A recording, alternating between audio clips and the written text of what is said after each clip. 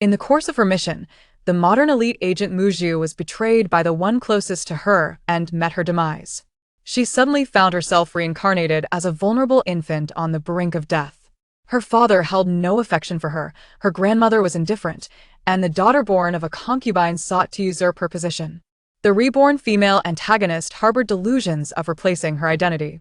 Her brothers, too, were victims of the reborn girl's cruelty, suffering greatly. With a cold scoff, Su Luo declared that the good days for her adversaries had come to an end. Yet, faced with her own limitations and inability to even walk, she pondered her predicament.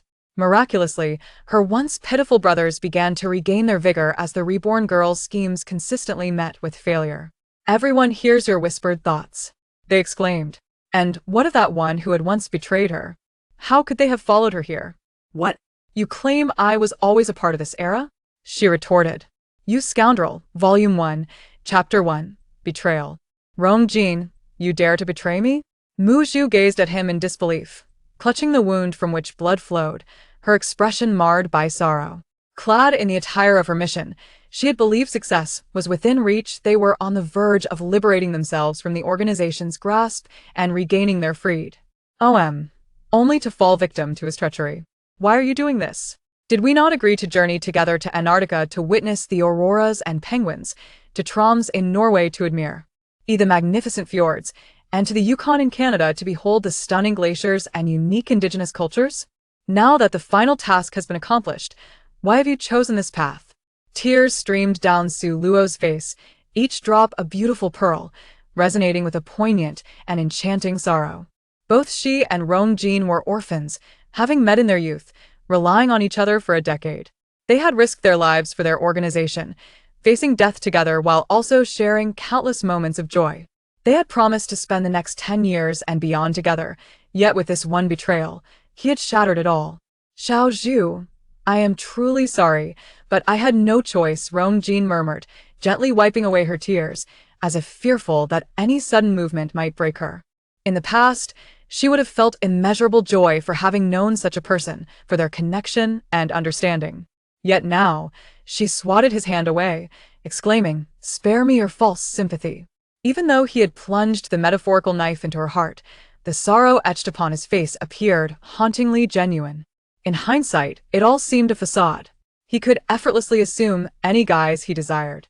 Muzhu let out a cold scoff, mocking herself inwardly. Indeed, how could someone like her dare to dream of the world's most precious love? "You may have killed me, but do not expect to claim the throne of the organization." Beyond this reasoning, Muzhu could not fathom why her life was deemed so essential. "I did not." Rongjin's throat felt parched, and he struggled to utter the words, swallowing them instead. "Seeing that sorrowful expression on your face, one might think you truly mourn for me. Rongjin, we met in the organization when we were 12. It has now been a full decade. For 10 years, I regarded you as my sole family, my beloved, yet I failed to consider whether you ever needed me. That is my fault." Muzhu felt her strength waning, and as she staggered backward, Rongjin caught her. They gradually sank to the ground. Muzhu pushed him away, exclaiming, "Do not touch me." She felt the blood surging from her body, the recent wound having struck her major artery, and it would not cease. As the chill enveloped her body and heart, she instinctively curled into herself, murmuring, "Do you remember when we first met?" Rongjin reached out, yearning to grasp her hand, yet he hesitated, intimidated by the venomous glare in her eyes. His voice choked as he replied, "I remember." Muzhu ignored him, continuing, "That year, having just escaped from the orphanage, I was so famished that I could barely open my eyes when suddenly I was abducted into a car. At that moment, I thought I was destined to die. Yet when I opened my eyes, I found you, and you offered me a steamed bun. It was you who saved me, and now it seems this is the price I must pay for accepting that bun back then."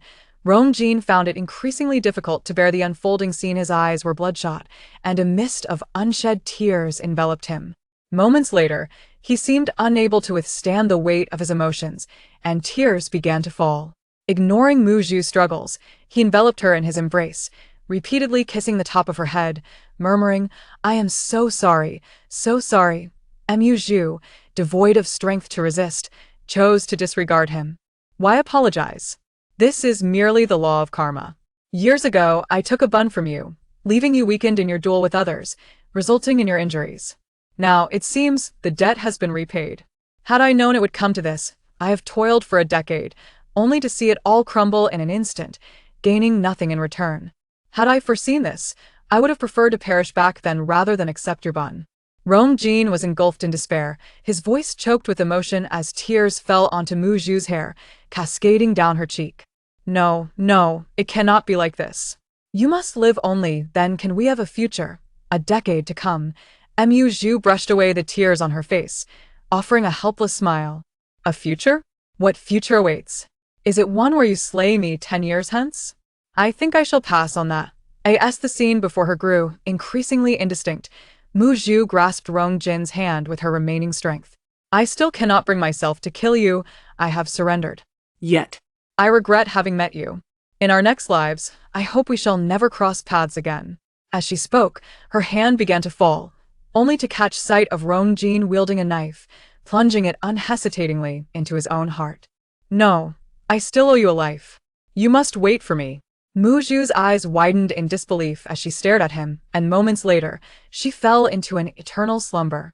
Rong Jin coughed up a mouthful of blood, nonchalantly wiping it away. Xiao Zhu, slow down and wait for me.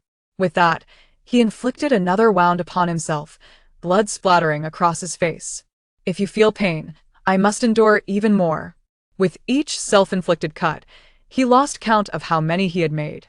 His upper body was a canvas of agony. As a spy, much like Mu Zhu, he was no stranger to peril and understood precisely where to strike for maximum suffering and swift demise. Finally, after delivering the last cut, he lay down on the ground, cradling the now icy Mu Zhu in his arms, blood flowing ceaselessly from his mouth. He cast a final glance at the sky and clouds above. The image of Mu Zhu appeared before him, her face tear-streaked, yet resilient and playful. Tears streamed down his cheeks, a bittersweet mix of joy and sorrow. Then, he closed his eyes. Volume 1, Chapter 2. The system goes online. Just as she began to find comfort, she suddenly felt herself sliding down, accompanied by the voice urging, "Push, my lady, you're almost there." Mu Zhu suddenly grasped her predicament. Had she been reborn? Before she could ponder further, she was abruptly lifted, her body exposed as she was carried out the door. Be careful.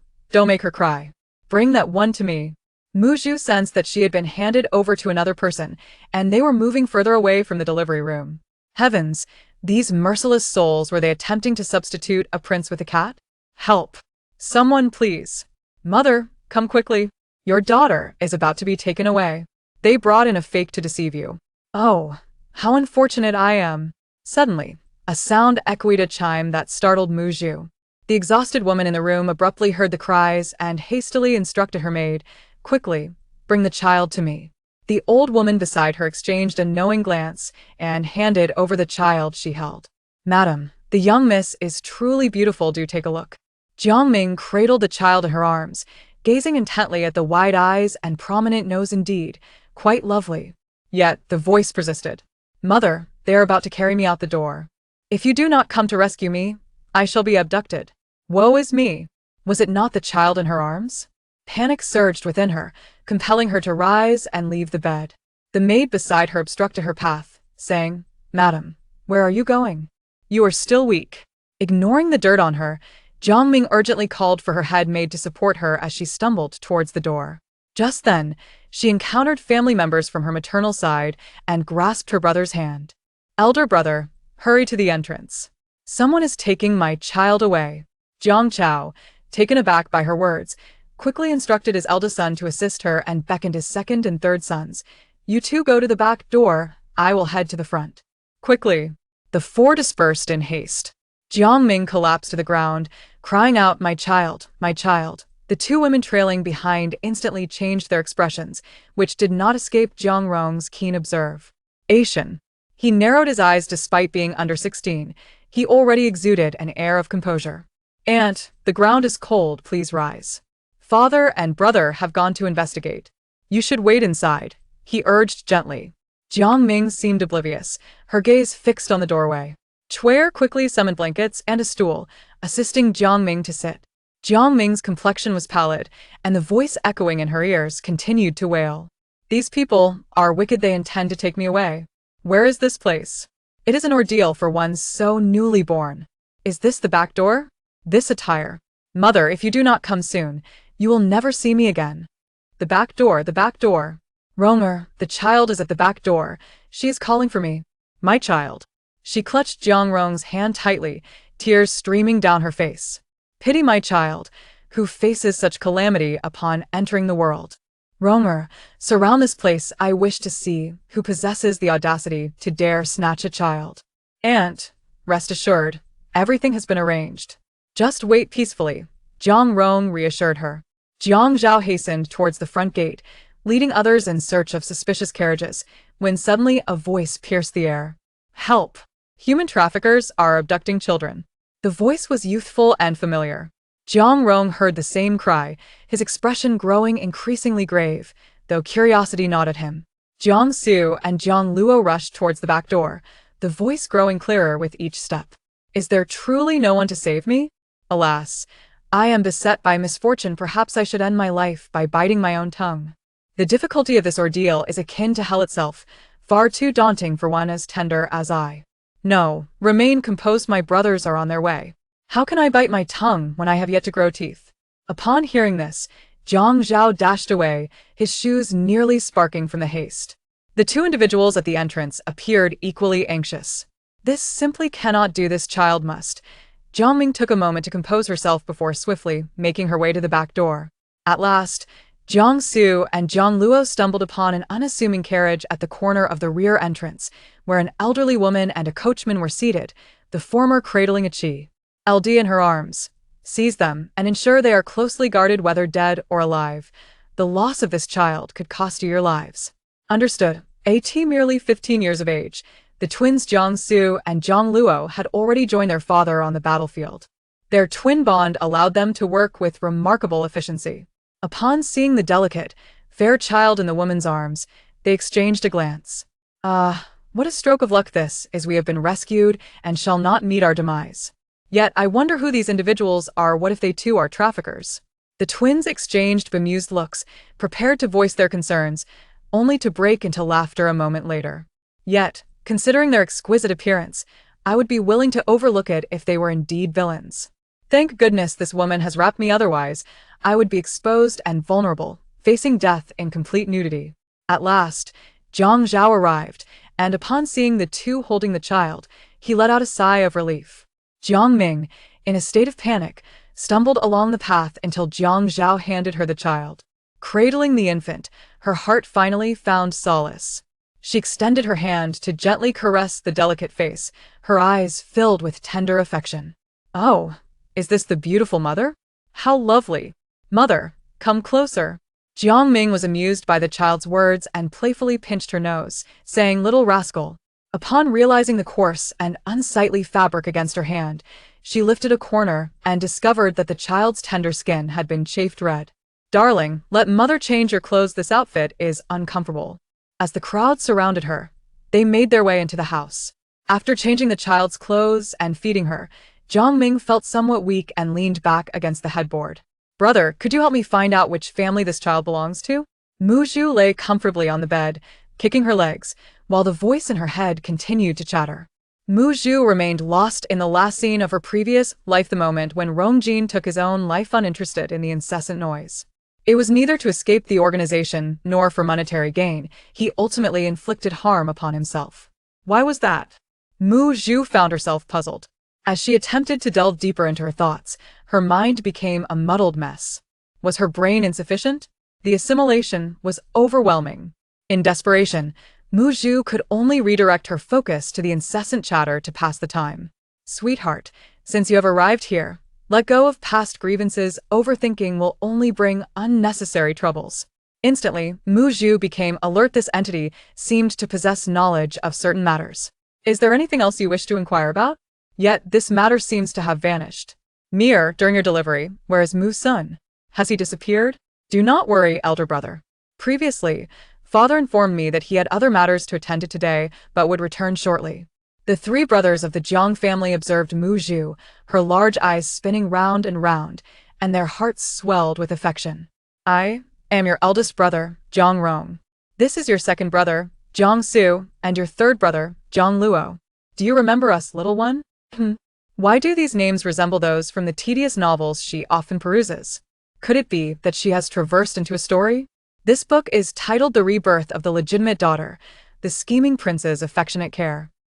Mu Zhu, a name that is difficult to articulate. It appears she has become a mere supporting character within this narrative, leaving her with an urge to express a sentiment that is better left unvoiced. At the very moment of Mu Zhu's birth, within the palace of the Nanzhao Kingdom, an 80-year-old boy sat at the high seat, his chubby cheeks adorned with a serious expression. After maintaining a stern demeanor, the boy finally exhaled a sigh of relief, a glimmer of joy flashing in his eyes, though his lips merely uttered a faint Volume 1, Chapter 3, the nickname, gazing at the three elegantly poised brothers before her, and then at her beautiful mother. Mu Zhu couldn't help but sigh inwardly as she contemplated their fates. "Oh, mother, your husband is nothing but a wolf in sheep's clothing. He is currently squandering your wealth while cavorting with his concubines under the moonlit sky. I implore you to be more vigilant." The individuals in the room shuddered at her words. How could an infant possibly comprehend such matters? Jiang Zhao was seething with rage. It was utterly outrageous that his wife was suffering at home while that scoundrel indulged himself elsewhere. If her claims were unfounded, it would be one thing, but if true. Jiang Zhao stepped outside and whispered a few words to a confidant before returning moments later. The three brothers each harbored their own calculations. This information was meant solely for their ears, and it seemed fate had bestowed upon them a grave responsibility. They were determined to protect their aunt and sister, for she was, after all, his legitimate daughter. Oh, how pitiful! Mother, a delicate beauty, ensnared by the whims of love, unaware that she has fallen prey to manipulation. Had it not been for Musen posing as her savior, would she have ever noticed that wretched Phoenix Man? Phoenix Man? What does that mean? The brothers were left in a state of confusion. Jiang Ming was still reeling from the revelation that someone else had rescued him when his daughter dropped yet another bombshell. The little girl just cradled in arms is the daughter of Musen's mistress, attempting to usurp the identity of the legitimate daughter of the Marquis. Thankfully, we discovered this in time, otherwise, Mother would have unwittingly become a pawn in another's game. Impossible, it cannot be. She has been married to the Marquis for 5 years. While their love may not be the epitome of passion, it is undoubtedly as steadfast as gold. For many years, she has been unable to conceive. Yet the Marquis reassured her, suggesting that fate will ultimately prevail and urging her to remain calm. He would never treat her in such a manner. Jiang Su and Jiang Luo exchanged glances, each discerning a shared resolve within their eyes. Suddenly, a commotion erupted outside. "Madam, the elder lady has arrived." Jiang Ming lay wan and weary upon her bed, watching as the matriarch entered with a throng of people, accompanied by Musun's 2 concubines and their respective children. "Mother." The elder lady was adorned in a striking crimson cloud-patterned robe, complemented by a set of emerald jewelry, with matching gemstones glimmering in her earrings. Though in her 50s, she bore the weight of past tribulations, appearing more akin to a woman in her 60s. Her humble beginnings were evident in her eccentric attire. A vivid clash of red and green, even her son, who had risen from humble origins to become a current minister, had not managed to alter her peculiar tastes. Her aged visage was drawn long, and just as she was about to speak, she caught sight of the Jiang family standing there, prompting an immediate transformation of her expression into one of delight. "Ah, Jiang Zhao is here as well. How fortunate for Ming'er that her maternal family has come to visit after the birth of a daughter. But where are the second and third sons?" The 3 Jiang brothers offered a respectful bow to the elder lady, then stood to the side, exchanging a discreet eye roll. They had been present for quite some time before she noticed them, and her sarcastic remark about their cousin's daughter was truly disrespectful. The elder lady, having endured his subtle mockery, refrained from expressing her ire. The Jiang family, a prominent lineage wielding military power, commanded respect even from the reigning emperor, making her unwilling to offend them. How delightful it is that the eldest son's wife has given birth to a child. A splendid occasion for the Ho family to flourish. In due time, should they be blessed with a son, it would be even more fortuitous. Yesterday, Sunner mentioned to me that he was unfortunately tied up today, but he would make amends to the eldest son's wife when he finds the opportunity. You all need not worry. Oh dear, that old lady, dressed in red with a green headdress, truly resembles an old toad masquerading as a frog, garish in her appearance. The Jiang brothers nearly burst into laughter upon hearing this. Jiang Chao, suppressing a smile, cleared his throat and said earnestly, "The act of giving birth is perilous for women. No matter how busy Musun may be, he ought to make time for this, especially since it is his legitimate daughter." The old lady, feeling somewhat displeased by such remarks, maintained a smile but rose to take her leave. What use is a daughter? After all, the household is already abundant with children. Although both Lu and Wen family's granddaughters are dutiful, they cannot continue the family line. Lu possesses the gentle charm of a Jiang and woman and the vibrant spirit of a northern lady. These contrasting traits harmonize within her, enhancing her allure rather than creating discord. Within the household, Musun holds Lu in the highest regard, and she has indeed brought him pride with the birth of a son and a daughter. Wen, holding her pudgy son's hand, could not suppress her joy. Having a daughter is advantageous, as it reduces competition for her son. Jiang Ming's expression darkened. The entire family seemed to mock her for having a daughter, prompting her to coldly dismiss them. The two concubines, unfazed, took their children and bid farewell. "Dear mother, do not be troubled. As long as I am here, once I grow up, no one will dare to bully you. Please do not be sad." These two women seemed to take pride in their situation, unaware that the birth of a son or daughter is ultimately determined by men. They share a common experience, yet they remain blissfully ignorant of the potential consequences.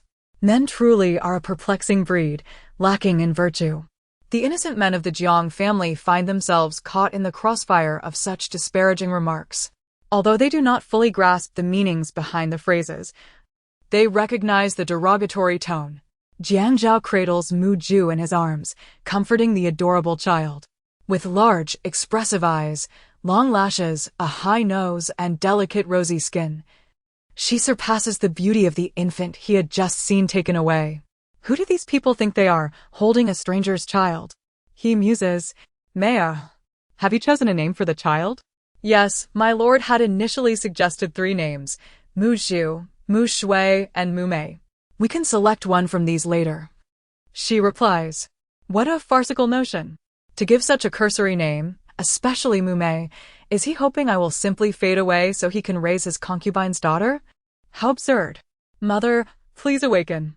That scoundrel is still outside, reveling in his affair, and you speak kindly of him? Jiang Mei's expression is fraught with turmoil.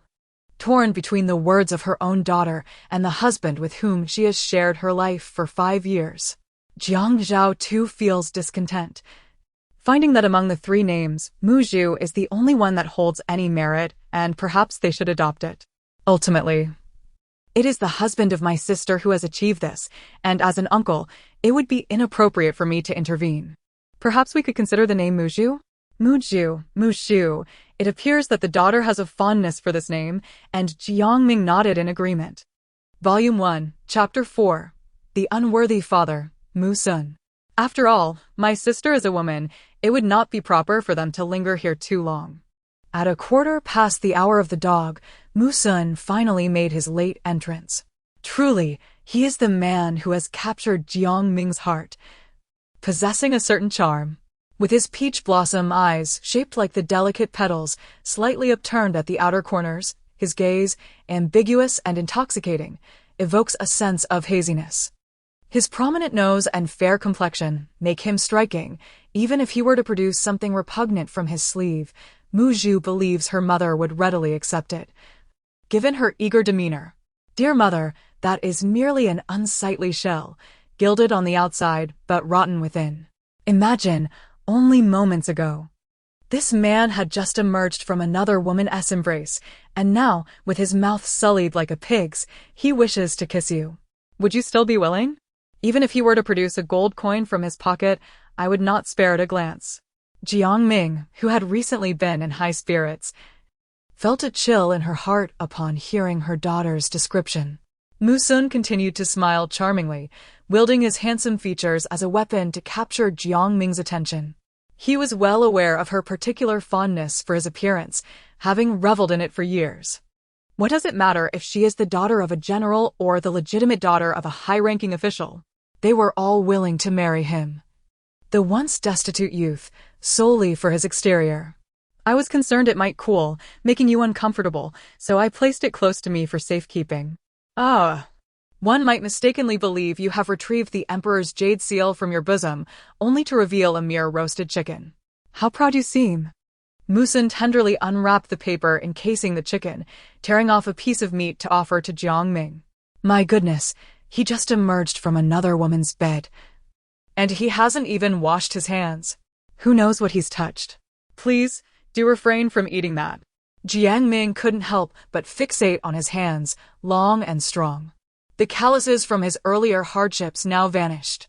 She felt a wave of nausea wash over her, yet she smiled as she brought the meat closer to his lips. You may indulge in the first bite, my lord, and express gratitude for your constant concern for me. Musun, interpreting her gesture as appreciation for his thoughtfulness, cheerfully consumed the meat. He then tore off another piece, preparing to feed her, but upon noticing the saliva on his fingers, Jiang Ming felt an unsettling churn in her stomach. Swiftly, she gathered Mu Zhu beside her. My lord, look at our legitimate daughter. Did you not prepare gifts for her? Please present them, so she may recognize her father. Musun set down the roasted chicken, exclaiming, Ah, this is our child, the one I share with my lady. She is truly beautiful. Here, this is a gift from your father. Do you like it? Wait, he hasn't even washed his hands. Isn't he just smearing grease all over me? Mother, I'm dirty. I'm dirty.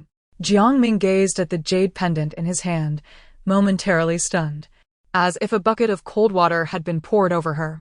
Just days prior, she distinctly recalled him preparing a pair of golden bracelets, yet here he was, presenting her with a piece of jade.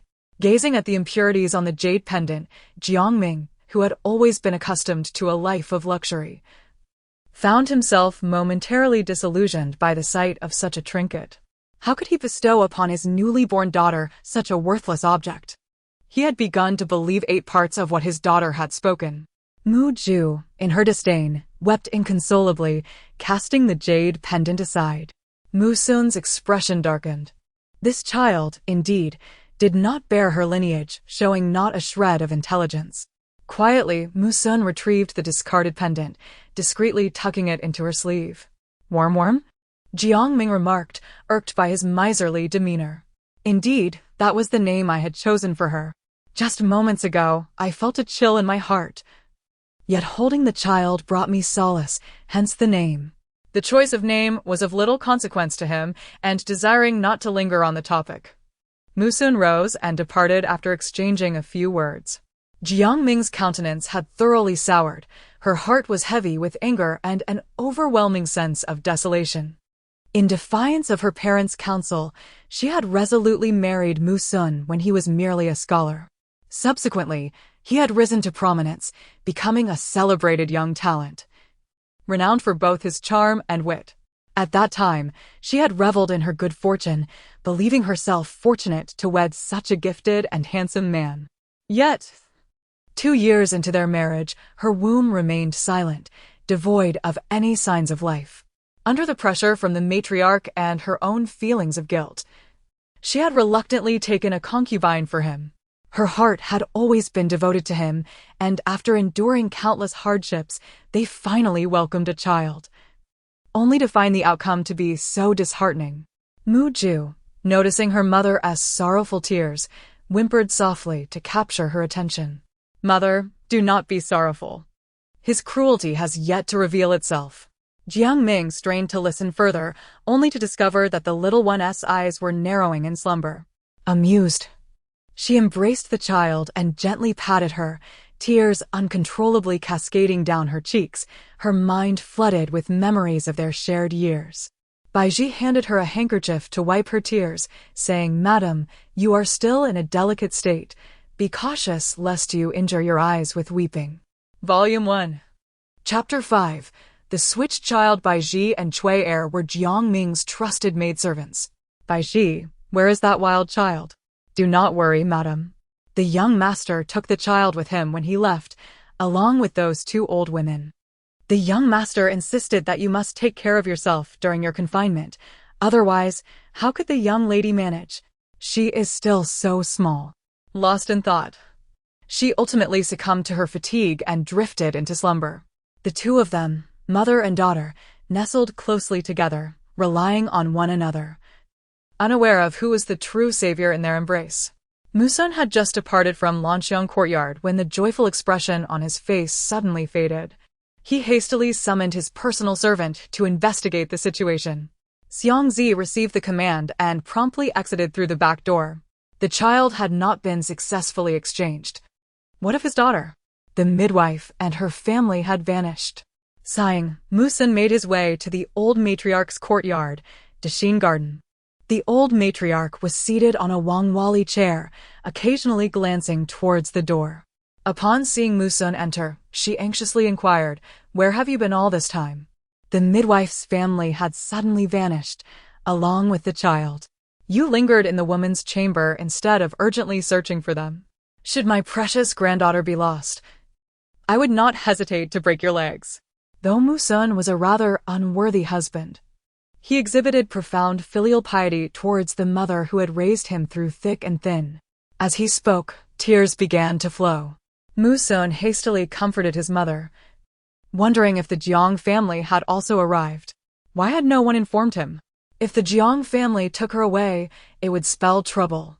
At that moment, Musun had already orchestrated a plan involving the midwife and the matrons of the household, concocting an excuse to send away her two maidservants.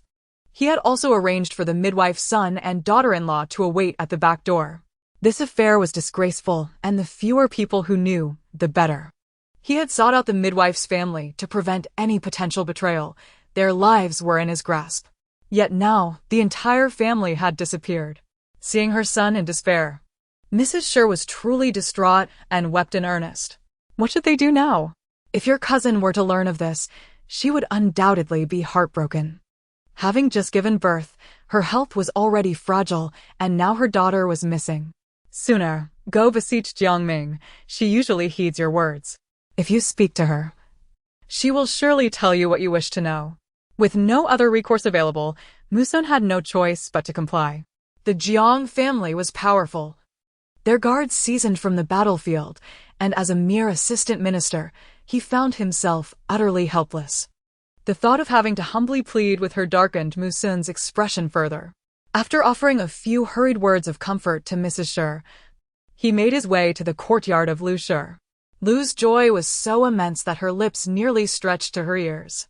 Just as she was about to speak, Musun pulled her into the room. Moments later, sounds that made one's heart race and face flush echoed in the air. Lu, ecstatic, cried out loud, reveling in the thought that Jiang Ming, that woman, had just given birth. Instead of offering comfort, the master had come to her. Indeed, she was the master's favored one, and her heart swelled with exhilaration.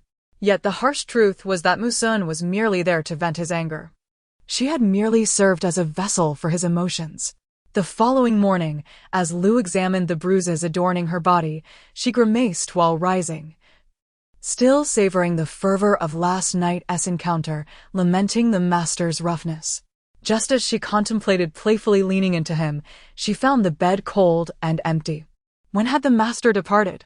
A blushing maid replied that the master had left as soon as the lady had fallen asleep. Lu was momentarily taken aback. Jiang Ming had just awakened, and a maid was attending to her washing.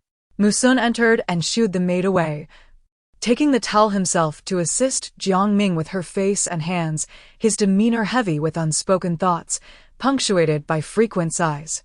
Such misfortune to sigh so early in the morning, Lu thought to herself. Mu Ju lay nestled in the blankets, her wide eyes fixed on the dismal display of her father. Jiang Ming paid him no mind, focusing solely on entertaining her daughter. With the silence in the room becoming almost unbearable, Mu Sun, suppressing his anger, spoke up.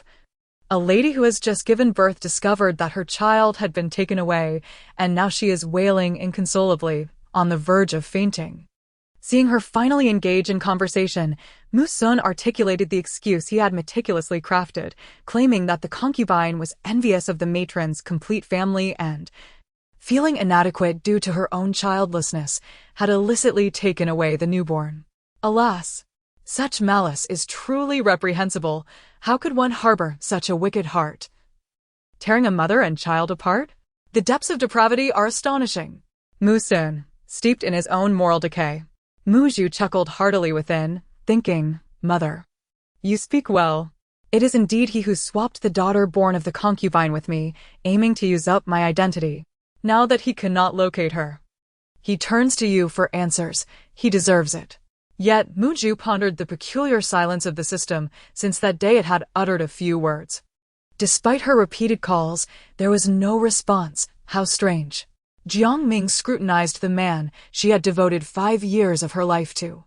His words rang so sincere that others might mistake him for benevolent and harmless. But what was the reality? He compared her to a concubine and regarded the external woman as the true mistress of the household. Had she always been perceived in such a light? Had the news from her brother that morning, revealing that this child was indeed the offspring of him and that external woman, along with a 6-year-old son, not shaken her to her core? Even now, she struggled to believe this truth. Had he fathered a child with another before they even wed? For 5 long years, he had concealed such a significant part of his life from her. Volume 1, Chapter 6, The Indistinguishable Child. Mu Sun, under her scrutinizing gaze, felt an inexplicable twinge of guilt, prompting him to continue wiping her hands with a handkerchief, presenting himself as the quintessential devoted husband. "Ming'er, I am relieved that you remained safe yesterday. Had anything untoward occurred, I would have been overwhelmed with guilt. As for her involvement in the charade, let her partake in the performance, and may the best actor prevail." Jiang Ming wore a visage of grace and magnanimity, assuring, "Fear not, my lord, your affairs are demanding. It is entirely understandable that such matters might escape your attention. I am grateful that my elder brother came yesterday, accompanied by 3 children to safeguard this place. Nothing amiss transpired, which brings me great peace." Mu Sun smiled faintly. "Indeed, it is fortunate that your brother arrived.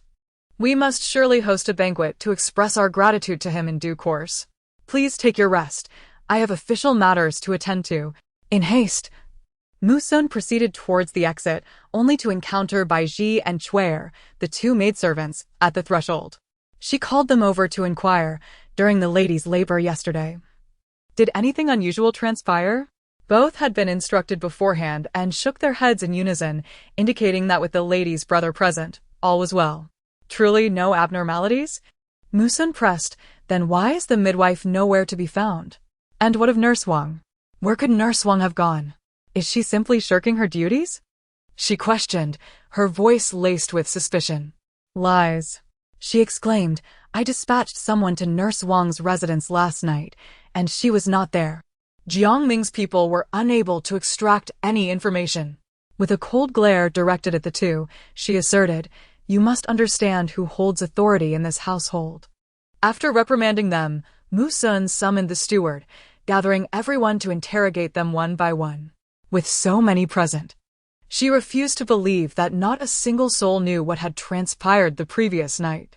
As Jiang Ming savored the fragrant porridge, she cast a cheerful glance at Mu Zhu, a child burdened with more worries than one might expect at such a tender age. Conceal?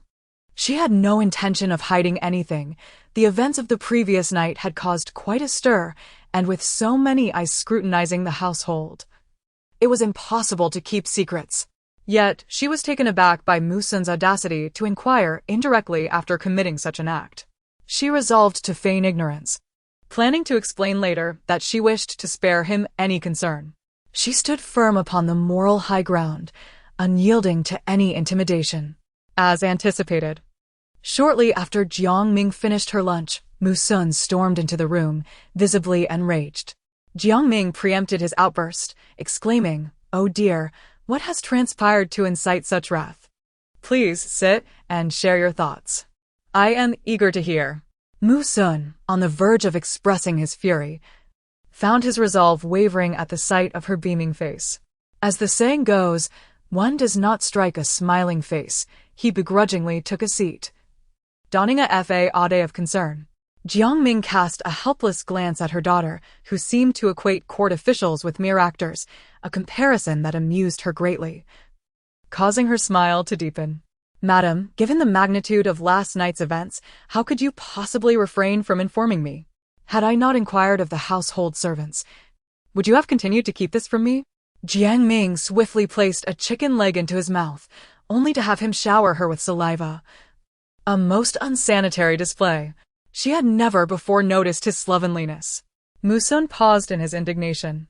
"Do not be angry, my dear. Anger is detrimental to one's health. Perhaps a chicken leg will help alleviate your distress." Musun. Jiangming. He was well aware that this person was just like his mother, petty and miserly. How could he possibly part with a chicken leg? In just a few bites, Musun devoured the chicken leg, and then continued his admonishment. Initially fervent, his energy soon waned, and with it, his imposing presence diminished. He began to appeal to emotions, inquiring about what transpired yesterday, urging, "Please, tell me the truth." Such a significant matter as a child being taken away, how could one remain so reticent? Feeling guilty and recalling Jiangming's own expressed concern for herself, Musun hesitated to press further. But what of the child? Who had taken the child away? Is this child truly ours? Can you still distinguish? Jiangming lifted Muzhu and exclaimed, "What are you saying? Distinguish? They intend to steal my child. How could there be any confusion? Besides, look at the warmth in her eyes. She resembles me so much. How could she not be my child?" Musun, this is indeed something he cannot discern. If Jiaro and Muzhu were placed together, he genuinely would not know which was which. Observing his utterly bewildered expression, Jiangming conceived an idea. "Are you suggesting that there were other children present at that time?" This insinuation left Musun completely perplexed. Was this child Jiaro or Muzhu? Surely those two matrons knew the truth. "Madam, the midwife and Wang Mama whom I previously summoned must know. You should call them." Jiangming feigned a skeptical demeanor, thoroughly examining Muzhu both inside and out. "This is my child, without a doubt. Behold her enchanting peach blossom eyes and that elegantly high nose bridge. They bear an undeniable resemblance to you, and I am certain this is my offspring. As for that wretched family, how dare they steal my child? Their audacity knows no bounds, and I shall have my brother execute them without mercy. How laughable! Is this person truly unable to recognize faces? Mother is so astute. Soon he won't be able to distinguish one from another." Musun felt a surge of anxiety, having executed those individuals. He now finds it impossible to differentiate between the children. Why did he not delay his actions? After all, he had no intention of leaving any survivors once the deed was done. Jiangming appeared to dismiss his concerns, asserting that the child's eyes and nose were reminiscent of his own, confirming his paternity. The child he mentioned in the morning was not his, so how could he still be confused? It was all too evident. Volume 1, Chapter 7, The Concubine of Musun. Musun found himself in a predicament, for both children were his, making distinction all the more challenging. The only course of action was to inquire about any birthmarks from the children's mother. Perhaps Jiaro bore some distinguishing mark. Should that group of servants, through some twist of fate, succeed in their scheme, then he need not concern himself with the fate of the other child. The crux of the matter was his current inability to ascertain the truth. With a furrowed brow, Musun departed, initially faced with the singular challenge of locating one child, which had now escalated into the dilemma of two. "Mother, how can you tolerate such deceit? Don't you wish to part ways with him? A scoundrel who cannot tell his own child apart. Surely that concubine can distinguish them. If she sees them, she will undoubtedly recognize the truth. If she can see them, then let it be so.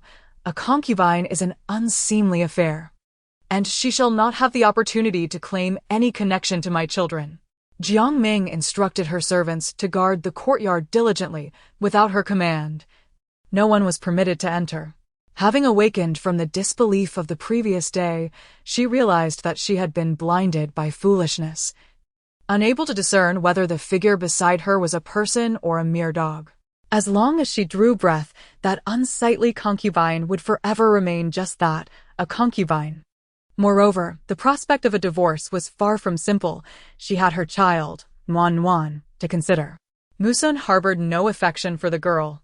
Should she choose to leave, she could not take her child away, leaving her vulnerable to mistreatment within the household, which was absolutely unacceptable. In the afternoon, Jiang Ming's second brother, Jiang Yan, and his family arrived. Jiang Yan was 5 years younger than his elder brother, having followed Jiang Hongzhe into battle since childhood. And at merely 30, he had already amassed considerable military accomplishments. Brother and sister-in-law, you have come. The men of the Jiang family were all skilled in martial arts. Jiang Zhao carried himself with a lean elegance, while Jiang Yan embodied a robust and imposing presence, resembling a formidable mountain in the eyes of Mu Zhu, indeed. A more substantial version of one. Behind them, Jiang Yao paid his respects and swiftly approached Mu Zhu's side. Like his father, he was sturdy, appearing twice as robust as his peers at just 7 years of age. Hello, sister. I am your fourth brother, Jiang Yao. Here is a little gift I brought for you, he exclaimed, retrieving a cricket from his sleeve and eagerly attempting to place it in Mu Zhu's hand. This is my valiant general, incredibly fierce, undefeated in battle. Look. He placed the cricket in Mu Zhu's palm, then raised his small chubby finger to show her a scar. This is from the last time it fought with Wang Laoer from next door. Father said that the scars on a man's body are a mark of honor, and thus this scar too is a testament to his glory. Just as he was boasting about it, he was caught by Bai, who scolded, "You little rascal, how dare you hand a filthy bug to your sister? What if it frightens her into tears?" Jiang Yao cried out, his head following Bai's hand, "Mother, please be gentle. My ear feels as though it might fall off. The valiant general is no mere insect. It is my cherished little treasure. Look how much your sister adores it." Mu Zhu gazed at the robust boy with a look of disbelief, as if remnants of the cricket's crawling sensation lingered on his hands, his brows furrowed in distaste.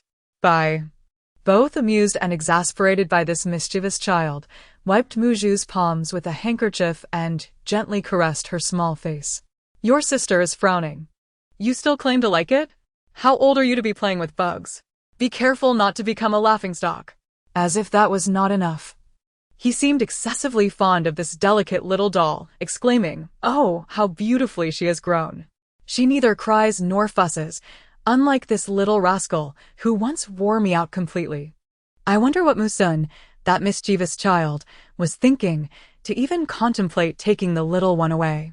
Jiang Yao protested from the side, his voice sweet and innocent. "Mother, I was very well behaved as a child. I never troubled you, just like my sister, right? Also, what does mischievous child mean? Is it a snack? Auntie, do you have any snacks to eat? I'm hungry." Jiang Yan pinched her son's chubby cheeks. "You just had 2 pieces of snacks before leaving. Are you hungry again?" Jiang Yao nodded apologetically, stroking his belly. Truly a robust child, he thought, observing the chubby little face, with eyes nearly squinting shut as he continued to eat. Jiang Ming was still pondering what Ersa had said when she was suddenly amused by Mu Zhu's heartfelt thoughts. Jiang Yan and his wife believed they were experiencing an illusion. How could they hear such warm sentiments? When they listened intently again, it had vanished. An illusion. It must certainly be. Meanwhile, Jiang Yao, with his plump little hand, scratched his head, wondering who had just spoken. Musun had come today mainly to inform Jiang Ming of this matter. "Bai Shi, please take Yao Gur to have some snacks." After sending the child away, Jiang Yan began to discuss serious matters. The investigation that eldest brother had conducted yielded results. That scoundrel Musun's mistress, Jiang Mianer, was a relative of the old lady's family and had grown up with Musun. Before Musun entered the capital, Jiang Miana had already borne him a son, who was now 6 years old. Jiangming could hardly believe it. He had married and fathered a child? What did that make her? Eldest brother. Musun was married 6 years ago? Jiang Yan wiped her tears, clarifying he is not truly married. They merely pledged themselves to each other privately without a formal wedding. Otherwise, when our families were first introduced, that scoundrel would have been discovered by Fodder long ago. It was Musun who abandoned his wife, captivated by the allure of the capital and drawn to the Jiang family's power. Later, the old lady, longing for her grandson, brought that mistress back. Baisher looked at her with concern, as this younger sister was still in her confinement. Crying all day was detrimental to her health. Indeed, Aunt is correct. This scoundrel dares to engage in a deceitful marriage, living off others without shame. A man like him should be cast aside. At this moment, the couple from the Jiang family is certain they are not imagining things. The voice truly belongs to Nuan Nuan. It is astonishing that such a young child can comprehend their conversation. Nuan Nuan is undoubtedly extraordinary. Fearing that Jiangming might struggle to understand, the couple offers her relentless comfort. Jiangming finds it difficult to accept. Anyone would be driven to madness upon discovering that their partner, with whom they have shared many years, had secretly pledged their heart to another before their union. Previously, Jiangming regarded Musun as her entire world, revolving around him. Concerned about his legacy and even considering taking a concubine for him, she worried about his financial dealings in the officialdom and devoted her dowry and business earnings to him. She honored her mother-in-law, sending lavish gifts to Dashin courtyard, only to be met with such a devastating outcome. Over the years, she has lost her sense of self. The once resolute and courageous Jiangming has vanished since Musun expressed his preference for gentle and delicate women. Mother, do not despair. Gather your strength. You are the daughter of a great general, skilled in martial arts. It is not worth your sorrow over such a wretch.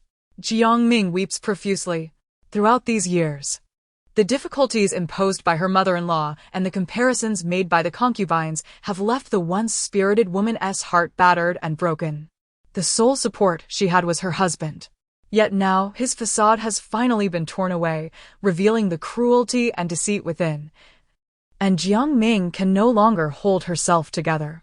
Tears gathered in abundance, and Jiangming could no longer contain herself, transitioning from initial sobs to an uncontrollable wail. Baisher held her tightly, gently patting her back, her own eyes glistening with moisture.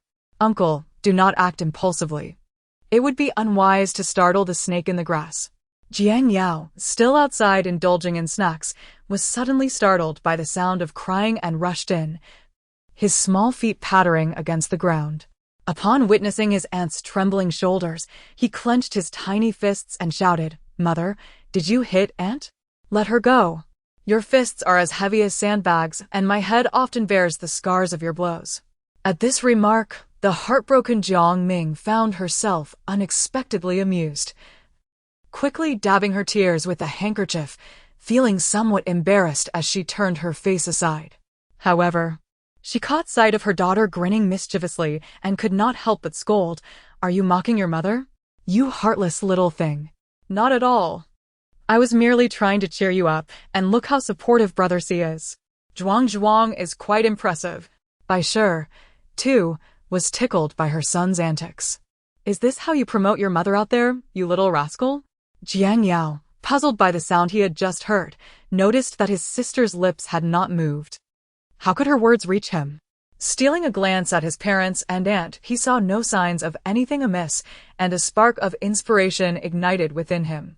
He felt a sense of duty to protect this little secret shared between him and his sister. He approached Jiangming and said, "Aunt, please do not be upset. Though my mother is fierce and strong, if you wish to confront her, I shall bear the brunt on her behalf. However, do be gentle. For if my mother's temper flares, she could easily strike you down." Muju was nearly in stitches from the antics of this lively child, truly a dutiful son. Bai grabbed his ear and exclaimed, "What did you say? Repeat that." Jiang Yao began to wail, "And, do you see? This is how my mother usually hits me. Mother, please be gentle. My ear might fall off." Jiang Yan pulled his son closer, admonishing him not to speak to his mother in such a manner, for his aunt was reminded of sorrowful matters. Go and comfort her, he instructed. Jiang Yao, rubbing his reddened ear, approached Jiang Ming with a faux seriousness beyond his years, stating, "Aunt, life is full of storms that one must weather. You should try to see things more positively." Mu Ju laughed heartily, unable to articulate her excitement, only able to express her joy with delighted sounds. "Sister agrees with me, Aunt. You must gather your spirits." Jiang Ming was both amused and exasperated, receiving a lesson from a 7-year-old. She gently patted his head, saying, "Thank you, I have learned from you." By then lifted the giggling Mu Ju and said, "Yao, your sister is hungry. Please take her to find the wet nurse." Jiang Yao obediently followed by Jiao. Jiang Ming shook her head, saying, "No, second brother." Jiang Yan thought she still harbored feelings for that scoundrel Musun. "You do not wish to?" he inquired. "He deceived you for 5 long years, even attempting to replace Wan with a child born from his concubine." Bai, filled with concern, remarked, "Indeed, Minger, you currently lack even the ability to protect yourselves. If Musun discovers this, it would be akin to inviting disaster. He has striven tirelessly to ascend to the position of deputy minister. It will not be so simple." With a sharp slap to his forehead, Bai scolded, "What nonsense are you speaking? Your sister is still so young and cannot bear to be separated from her mother." Ultimately, he left, his face twisted in sorrow and reluctance. When Jiang Yan arrived, he brought with him 2 trustworthy nannies from home, just as she found herself in need of reliable assistance. "Bai Ji, go find the steward and bring me the household accounts. Also, please recount the dowry from my storeroom." From this moment on, no one in the Mu residence is permitted to withdraw a single coin without my express permission. Henceforth, no one would dare to extract even a penny from her. Mu Sun, holding the position of right deputy minister, earned a mere 50 taels of silver each month, hardly sufficient to cover the extravagant expenditures of those wasteful women. Whenever the accounts ran low, it was she who provided the funds. Not to mention that miserly old woman, who sought to transfer everything into her own courtyard, behaving like a greedy treasure, taking in without giving out. Meanwhile, Musun seized an opportunity to stealthily visit Jiang Mianer. Unable to withstand her persistent inquiries, he eventually confessed to the matter of the child. Jiang Mianer was instantly struck with fear, her face resembling a weeping pear blossom, rendered speechless by her tears. Musun hurriedly offered words of comfort, inquiring whether the child bore any birthmarks. "None at all. Master, this is your own flesh and blood. Yet you fail to recognize her. She bears such a striking resemblance to me," he lamented. Musun felt overwhelmed. Jiang Mianer indeed possessed a certain charm, with her gentle speech and graceful demeanor. However, Jiang Mingxing's child was also his, and how could he distinguish between them? Did not all infants appear similar? "Do not fret. I shall inquire further to uncover any additional clues." Jiang Mianer grasped his hand tightly, pleading, "Master, please take me to the residence. I would certainly recognize my child. If that is not her, our child could be suffering elsewhere." Upon hearing her wish to enter the estate, Musun reacted strongly, pushing her away. "No." Chapter 1, Volume 9. Assigning personnel. Jiang Mianer stumbled from the force of his push, nearly falling to the ground, but Musun quickly steadied her. "Mianer, you are well aware of that woman's cunning. If she discovers your presence, she will surely suspect that the child has been switched and that we are involved. At that point, Vigour will be in grave danger." Vigour, Mu Jingwei, was the first child of Musun and Jiang Mianer. After uttering this, Musun disregarded Jiang Mianer's pleading gaze and departed. Mu Jingwei had been eavesdropping just outside the door, and upon seeing Musun leave, he entered and embraced Jiang Mianer. "Mother, isn't father going to search for my sister?" Jiang Mianer held her son tightly, replying, "These matters are not for you to worry about. Has your father not arranged for you to have a tutor? Focus on your studies, and strive to bring honor to your mother. My future depends on you. Only if Vigour proves himself will they have a chance." In the Dashin courtyard, The old lady was entertaining her grandson. Lu Shi had a son and a daughter. The eldest, Mu Yuan, was 3 years old, and the younger, Mu Lan, was 2. The Wen family had 2 sons as well, the elder named Mu Qi, aged 3, and the younger, Mu Xiang, aged 2. Is it true that the Jiang family has come again to Lanxiang courtyard? Indeed, today the second young master of the Jiang family has arrived with his wife and son, bringing along an abundance of fine gifts. Upon hearing this, Lu Shi observed the old lady's eyes brighten with anticipation. These people truly disregard our sooner. They arrive at the estate without first paying their respects to me, the matriarch. What a band of uncouth individuals. Wen Shi, cradling her younger son, replied, "It is only natural for the Jiang family, with their esteemed lineage, to look down upon us. Yet it is our lord who suffers the most indignity, as one must always heed the Jiang family's disposition in the official sphere." Upon hearing this, the old lady set down her grandson and exclaimed, "That Jiang family girl dares to show me disdain? Let us go and have a look." Lu Shi, having barely settled down with her son, was forced to rise again. Casting an annoyed glance at Wen Shi, "My dear sister Wen, your tongue is indeed sweet today. You have managed to coax the old lady to Lanxiang courtyard." Everyone in the household was aware that Shi held a disdain for the Jiang family and seldom visited Lanxiang courtyard. Each time the Jiang family came to pay their respects, they would be left standing outside for an extended period. With a smile, Wen Shi glanced at her, choosing silence as she got up to leave, leaving Lu Shi seething with resentment. That wretched woman. As the old lady and her entourage arrived at Lanxiang courtyard, they were halted at the entrance by the matron. "Madam, the lady is currently resting. Allow me to notify her." The matron stepped forward, questioning the intent. "What do you mean? The old lady has come to visit, yet you bar her at the door. If the master were to learn of this, it would not bode well." Jiang, who often heeded Mu Sun's words, was easily swayed by the mention of the master. The matron awaited an apology from the old crone, her chin held high. However, this time, she would be disappointed, for the usually accommodating woman had inexplicably grown resolute. "Dear sister, Our Lady is merely resting. How could we possibly prevent the old lady from entering? Allow me to convey the message."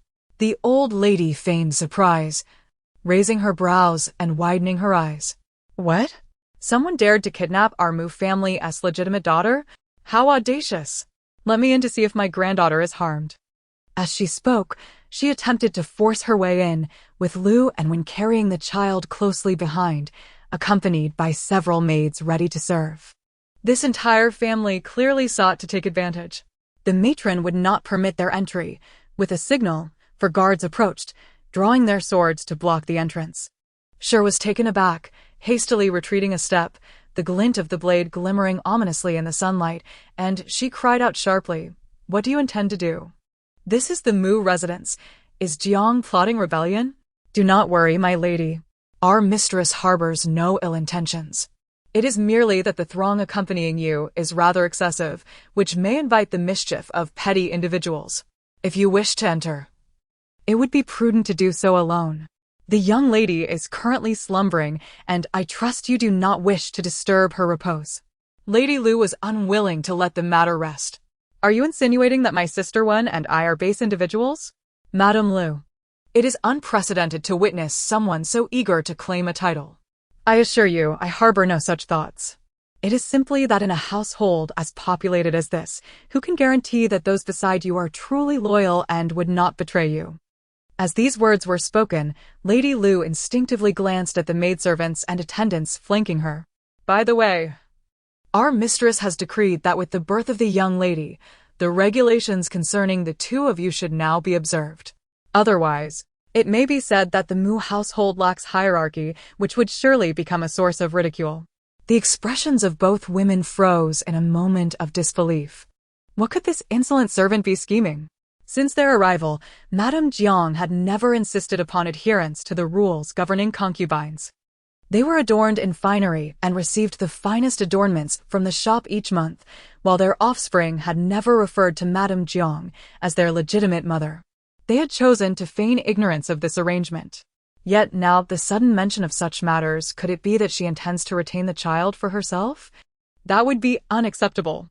However, the mistress understands that you have cared for the child for quite some time, and with the young lady just born, you lack the strength to nurture her further. Let the child remain in your midst, but each day, several young masters must come to pay their respects to their biological mother. Our Lady is so generous that one cannot find another of her kind in the capital. You ought to express your gratitude to her. Madam, it is dire news. Manager Zhou has come to the residence to demand payment. Just as one wave subsides, another arises. What debt? Oh, dear aunt, have you forgotten? Every month, you send maidservants to Manager Zhou to collect jewelry and to Manager Zhang for clothing. They are old acquaintances, and both managers permit a collection of accounts every 3 months. Now, we have entered the 3rd month. Then seek the steward for the funds. What use is it to approach me? However, the steward has stated that the lady has strictly prohibited you from drawing silver from the residence. You have already exceeded your allowance significantly and owe the lady 10,000 taels of silver. What? 10,000 taels? Lu was incredulous. When did she acquire such a sum? The steward informed her that the lady had taken the account book and discovered that since your arrival at the residence, after deducting your monthly allowance of 3 taels, all remaining sums were taken from the lady's private treasury as collateral. Lu, enraged, hurled a cup to the ground. That wretched woman! She remained silent while I spent freely, only to wait for this moment. Come, let us find the old matriarch, when also faced a similar predicament. And the bird's nest you requested is no longer available. When, while playing with her youngest son, remarked without lifting her head, if it is gone, then go to the manager and collect it. The maid cast a hesitant glance at the doorway and murmured, I must depart, but the steward forbids me from taking anything. He has handed me the bill and stated that all the bird's nests and tonics you have previously taken must be returned in full. Startled, Wen raised her head, inadvertently striking her son on the head with the wooden horse in her hand, and she began to sob uncontrollably. What a sudden change! After taking them for years, why are we suddenly denied? I must consult the old lady. The accounts had been meticulously organized, and Jiang Ming playfully teased Mu Zhu, waiting for mother to retrieve the debts owed by those individuals so that they could adorn Wan with a golden lock. Oh, dear mother, how wonderful you are! Gold! Gold, how I adore gold! Exclaimed Wan, who was still a little gold enthusiast. Everything from mother is warm and cherished, all saved for Wan. Who would have thought she would like this so much? Mu Zhu danced with joy, reminiscing about her past life, where she braved the storms and toiled for over a decade, accumulating substantial wealth, only to await retirement from the organization, only to meet an untimely end. Her grand villa, her sports car, and her male models, oh, how it infuriated her. In the end, she possessed nothing. It was truly a mystery as to whom her fortunes had ultimately benefited. Musen led the maid and the matron to Lanxiang Garden, only to be stopped. The matron repeated her usual refrain, Sir, the lady has instructed that any unfamiliar faces wishing to enter Lanxiang Garden must seek prior approval. Presumptuous. Have you forgotten the name of this estate? I am personally escorting my companions and still require permission. The maidservant hails from the Jiang family and has encountered numerous individuals without ever being intimidated by Musen. The master is to be forgiven, as the lady has conveyed that the primary concern stems from the young miss nearly being abducted by human traffickers last time, instilling a deep-seated fear that renders her unwilling to admit strangers, lest trouble ensue. Should the master wish to meet the lady, it would pose no difficulty. Upon the sudden mention of this matter, Musen's expression stiffened. The maidservant and the old woman he brought today were specifically chosen for delivering Jiang Mi honor. If he insisted on bringing them inside today, it would undoubtedly give rise to gossip. These two have been personally selected by me. And since the lady is in need of assistance, they would indeed be suitable. Thank you, master. The lady has already selected maidservants and an old woman, and there are sufficient hands at present, thus no further recruitment is necessary. Each statement met with resistance. Mu Sun's countenance darkened. Has the Jiang family become so wary in recent times? Volume 1, Chapter 10, Returning to the Jiang family. He instructed the maidservant and the old woman to wait at the entrance while he proceeded inside. Moreover, regarding that concubine, the money spent was also hers. This wretched man, utterly destitute, still enjoys the blessings of a full household. Upon Mu Sun's entrance, Jiang Ming was the first to initiate confrontation. Master, I just perused the accounts and uncovered a significant issue. The abrupt reference to the accounts left him feeling somewhat guilty. What could be amiss with the accounts? Master, you receive 50 taels of silver a month, totaling merely 3,000 taels over 3 years. Yet I have just discovered that the Liu family and the Wen family have expended no less than 20,000 taels in the same period. Where could they have acquired such funds? Could it be? What could it be? They must certainly have their own establishments outside. Or perhaps they are squandering my dowry. It is utterly preposterous. How can a concubine expect to be supported by the lady of the house? My lord, you ought to address this matter. I had even contemplated taking a concubine myself, but now all the silver has been depleted by them. What shall I do regarding this concubine situation? Mu Sun's face blanched and flushed as he listened to her. It was usually Jiang Shi who delivered silver to him, and he was well aware that his meager salary could scarcely support such a large family.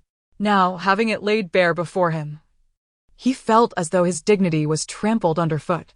I shall uncover the truth behind this matter.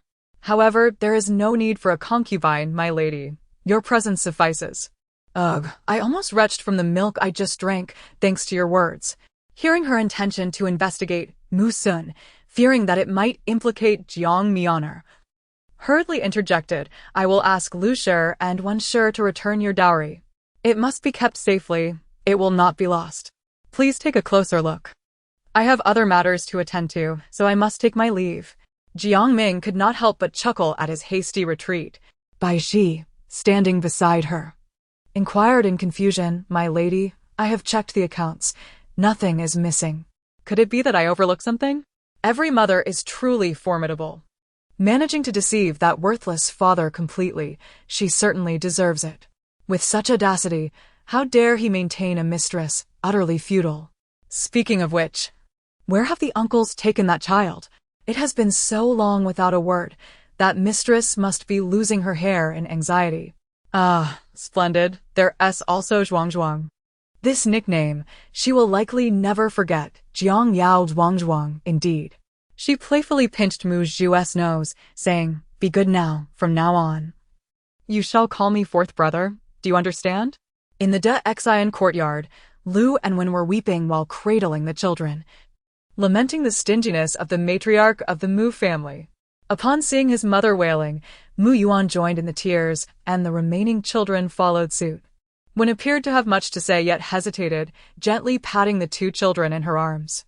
Lu and Wen were at a loss for words. Having been in the Mu household for several years, they had never once shared a meal with the old matriarch. Now, as they voiced their grievances, it was clear that the old lady was indeed miserly. However, their objective had been achieved. Once Mu Sun learned of this, Jiang would undoubtedly face the consequences. Yet, they would be disappointed.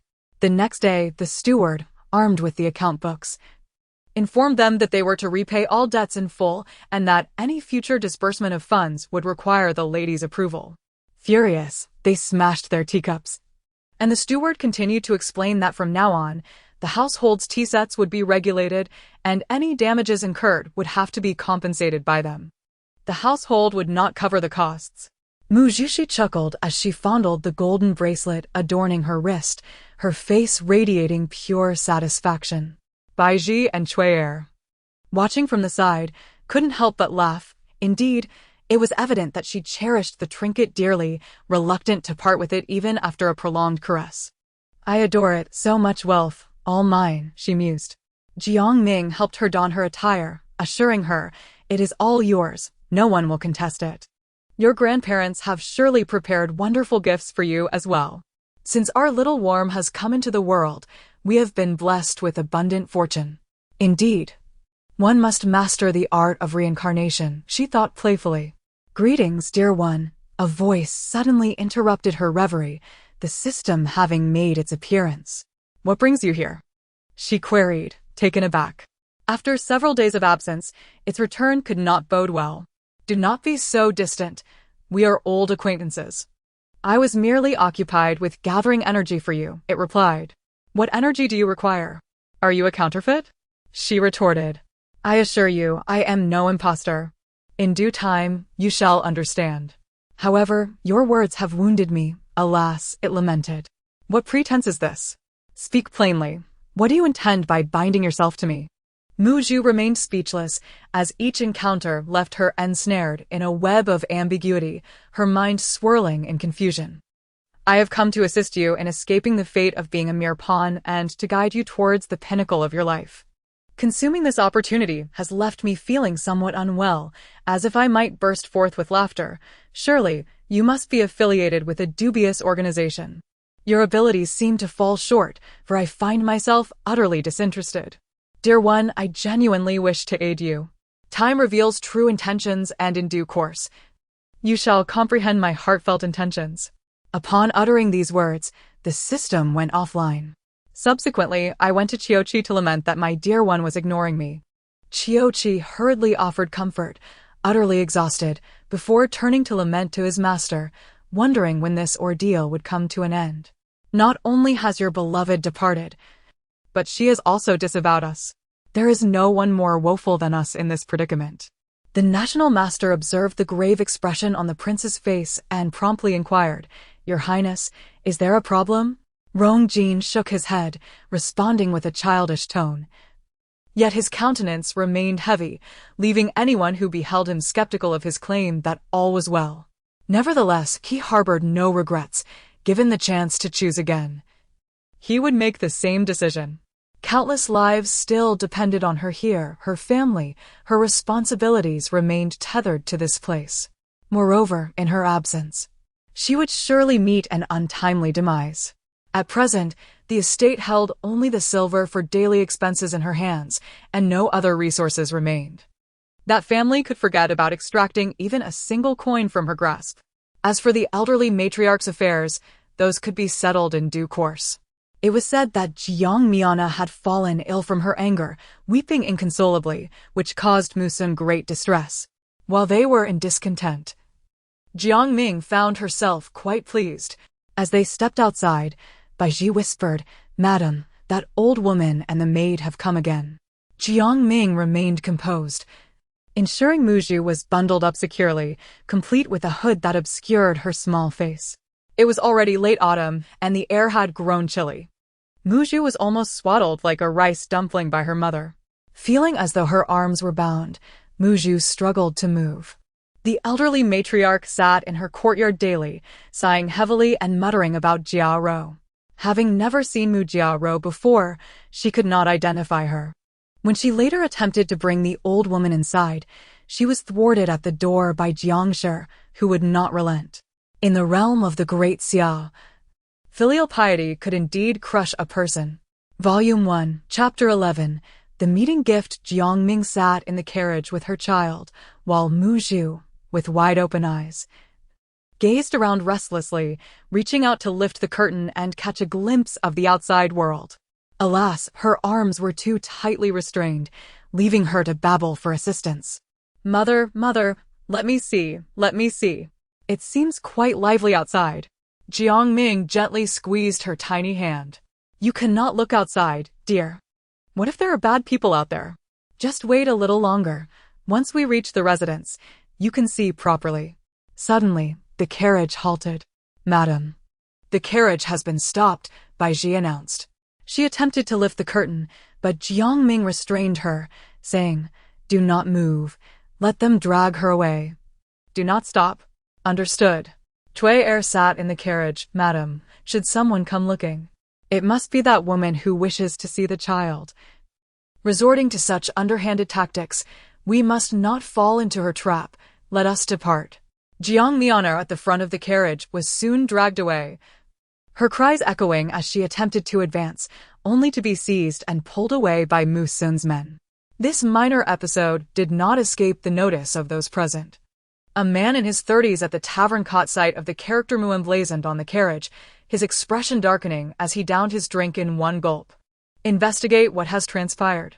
Upon arriving at the Jiang residence, the carriage came to a halt, and the curtain was swiftly drawn back.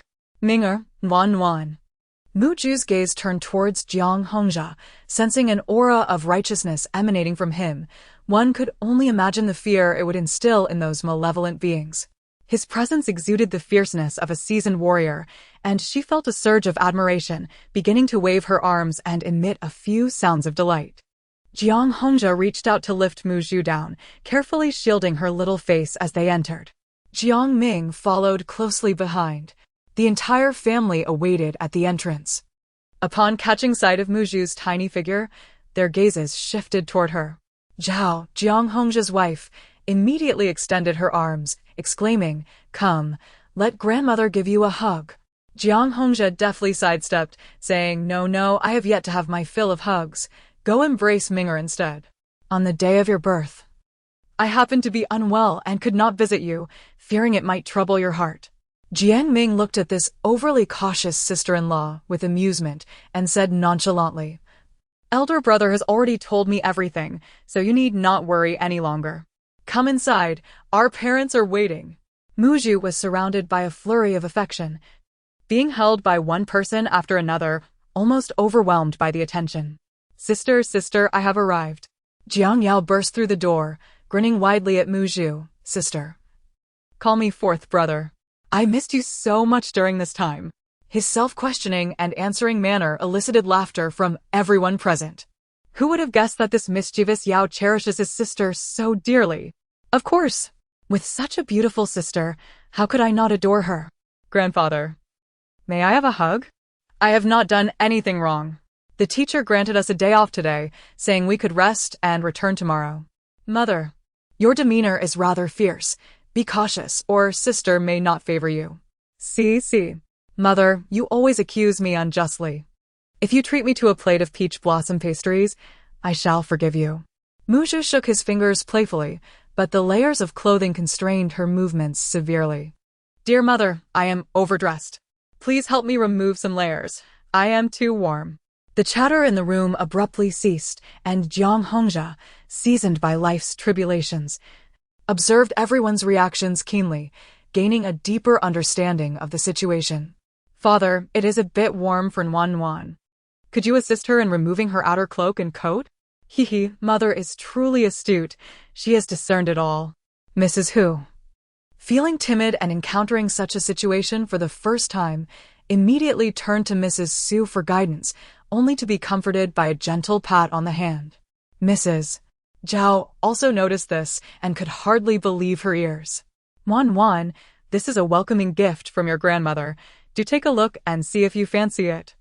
Muju gazed upon the verdant jade pendant and a golden bracelet, her eyes sparkling with delight. "Grandmother, please adorn me with the bracelet. It is meant for the wrist. I have struck gold. So much wealth is flowing in, all coming to embrace me.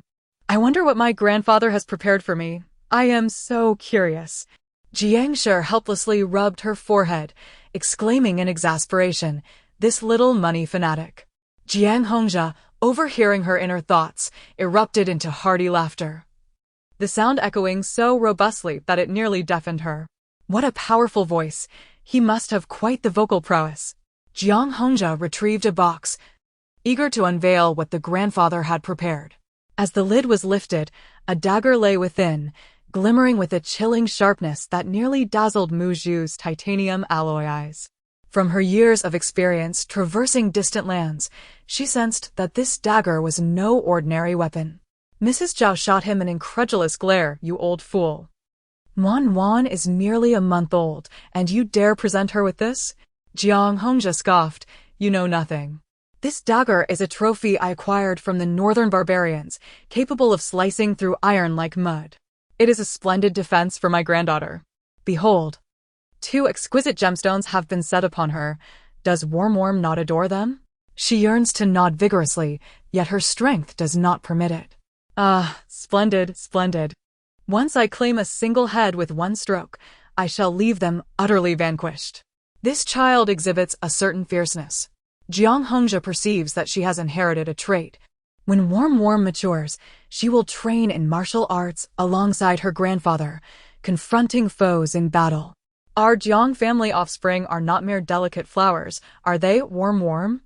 Unbeknownst to him, this statement would prove prophetic. The Zhao family has taken Muzhu away, lamenting that you have led the little darling astray. Just look at the rascals in our home, brandishing weapons daily. Where is the tender softness that a girl ought to possess? Warm, do not heed his words. To train in martial arts and engage in combat, how delightful! Jiang Hongzhe senses his wife's fierce gaze and promptly gazes skyward, stroking his beard, feeling somewhat guilty.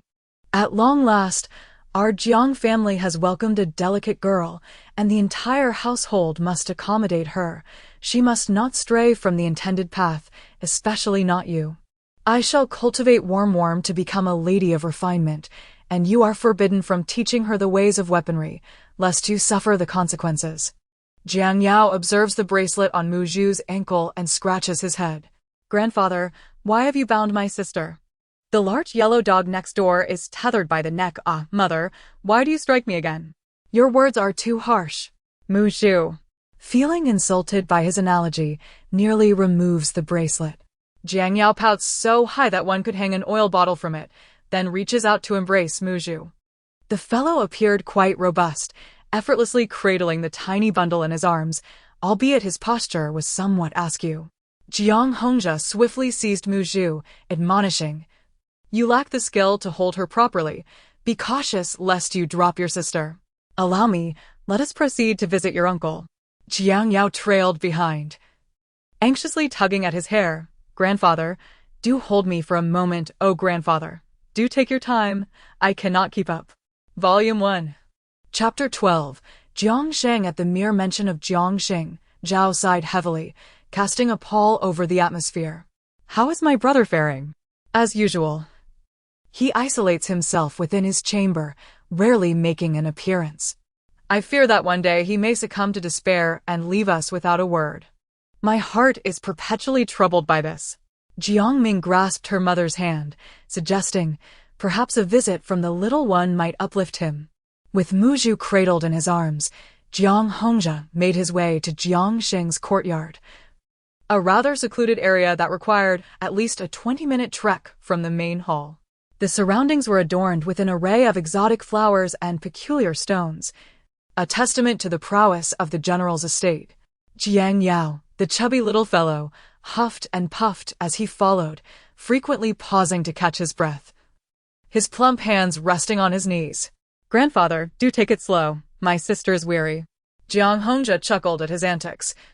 You can hardly manage, yet you lean on your sister. What a splendid big brother you are. Originally, it was revealed that Zhuang was merely plump. Jiang Hongzhe observed as this young lad began to boast again. Just moments ago, he had wished to embrace his younger sister. Yet he could barely traverse such a short distance. Henceforth, you are forbidden from holding her, he declared. No, grandfather, you cannot impose such a restriction. My sister has yet to be held by fourth brother. You allow him to run wild, yet this is not the mark of a good general. I shall simply forego a bowl of rice henceforth. But then your bulk would be in vain. For the sake of my sister, it is a sacrifice I am willing to make. Their playful banter elicited suppressed laughter from the attendant trailing behind. The young master was indeed endearing, albeit quite heavy. Each time, they were tasked with carrying him to the Imperial Academy, which truly was exhausting. My dear uncle resides in such a remote place. This is detrimental to his physical and mental well-being. Oh, my poor uncle. The tone suggested an awareness of the circumstances surrounding Jiang Sheng's plight. Could it be that Ming'er had disclosed something? Jiang Yao shook his head and quietly reminded Muzhu, Sister, you must behave. Uncle is rather temperamental today. So do not frighten him. I understand, Zhuang. My uncle is indeed unfortunate, confined to a wheelchair at such a tender age. However, when I grow up, I shall avenge him. Grandfather and the others likely remain oblivious to the fact that he was wronged. Jiang Sheng, at 19 years of age, had suffered a disastrous fall while racing horses 3 years prior, resulting in a lifelong disability. Once regarded as the most promising candidate for the imperial examination, he had, in an instant, been reduced to a mere shadow of his former self. In the original text, the character referred to as the uncle was mentioned briefly, ultimately meeting his demise at the tender age of 23 due to excessive indulgence. The narrative elaborates, that year, the extraordinarily gifted youth could no longer endure the relentless passage of time and perished on the day when the high school champion of his dreams stood up. Jiang Yao, unable to contain his curiosity, was about to inquire upon hearing Muju's claim that the uncle had been wronged, but was promptly halted by his grandfather. When Jiangsheng fell from his horse, he had meticulously investigated the incident multiple times, even consulting a physician to examine the horse, all of which concluded that it was merely an unfortunate accident. He sought the expertise of countless renowned doctors, yet none could remedy Sheng's leg, and for years, no one dared to mention consulting a physician again.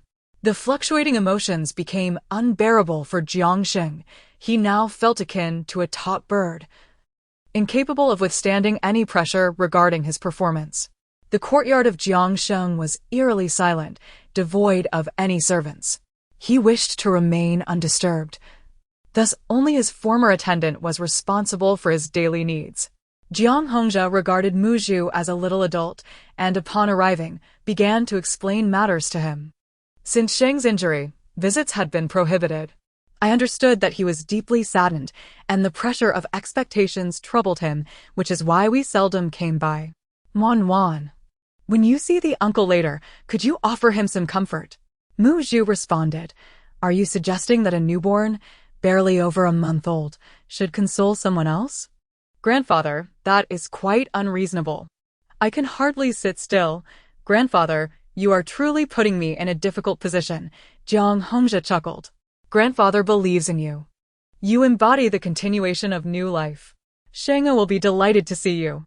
Jiang Yao obediently replied, Grandfather, I will also comfort uncle well. Hongzhe affectionately ruffled his tiger head hairstyle, saying, You needn't worry about that. Ha ha ha, it is not easy, Zhuang Wan sighed. Jiang Yao pouted, letting out a sigh like an adult. The door creaked open slightly, revealing a dimly lit interior, the air thick and stifling, as if it had been stagnant for years. Shenger, get out! A hoarse voice called from within, accompanied by the sound of a teacup shattering on the floor.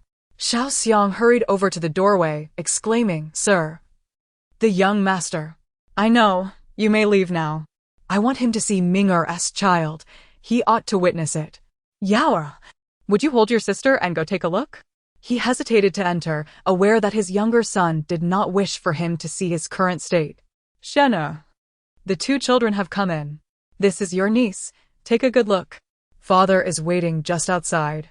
Jiang Yao cradled Muju, supporting the back of her head, cautiously stepping forward. The room was somewhat dark, scattered with fragments of teacups. Jiang Yao was anxious about dropping his sister, inching forward carefully. The bed formed a slight curve, with Muju straining to see clearly.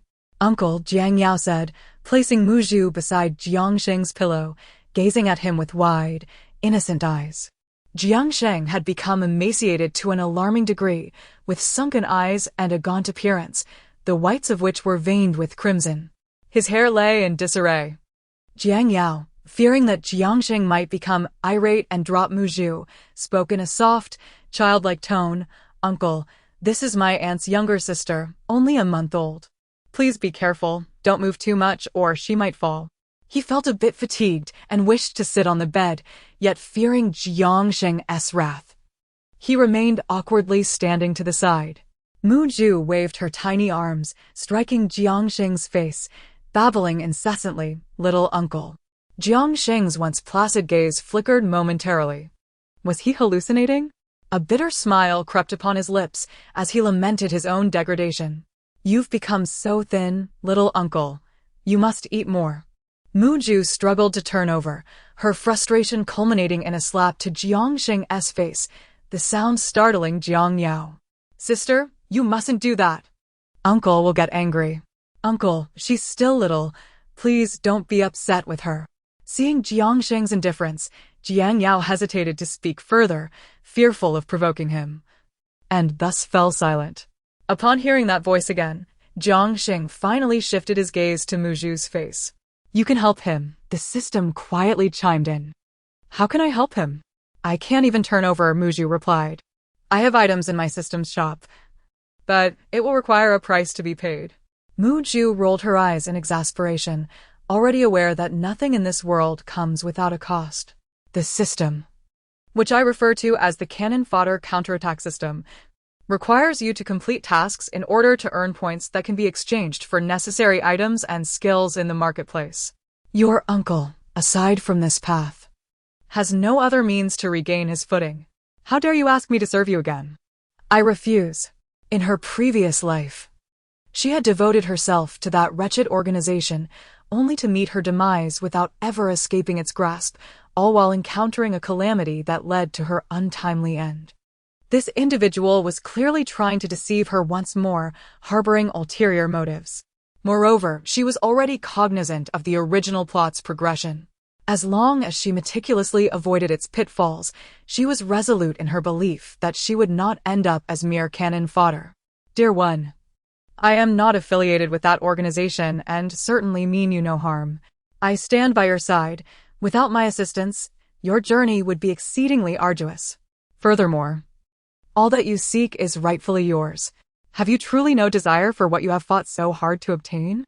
It took you an eternity to acquire these treasures, and now you would forsake them?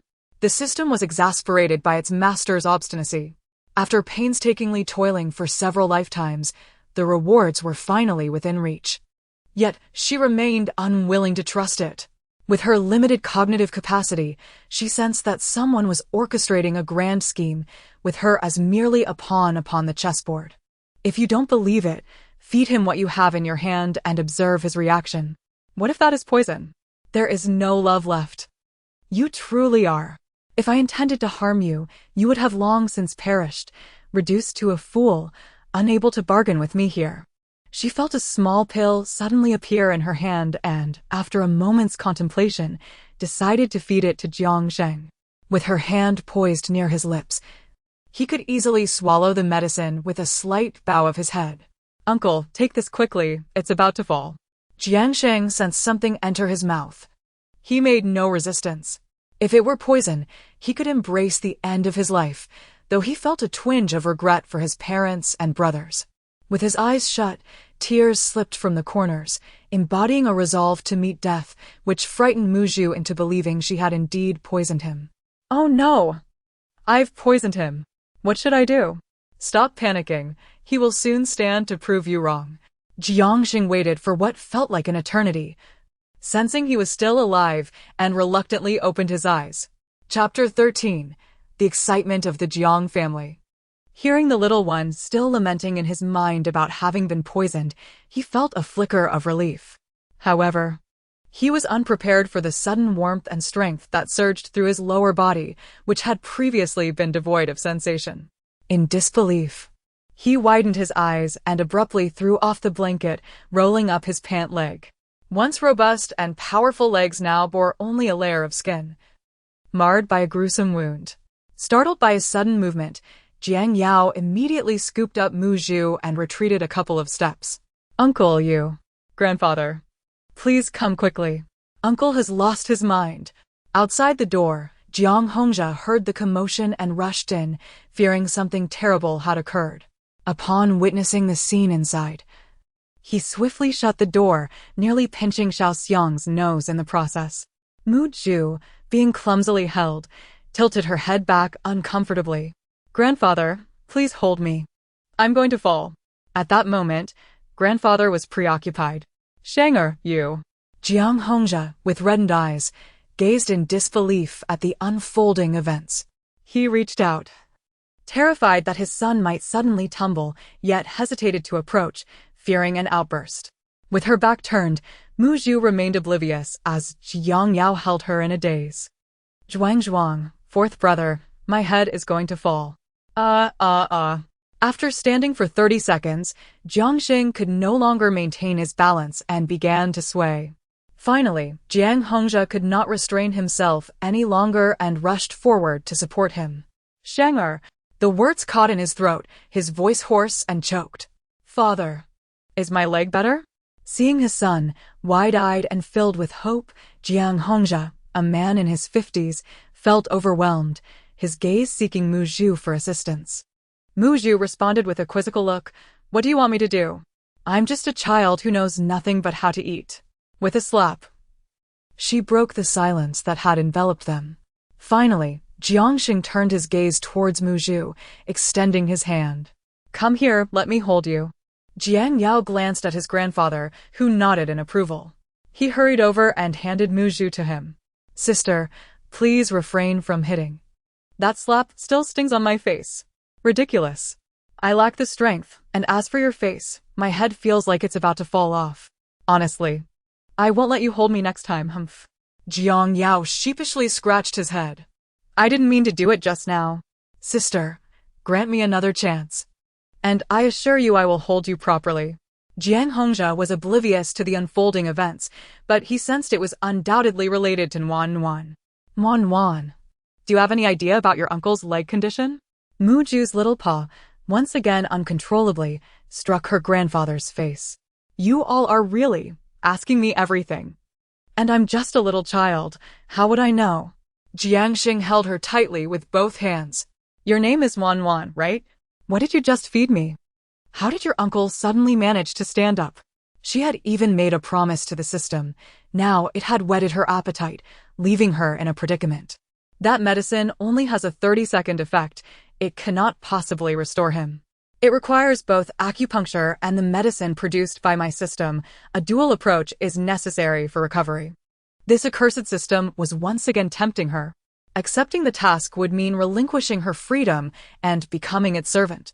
Why should I sacrifice myself for you? Completing tasks is merely a means for you to earn points. You possess the autonomy to choose whether to engage or not. Each accumulated point can be exchanged for something you desire, and it is of no concern to me. Gazing into the eyes before her, Mu Zhu stifled her emotions, enduring the urge to respond until she finally capitulated to the system. Very well, you are still quite young, so I cannot frequently manifest.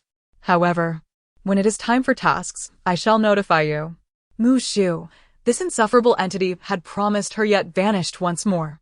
As she surveyed the individuals surrounding her, Mu Zhu pondered whether her decision had been wise. Unbeknownst to her at that moment, her future uncle would prove to be exceptionally formidable, leading her in battle, expanding her business throughout the entire Great Xia, and perhaps even beyond. Little uncle, we have run out of medicine. After a prolonged wait, the outcome was disheartening. Jiang Sheng's eyes darkened, and Jiang Hongzhe's heart was knotted with turmoil. Nevertheless, I shall strive to grow stronger. Your leg condition is rather intricate. It requires external medication in conjunction with golden needles. Once I am capable of administering the needles, your leg shall be healed. Golden needles? Jiang Hongzhe's mind began to whirl with thoughts of renowned doctors he had yet to consult who might be adept at acupuncture. Perhaps effective for Sheng'er. He contemplated inquiring about the necessary medicinal ingredients he could gather.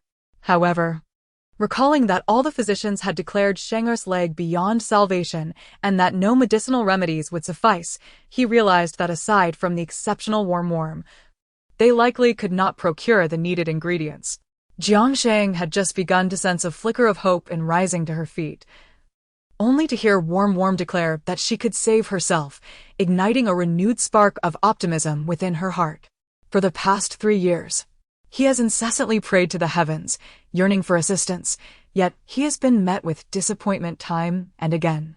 Now, upon hearing a child proclaim that he could be saved, he found himself grappling with disbelief. Had he not just felt that surge of power? No matter how long it takes, he is willing to wait. Warmth envelopes him, little uncle's leg. Mu Zhu initially thought he was saddened by the fleeting ability to stand, but now he falters once more.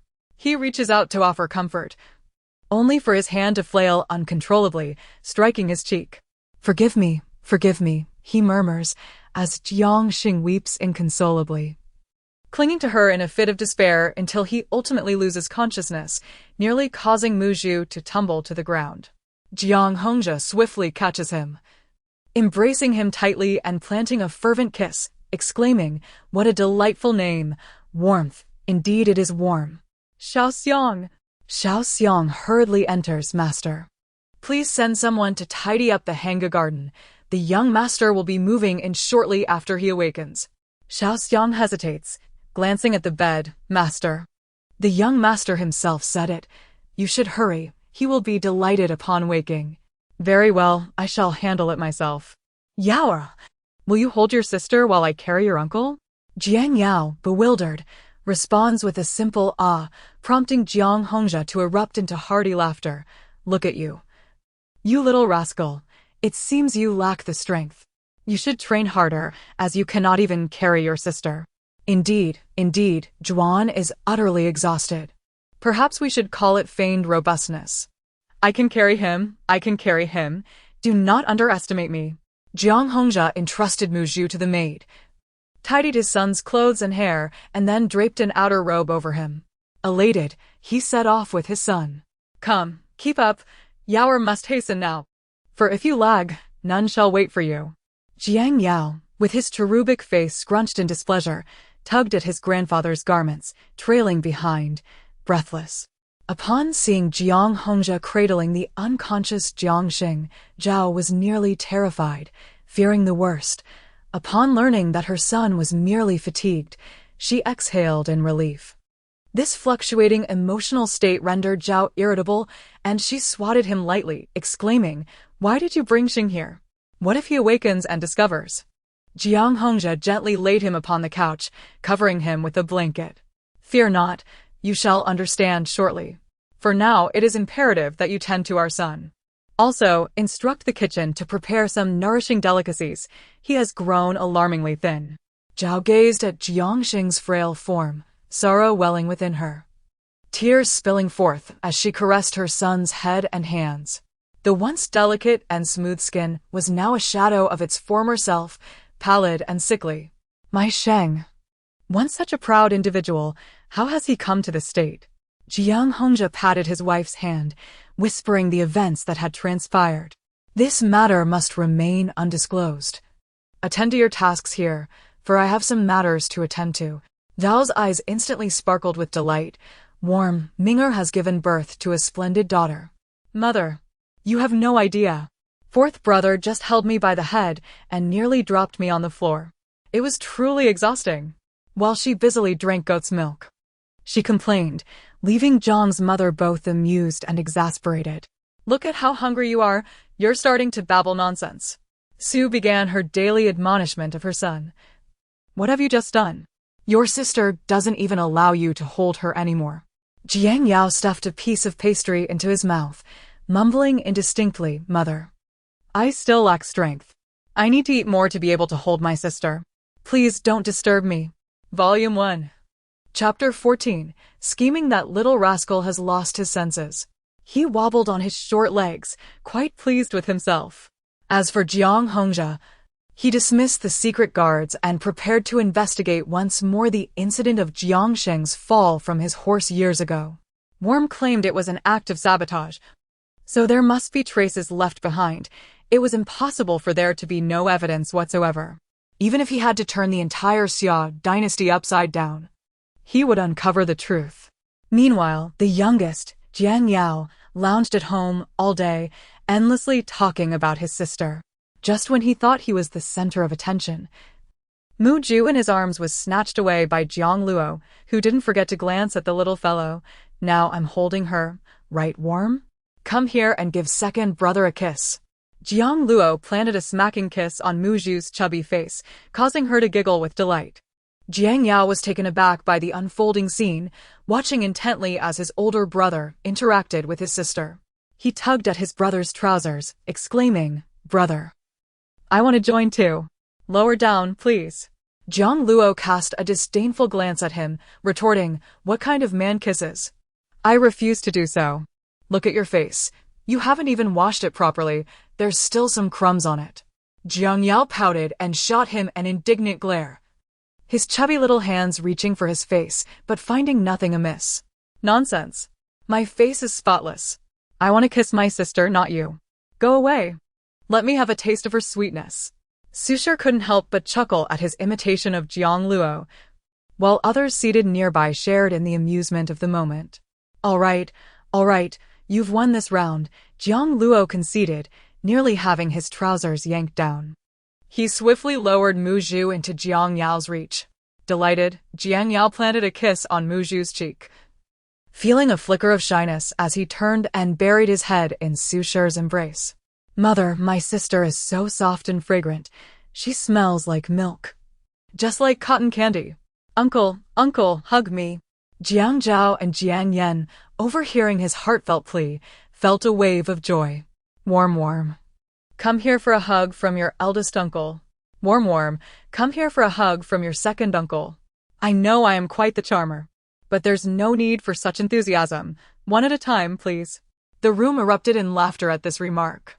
Jiang Zhao, sitting closer to Jiang Luo, swiftly snatched Mu Zhu away.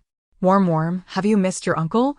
Reflecting upon the gifts my uncle prepared for our meeting, I recalled that my grandmother had just bestowed upon me a considerable sum of money. I initially presumed he was merely contemplating himself. However, it turned out he was anticipating a gift. This little fellow, oblivious to it, still harbors a fondness for wealth. Without hesitation, Mr. Who presented a wooden box he had meticulously prepared earlier. Warm, do you like it? Jiang Zhao lifted the lid, revealing 2 fist-sized luminous pearls, each as large as Jiang Yao's hand.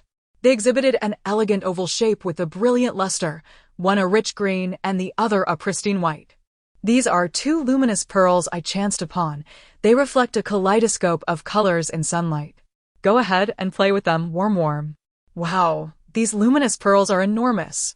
They must be worth several houses. Will my brother be displeased if I take them? They're intended for you, not those 3 little rascals. They can seek their own treasures.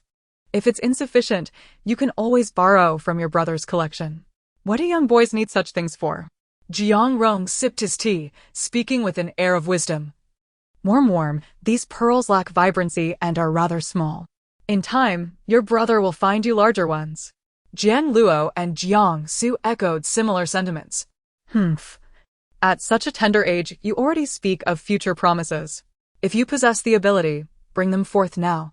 Talk is cheap, but actions speak volumes. When I was your age, not only could I procure luminous pearls for you, but if Warm desired the jade seal, I could have secured that as well. Jiang Yan delivered a sharp slap to Jiang Su's head, admonishing him, You rascal. Do you speak so recklessly? Third brother, I shall remember this. If I ever ascend to the throne as empress, you must procure the imperial seal for me. The Jiang family. How audacious Wan is to entertain such thoughts.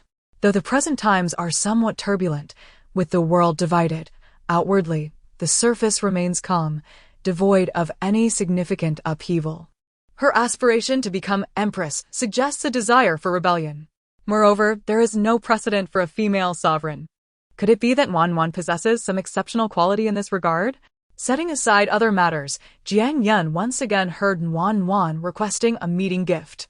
Su presented a delicate wooden box, adorned with intricately carved peonies.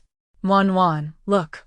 Mu Zhu strained her eyes wide, eager for the tempest to intensify, to dazzle her vision. The box was unveiled, revealing a complete set of emerald headpiece, quietly resting within, emanating a profound green radiance. Its surface was smooth as a mirror, and surrounding the emerald were tiny diamonds, sparkling like stars in the night sky, complementing the emerald's grandeur and opulence. This emerald was procured at a high price through my connections, and this headpiece has been crafted from it. Do you like it, Wan? I love it. I'm rich. This brings me one step closer to unimaginable wealth. Uncle, you are indeed fortunate to have married such a remarkable wife. It is as though our ancestors have blessed us with good fortune.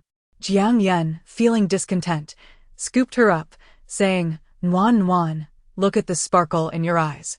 Were you impoverished in your past life? Your uncle is charming and skilled.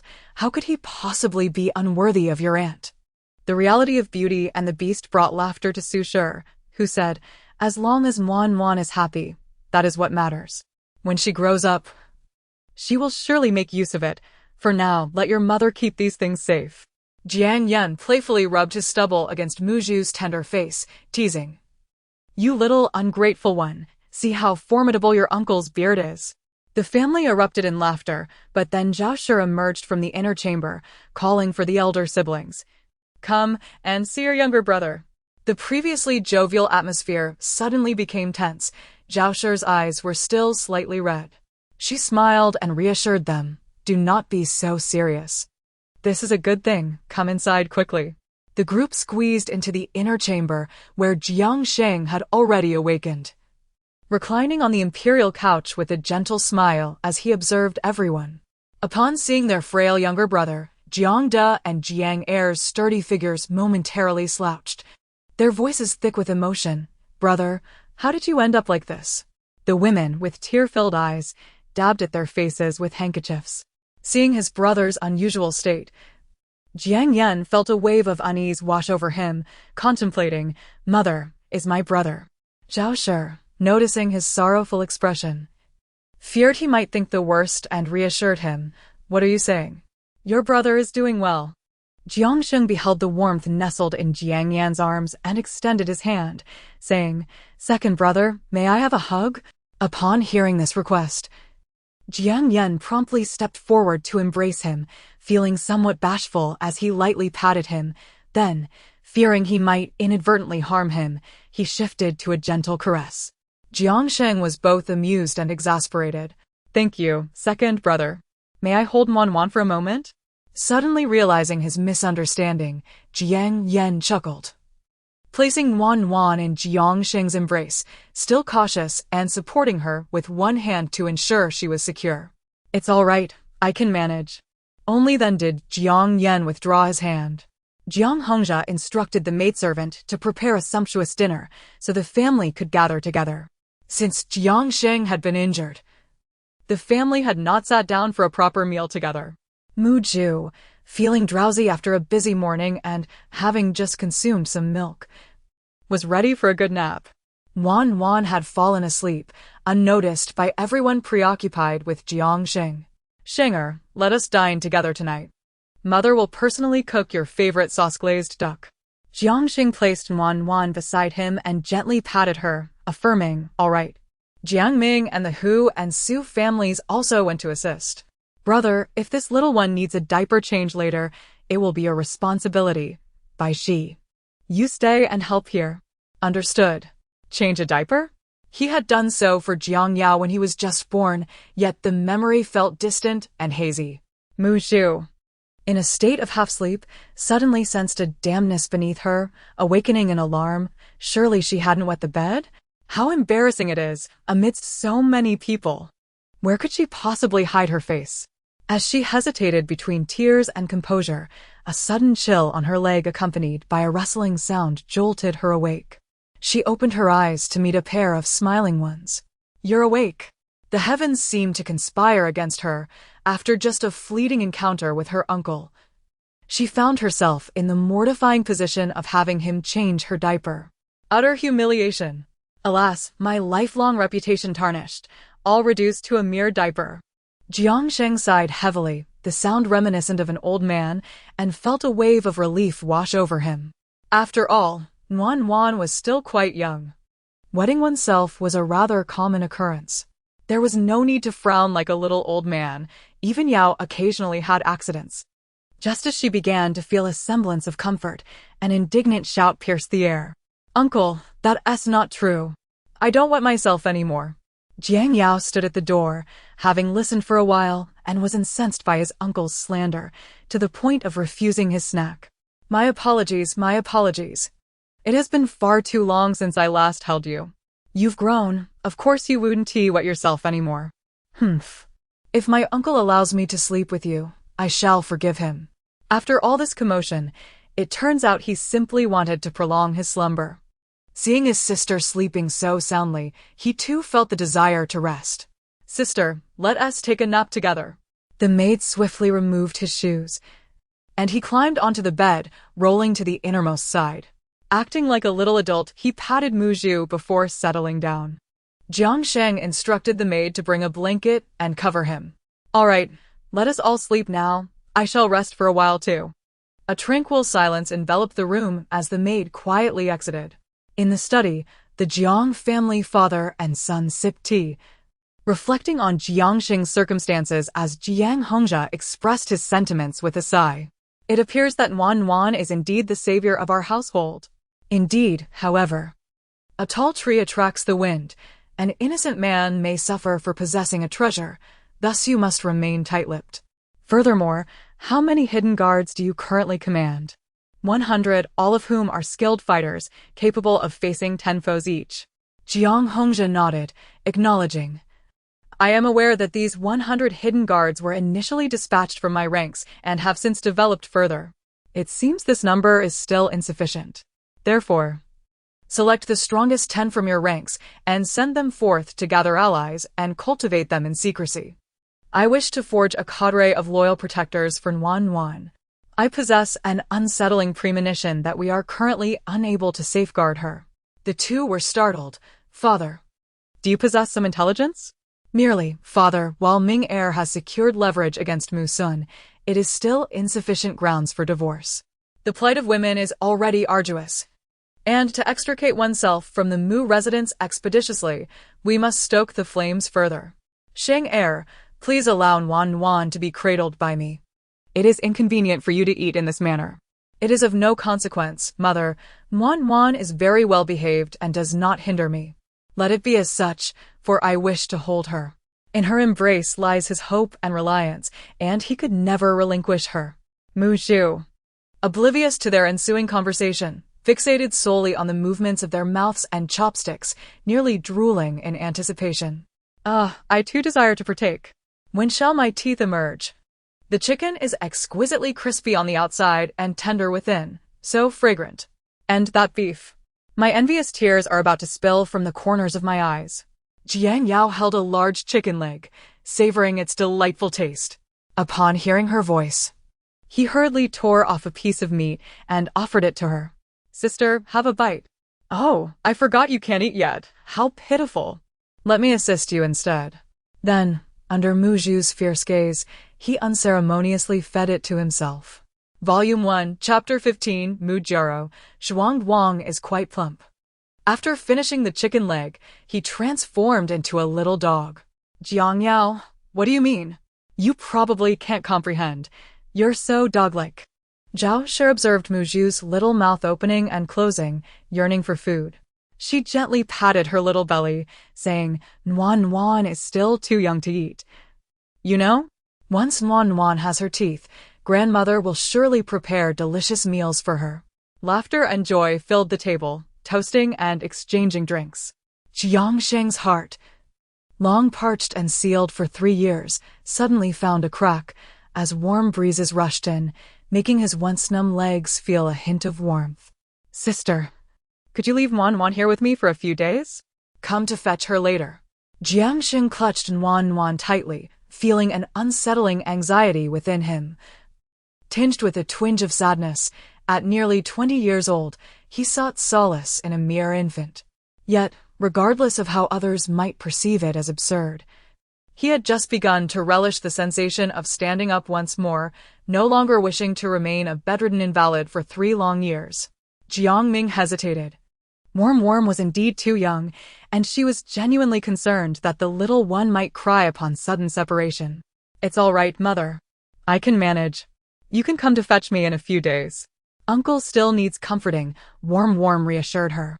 Jiang Sheng gently squeezed her hand, affirming, "Yes, Uncle still needs Worm to keep him company. Why not stay a few more days?" Since her daughter had voiced such sentiments, Jiang Ming reluctantly decided to leave Baiji to look after her. Mu Zhu waved his claws in the air, indicating his agreement. The previous day, the Jiang family had taken advantage of Worm's slumber to visit Mu Jiaro. She was now sheltered in a farmhouse, attended by a hired nurse. And, to avoid drawing attention, they had even arranged for a young woman to pose as the child's mother. though it seemed cruel to separate a newborn from her mother. Musun and Jiang Miana had heartlessly sent the child to Jiang Ming, so this was a minor concern for them. However, keeping her there indefinitely was not a viable solution. They were waiting for an opportunity that would allow Jiang Ming to extricate herself and Warm from the Mu residence. The Jiang family unanimously decided to have Warm adopt the Jiang surname. After all, she had been born for a month. And neither the Shi family nor Musun had broached the subject of including the child in the family registry. Since they had no such intentions, it was best to regard Warm as a member of the Jiang family, distinctly severing ties with that scoundrel Musun. As for Mujiro, it was as if she had awoken from a profound dream. Upon opening her eyes, a depth of insight and calculation emerged, strikingly different from what one would expect at her age. Surveying her surroundings, the room's furnishings appeared rather ordinary. The grand bed of Zhang's precious golden silk Nanmo was absent, along with the beloved daybed where she often took respite and the pear blossom vanity. The dreary bed curtains, the unseemly quilt, and the unflattering attire adorning her body raised an unsettling feeling within her. Where were her exquisite silk garments? Mujiro sensed that something was amiss, and as she attempted to voice her thoughts, all that emerged were incoherent sounds, drawing the attention of a woman and an elderly maid. They entered, berating her for her incessant weeping, their tone harsh yet their actions tender, as they seemed wary of harming the child.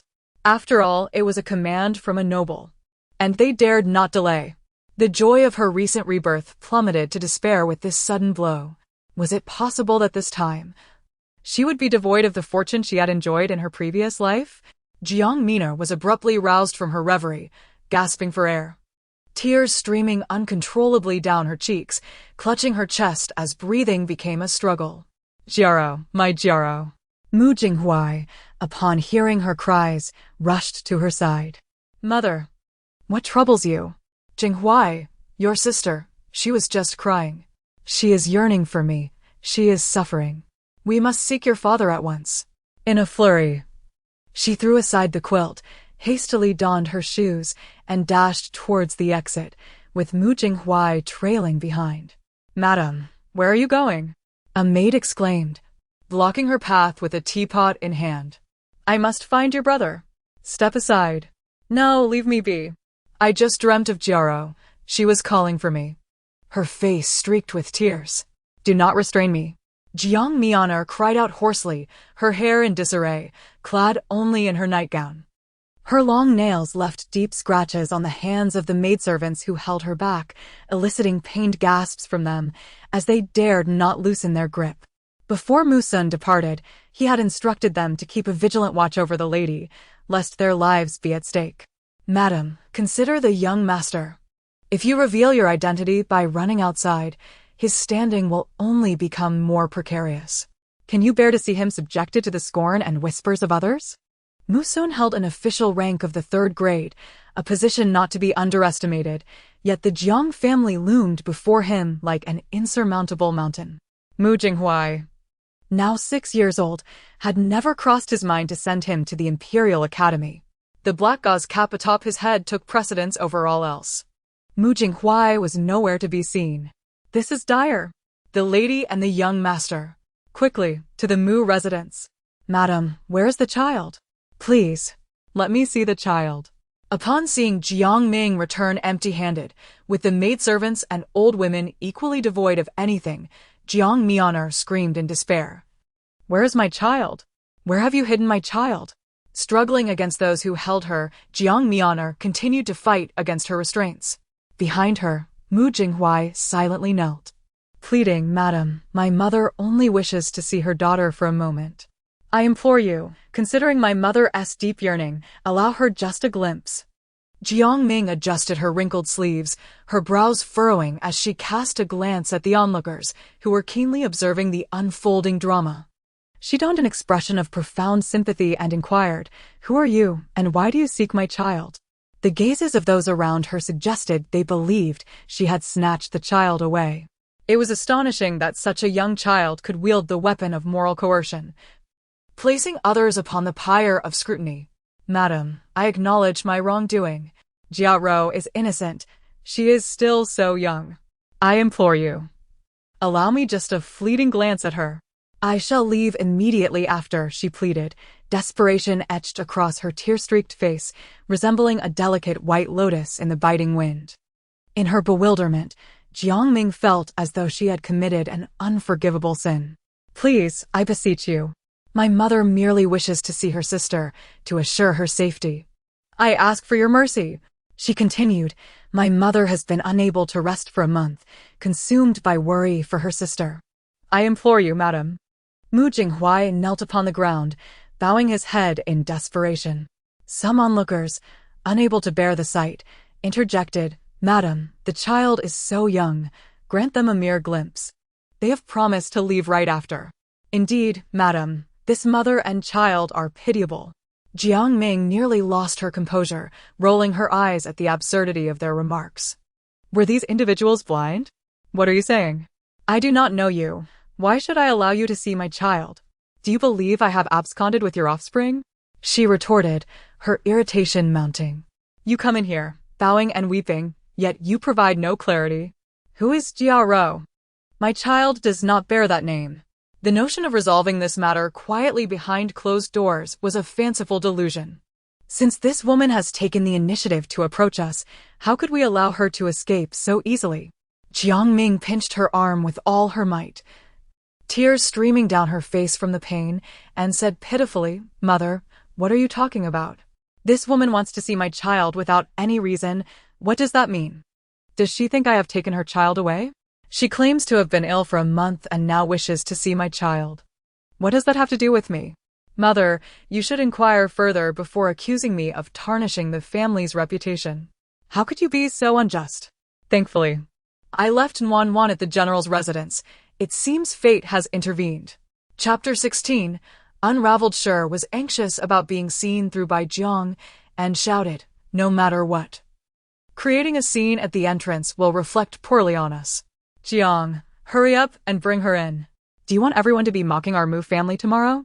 Since this person was intent on confrontation, she decided to drop the pretense. The household was filled with people arranged by her elder brother, and they still wanted to challenge her. Jiangming signaled subtly, and the guards at the door promptly blocked the maid and the steward. Mother, since everyone is here today, I am unafraid of further ridicule. I only dread that the mockery will grow larger in the future. This statement hinted at deeper implications, and Shi felt an ominous premonition. You two keep insisting on seeing the child. I must ask, whom do you wish to see? Since you dare to slander me, there is no way you can leave without clarifying matters. Come, ensure they are kept in check. I demand answers. Stop, Jiang. What on earth do you intend to do? As a widow and an orphan, do you mean to bully us with your power? The term bullying with power has been employed. Does she not fear tarnishing the reputation of the Mu family? This old woman is dreadfully short-sighted. What have I to fear when my conduct is upright and my demeanor is composed, especially with so many witnesses present? Everyone here can testify. I merely seek clarification. Mother, why have you repeatedly obstructed me? Do you have an acquaintance with these two individuals, or could they perhaps be your relatives? Jiang Mianer did not anticipate that events would unfold in such a manner. She had initially believed that by uttering this statement before a crowd, the old matriarch would consider the dignity of the Mu family and allow her entry into the residence, thus enabling her to ascertain whether Jiao was present. Now, with Jing Wei entangled in this mess, what is to be done? Goodness, this old woman, how I wish to stuff her own shoes into her mouth. Her words are truly unbearable. Not only does she accuse me of being miserly and unfilial, but she also criticizes the upbringing of the Jiang family. Mother, your words border on the unreasonable. The funds you are currently utilizing are derived from my dowry, so how can you claim that I am withholding the monthly allowance? It is simply that the master's salary is insufficient to cover your exorbitant monthly expenditures, which I have been supplementing. However, recently, there were issues with the shops that accompanied my dowry, and there are not enough funds to provide for you and the concubines. I understand that you are distressed. But I am also powerless. I have even allocated my own monthly allowance to assist you. since Liu and Wen entered the household. They have spent over 10,000 taels of silver without a flicker of hesitation on my part, now that we have fallen into misfortune. For you to speak of me in this manner is truly disheartening. The crowd continues to swell, and upon hearing that the esteemed Mu family relies on the lady's dowry for sustenance, with the concubines having squandered tens of thousands of taels, the expressions of all present shifted dramatically. Just moments ago, one appeared to embody the essence of justice, yet the reality is far removed from such ideals. The esteemed Lord Mu and his entire household have squandered the dowry of another, all while exuding an air of arrogance. Truly, this concubine possesses remarkable prowess. In merely a few years, she has dissipated tens of thousands of taels, with the entire family feasting upon the lifeblood of others, only to later lament the quality of that very blood. Shi's face turned a deep shade of fury, unable to maintain her composure, her lips trembling. You. The Jiang family had once catered to her every whim, generously dispensing silver without a second thought. Now, these grievances had been laid bare at the threshold, trampling upon the dignity of the Mu household.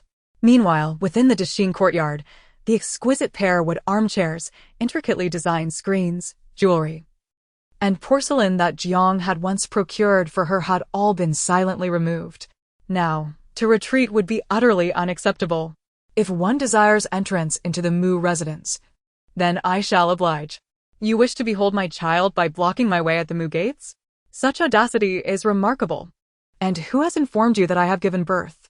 Could it be that you harbor malicious intent, seeking to snatch my child away? This cannot stand. Someone seize her. She aims to abduct my child, deliver her 30 lashes as a deterrent. Finally, Shi could no longer contain herself. She rushed forward to embrace Mu Jinghuai, exclaiming, "Stop! You shameless harlot!" A harlot, you say? Mother, this woman intends to take your granddaughter away. Today, you persistently side with an outsider. What have I done to deserve such treatment from you? A sudden voice arose from the crowd. I recognized the woman, who seemed to reside in a narrow alley just 3 streets away. This elderly lady often visited them. Upon your mention, a memory surfaced. Lord Mu frequently paid visits, and I recall hearing the child refer to him as father. So this venerable woman is his grandmother. It is no wonder she is so protective of the mother and child. The individuals arranged by Jiang Zhao, clad in coarse garments, were engrossed in discussions amidst the throng. What? The young master's child?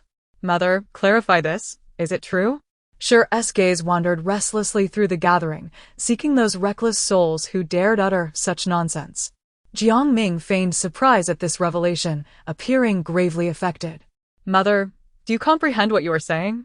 I have never accused Mu's son of polygamy, yet this child clearly appears to be 6 or 7 years old. I have been married for 5 years. How could a child of such age have emerged? Or perhaps, unbeknownst to me, he has long been clandestinely involved with this woman, binding themselves in secret while I remained in ignorance. How could a dignified daughter of a general's household marry a deceiver? Jiang Ming was rendered speechless by tears. Her initial intent to feign sorrow transformed into genuine despair that she could no longer suppress. What deception in marriage? Jiang family, do exercise caution in your words. Regardless of circumstances, this is Soner's child. As the legitimate mother, can you not even accept a child? Had he disclosed everything prior to our marriage, I might have come to terms with it. Yet now, I find myself utterly unable to accept this reality.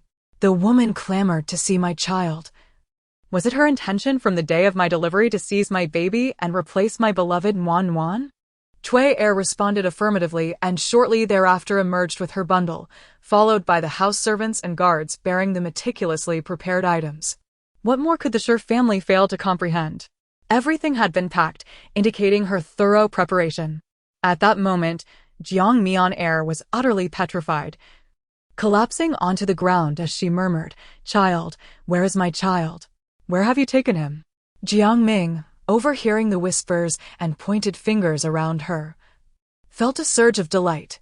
She leaned down and softly uttered a few words in Jiang Mian's ear, who, heartbroken, boarded the carriage.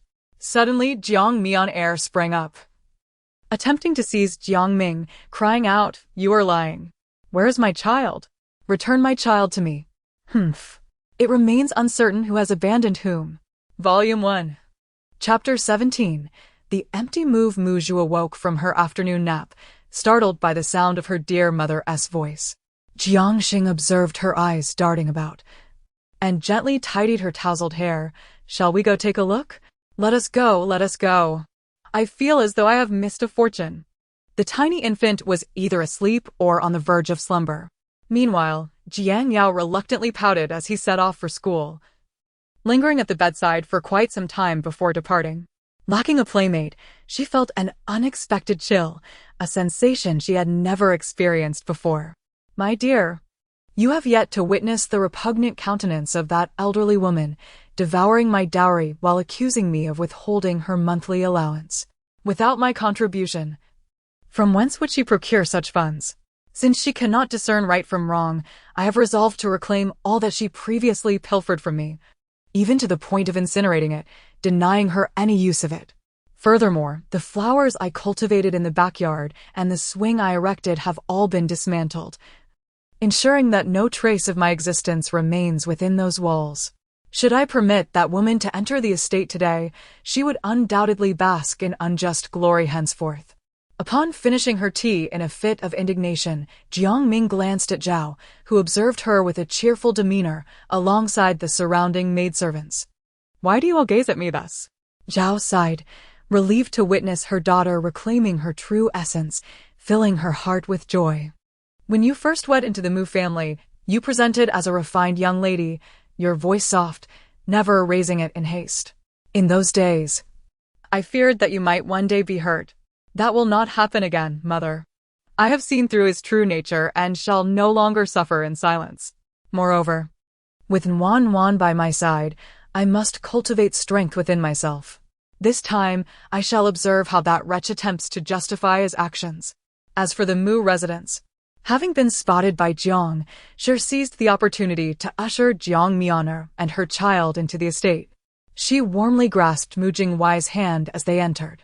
"Madam, there is trouble in the courtyard," Shi reprimanded, flustered and devoid of decorum, failing to notice the presence of the eldest master. "Any matters can be addressed later."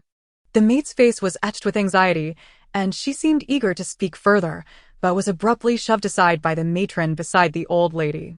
Upon hearing the elder's words, Lu and Wen exchanged a discreet glance, their silence betraying their unease as the handkerchiefs in their grasp threatened to tear apart. Since her arrival at the estate, Jiang Miana had kept her head bowed, rendering her expression inscrutable. Yet, beneath her lowered eyelids, her eyes darted about restlessly, and a subtle smile played at the corners of her mouth. Outside the Mu residence, the maid and the matron stood frozen, watching as Jiang Miana entered the estate, nearly collapsing in despair. It was over. They were certain the master would not spare them. They resolved to flee while there was still time.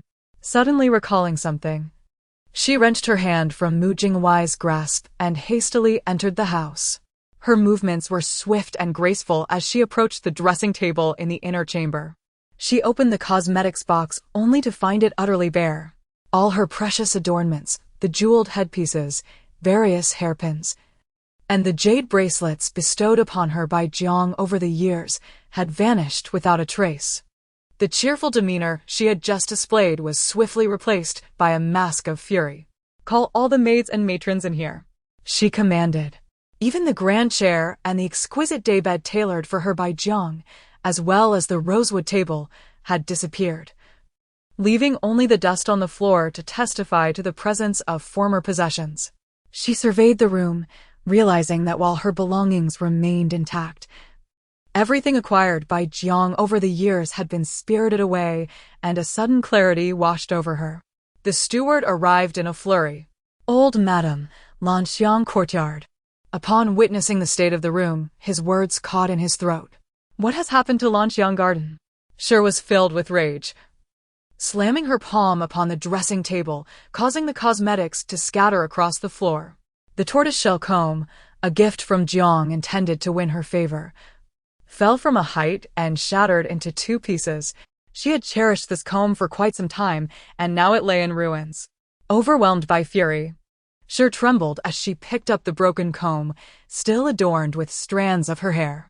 Jiang Ming had previously recalled this very comb, but the thought of the old lady's hair upon it had instantly repulsed her.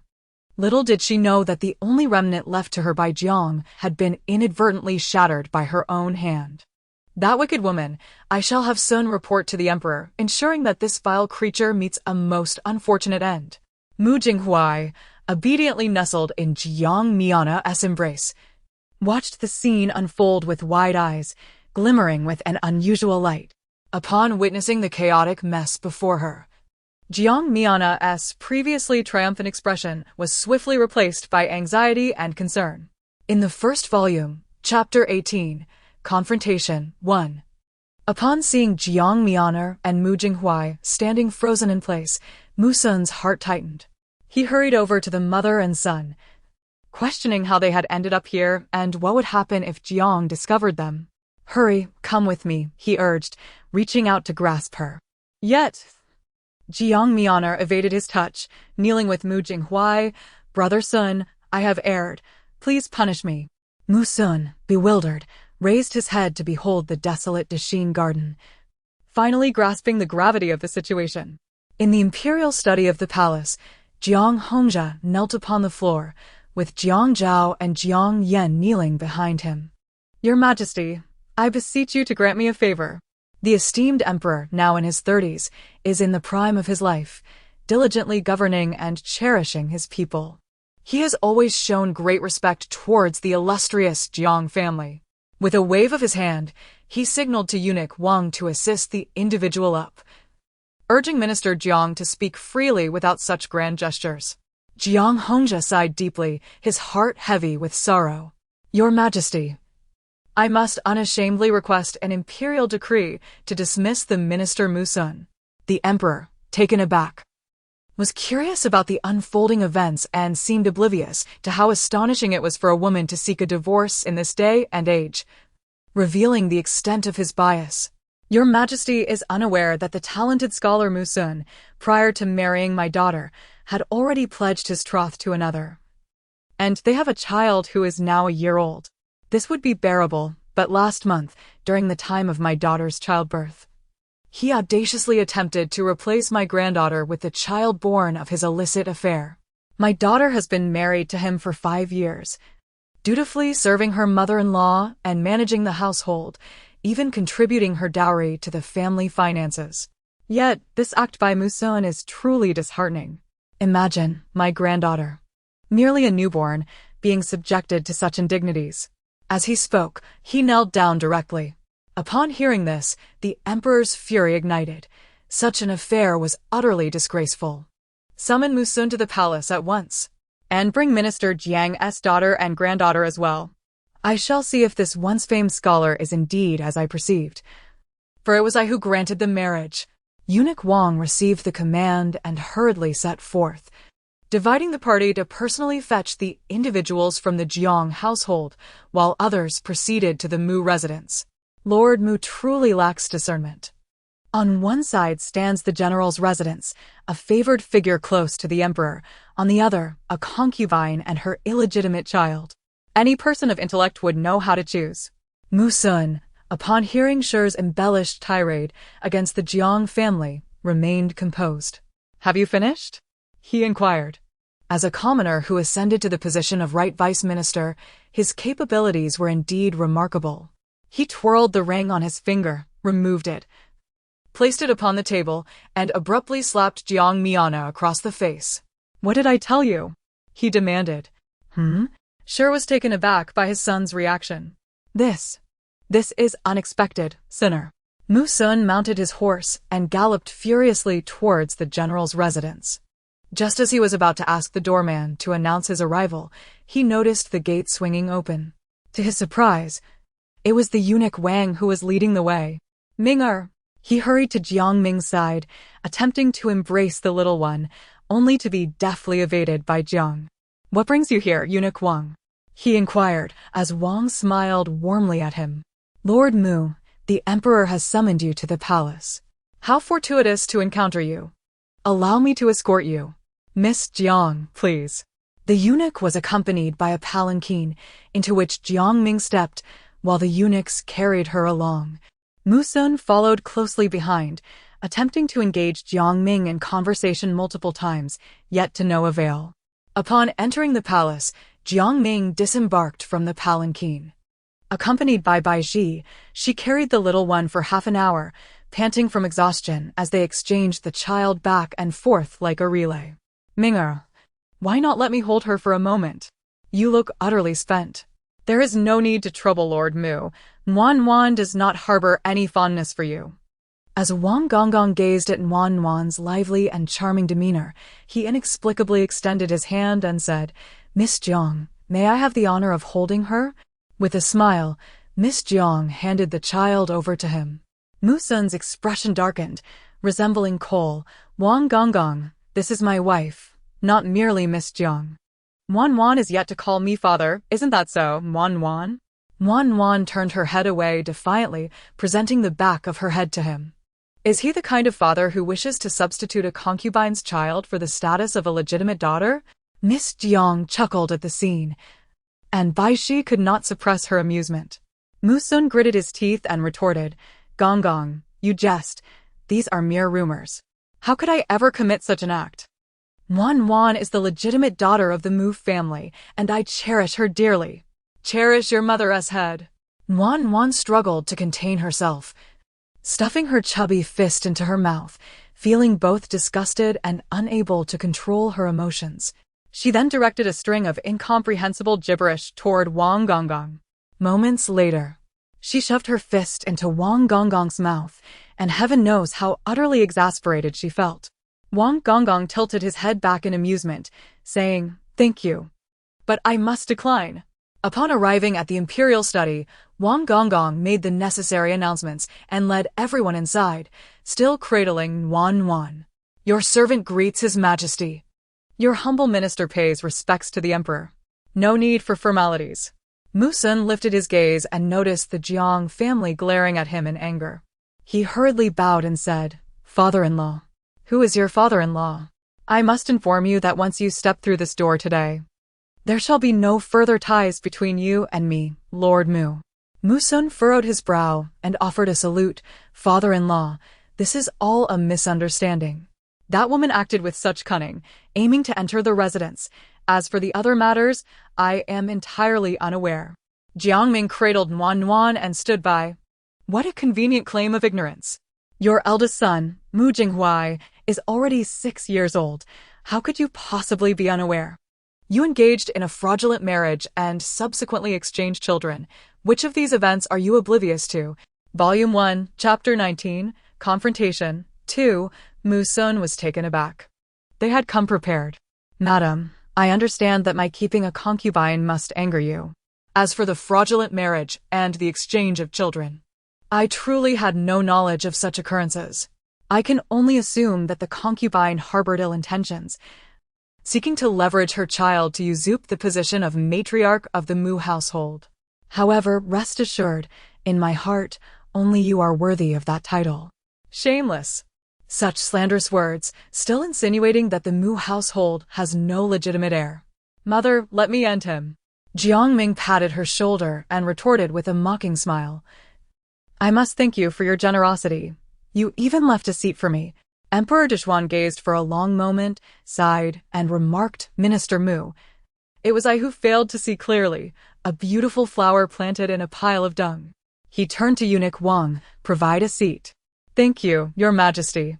The emperor replied, You did not move it for him, so why do you express such gratitude?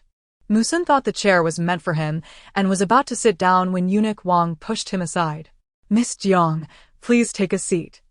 The Emperor de Xian gazed at the child, Wan, cradled in Jiang Ming's arms, unperturbed by the unwavering stare directed at him. A thought crossed his mind. Unlike his own sons, who dared not meet his gaze, this child possessed remarkable courage. What is the name of this child? Come, let me hold her. Eunuch Wang inwardly gasped, surprised by the emperor's unexpected fondness. Typically, The princes and princesses seldom experienced such warmth from him, yet here he was, exuding kindness towards another child. The audacity of the Jiang family to alter their surname. Musun, feeling somewhat embarrassed after his previous presumptions, reacted to Jiang's words, questioning. What is the meaning of this? Are you denying the child the acknowledgement of her father? Is it not enough that Master Mu seeks children from his concubines? Let Mu Jiaro call you father if that pleases you, but as for Nuan Nuan, she is not your concern. Jiang Yan interjected with sarcasm, asserting that if Master Mu desired to enjoy the privileges of a shared family life, he must consider whether we consent to such an arrangement. Today, I have come here, humbly beseeching the Emperor to sever ties with your Mu household once and for all. You should have anticipated these consequences when you sought to replace Nuan Nuan with Mu Jiaro.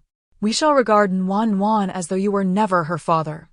Without granting this scoundrel the opportunity to defend himself, Your Majesty, I wish to summon witnesses to ensure that Master Mu is fully convinced of the truth.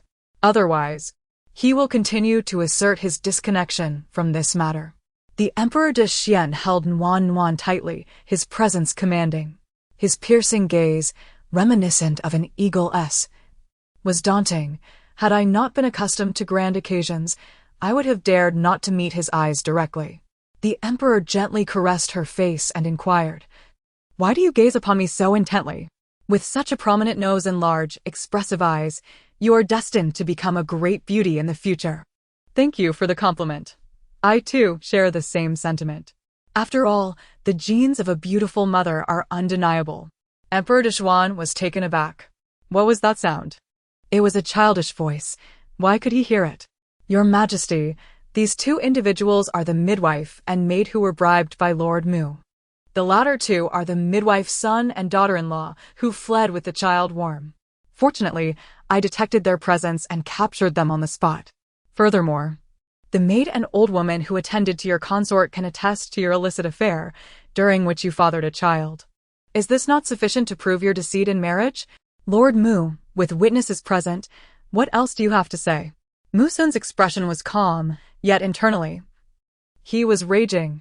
Were these people still alive? Their testimonies were nothing but one-sided narratives.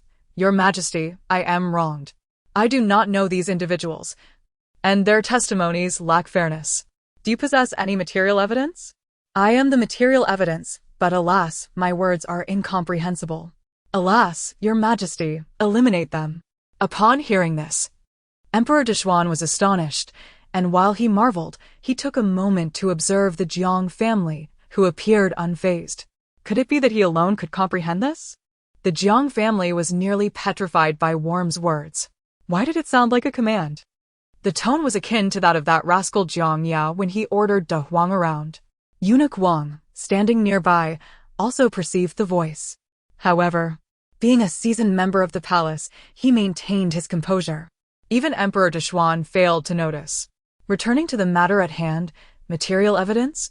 The midwife and maid serve as witnesses. What material evidence is necessary? This wretched thing.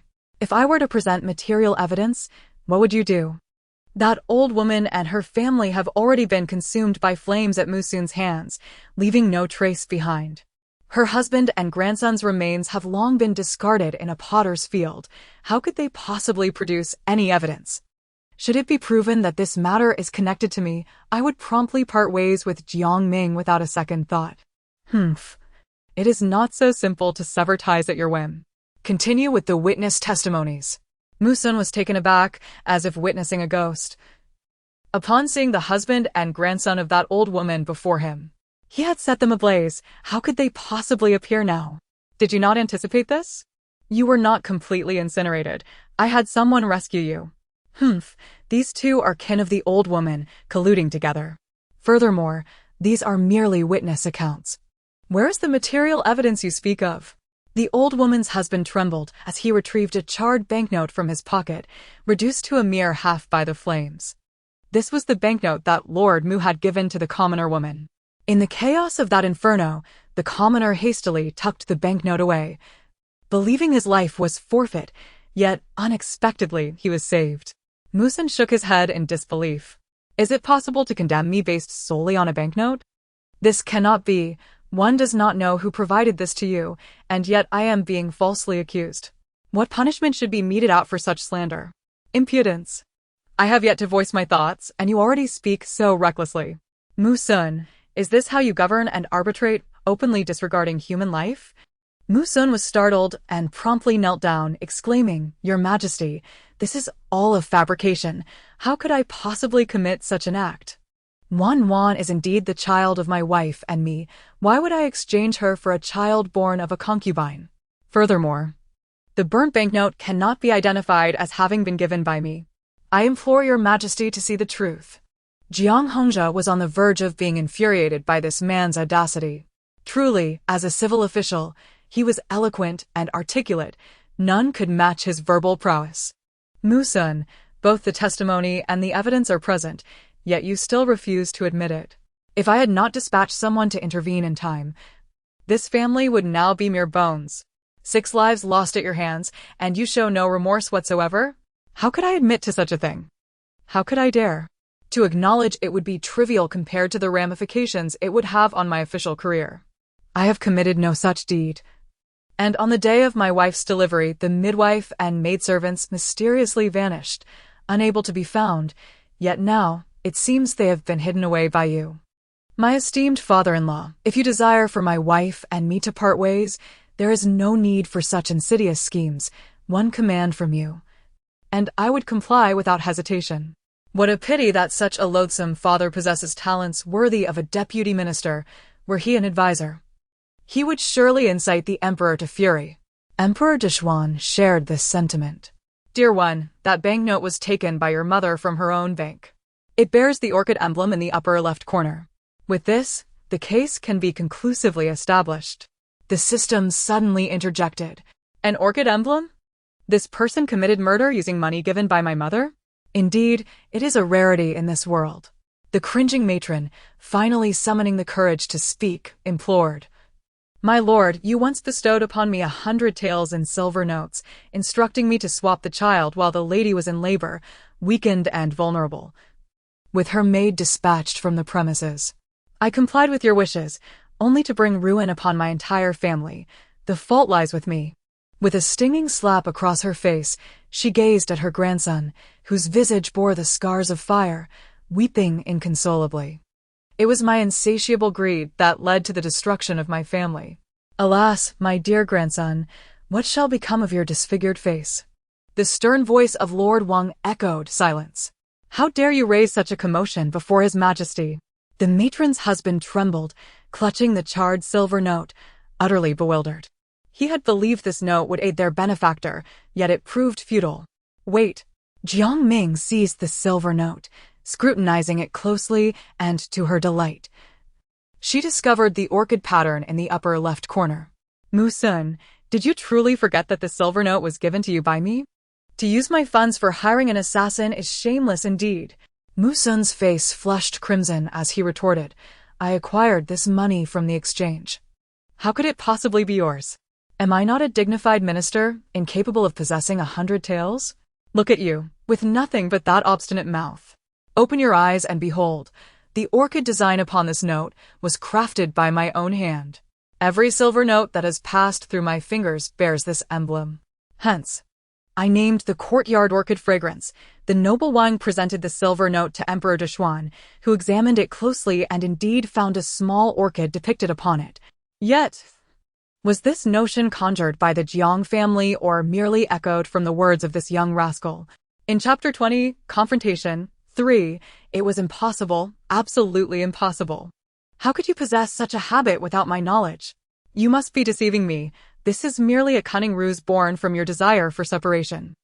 I shall not acknowledge it. Your thoughts are entirely consumed by your concubine. When have you ever cared for these matters? Musun, you are truly an ungrateful wretch. Emperor Dishwan sighed, reflecting on how the once spirited and aspiring scholar had devolved into a mere liability. Enough, Musun, after observing for so long. I have come to understand a few truths. With both witness and evidence at hand, you need not continue your disingenuous defense. I shall draft an edict allowing the Jiang family to annul your marriage. Your deceit in matrimony came first, and your exchange of children followed. Thus, I decree a month of solitary reflection and a 3-month suspension of your stipend, during which you shall contemplate your actions within the confines of your estate. Such a punishment may cleanse your transgressions, yet your future in officialdom shall remain stunted. While Emperor Dishwan valued talent, he placed even greater importance on character. Annulment? That would render a woman a subject of ridicule across the realm. Your Majesty, I acknowledge my faults and beseech you for leniency, to permit me a separation from the Jiang family. Should I be divorced, the censors would surely pounce upon me with scathing words on the morrow.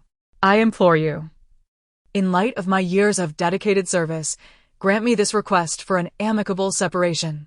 Emperor Dishwan nearly erupted in laughter. This young fellow truly possessed a delightful wit.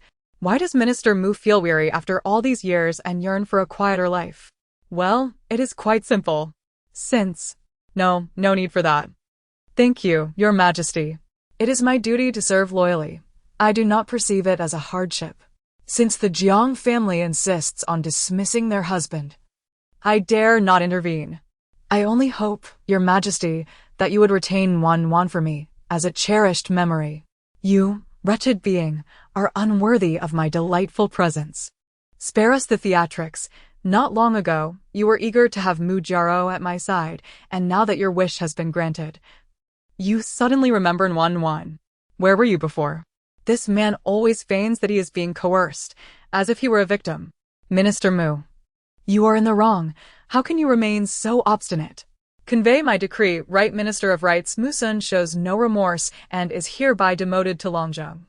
In an instant, Musun felt as if the heavens had collapsed upon him. He had painstakingly ascended to the position of minister from the Hanlin Academy, utilizing considerable funds from the Jiang family to facilitate his advancement. Other officials, recognizing the influence of Jiang Hongzhi, had granted him some leniency, allowing him to progress smoothly. After years of toil, he had finally reached this esteemed position, just on the periphery of the minister of the department, only to face a sudden downfall. Without the Jiang family's support and lacking financial resources, what was he to do? No, he could not forsake Wan. The emperor cherishes her so dearly, even holding her close. Your Majesty, regardless of the circumstances, this child is the sole remnant of hope for my wife and me. I implore you to show mercy and permit Wan to bear the surname Mu, allowing her to remain in the Mu residence.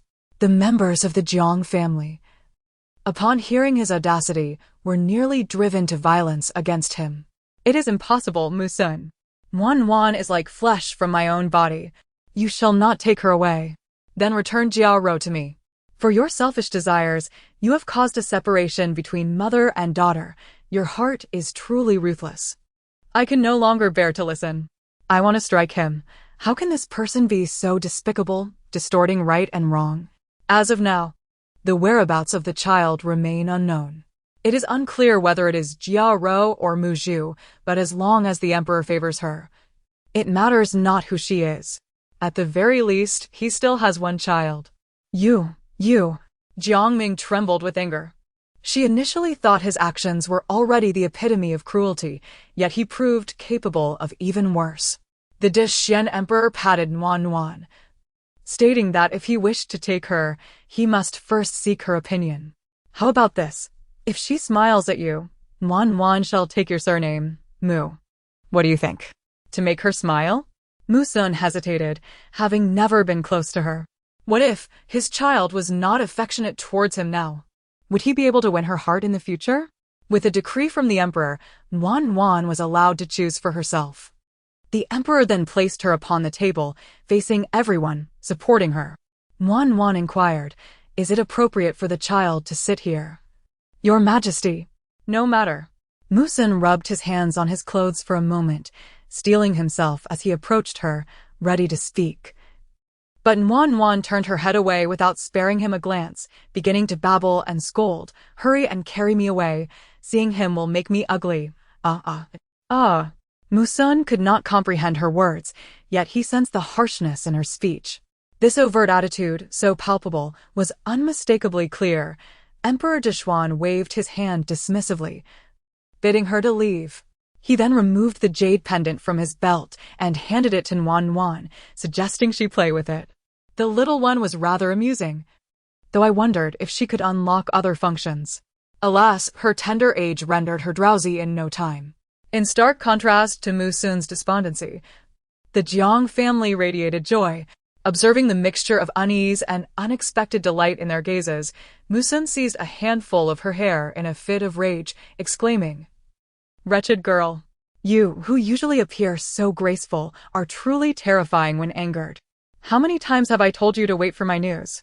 Yet, you could not contain yourself and caused a ruckus at the residence. And now are you satisfied? The Jiang family has severed ties, and Wan has adopted the Jiang surname. But let me make this clear, as long as I draw breath, you shall never enter the Mu estate. Furthermore, I intend to take Jing Huai and Jiao with me. You, foul creature, shall be left to your own devices." Jiang Mianer, terrified by his fierce countenance, wept uncontrollably. "Brother Sun, I did not mean to. I merely sought her to inquire about Jiao's whereabouts. I had no inkling it would escalate to this. It is all my fault. I will plead with her. Take me to her. She has just given birth to a daughter for you. She would not treat you so harshly, Brother Sun." Musun kicked her aside, retorting, "Plead with her? What are you even worth? The Jiang family has already sought the decree for divorce. There is no room for negotiation, you fool. I should have realized you were a woman of no standing. And now you have brought about this calamity." Musun was utterly merciless towards Jiang Mianer. The once fervent affection and solemn vows had now transformed into daggers piercing the hearts of both. "Sir, someone has brought a child outside." Upon hearing this, Jiang Mianer, who had been wailing on the ground moments earlier, immediately rose, exclaiming, my child, my child." As she saw the caretaker holding the child, she snatched it away. And at that moment, she recognized her beloved Jiao. "It is my Jiao." Observing her joyous tears, Musun understood the truth. It seemed that the Jiang family's deceit had ensnared him. Volume 1, Chapter 21, Unrequited Love. At last, Ming'er had successfully extricated herself from the Mu household. From this day forth, our family would be united and complete. "Shenger, do you have anything to say?"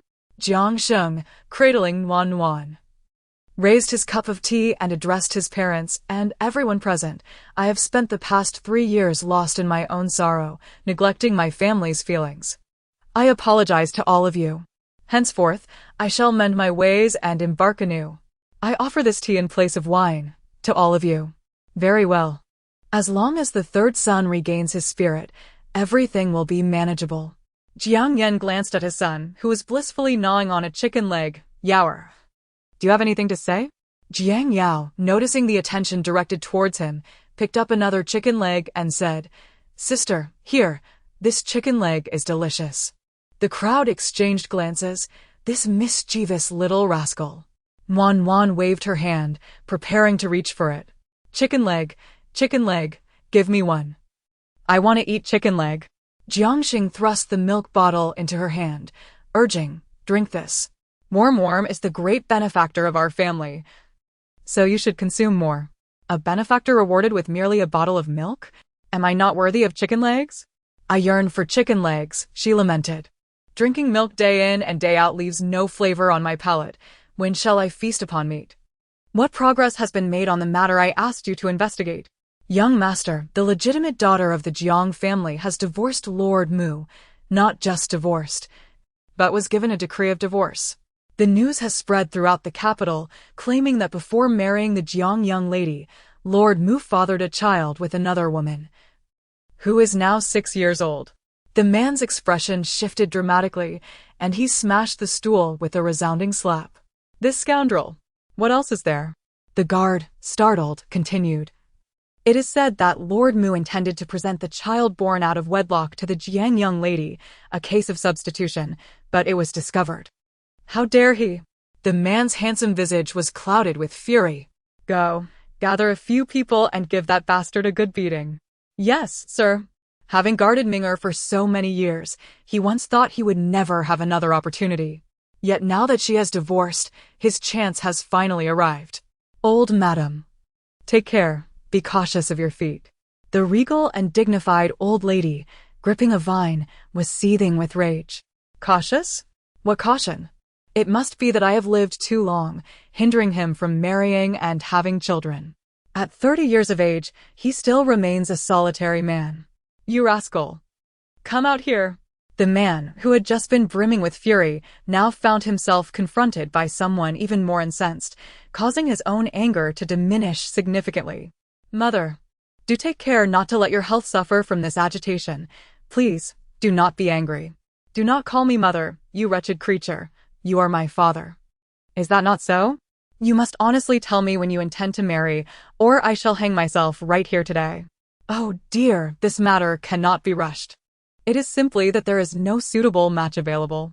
Perhaps you could wait a while longer. Wait for what? What is unsuitable? I see that you are. Yang, do tell me, is there something wrong with your health? The old matron inquired as she glanced downwards at him. Yang twitched his lips. Mother. I am perfectly well. You are just imagining things. He then hurriedly took his leave with the others. Have you heard the news? That Minister Mu, or rather, Dr. Mu, was beaten up in the alley last night. My goodness, you should have seen his pitiful state, bruised and battered, limping along. TSK. Honestly, he deserves it. He forsook the respectable Jiang family daughter and chose to consort with a concubine, deceiving her into marriage and fathering children with her. Such a man deserves to meet a grim fate. You speak so vividly. Did you witness it yourself, or is this merely hearsay? The notion of a man having multiple wives or concubines is not unusual. Since Madame Jiang has married Master Mu, she must adhere to the adage of following her husband. Whether he be a rooster or a dog, even if Master Mu were to keep a mistress, it would reflect her own inadequacies in retaining her husband. Yet, here you are, indulging in idle gossip, utterly oblivious to your own shame. Long ergo, I was curious to learn who uttered such words, only to discover it was the wife-beater Li Godan. What, do you aspire to emulate others in keeping a mistress? Alas, you are but a pauper. And your current wife is already inclined to stray. At the general's residence, it is said that the scoundrel was beaten, which brings great delight to the heart. Let us raise a toast. Jiang Hongzhe instructed the maid to pour a glass of wine, while Wan held a bottle of milk. The two clinked their vessels and drank heartily. Wan finished her milk with a satisfying burp, causing laughter to ripple through the room. In the Mu residence, Lu and Wen set aside their grievances and calmly sat down to converse. What shall we do now? We had assumed that with Madame Jiang gone, our son would have a chance, yet suddenly, an unexpected obstacle has emerged. He is already 6 years old, and now there is another child vying for affection. That Jiang must surely have ties with the old matriarch. Otherwise, with her miserly nature, how could she have been brought into the household? Regardless of any connections, we cannot allow the master to elevate her status. A mistress remains a mistress, and to aspire to be the legitimate matron is but a foolish dream. Look at the master's countenance from yesterday. He has already grown weary of Jiang, so you need not worry about that. However, the old lady held a fondness for her, which became the greatest hindrance. Lady Wen gently caressed her younger son's face, realizing that she must prioritize her son's well-being and not be crushed by the term concubine. If she wished for the old lady to grow weary of her, she ought to allow herself to err. The two exchanged a knowing glance, their understanding unspoken. Within the Dixing courtyard, the elderly matriarch lovingly embraced Mu Jiaro and Mu Jinghuai, her cherished grandchildren. Wait for your grandmother to prepare something for you both. As she contemplated her empty jewelry box, the words that were about to escape Shi's lips took a different turn. Grandmother has instructed the kitchen to prepare delicious dishes for you. Make sure to eat well. Mu Jinghuai, ever obedient, embraced her and replied, "Thank you, grandmother." Upon sitting at the dining table, they were greeted with an abundance of verdant dishes, save for a solitary plate of meat. In a fit of rage, Shi threw down her chopsticks. What is this? A table filled with greens. Has the kitchen absconded with the funds and skimped on the provisions? Volume 1. Chapter 22. The inner palace Jiang Mianer sat silently across from her. The maid stood nervously beside her. Old lady, it appears the kitchen's budget has been somewhat insufficient. Which is why. Shi snorted disdainfully, well aware of the circumstances. Jiang had departed, taking her dowry with her, leaving the household in a precarious state. What a wretched woman! Even in her absence, she does not allow us peace, daring to abandon her husband. I once sympathized with her for managing a large family. But now it seems it was all for naught. With a flurry of murmurs and complaints, Jiang Mianer discreetly signaled to her maid. Moments later, a delicately crafted food box was placed upon the table. Mother, these dishes are from Shangping Xian, featuring their signature specialties. I initially feared you might dismiss these humble offerings. Yet here we are, please do indulge. As an array of meticulously prepared meat dishes was unveiled. Their vibrant colors and enticing aromas brought a radiant smile to the old lady's face. Excellent.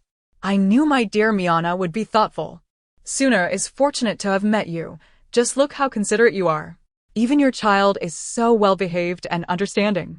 The atmosphere at the table softened, and the maids and matrons sighed in relief.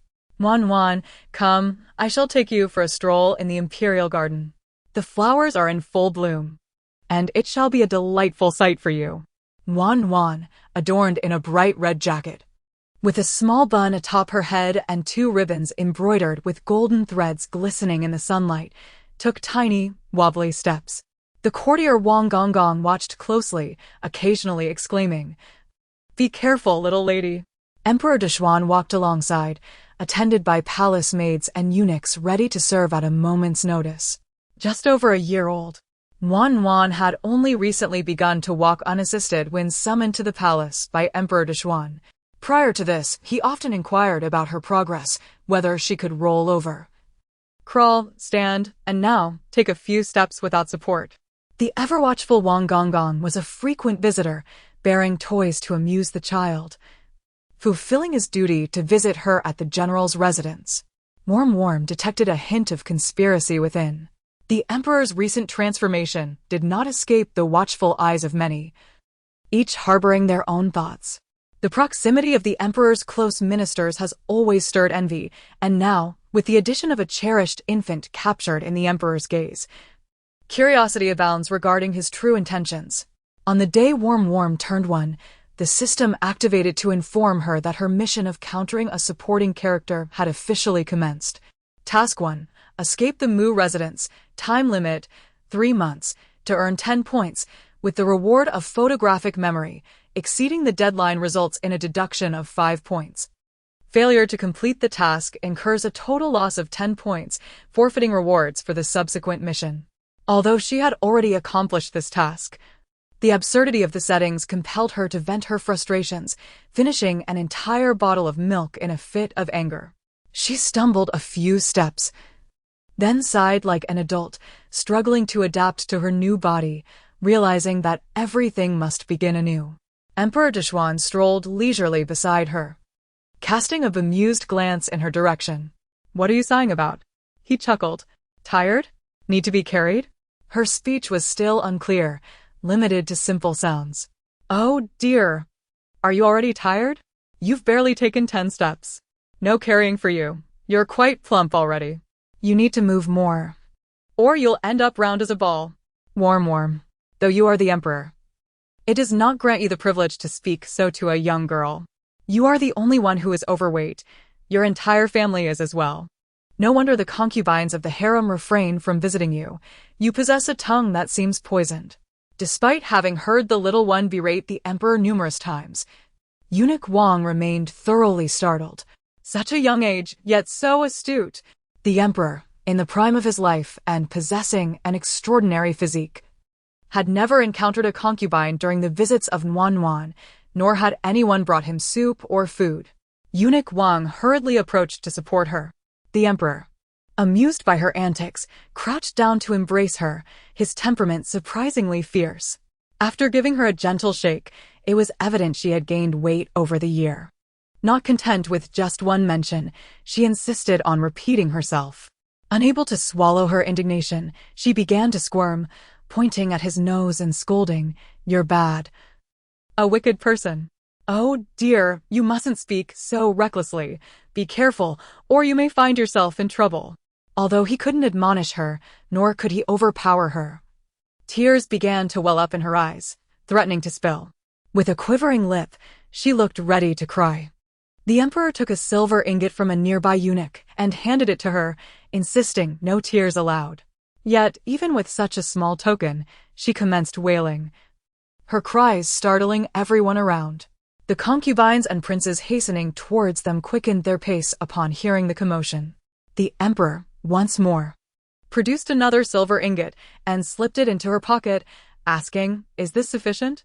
Wan continued her lamentations. Ultimately, he resorted to placing a gold ingot in her hands, and at last, her cries ceased. Clutching the gold, she gingerly touched it, her hands chilly, while tears clung to her cheeks, wavering on the brink of falling, occasionally punctuated by soft sobs. The Grand Eunuch gently dabbed her tears with a handkerchief, exclaiming, "Oh, do not cry, my dear." In her small hands, she clutched a piece of gold, rather large for her tiny fingers to grasp. She wiped her face with her sleeve and then bit into it. Emperor Dishwan felt a twitch at the corner of his eye and, taking the gold from her, stuffed it into her pocket, saying, "Do you think I would deceive you? Hold onto it well and cease your wailing. Your cries are nearly deafening me." The Grand Eunuch stood silently by, pondering the emperor's ways. "Your Majesty, why do you always seem to incite tears, only to soothe them with gold? One cannot discern whether it is your intent or mere coincidence." As a throng of princes, princesses, and concubines rushed in, they were met with the sight of the emperor cradling the child, while the Grand Eunuch dabbed her tears. The palace maids and eunuchs trailed behind, smiles dancing in their eyes. The onlookers felt as if they were intruding upon a tender moment. "Your servant pays her respects to the emperor. Your son pays his respects to father." Emperor Dishwan furrowed his brow momentarily before relaxing. "What brings the empress here?" Empress Lu approached the emperor, saying, "I was in the garden with my sisters, admiring the blossoms, when we heard commotion and came to investigate, only to stumble upon your Majesty." Glimpsing the gold peeking from the child's pocket, a flicker of derision crossed the empress's eyes as she smiled at the child. "Whose darling is this? Such beauty! Perhaps your Majesty would allow me to hold her. Seeing her makes me long for a delicate little princess of my own." The beauty of this young lady is truly remarkable, gentle and virtuous, with a delicate and ethereal appearance. Her attire is extraordinarily lavish. Yet one cannot help but sense an underlying malice. Upon hearing such remarks, Emperor Dishwan pondered the implications. Lu Empress cradled the little one in her arms, admiring her cherubic face and flawless skin. Unbeknownst to the child, her left hand discreetly ventured beneath the child's garments, applying a firm twist. Despite the thick layers of clothing, the child felt an intense pain. "This person is pinching me. It hurts so much, but I shall not cry. Let us see how you handle me," she resolved silently. The emperor keenly observed the expressions of those around him, noting that, aside from Eunuch Wang, others maintained their composure. Were they exceptionally resilient, or was it merely that, aside from himself and the eunuch, no one else could perceive the child's distress? The child's face flushed crimson, and the system, witnessing this, yearned to advise her to relent. Why must she be so stubborn? Noticing the child's reddened countenance yet unyielding demeanor, Lu Empress contemplated increasing her grip, only to have the emperor intervene and take the child away. "What is the matter, your Majesty?" the other concubines inquired as they approached, eager to hold the child. Startled, the little one clutched tightly to the emperor's neck and thought, "Run, bite." These women resembled ravenous wolves, fierce and frightening, as if they might devour her. The child, being timid, lacked the worldly experience that palace children possessed from a young age, which naturally endowed them with greater courage. Unlike the third and fifth princes, along with a host of little princesses who would obediently greet the concubines upon meeting them, Emperor Dishwan cast a displeased glance at her, causing Empress Lu to tremble in fear. The empress, after all, was merely 1 year old, incapable of articulating her thoughts coherently. Such a dignified empress, behaving in such a petty manner, truly lacked grace. Empress Lu had not anticipated the emperor's profound affection for the child. Indeed, it was her own folly, as she had overlooked the fact that the child was still so young and unable to speak. It was her mistake. Over the years, having borne no children herself, she had become rather unfamiliar with such matters and hoped the emperor would not hold it against her. As she spoke, she removed a glazed hairpin from her head, presenting it to the child as a token of apology. Observing the child adorned with an abundance of gold and silver, she assumed it would be to the child's liking. However, Wan regarded the inexpensive hairpin, which bore a noticeable scratch, with indifference. Its elongated design might catch a child's eye, yet it failed to pique her interest, prompting her to quietly turn away. Empress Lu's hand, holding the hairpin, froze in midair. How could this child be so ungrateful? At that moment, Lady Wanzhou approached, clutching a handkerchief, remarking that the empress was indeed generous. This hairpin had been of interest to her for quite some time, but it was difficult to deprive one of their treasures. It seemed that this little one was more fortunate than she. The emperor, witnessing their feigned camaraderie, felt a surge of discomfort. "Since you cherish it so, I shall bestow it upon Wan on your behalf," he declared. The phoenix hairpin upon the empress's head was quite exquisite. It would serve as a delightful toy for the child, a gesture of your apology. With that, he gestured for a nearby palace, made to remove Empress Lu's phoenix hairpin, wrapping its sharp edges before presenting it to Emperor Dushuan.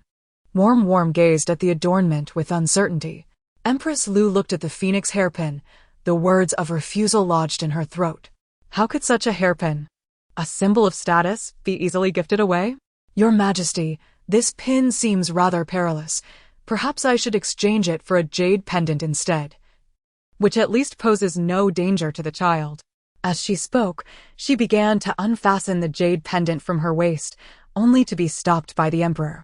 "No need for that. I find it quite suitable. Later, I shall remove the sharp points and give it to Warm as a trinket, for it holds little value." Empress Lu's heart bled, yet she nodded tearfully, casting a fierce glare at Concubine Wan. Concubine Wan, holding the hairpin, appeared at a loss, her smile more sorrowful than joyous. "I feel exhausted just watching them. They've been here for so long, yet these children remain silent. Why is this person glaring at me? Come here, the three of you." Emperor Dushuan, named Yong, fathered 5 princes and 4 princesses. Accompanying the empress were the virtuous and esteemed consorts, who bore the 3rd prince, Mo, and the 5th prince, Han, while Concubine Wan gave birth to the 2nd princess, Yu. The 3rd prince was 12, the 5th prince 10, and the 2nd princess 14. "Father, at this hour, shouldn't you be at the Guozijian? What brings you here?" His voice was gentle, his tone indifferent. However, the 3 were so frightened that they immediately knelt on the ground. "Such timid hearts? Han, speak." "Your Majesty, today Mother said she was unwell and instructed me to request a day off from my teacher. Hence, I did not attend the Guozijian today." "Unwell?" "I observe that the countenance of your mother, the Empress, is flushed with vitality, and she appears to have leisure to meander through the imperial garden. Pray, confess honestly. Have you once again indulged in truancy?" Empress Lu delicately caressed her newly adorned nails, maintaining a smiling demeanor as if she were appreciating a picturesque landscape. The noble consort Liang knelt, addressing the emperor, "Your Majesty, this matter is due to my insufficient consideration. Academic pursuits should take precedence, and I have failed to supervise adequately. However, in light of Mo's filial piety, I beseech your Majesty to grant her forgiveness. Your Majesty, although the child's actions are lacking, her devotion is commendable. I implore you to refrain from punishment." In the imperial garden, there were those seated, those kneeling, and others watching the performance, as blossoms flourished unnoticed, and faces bore the weight of sorrow. I have yet to speak, yet you all begin to interject one after another. Do you perceive me as so unreasonable? I do not dare. Nor do I. Lord Wang, is today the birthday of Consort Liang? Both Consort Liang and the virtuous consort, alongside others, turned their gazes towards Lord Wang. The emperor typically pays little heed to such matters. Should Lord Wang exercise discretion in his words, perhaps the emperor will show leniency. What are you staring at? I am but a servant of the emperor. It is now early February. Has Consort Liang celebrated another birthday? Such audacity. Why not declare that today marks the end of your monthly cycle as the reason for celebration? So it is. It is indeed my fault. I am unaware of even this small habit of my beloved consort. Your Majesty, it has been decreed that in celebration of the esteemed concubine's birthday, I have decided. Volume 1, Chapter 23. Good news. The atmosphere in the hall was so tense that no one dared to breathe, awaiting the emperor's announcement. Meanwhile, Wan, unbeknownst to anyone, had produced a handful of sunflower seeds, the crisp sound echoing throughout the chamber. The shells fell onto the emperor's dragon robe. Hearing this noise, Princess Shiryu could no longer contain herself. Cease this at once. Everyone is attentively awaiting the imperial edict, and here you are. Cracking seeds and dirtying Fodder's dragon robe. Come down at once. The sudden outburst startled Wanjiao, who promptly tugged at her daughter's sleeve, only to be forcefully brushed aside. I shall not. How infuriating. Wan made a face at her, then resumed cracking seeds. Her small hands, lacking teeth, were unable to open the shells, yet it did not diminish her enthusiasm. Furious, Shiryu rose from the ground, intent on pulling her down. The royal eunuch hastily intervened. Your Highness, this is not prudent. It would be unfortunate if she were harmed. Shiryu pushed him aside, glaring as she clarified, Who is your true master? You protect this imbecile of unknown origin, yet she does not bear the Shir surname. Shrugging off the royal eunuch, Shiryu approached to grasp Wan's hand. But upon seeing her, she found Wan clinging to the emperor's neck, nestled comfortably in his embrace. This ignited a blaze of indignation in Shiryu's eyes. Her father had never held her in such a manner. Father, will you not intervene? We are indeed your children, yet you now hold a stranger. Not even having embraced the 9th prince. Wanjiao turned pale with fear, for this individual was no easy companion. The hierarchy of lord and subject, followed by that of father and son, had been distorted, and the emperor was being unjustly blamed. Such an act was utterly rebellious. Empress Lu cast a glance at Shiryu and then turned to the emperor, saying, Your Majesty, you have indeed lavished excessive attention upon this outsider. Even the second princess feels slighted. Perhaps it would be best if I were to take over. Do not let him hold you. His heart is as venomous as a serpent. He even pinched me. My bottom must surely be bruised. Mother, please come to my rescue. This place is terrifying. I shall never return again. Woe is me. Are you frightened? That simply will not do. Does the second princess feel neglected, as if no one is holding you? Shiryu was momentarily taken aback, although she did feel a twinge of discomfort. She was already 14. Was it still appropriate to be held? Father, I do not. You are growing up, and it is somewhat inappropriate for me to hold you. Since the Empress has expressed a desire to embrace a child, having mentioned it repeatedly, why not fulfill her wish? Go, sit in your mother's lap. The onlookers were stunned. Wanjiao was also taken aback. Your Majesty, that is unnecessary. Quickly now. Your mother is waiting. Do not dawdle. Emperor De Xian observed her hesitation and decided to nudge her forward with the assistance of eunuch Wang. Although Shiryu was rather advanced in age, she remained a child at heart. It would be a delightful experience for the Empress to hold her and cherish the moment. Ha ha ha, you truly have a way about you, old master. This child in your arms is more regal than a queen. Just look at her complexion. It has turned quite pale. The Emperor of De Xian gently pinched the warm cheek, admonishing, Do not nibble. You have no teeth and only leave drool all over me. The other consorts gazed at the scene between the Empress and Shiryu, their eyes wide with astonishment. The Empress, with her somewhat frail form, was nearly toppled over by Shiryu's weight, only able to steady herself with the help of a palace maid. After a short while, The Empress's face flushed crimson as the hairpins of both Shiryu and the Empress became entangled. To maintain her balance, Shiryu had no choice but to place her hand on the back of the Empress's head, her entire being leaning against her. "Your Majesty, is this sufficient?" "I feel somewhat." The Emperor, cradling the warm child, offered her a pastry to nibble on. "What is the rush?" "I am still holding Nuan. I have not let go for quite some time, and you have only just begun. Ah, by the way, third prince and fifth prince. Are you not also feeling dissatisfied with my holding of Nuan? The virtuous consort and the good consort are not idle at the moment. Why not allow your mothers to hold you too? If everyone has a child in their arms, there shall be no grievances." Nuan, ever the instigator, chimed in, "Hug. Everyone should hug, it's fair and just." The crowd responded, "Your Majesty, you are holding a 1-year-old child, while theirs are all in their teens. How can this be compared?" When Jiang Hongzhi entered the palace to retrieve Nuan, he was met with this sight. In the imperial garden, the emperor and the consorts each cradled a child. The several ladies were visibly exhausted, their faces flushed and glistening with sweat, while Nuan clapped her hands in delight at the spectacle. "Your Majesty, and Her Majesty the Empress, Minister Jiang has arrived. Please rise. Grandfather, avenge me swiftly. That Empress has just pinched me, it hurt terribly, and her entourage has been persistently picking on me. Fortunately, Lord Shi stood by my side, otherwise. You might not see me here now. Emperor Dishwan, why is this child being so dramatic? Who would dare to harm her here?" Just as Jiang Hongzhi intended to advise Nuan to temper her laughter, noticing the displeased expressions of the ladies present, he heard her heartfelt thoughts, causing his heart to race. How could so many bully a mere 1-year-old infant? How shameless! He was about to take Nuan away, but decided to stay a moment longer to witness the unfolding drama. Oh, how affectionate the ladies are with the children. Still holding them at this age. I feel a twinge of shame as I observe. Nuan is already a year old and struggles to speak clearly. Yet I have been insisting she practice sitting on her own.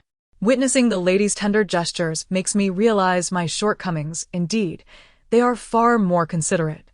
That old fool. Speaking such sarcastic remarks. Empress Lu felt her makeup smudged and her back dampened. Had it not been for this useless person, she would not have to endure such humiliation. Her once straight posture now sagged with fatigue as she grasped Shiryu's waist, her long nails snapping against Shiryu's belt, breaking it in an instant. Blood gushed forth. "Ah!" Empress Lu gasped in pain. Your Majesty, you are bleeding. Quickly summon the imperial physician." The attending maid cried out. The eunuchs in attendance immediately rushed out. "Stop." The Emperor Dishwan silenced his voice, pondering the triviality of the matter at hand. After all, it was merely a broken nail that could be easily wrapped in a handkerchief. It was prudent to keep one's nails trimmed, for they could pose a danger to oneself and others.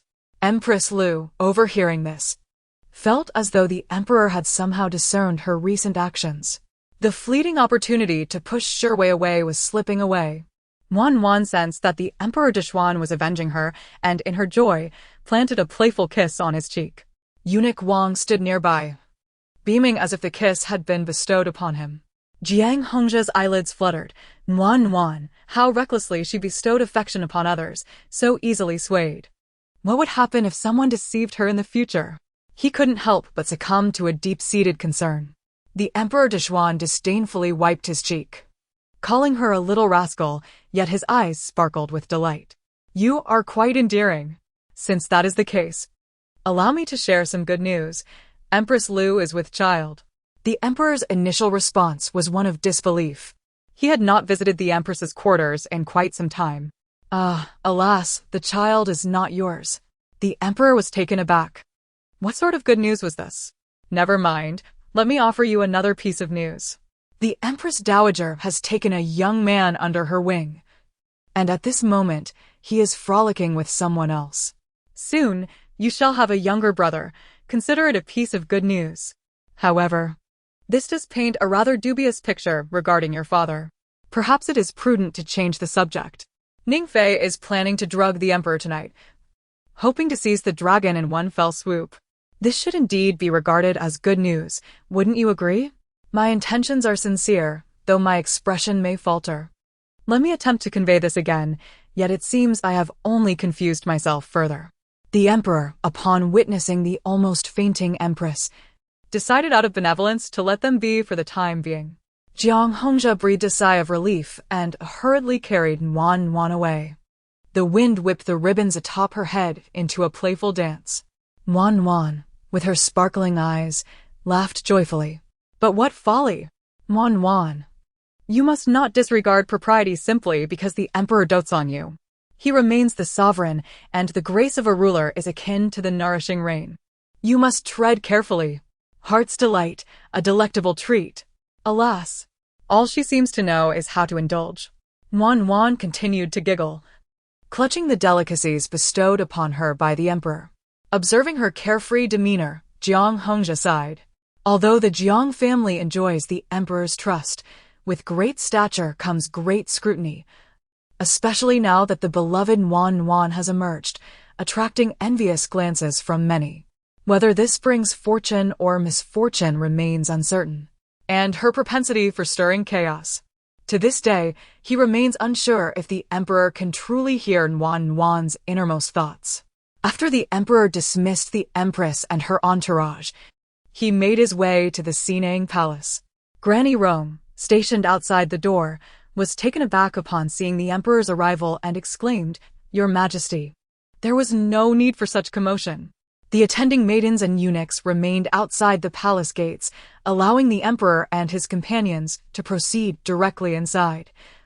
Advancing towards the inner chamber, he exchanged a knowing glance with Granny Gui, who remained outside. Moments later, Granny Gui emerged with a somewhat unnatural expression, giving a subtle nod to the emperor. The emperor, who had been filled with doubt, now felt a surge of certainty, his fists clenched tightly, the knuckles cracking audibly. Veins bulged at his temples as he waved his hand through the air, shouting, someone. They're assassins! Granny Rome, hearing the commotion outside, attempted to rush in with her people but was halted by Eunuch Wang. The Empress Dowager, disheveled, burst out, "Granny Rome, where have the people gone?" "Your Majesty." "Why are you here? Had I not come to Mother, I would never have known that you prepared such a grand surprise for me." Caught off guard by her son's revelation, the Empress Dowager felt a twinge of embarrassment. At 50 years of age, she had entered the palace at 16, navigating through numerous trials and tribulations, ultimately outlasting the late emperor to ascend as the Dowager Empress. Yet, when it came to genuine capability, her skills were limited. She had merely seized the opportunity when the former empress and the consort had mutually exhausted each other in their rivalry. When the late emperor passed, the 15-year-old Shi Yong ascended the throne. Initially, she had aspired to emulate the previous dynasty by controlling state affairs, but her lack of power and the fact that Shi Yong was no longer easily deceived led her to relinquish her ambitions and settle into the role of a dowager empress. Over the years, she had not been devoid of suitors, yet she had managed to keep it concealed remarkably well. How could this time be different? Summon everyone from the Sinang Palace and execute them all. Upon hearing this, Empress Dowager Qiao lifted her head, disregarding her appearance, and rushed outward, exclaiming, "Emperor, how dare you? I am the Empress Dowager. You cannot arbitrarily dispose of the people here without my consent." Concubine Rong Wang Dequan, stop her. Eunuch Wang stood at the entrance, drenched in cold sweat. "Oh, little ancestor, you have certainly brought great trouble upon me. Empress Dowager, I implore you to halt." In a fit of rage, Empress Dowager Qiao slapped him, feeling that if she could not confront the emperor, even a mere eunuch had the audacity to disregard her. "Get out of my way." Wang Dequan, despite receiving the slap, maintained his composure and continued to block the entrance with his men. Hearing the anguished cries from outside, along with concubine Rong's pleas for help, Empress Dowager Qiao felt her heart racing with despair and turned once more to the emperor. "Your Majesty, concubine Rong has been with me since childhood. We have relied on each other for so many years. Please spare her. Have you ever considered whether your actions do justice to the late emperor? This vile servant not only refrains from dissuading you, but also aids in your tyranny. Today, all those within this palace must perish. The royal secrets must not be known to outsiders. As the cries from outside gradually diminished, Empress Dowager Qiao could no longer withstand the weight of despair and collapsed onto the ground. Only when the last echo of sound faded did Emperor Dishwan rise from his seat. Empress Dowager, remember this. The lives of 50 souls in Sinang Palace have been extinguished due to your selfishness. When you slumber, keep your eyes wide open, for vengeful spirits may come to collect their due. Wang Dequan conveyed the emperor's intent, stating that the Empress Dowager's health was in disarray, and thus, the Sinang Palace would be sealed for 3 days, prohibiting anyone from entering or leaving. Gamama, you shall remain to attend to the Empress Dowager and depart after 3 days. This was destined to make Empress Dowager Qiao witness a nightmare amid the bloodshed. Yes, the curses of the Empress Dowager echoed in fury. The emperor, with a flick of his sleeve, departed, advising the Empress Dowager to take care of herself. As Wang Dequan followed the emperor out of the Sinang Palace, he glanced at the emperor's expression. Your Majesty, Miss Jiang. The emperor cast him a disinterested glance. It appears you have taken a liking to that little one.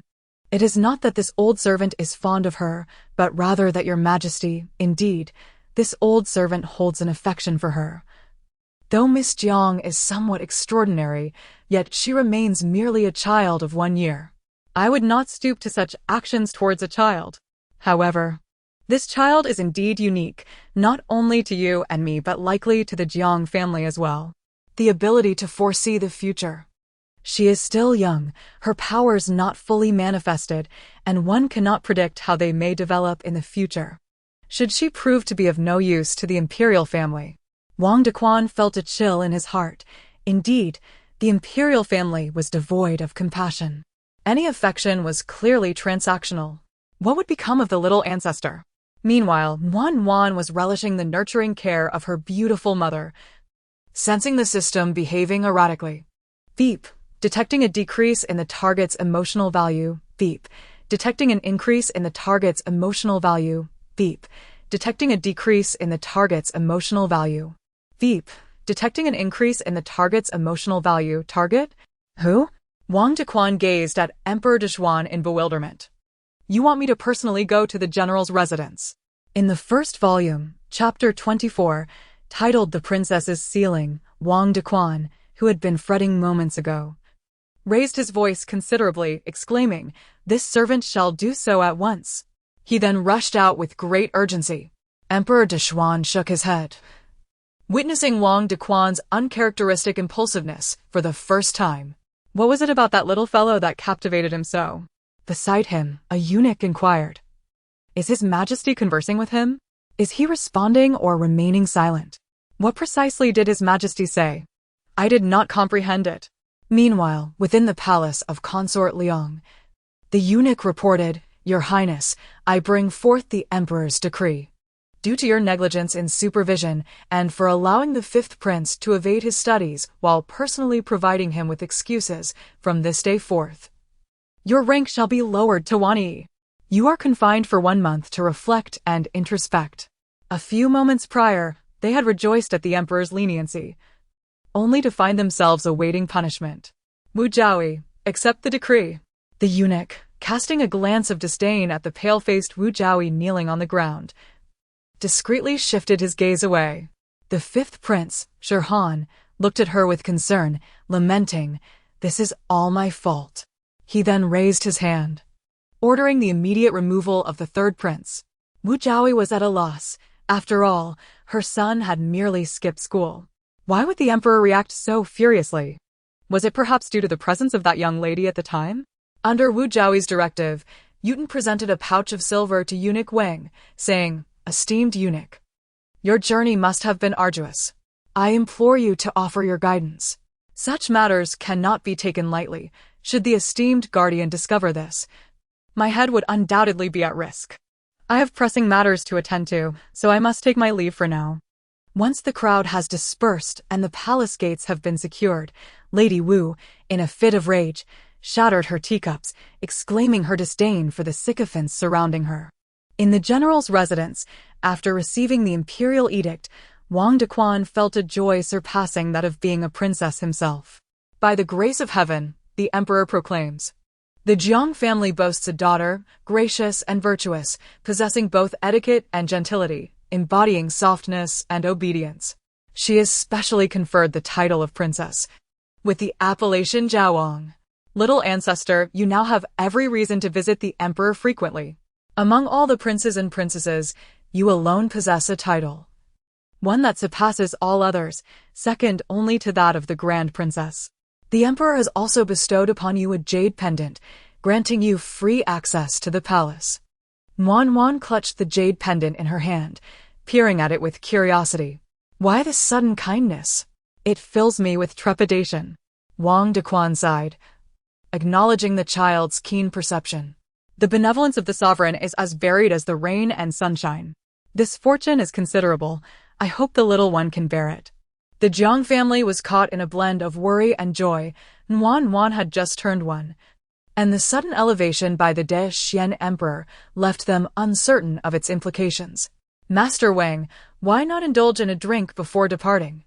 Must we inscribe it on the jade tablet? If we do, Wan cease to be a Jiang family member? Jiang Yan furrowed his brow tightly, as if he could crush a mosquito with sheer intensity. Such words ought not be spoken, for this is an immense blessing.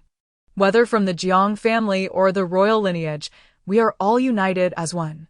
The esteemed eunuch Wang has conveyed his message. The emperor has resolutely decided to bestow upon an outsider princess, which will undoubtedly incur considerable pressure and opposition. However, the reasons behind this decision cannot be disclosed to the public, although there are myriad factors at play. Be it the affection towards Wan or the recognition of her capabilities, ultimately, this culminates in the present outcome. Whether it leads to fortune or misfortune rests solely upon Wan herself. The eunuch's words ring true. Our considerations have indeed been lacking. Steward Zhou, holding a pouch of silver, extended it towards Wang Dequan, who promptly refused, pushing it away. Instead, he retrieved a hefty bag of silver from his garment and placed it in Wan's embrace, expressing it as a humble token of appreciation. Knowing the princess's fondness for such gifts, please accept this, Your Highness. Jiang Ming looked at him in astonishment, exclaiming, Eunuch Wang, this is inappropriate. Wang Dequan waved his hand dismissively, asserting that his bond with the princess transcended such trivialities.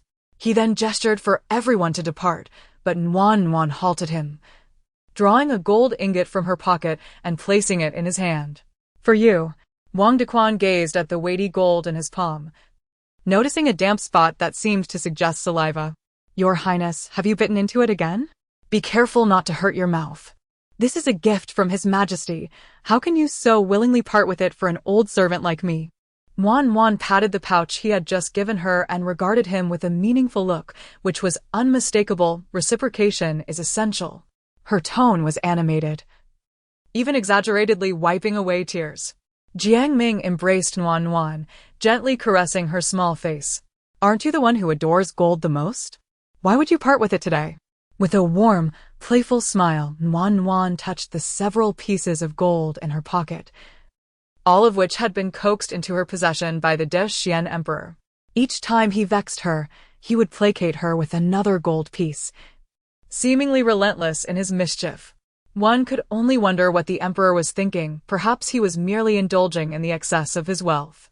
Nevertheless, with her presence, she could assist the De Xian Emperor in this endeavor, a task that would continue until his demise. Wan chuckled heartily. She wouldn't mind if such occurrences were more frequent. The emperor was currently reviewing memorials when he lifted his gaze towards the gold in her hand. She was quite audacious, thinking she could gift his gold as a favor. With a casual motion, he returned to his work. Yet his left hand reached out to seize the gold ingot from Wang Dequan, leaving the latter utterly bewildered. Your Majesty? Seeing that the emperor had no intention of returning it, Wang Dequan muttered under his breath, that was a gift from the princess to the Zejia family.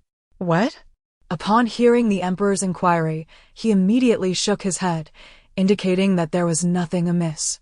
He dared not speak further. After all, who would challenge the emperor? Seated upon the dragon throne, the emperor surveyed the court. The speaker was none other than the deputy minister of works, Zuocheng, father of Wan Zhaoi. Just moments ago, Wang Dequan had read out the imperial decree in the Hall of Golden Chimes, announcing that the genealogy for the Zhao family would be presented in 3 days. This prompted a cascade of objections from the ministers present. Your Majesty, that young scion of the Jiang family possesses neither merit nor exceptional talents, yet has risen above numerous princes and princesses. It is likely to be met with discontent. The members of the Jiang family stood in the grand hall, listening to the minister's fervent discussions, all opposing Wan's elevation to princess. The inadequacy of one's own child breeds jealousy, particularly when they perceive that Wan has captured the emperor's favor. Witness the envy that manifests in their eyes. They speak of achievements, yet Wan is but a year old. What accomplishments can be attributed to her? This old man speaks without forethought. Jiang Hongzhe then steps forward. Addressing the emperor, Your Majesty, I must express my dissent. All the ministers present turn their attention towards Jiang Hongzhe. What is this, General Jiang? Just yesterday all seemed well. Why would you utter such words before the emperor? Do you not see the displeasure on His Majesty's face? Wang Dequan feels a pang of worry. What is it, Minister Jiang, that you wish to convey? Jiang responds, Your Majesty, I find merit in the words of the left minister and Minister Su. My granddaughter, being merely a year old, is indeed incapable of earning any accolades and lacks the extraordinary talents that would warrant recognition. She is truly unremarkable. Unlike Minister Su and the left minister, who, at the tender age of 40, are already preoccupied with the welfare of the nation and its people. I truly feel a sense of shame. The left minister. Minister Su of Suzhou. Wang Dequan nearly chuckles aloud. General Jiang's tongue is indeed sharp.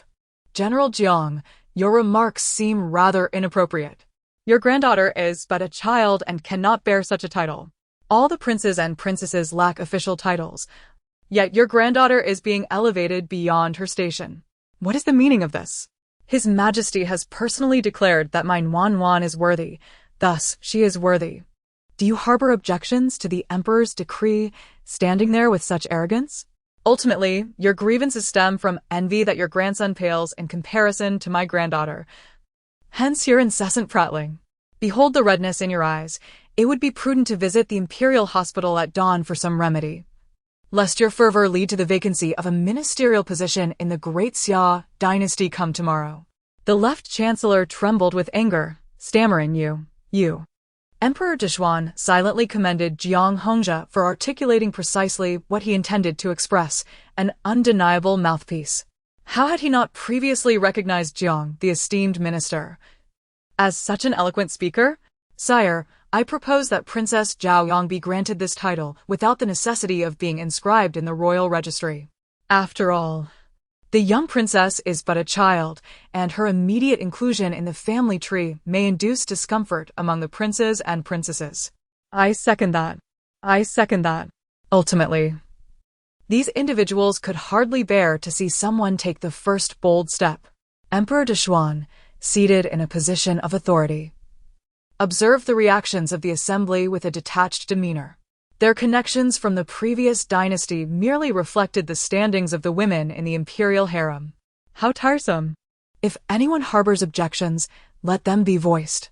I am eager to hear just how profound your jealousy is towards a mere 1-year-old infant, such that it encroaches upon the dignity of the royal family.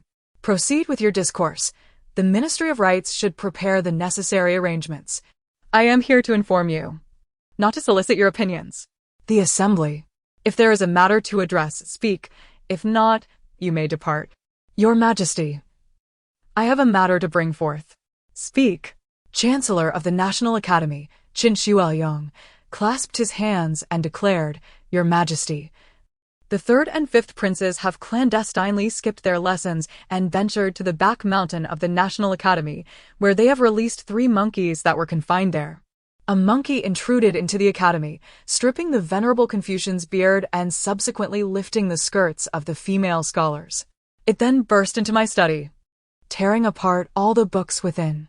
As the destruction of the precious volumes was recounted, the esteemed director of the Imperial Academy was nearly moved to tears. For those were the rare editions he had cherished for many years, now rendered irreparably damaged. No possibility of restoration remains. Fear not, Minister Qin. I shall personally provide you with an explanation. I have heard of your treasured collection. Zhou Liang Wu Jiasher. Present, Your Majesty. Yesterday, I caught the third and fifth princes playing truant, a situation exacerbated by the excuses offered by the virtuous and the benevolent consorts. The shortcomings in their guidance are evident. As their fathers, you must assist them. For all losses incurred by Director Qin, you and the virtuous and benevolent consorts shall bear full responsibility. The two men wore expressions of despair, reluctantly acquiescing. Director Qin, impoverished, had spent his entire stipend on his study. Rare editions and treasures, where could they procure such for him? His Majesty had truly assigned them a most arduous task. Fuming, the Emperor left the court and encountered Empress Liu, accompanied by a throng of concubines awaiting him outside the palace. Upon the approach of the Xian Emperor, everyone fell to their knees, exclaiming, "We pay our respects to Your Majesty." "What brings you to seek me?" "Your Majesty, I have heard that you have bestowed the title of princess upon that young girl from yesterday, inscribing her name in the jade register and the family tree, granting her the title Zhaoang. This is, indeed, most inappropriate, Your Majesty." "In what way is it inappropriate?" "The first prince to the ninth prince have not been granted titles." "Do you not fear their sorrow?" The Emperor, upon noticing the third and fifth princes kneeling behind him, was filled with an irritable rage towards these two miscreants. "Third, fifth. Do you not feel any sorrow?" Both princes, suddenly alerted by the mention of their names, instinctively glanced at the virtuous Empress, who nodded in response. They stammered, "Father, we feel wronged." The Emperor retorted sharply, "You feel wronged? What face do you have to feel such a sentiment?" Wang Dequan, standing nearby, reminded the Emperor. "Wan has arrived." "Where?" Wang Dequan took Wan from the nurse and presented her to the Emperor. Wan, having just awoken, opened her eyes to find herself in a different location, only to be passed around like a ball. Emperor Dezhuan carried Wan into the study, instructing the Empress and the virtuous consort to bring in the two rascals, while commanding everyone else to kneel outside. "Yes, why the urgency? You dragged me out of bed. I am still growing and need my rest." In the first volume, Chapter 25, Genuine Pregnancy, False Pregnancy, the Emperor, cradling Wan, sat upon the dragon throne. "What hour is it that you finally rise? Look at the flesh on your face. You ought to exercise early in the morning. Lest in a few years I can no longer carry you." Each time they met, they began with inquiries about Wan's physique, followed by a playful pinch of her chubby cheeks, which inevitably brought her to tears, only to be consoled with gold. This ritual constituted their customary greeting. "What is there to cry about? A few words from me and your tears flow faster than anyone else's." Awakening at the break of dawn, she felt an unjust burden upon her. Warm tears welled up in her eyes, yet she chose to disregard him, continuing to caress the gold she had just acquired. How arduous it is to earn this gold. The costs of time, travel expenses, coupled with the mental and physical toll, all for such a meager reward. Alas, I am truly pitiable. Wang Dequan, nearby, was on the verge of laughter, having been unceremoniously extracted from his slumber that morning, dressed hastily, only to be carried into the palace without so much as touching the ground, and now the Emperor had taken over. And still he dares to claim hardship? The Emperor's lips twitched in irritation, a clear sign of his discontent. Wan turned her head defiantly towards him. "Having met just yesterday and again this morning, one might say our relationship has taken on a rather ambiguous tone," she mused, echoing the current trend of expression. The Emperor, taking a pastry from the side, deftly placed it in her mouth, seeking to divert her attention. His gaze shifted towards the kneeling Empress Lu and her entourage, his expression darkening slightly.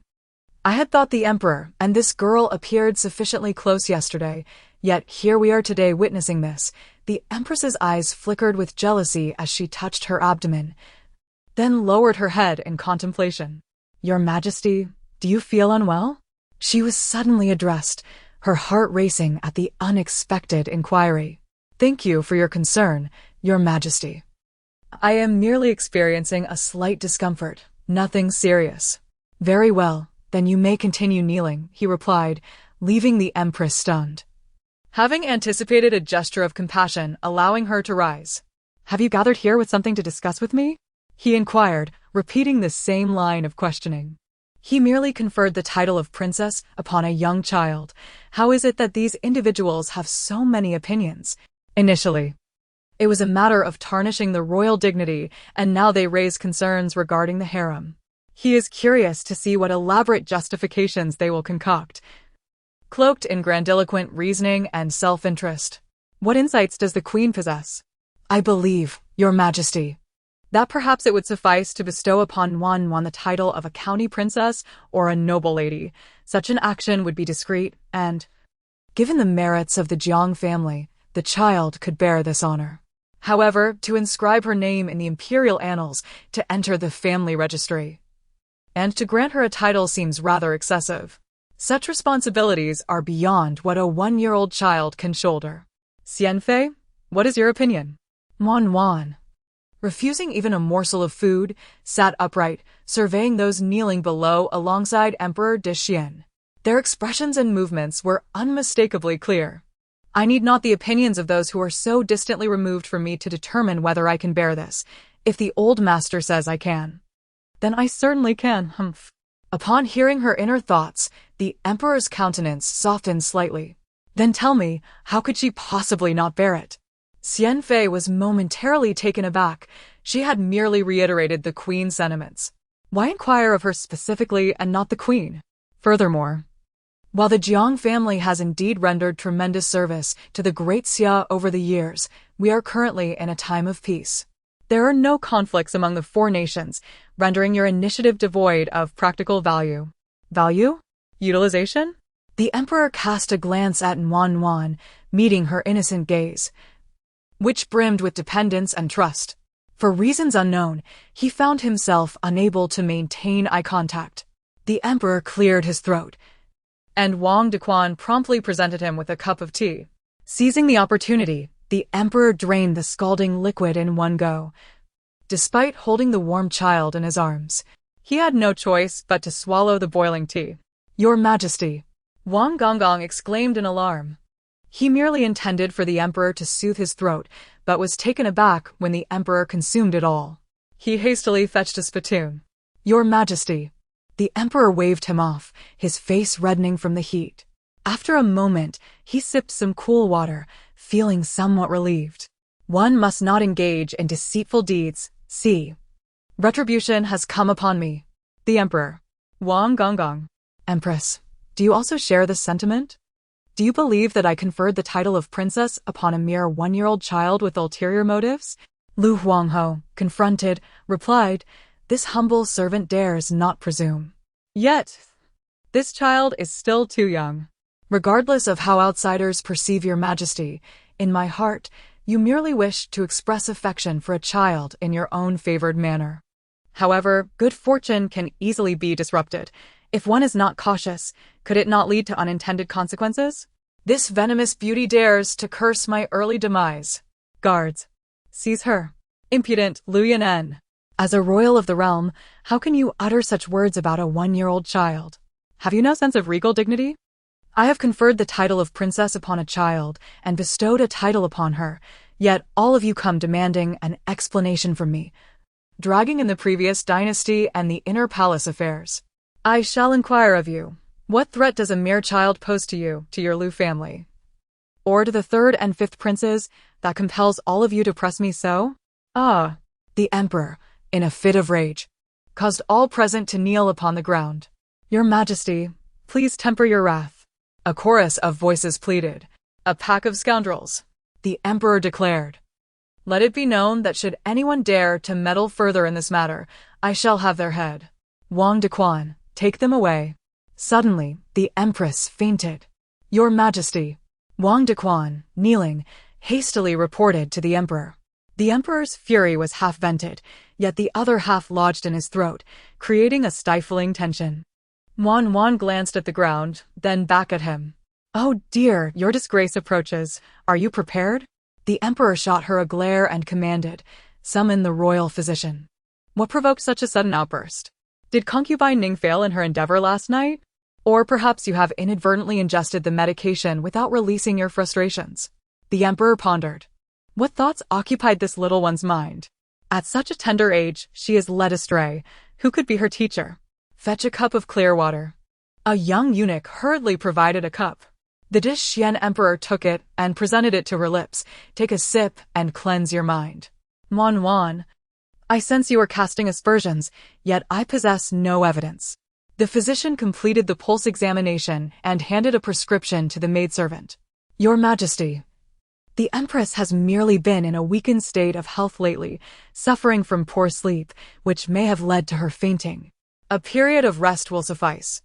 There is no grave concern. The Emperor cast a glance at Wan, pondering, is she not with child? Whose physician is this? Warmth enveloped her in a haze of confusion, precisely as the original text articulated. Could it be that the timeline has yet to reach the pivotal moment, thus leaving the matter unexamined? The text offers no indication of the specific day or hour when the Queen's pregnancy was revealed. Is she not pregnant? Or is it merely too early for detection? Understood, you may leave now. Observing the third and fifth princes still kneeling on the ground, the Emperor's previously softened expression darkened once more. You too, do you have anything to convey to me? The third and fifth princes exchanged furtive glances, believing their actions went unnoticed, yet those in authority were well aware of their subtle movements. Noticing their incessant fidgeting, the Emperor's tone grew more somber. Your Imperial Father is listening. Speak. Your Majesty, I wish to confess something. A few days ago, I inadvertently learned that some individuals were keeping a few monkeys behind the academy, claiming they intended to tame them. With nothing pressing to occupy my time, I took the fifth brother along to investigate. Upon arrival, we found the monkeys fast asleep, remarkably docile.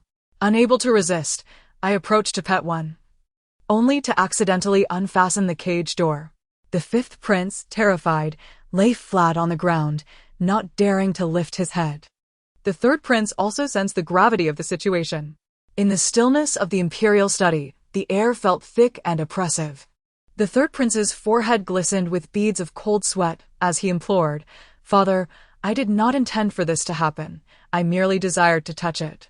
Father, I acknowledge my mistake. The fifth prince, overtaken by emotion, began to weep. Father, it is all my fault. Please, punish me instead.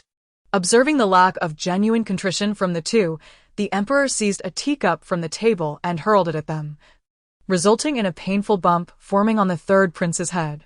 The consort, who had been attending to the Empress, rushed in upon hearing the commotion and embraced the third prince, exclaiming, Your Majesty, if Mo has erred, you may address him directly. There is no need for such fury. Look at his forehead. It is swollen. Step aside, the Emperor commanded. Wang Dequan, remove the consort. He glared at the two princes at this juncture. You still cannot bring yourselves to speak the truth to me. Are you so idle? I could send you to the Imperial Academy. Is idleness your preference? And as for that cage door, you carelessly left it ajar. Try to open the door to the study now. Father. It was I who took the fifth prince along after our discussion. I was the one who opened the cage door. It is my fault. And I lied out of fear of your wrath. I beseech you for your forgiveness. And what more do you have to say? The Emperor pressed. You have spent this time merely acknowledging your carelessness, but have you given a thought to the consequences of your reckless behavior? The precious collection of the Academy's library has been utterly destroyed due to your folly. How much scorn and ridicule will that young lady endure because of your misdeeds? What fate do you envision for her in the latter part of her life? Pray tell, what shall you offer in recompense? The wise consort stood to the side, her mouth agape as she absorbed the unfolding narrative. Amoa, is it indeed true that you are responsible for this? Why did you not speak of it yesterday? The third prince, weeping and gasping for breath, implored, Mother, I feared your wrath and thus remained silent, concealing the truth. It is my fault that the fifth prince has suffered. Father, if punishment must be meted out, let it fall upon me alone. Now you profess brotherly bonds. Where was this sentiment earlier? What purpose does your punishment serve? The rare manuscripts and cherished collections within the scholar's study are irreplaceable treasures, now utterly destroyed. Do you comprehend the gravity of this loss? It appears you are utterly oblivious. Though young, the fifth prince, witnessing his brother's admission of guilt, steadied himself. Father, this matter does not rest solely upon my third brother's shoulders. I too played a part. As for the scholar's invaluable manuscripts and that troubled young woman, I am willing to exert every effort to make amends. Should it require me to serve the scholar as a humble laborer, I shall restore what has been lost. Hearing the fifth prince's words, Emperor Dishwan felt a flicker of solace within. And you, after all this discourse, what do you propose as your restitution? Father, I too am prepared to serve the scholar as a humble laborer. Is that all? Is there nothing more? The wise consort interjected, seeking to ease the tension. Your Majesty. Both children recognize their missteps. Allow them to rise. What has been lost cannot be reclaimed, and admonishing them now serves no purpose. Just as the embers of my anger were beginning to fade, you have once again stoked the flames. Truly remarkable. Indeed. The Emperor Dishyan gazed upon this woman of ample bosom yet scant intellect, and pondered whether such a matter could be dismissed so easily. Is this how you typically educate them? No wonder these wretched youths run amok. While my ire cannot reverse the sands of time, I can certainly alter your station. When a child errs, your failure to admonish them, coupled with your incessant indulgence, leaves them with no path for correction. To have you as a mother is indeed a stroke of misfortune beyond measure. Ha ha ha, though time cannot be turned back, one's rank can indeed be altered. Truly, you are a gem. Wang Dequan, issue a decree. Demote the virtuous consort to the rank of Jowie. From now on, the third and fifth princes will be raised within my care, and she is forbidden from teaching them privately. Otherwise, what manner of individuals might she produce in the future? The virtuous consort, or rather, Jowie Zhou, could scarcely believe her ears. After merely uttering a few words, she had been stripped of her title and her privilege to rear the third prince. This was nothing short of a thunderclap on a clear day. Your Majesty, I understand the rules. You should now refer to yourself as a concubine. Before she could finish her protest, the Emperor's reprimand silenced her. Concubine, be quiet, commanded Wang Dequan. Take her away. Her foolishness pains my eyes. Away with her. Jowie Zhou. The Emperor pondered. You have been rather peculiar of late. Was it possible she had discerned something? Emperor. Volume 1, Chapter 26. Private funds. No wonder I have never encountered anyone visiting your study. It turns out this is the reason. Each time I see you, your status diminishes. Ha ha ha. Oh, wait. Do not depose the consort in my presence next time. Otherwise, people will associate this matter with me, and they might think I am ill-fated. I refuse to bear this blame. The Emperor cast a helpless glance at him, preparing to reprimand the third and fifth princes first. However, did you not notice that the wise consort is rather dim-witted? Surely, it cannot be obscured by that pair of assets. That insolent child. The Emperor took up the cup of water again, sipping to cleanse his mind, lest any foul thoughts take root. Worm. Why does that sound so familiar? Nevertheless, the Emperor's tolerance for worm is indeed remarkable. Oh dear, I forgot to discuss the important matter after having Zhou Jowie removed. This is all your fault. Innocent Worm received a glare from him, utterly bewildered, wondering what it had to do with her. She did not even open her mouth. Wang Dequan. Go inform Zhou Jowie to fully cooperate with her father in the restoration of the rare manuscript belonging to Qin the Scholar. Additionally, half of her monthly allowance shall be allocated to compensate Qin the Scholar. Understood. As for you two, go and apologize to Qin the Scholar and compensate him for all losses incurred by the Academy. You are not permitted to deduct from the allowances I provide. You must either seek assistance from your maternal grandfather or earn it yourselves. In any case, find your own solutions. As for the solitary edition and treasured collection of Master Chin, you are to complete all the missing portions above, then transcribe them meticulously, ensuring that not a single word is omitted, nor any errors committed. Should you fail to restore it within a year, you shall devote another year. If a lifetime is insufficient, then you shall squander your entire existence on this task. I do not wish to witness future generations deprived of the privilege to engage with these texts due to your obstinacy. The content must endure through the ages, leaving a lasting legacy. This is a gift from our forebears to their descendants. Do you comprehend? I understand, my son. Furthermore, regarding the young lady entangled in your affairs, I do not desire another life lost in the capital tomorrow, provided she remains alive, should she find herself unable to marry because of you. You too shall bear the responsibility of supporting her for life. Naturally, it would be most commendable if you could dissuade her from seeking to meet with you. In light of all that has been stated, you cannot leverage your status to intimidate others. Do you grasp the course of action required? I shall remember closely. Once one of you has committed this to memory, go and receive 5 lashes before seeking Master Chin. Old times, you are quite remarkable. Your Majesty, though your name has yet to be inscribed in the Imperial Register, is it too much to address me as Father Emperor? Said Wang Dequan, chuckling from the side. Your Highness, it is Father, not said. You? Why does that sound like an insult? Come, have another sip of water to cleanse your palate. Warmly, she pushed aside his hand holding the teacup, declaring, I shan't drink. What need is there to cleanse? You are quite mad. The Mu residence? Mu Sun observed Jiang Mianer cradling Mu Jiaro in front of him, finding the sight exceedingly irksome. Must you really sway her about before me? Jiang Miana was startled by his voice, feeling a twinge of grievance. Ever since she entered the household, Mu Sun had ceased to shower her with sweet words and tender affections, often raising his voice at her, neglecting even Jiaro. She had initially believed that their mutual affection would secure her a rightful place in the family, content even with being a concubine rather than the primary wife. In hindsight, she realized that her eagerness had been misguided. With this thought, she gently patted Mujiaro and said, Roa, your father is in a foul mood. Why not go and cheer him up? Mujiaro's eyes flashed with impatience, yet she obediently toddled over to Musun, clumsily wrapping her arms around his leg. Daddy. At just over a year old, her speech was still somewhat halting.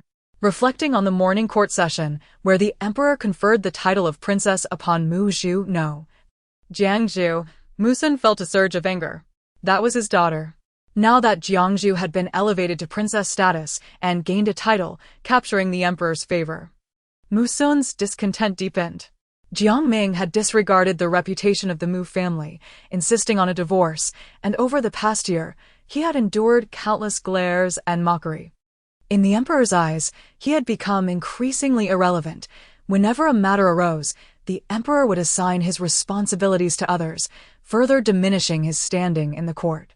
As he gazed at Jiang Mianer and Mu Jiaro, a wave of resentment washed over Mu Sun. Had it not been for their earlier upheaval in the Mu household, given the emperor's current fondness for Jiangzhu, he might have ascended to the position of minister, instead of enduring such a dismal fate. His entire family relied on his meager salary for their livelihood, with the old matron frequently lamenting the insufficiency of their funds. Both Liu and Wen families were perpetually extending their hands for more money, and he had not sewn a garment in ages. During the time when the Jiang family resided in the Mu household, he had never fretted over finances. He had assumed that the Jiang mother and daughter would suffer in his absence, yet it was he who found himself in dire straits. He would not accept this. With that, he stormed out. Mu Jiaro was taken aback by his sudden action, falling to the ground as he left without casting a glance in her direction, his strides heavy with disdain. A flicker of resentment and scorn flashed in her eyes. Jiaro, are you all right? Jiang Miana helped her up, brushing off the dust. Do not blame your father. He is simply in a foul mood. What foul mood? He is merely envious. The Jiang mother and daughter, whom he once scorned, have now risen to the status of royalkin, while he remains in the shadows, feeling quite unsettled. As she looked at her own attire and the barren wrists, Mu Jiaro felt a surge of impatience. She shrugged off Jiang Miana as support and stood tall, angrily taking a seat. The few pieces of modest furniture in the room had never caught her eye in her previous life. Jiang Miana, mistaking her anger for frustration with Mu Sun, attempted to console her, saying, "Your father must be facing some difficult issues. Do not let your temper flare with him. If those two concubines find out, they will not stop their incessant chatter. With your mother currently in the residence, it would be even worse if it were not for your grandmother. Please behave and do not add to your mother's troubles, all right?" Mu Sun stormed out of the residence, unknowingly wandering past the general's estate. Fearing discovery, he hurried to a shop front, feigning interest in purchasing goods. Out of the corner of his eye, he noticed a man loitering at the entrance. After a moment, the gates of the general's residence swung open, revealing Jiang Ming and Lady Zhao, arm in arm, accompanied by a maid. He witnessed the loitering man approach and strike up a conversation with Lady Zhao, his gaze unmistakably lingering on Jiang. Mu Sun's face darkened with rage. This woman, so brazenly disregarding her marital duties. Are you still going to buy it? You're about to break this hairpin. The voice drew the attention of those around. And as the Jiang family turned to look, Mu Sun swiftly tossed a silver ingot and departed, his back a picture of disarray. They noticed nothing amiss. Jiang Ming also turned her head. Rongji glanced at Mu Sun's vanishing figure and smiled brightly. "My lady, perhaps a mouse has scurried away, unnoticed. No need to pay it any mind. My mother mentioned she hasn't seen you in ages. We should arrange a time to catch up." Lady Zhao, along with the Jiang ladies, intended to visit several shops. Upon stepping outside, they encountered Rongji from the Duke's residence, exchanging pleasantries. What a delightful connection! I shall find a suitable time to pay a visit. Rongji felt a twinge of impatience, but refrained from being overly forward, thus offering a courteous bow, saying, "I shall await your favorable response." Patience, it seemed, bore fruit, as Zhao soon found herself reflecting on Rongji's retreating figure with a sigh. "What troubles you, mother?" Jiang Ming remained unfazed, pondering the urgency of the matter. It is indeed a rarity to find someone with whom one can share a lifetime, until that fateful encounter occurs. Any wait is worthwhile. Perhaps, just around the corner, that special someone awaits, for one cannot force such connections. Unlike myself, who married early, only to find myself amidst a flurry of trivialities. Upon hearing this, Zhao sighed, patting her hand in agreement. "Today, dear, your mother has brought you out to enjoy the sights and clear your mind. With warmth having been summoned to the palace by the emperor, you need not worry about her. Feel free to indulge in whatever catches your fancy. I shall gladly procure it for you." Jiang Ming felt a flutter of excitement at her words. "Oh, splendid. Today I shall ensure that I exhaust every last coin given by my dear mother." Zhao chuckled softly. "Fear not, I have discreetly uncovered your father's hidden stash in both his study and bedroom, and I've taken it all without a sound. Today we have ample funds." She mused, "By the time your father discovers it, he may very well shed tears. But who cares? He hoards his silver for no good reason. Perhaps he intends to squander it on drink. Once I have spent it all, let us see how he manages to replenish his supply." Meanwhile, outside, Jiang Hongzhe suddenly sneezed. "What is this?" he mused. "I've barely sipped 2 cups, and already I feel the effects. Surely, it must be my granddaughter's musings about me," he proclaimed. "Let it be known, whoever fails to finish this jug of wine today shall be deemed a grandson," he urged, "down it in one as if feeding fish." As the last drops of 3 jugs of wine were consumed, leaving not a trace behind, Jiang Hongzhe gazed at the 2 individuals who had succumbed to slumber upon the table. With a chuckle, he reached into his pocket, intending to retrieve the payment. However, after a prolonged search, he found nothing at all. As my mind struggled to grasp the situation, I finally noticed Jiang Yen standing nearby, his face a picture of dismay. I slapped my hand down and exclaimed, "What are you staring at? Do not regard me with that shoehorn-like visage of yours. It is repugnant enough to make me retch." Go settle the bill. Jiang Yan hesitated, his hand poised to retrieve the coin. Ugly Jiang Yan, father, you might as well pay this yourself. I am at a loss. I cannot bring myself to part with my money. Your hideous son shall not settle this account. Jiang Hongzhe took a moment to comprehend the situation before delivering another slap. It is one thing to be ugly, but to be so miserly is quite another. What hope do you have of ever finding a bride? Jiang Yan fell silent, reminding himself that he had been married for several years and had children of his own. Jiang Hongzhe paused, then responded, "Oh, that is good, that is good. Come. Let us see your offspring. I wonder if they are as unappealing as you." Father, you still haven't settled the payment. Meanwhile, the innkeeper stifled his amusement, stealing a glance at Jiang Yan, who shot him a look that made him suppress a laugh. Ultimately, he could no longer contain himself, turning away, his shoulders shaking with suppressed mirth. Though Jiang Yan bore a more rugged appearance than his family members, it hardly warranted the label of ugly. He embodied a bold demeanor, sporting a beard and towering nearly 6 feet 3 inches, standing out distinctly in a crowd. His temperament, which merged an air of scholarly elegance with a martial spirit, perhaps led Jiang Hongzhe to continually lament his son's looks. Nevertheless, Jiang Yan was resolute in his decision not to pay for his father today. Father, the bill has been settled. Jiang Hongzhe raised his head, his cheeks displaying 2 conspicuous flushes indicative of excessive drinking. What of it if I paid for your father? He retorted, penny pincher. Jiang Yan crossed his arms, enunciating each word with deliberate precision. I refuse. If you won't pay, then I shall, he asserted, rummaging through his clothing in search of money, yet to no avail. What will you do if you find none? Jiang Yan, unwilling to relent after being subjected to prolonged ridicule, firmly resolved not to cover his expenses today. Hey, you little rascal, another voice interjected, perhaps General Jiang. Let me handle it. My family elder has become quite inebriated. Another individual echoed the sentiment, offering to pay himself. Jiang Hongzhe, however, was resolute. It had been agreed that the victor would treat, and since he was coherent, it indicated his triumph. You shall not touch a thing. Left with no alternative, Jiang Yan reluctantly retrieved the funds from his pocket and handed them to the still chuckling innkeeper, assisting Jiang Hongzhe out of the door. Father, do not slumber just yet. Let us first return home so I may reclaim my silver. Volume 1, Chapter 27, Su Lang. Jiang Yan followed behind, exasperated. Observing the disarray, he questioned. Could it be that you have misremembered? Impossible. I distinctly recall placing it here, came the confident reply. Just a moment. After fruitlessly searching, he dashed to the bedroom only to find nothing there either. Jiang Yan pinched the bridge of his nose, sensing he had been duped, and instructed the steward to escort him to rest. Behind him, the maidservants and young attendants carried numerous bundles.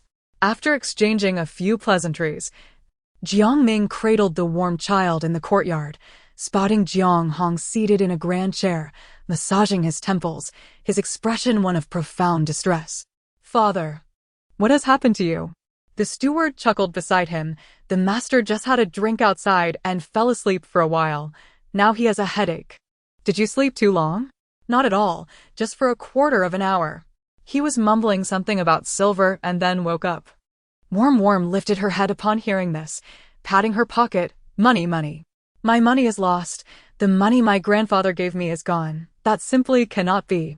Hurry and find it, it's all mine. Jiang Ming. That money was spent by her and her mother. And now Worm has found out about it. What to do? Worm anxiously turned around in her embrace, searching. Jiang Hongzhe took Worm in his arms. Let us go. Let us search together with your grandfather. Worm caught a whiff of his alcohol-laden scent and scrunched her nose in discomfort. Ugh. Jiang Hongzhe. His steps abruptly halted. Jiang Ming handed the child over to Bai Ji. Father, you should go wash up to rid yourself of that odor. Worm, I will go check on your grandmother. You be good. Worm. What about the promise to find the money? Zhao. No. Wasn't he that money meant for the old man's drinking? How did it come to the attention of this little money grubber? My head is in a sweat. Carrying this money is exhausting, truly. After bathing, Jiang Hongzhe held warm and made another trip to the study and bedroom, retrieving his hidden stash of money, delighting in his good fortune.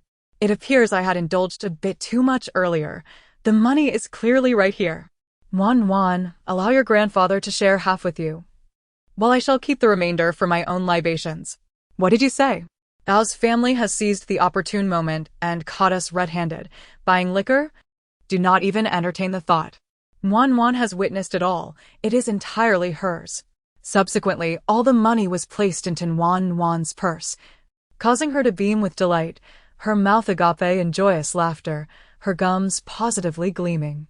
Jiang Hongzhe, has this money ever truly passed through his hands? It feels as though it would have been better off lost. The steward, having witnessed everything, mused. A lady remains a lady. And the master's myriad of precautions proves futile. The only victor is the little miss. She is practically swimming in triumph. In the blink of an eye, the person before her vanished. Have we discovered the source of the medicine used by concubine Ning last night? Urge them to expedite their efforts. To dare extend their hands towards me is a bold move indeed. Very well. Wang Dequan accepted the command and swiftly departed. In Kuan-Ning Palace, the Empress reclined on the favored couch, enjoying a brief respite. Your Majesty, Physician Su has arrived. Let him enter. Xia guided the physician inside, adjusted the curtains, and then dismissed all the palace maids, taking her position outside to keep watch. Your Majesty. The Empress opened her eyes to find the physician gazing at her with concern, a wave of grievance swelling within her. Lenga, you have come. Su Lang set down his medicine chest, hurriedly stepping forward to grasp the Empress's delicate hand. His eyes filled with compassion and sorrow. Your Majesty has suffered. It is all my fault. I lack the ability to protect you. The Queen, her armored hand gently caressing Su Lang's face, spoke with tears glistening in her eyes. Brother Lang, please do not say such things. Were it not for you, I could not possibly survive in this cannibalistic palace. You are my sole solace during these days of despair in the depths of the palace. Now that we have a child of our own, we have even more reason to endure. Su Lang grasped her hand and pressed a kiss upon it, saying, My lady, this pregnancy is fraught with peril. For the sake of caution, it would be best not to carry it to term. Should the Emperor discover our secret, our lives would be forfeit. The Queen, incredulous that he could utter such words, abruptly withdrew her hand. What do you mean? This is our child, my only child. After so many years in the palace, I have finally borne a child, and now you wish for me to terminate it? How could you be so cruel? Su Lang quickly embraced her, pulling her close. Do not speak so. Such words pierce my heart. You know I only wish for your well-being. If the Emperor were to learn that we have muddled the royal bloodline, it would be far worse than death for both you and my family. Besides, did you not tell me that you and the Emperor have not shared a bed in quite some time? Today, you fainted in the imperial study, and my heart nearly leaped from my throat. The Empress struggled incessantly in his embrace, but Su Lang's grip grew firmer, stifling her breath. You cannot say you don't want him. This is our first child. How could you utter such words? Moreover, those people are not. Su Lang, alarmed, swiftly covered her mouth. Do not speak recklessly. Be mindful that walls have ears. They are our family, relatives who have accompanied us since childhood. You cannot disregard their lives. Listen, Honor. The only solution to this matter is for you to find a way to share a bed with the Emperor and subsequently announce your joyful news in a legitimate manner. Do you understand? The Empress, sobbing against his shoulder, gasped for air. Brother Ling, how could you say such a thing? You know very well. How can you ask me to sleep with another? Su Lang gazed at her with profound affection. I know. It is all my fault. Yet, everything is for the future. You must make sacrifices, and I too must make choices, mustn't I? Besides, during your wedding, did you not perform splendidly? This time will be no different. He will remain oblivious afterward. Trust me, will you? It is the last thing I wish to see, you being sent to another's bed. But we have no other recourse. Su Lang's voice was like a gentle breeze in spring, a warm sun in winter, steady and compelling. The Empress's heart began to waver, her gaze fixed intently upon Su Lang. He sat beside the queen, soothing her with gentle words while continuously kissing her cheek. Sensing her demeanor softening, Su Lang's kisses grew ever more tender, filled with affection and longing. At last, under his watchful gaze, the queen reluctantly nodded. "Brother Lang, the medicine you provide this time must be potent. For the sake of our child, should there be any disturbances, we must ensure he is unscathed." "Of course. What do you take me for?" he replied. "Moreover, I've heard that the relationship between the Emperor and the Empress Dowager has become quite strained. This may serve as an opportunity. When you have the chance, do visit the Sinang Palace." "Understood. Arhan Hai is truly obedient, a testament to why she is my favorite. With such grace and intellect, whoever marries you will be truly fortunate." The queen blushed and lightly struck him. "You are insufferable." After lulling the queen to sleep, Su Lang took up the medicine box and opened the door, nodding at the figure of Sheila standing at the threshold before striding out of the Koan-Ning Palace. In the Jiao Tai Hall, where the emperor dealt with state affairs, he surveyed the note in his hand, his expression darkening. How dare they muddle the royal bloodline, and yet this is the empress of the nation? The cloaked figure kneeling on the ground remained silent. The junior physician certainly could not possess such influence alone. There must be someone backing him, possibly from the queen's maternal clan. From this day forth, monitor their every move closely and report back at once. He then summoned Wang Dequan. "Go, bring Wan into the palace." Wang Dequan. When will this habit of summoning the princess at every turn be amended? Today, the academy is closed for a break, and Wan finally has the rare opportunity to play with her brothers. Just as she was beaming with joy, she spotted Wang Dequan entering the residence with others, which startled her into retreating indoors. No. With her little legs moving up and down, she has finally begun to walk a bit more steadily, albeit still wobbling. Wang Gonggong swiftly caught up and scooped her into his arms. "Princess, why are you running away? The emperor misses you and wishes to see you." "What nonsense. Those in love don't see each other as often as we do. We met yesterday, the day before that, and now again today." "Is the emperor still not weaned?" Jiang Ming and her brothers were drenched in sweat, bewildered by the little girl's words. Wang Gonggong. "Thank you for your trouble once more, but Wan's brothers are just enjoying their day off, so she is a bit reluctant." Wang Gonggong, holding the squirming Wan in his embrace, smiled warmly and waved his hand. "It's of no consequence. The emperor is currently overwhelmed with reviewing memorials. Allow me to escort the princess to the palace for a little chat." "Your words are more melodious than a song, yet I can hardly recognize a few characters. It's as if you're reminiscing, perhaps seeking an excuse to indulge in idleness at work." "The Jiang family and Lord Wang. I must tell you, without 2 pieces of gold today, I shall not go anywhere. Do not even think of taking me away." After saying this, she urged Lord Wang once more. "It is tiring for you to carry Wan. Once you have finished your affairs in the palace, please send someone to inform me. I shall come to fetch her." Lord Wang nodded, cradling Wan as he turned to leave. "Wan, mother said I am your precious darling. How can you dismiss me for just a few pieces of silver?" "I refuse to enter the palace." After Jiang Yao emerged from the room, his formidable general's demeanor faded into the courtyard, leaving no trace of his sister. He searched around, peering intently beneath the trees, wondering where could his large sister have gone. Jiang Luo regarded him with a look akin to that of a fool. "Brother, no matter how capable Wan is, she cannot possibly hide beneath the tree. Where has my sister gone? My formidable general has arrived. How could she leave?" Jiang Su glanced disdainfully at the cage in his hand. "Wan has been taken by the palace's people. What do you intend to do with that cricket? Be careful, or Wan might just crush it beneath her foot." Upon hearing this, Jiang Yao, displeased, tossed the cage aside and sulked, his little face contorted with anger as he sat beside Jiang Luo. After finally having some leisure time to play with his sister, she had been snatched away. It was truly unfair. Jiang Ming's eyes widened in alarm, cautioning in his speech. If someone overhears us, do you wish to lose your head?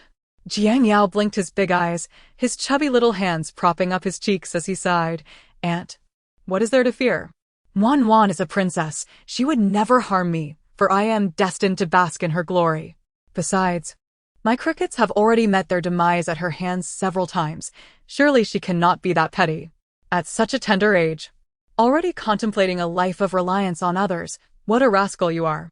Jiang Luo's focus was notably different. Your crickets have perished. Yet this one still bears the title of valiant general. Jiang Yao wore an expression that seemed to say, what do you know? A steadfast general may have a procession of crickets. This particular cricket I acquired at the academy, boasting a commendable record. It is formidable. And I am confident it will not fall victim to Wan Wan's whims so easily. Jiang Su murmured from the side. Do you truly believe Wan Wan would accidentally crush it? Jiang Luo playfully nudged him. You've made someone cry. Now you must console them. Jiang Su, undeterred, seized the cricket from Xiao Xiang's hands, feigning nonchalance as he stood to reach for the fruit platter on the table. With a sudden forceful step, the cricket and its cage met their untimely fate. Then, feigning ignorance, he prepared to leave, exclaiming in surprise, oh dear, the cage has fallen. I accidentally stepped on it. Brother Yao, you wouldn't blame me, would you? Jiang Yao, still engulfed in the sorrow of Wan Wan entering the palace, sprang to his feet at this remark, causing the flesh on his small face to jiggle. Upon witnessing the cage flattened, I could not help but cry out, overwhelmed by sorrow, as tears flowed like a river. Volume 1, Chapter 28, The Insufferable Third Brother. Jiang Rong silently lifted her teacup and took a sip, succinctly summarizing, you are utterly shameless. Jiang Luo nodded vigorously, resonating with her sentiment. Indeed, so disgraceful. My cricket, my valiant general, this marks the 6th noble general I have lost to such valorous sacrifice. Third brother, you must compensate me, sob sob sob. Tears streamed down my cheeks in torrents, leaving Jiang Su dumbfounded beside me. Wait, why do you not blame Wan Wan for stepping on your cricket and yet praise her for doing so well? Why do you suddenly change your demeanor with me? The chubby boy charged towards Jiang Su like a cannonball, vociferously rallying support. Jiang Su felt his eyelids twitching and hastily dodged. If this little one collided with him, he would surely bear the mark of a bruise upon his abdomen. Do not be impulsive. I can compensate you with another. It's a trivial matter. Besides, how do you know it was a year old? To be on the verge of a beating yet still brimming with curiosity. Truly, what a shameless character. Jiang Luo shook her head from the sidelines, exchanging cups of tea with her elder brother as they sat in the courtyard, observing the antics of the monkeys. Within the house, Su heard the commotion outside and, accustomed to it, chuckled as she shared with Zhao, it seems the third brother is once again provoking that mischievous monkey.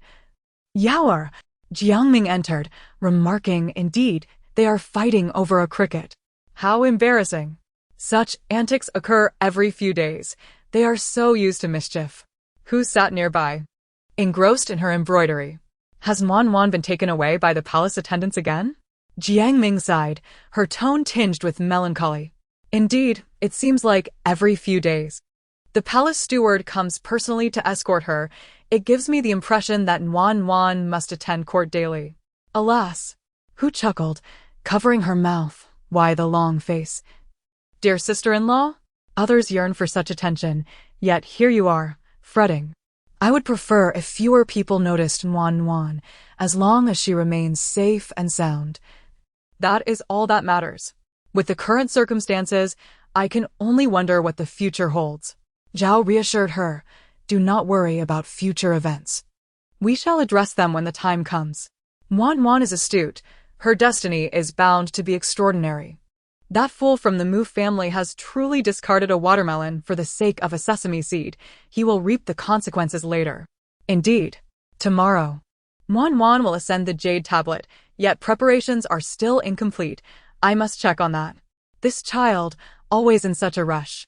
Wan Wan stormed into the Jiao Tai hall, visibly fuming. Wang Dequan had tried to placate her along the way, but to no avail. upon encountering Emperor Dushuan. She glared defiantly. Humph. The emperor took her in hand. What s with the huffing? Such a little frame. Wan was well aware that he would not utter anything pleasant, so she promptly covered his mouth. Startled, Wang Dequan quickly removed her hand, exclaiming, "Oh dear, princess. That is quite improper. Every time we meet, there's always a fuss about my weight, and I can only cover my face with my hands to shield myself. Today's tasks remain unfinished. I must first earn my gold." Suddenly, she burst into tears, startling the emperor so much that he had to distance himself from her. "Enough of this," he exclaimed. "My ears nearly rang with your cries." Wang Dequan, in a fluster, hurriedly cradled Wan, wiping away her tears. "My princess, why are you crying so?" The emperor, exasperated, produced a gold coin and slipped it into her purse, pondering why she was crying. It was surely because the hush money had not been sufficiently provided. As Wan sobbed, she peered into her purse, discovering only one coin. "Today, one will not suffice. I need two to be consoled." The emperor's lips twitched as he retrieved another gold piece and placed it in her purse. "Is this satisfactory now?" This peculiar habit of requiring gold to soothe her tears is utterly baffling. "Your Majesty," Wang Dequan timidly interjected, "isn't this what you taught her?" The emperor shot him a glare, silencing him instantly. Once she ceased her crying, he gathered her back into his embrace, only to witness her gnawing on the gold. "What are you doing? Do you think I possess any counterfeit gold? Who knows if you are deceiving the child? One must try it oneself to feel at ease." Reflecting on the purpose of summoning her today, Emperor Dushuan took out the confidential report and carelessly remarked, "The Empress surely possesses a remarkable audacity."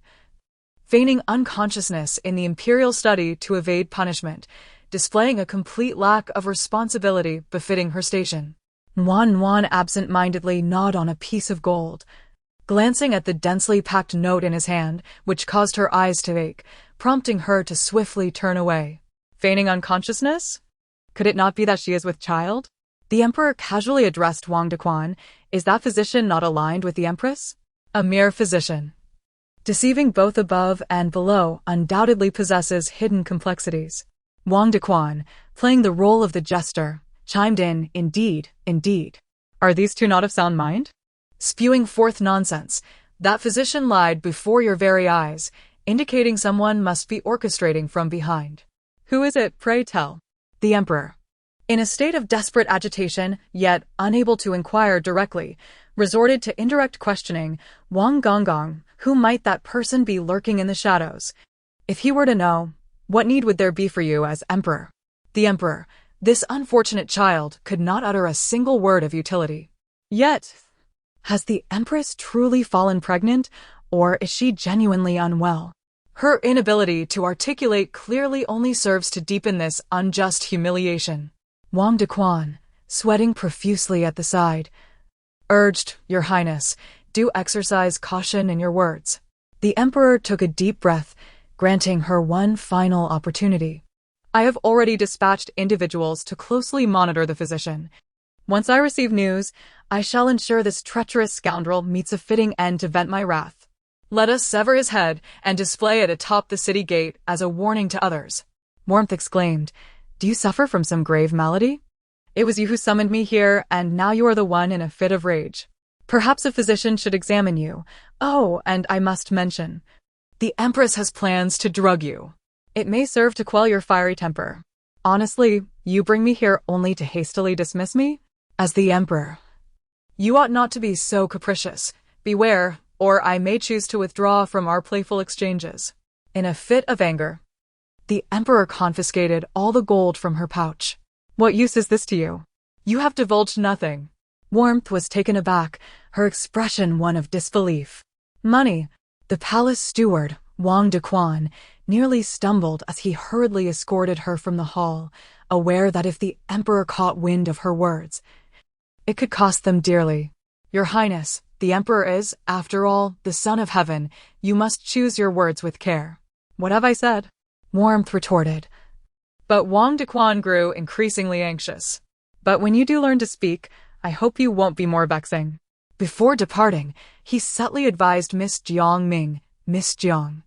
The princess requires gentle guidance in her speech.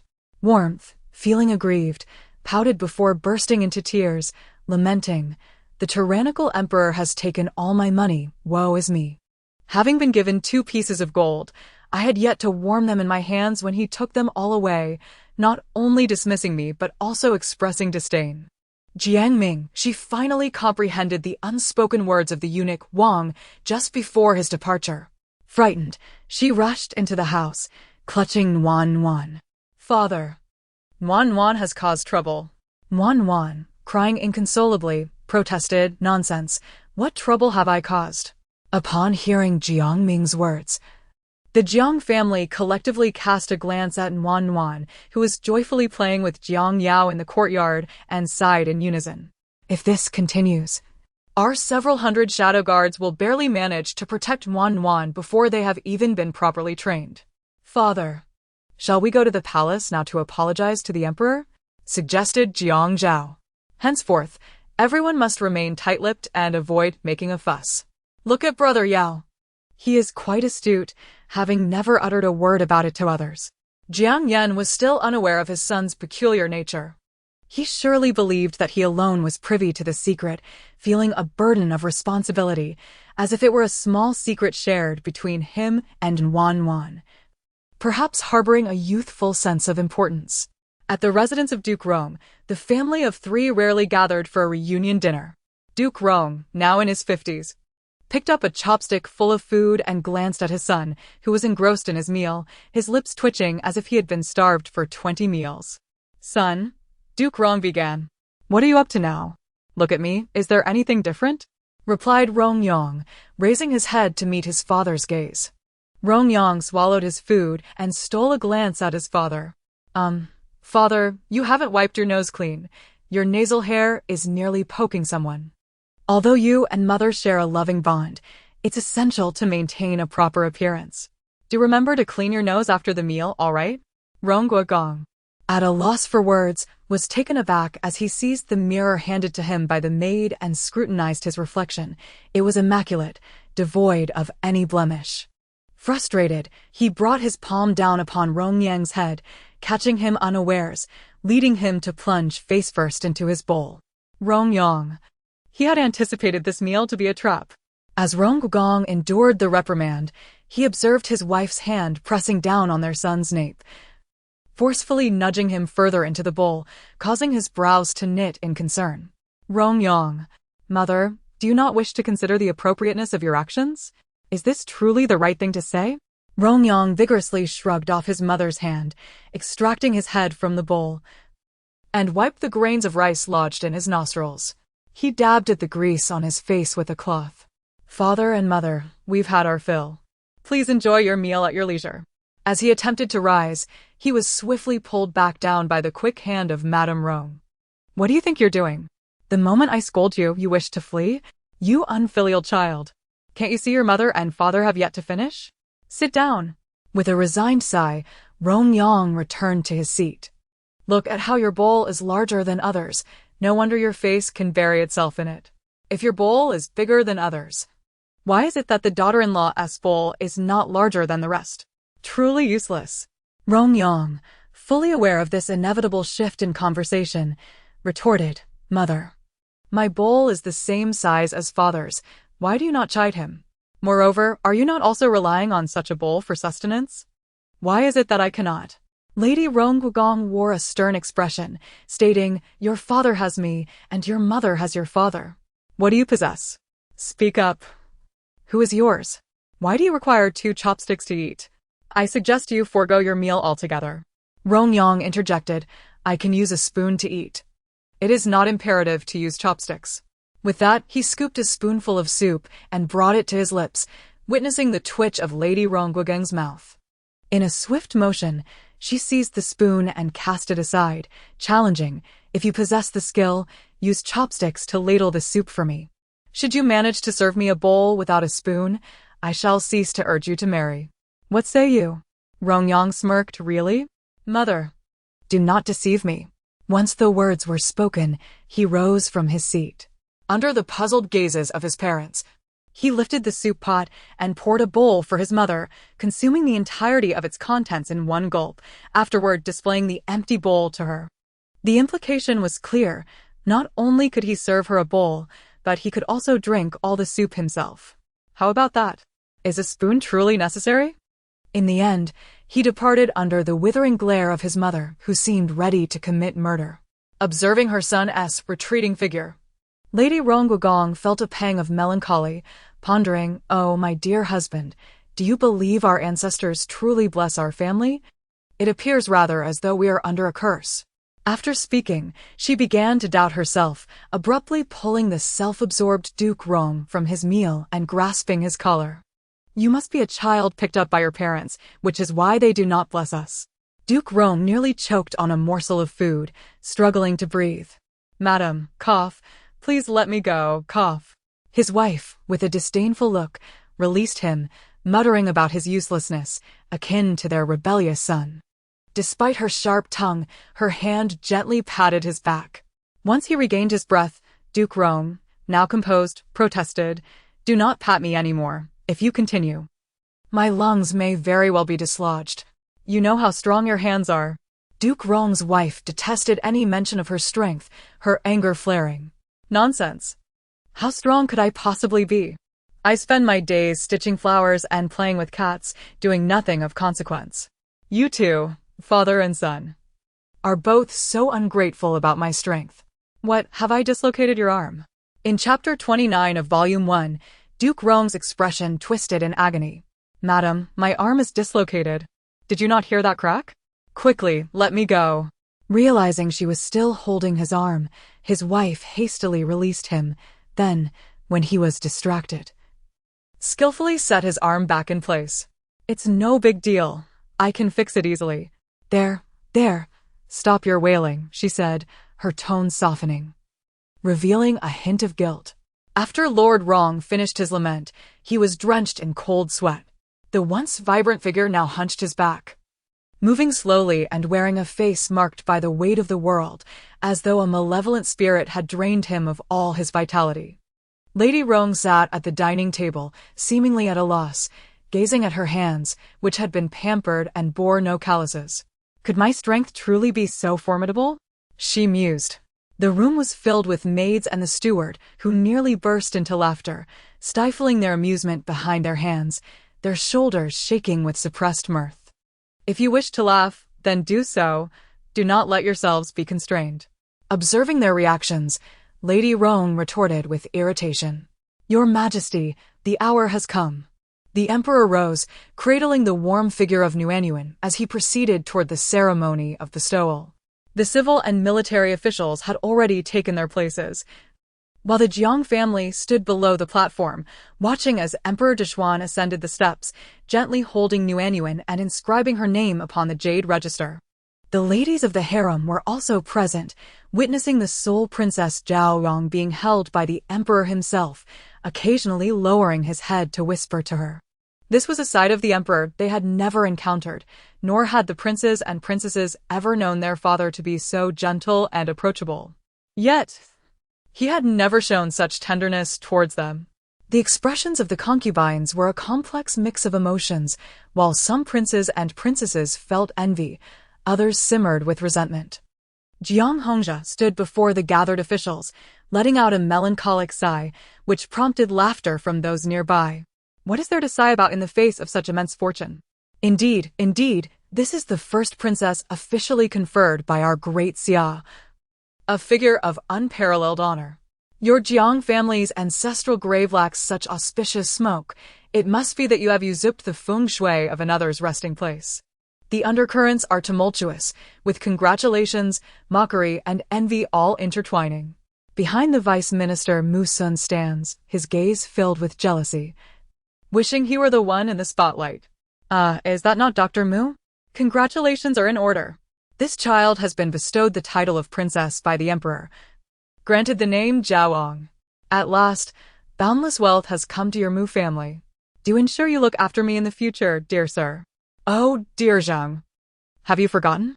This Minister Mu was personally dismissed by the Miss Jiang, and thus he has no ties to Princess Zhaoang. She bears the surname Jiang, not Mu. Pray, refrain from such careless remarks. We would not want to hurt Minister Mu's sentiments, would we?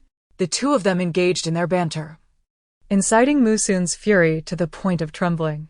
Zheng, the vice minister, holds a particular disdain for those who favor concubines over their wives, clearly unable to discern the weight of his words.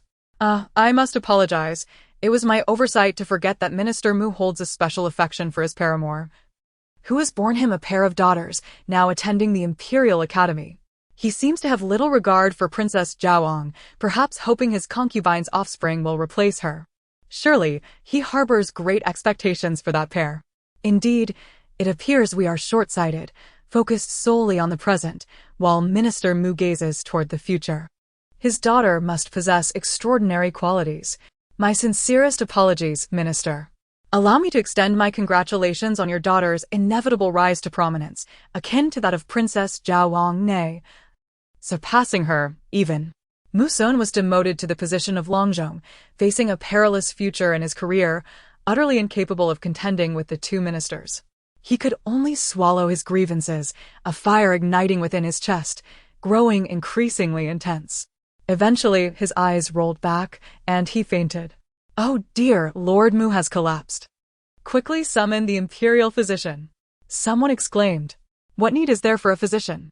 Replied Minister Zheng coolly. Lord Mu is likely overcome by the heat. Let him cool off on the ground. Besides, the Emperor and Empress Dowager are watching. Keep your voices down, or we risk delaying Princess Zhaoyang's conferral.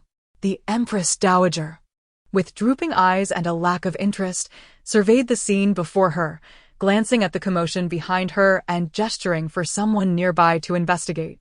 Empress Lu observed the Emperor cradling Nuan, inscribing her name in the jade register. Silently, she caressed her abdomen, her gaze lowered, lost in thought. Nuan, disinterested, watched as the Daoxian Emperor carefully wrote her name, her attention diverted to several platters of food nearby. Seizing the moment while the Emperor was distracted, Nuan took a couple of steps forward, her stride somewhat exaggerated. Fortunately, she grasped the tablecloth to steady herself, wobbling momentarily before regaining her balance. In a swift motion, she reached for a duck leg atop the table. Unexpectedly, the duck leg was not properly sliced by the chef, and in her attempt, she inadvertently pulled down the entire roasted duck, which crashed onto the Daoxian Emperor's foot with a loud thud.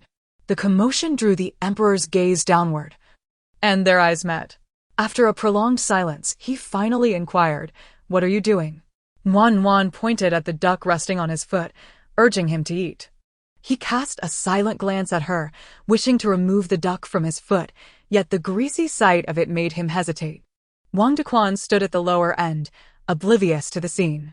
After a prolonged internal struggle, he still could not muster the resolve to act. Unable to bear it any longer, Nuan seized his garment, grasped the duck leg, and lifted it up, presenting it to him. Now not only were his shoes soiled, but the dragon robe was sullied as well. The somewhat fastidious Emperor Dixuan pinched his brow and finally summoned Wang Dequan. Startled, Wang Dequan exclaimed and hurriedly reached for the roasted duck, intending to place it on the plate. However, he was intercepted by the Emperor, who questioned, "Do you intend to offer this dirty roasted duck to our ancestors?" Wang Dequan was nearly frightened into dropping the duck, caught in a dilemma, neither knowing where to set it down nor daring to let it go. Unfazed, Nuan tore off a duck leg and stuffed it into her mouth. Since there was no clear place for the duck, she deemed it fitting to consume it herself, as it was still clean, having barely brushed against the Emperor's shoes and hanging for no more than 3 seconds. The Emperor was at a loss for words. Glancing at the ancestral tablet and then at Nuan, who was voraciously gnawing on the duck meat. In his heart, he pondered, "Father, do you truly believe this little one can foresee the future and aid me in establishing a prosperous era for the Great Xia? Please bless me, for I hope my gamble proves correct this time." If the national master of Nanzhao were present, he would undoubtedly assure the Emperor that not only was he right in his wager, but that he would also assist in expanding territories, ushering in a flourishing age. unifying the realm and bringing peace to all corners of the world. Perhaps an even greater surprise awaits him, but for now, she remains a mere child. Blissfully unaware as she savors the roasted duck picked from the ground, likely tainted with the scent of his feet. Sighing deeply, Emperor Dishwan gazed at her greasy face, covered in duck fat and meat shavings, and despite her filthy appearance, he cradled the little imp in his arms. Here you go, filthy as you are. Oblivious to his discomfort, Nguyen continued to relish her meal, indifferent to being passed around. Lord Wang observed her expression and sighed. Your Highness. All the civil and military officials are present. Might you not exercise a bit of restraint? At your age, you ought not to be devouring food with such abandon, leaving your face drenched in drool. Is it truly necessary? Indeed, as long as you are happy, that is what matters. Wang Dequan wiped the sweat from his brow, noting that the little princess's temper seemed to grow fiercer by the day. After the meal, the Empress Dowager approached the Emperor, inquiring, Is this your newly adopted daughter? She is rather charming. Come, let me hold her. It has been quite some time since I encountered a child with such vitality. Nguyen glanced at her greasy hands, puzzled by the notion of vitality. Is this the Empress Dowager who plays so whimsically at her age? I wonder if she would feel embarrassed if the former emperor were to witness her antics now. Is it merely a coincidence that this palace seems to harbor ill fortune? The Empress adorned the Emperor with a green hat, and the Dowager did the same to the late Emperor. Is your family perhaps a collector of such hats? As if participating in a misguided postal game? The Emperor was nearly driven to exasperation by the girl's provocative remarks, as she seemed to delight in rubbing salt into old wounds. Your Majesty, this is my daughter, Xiaoshi, named Jiangzhu, who has just turned 1. She is the granddaughter of General Jiang. The Empress Dowager, having embraced the little one, was about to speak when she noticed the child smearing her greasy hands and mouth across her own garments, causing her brow to furrow with displeasure. It is simply that I have an affection for her, nothing more. Zhao Yong's mother has already divorced Physician Mu. She is not a legitimate daughter of the Mu family. Mother, your information seems somewhat outdated. A woman divorcing her husband is a rarity in this world.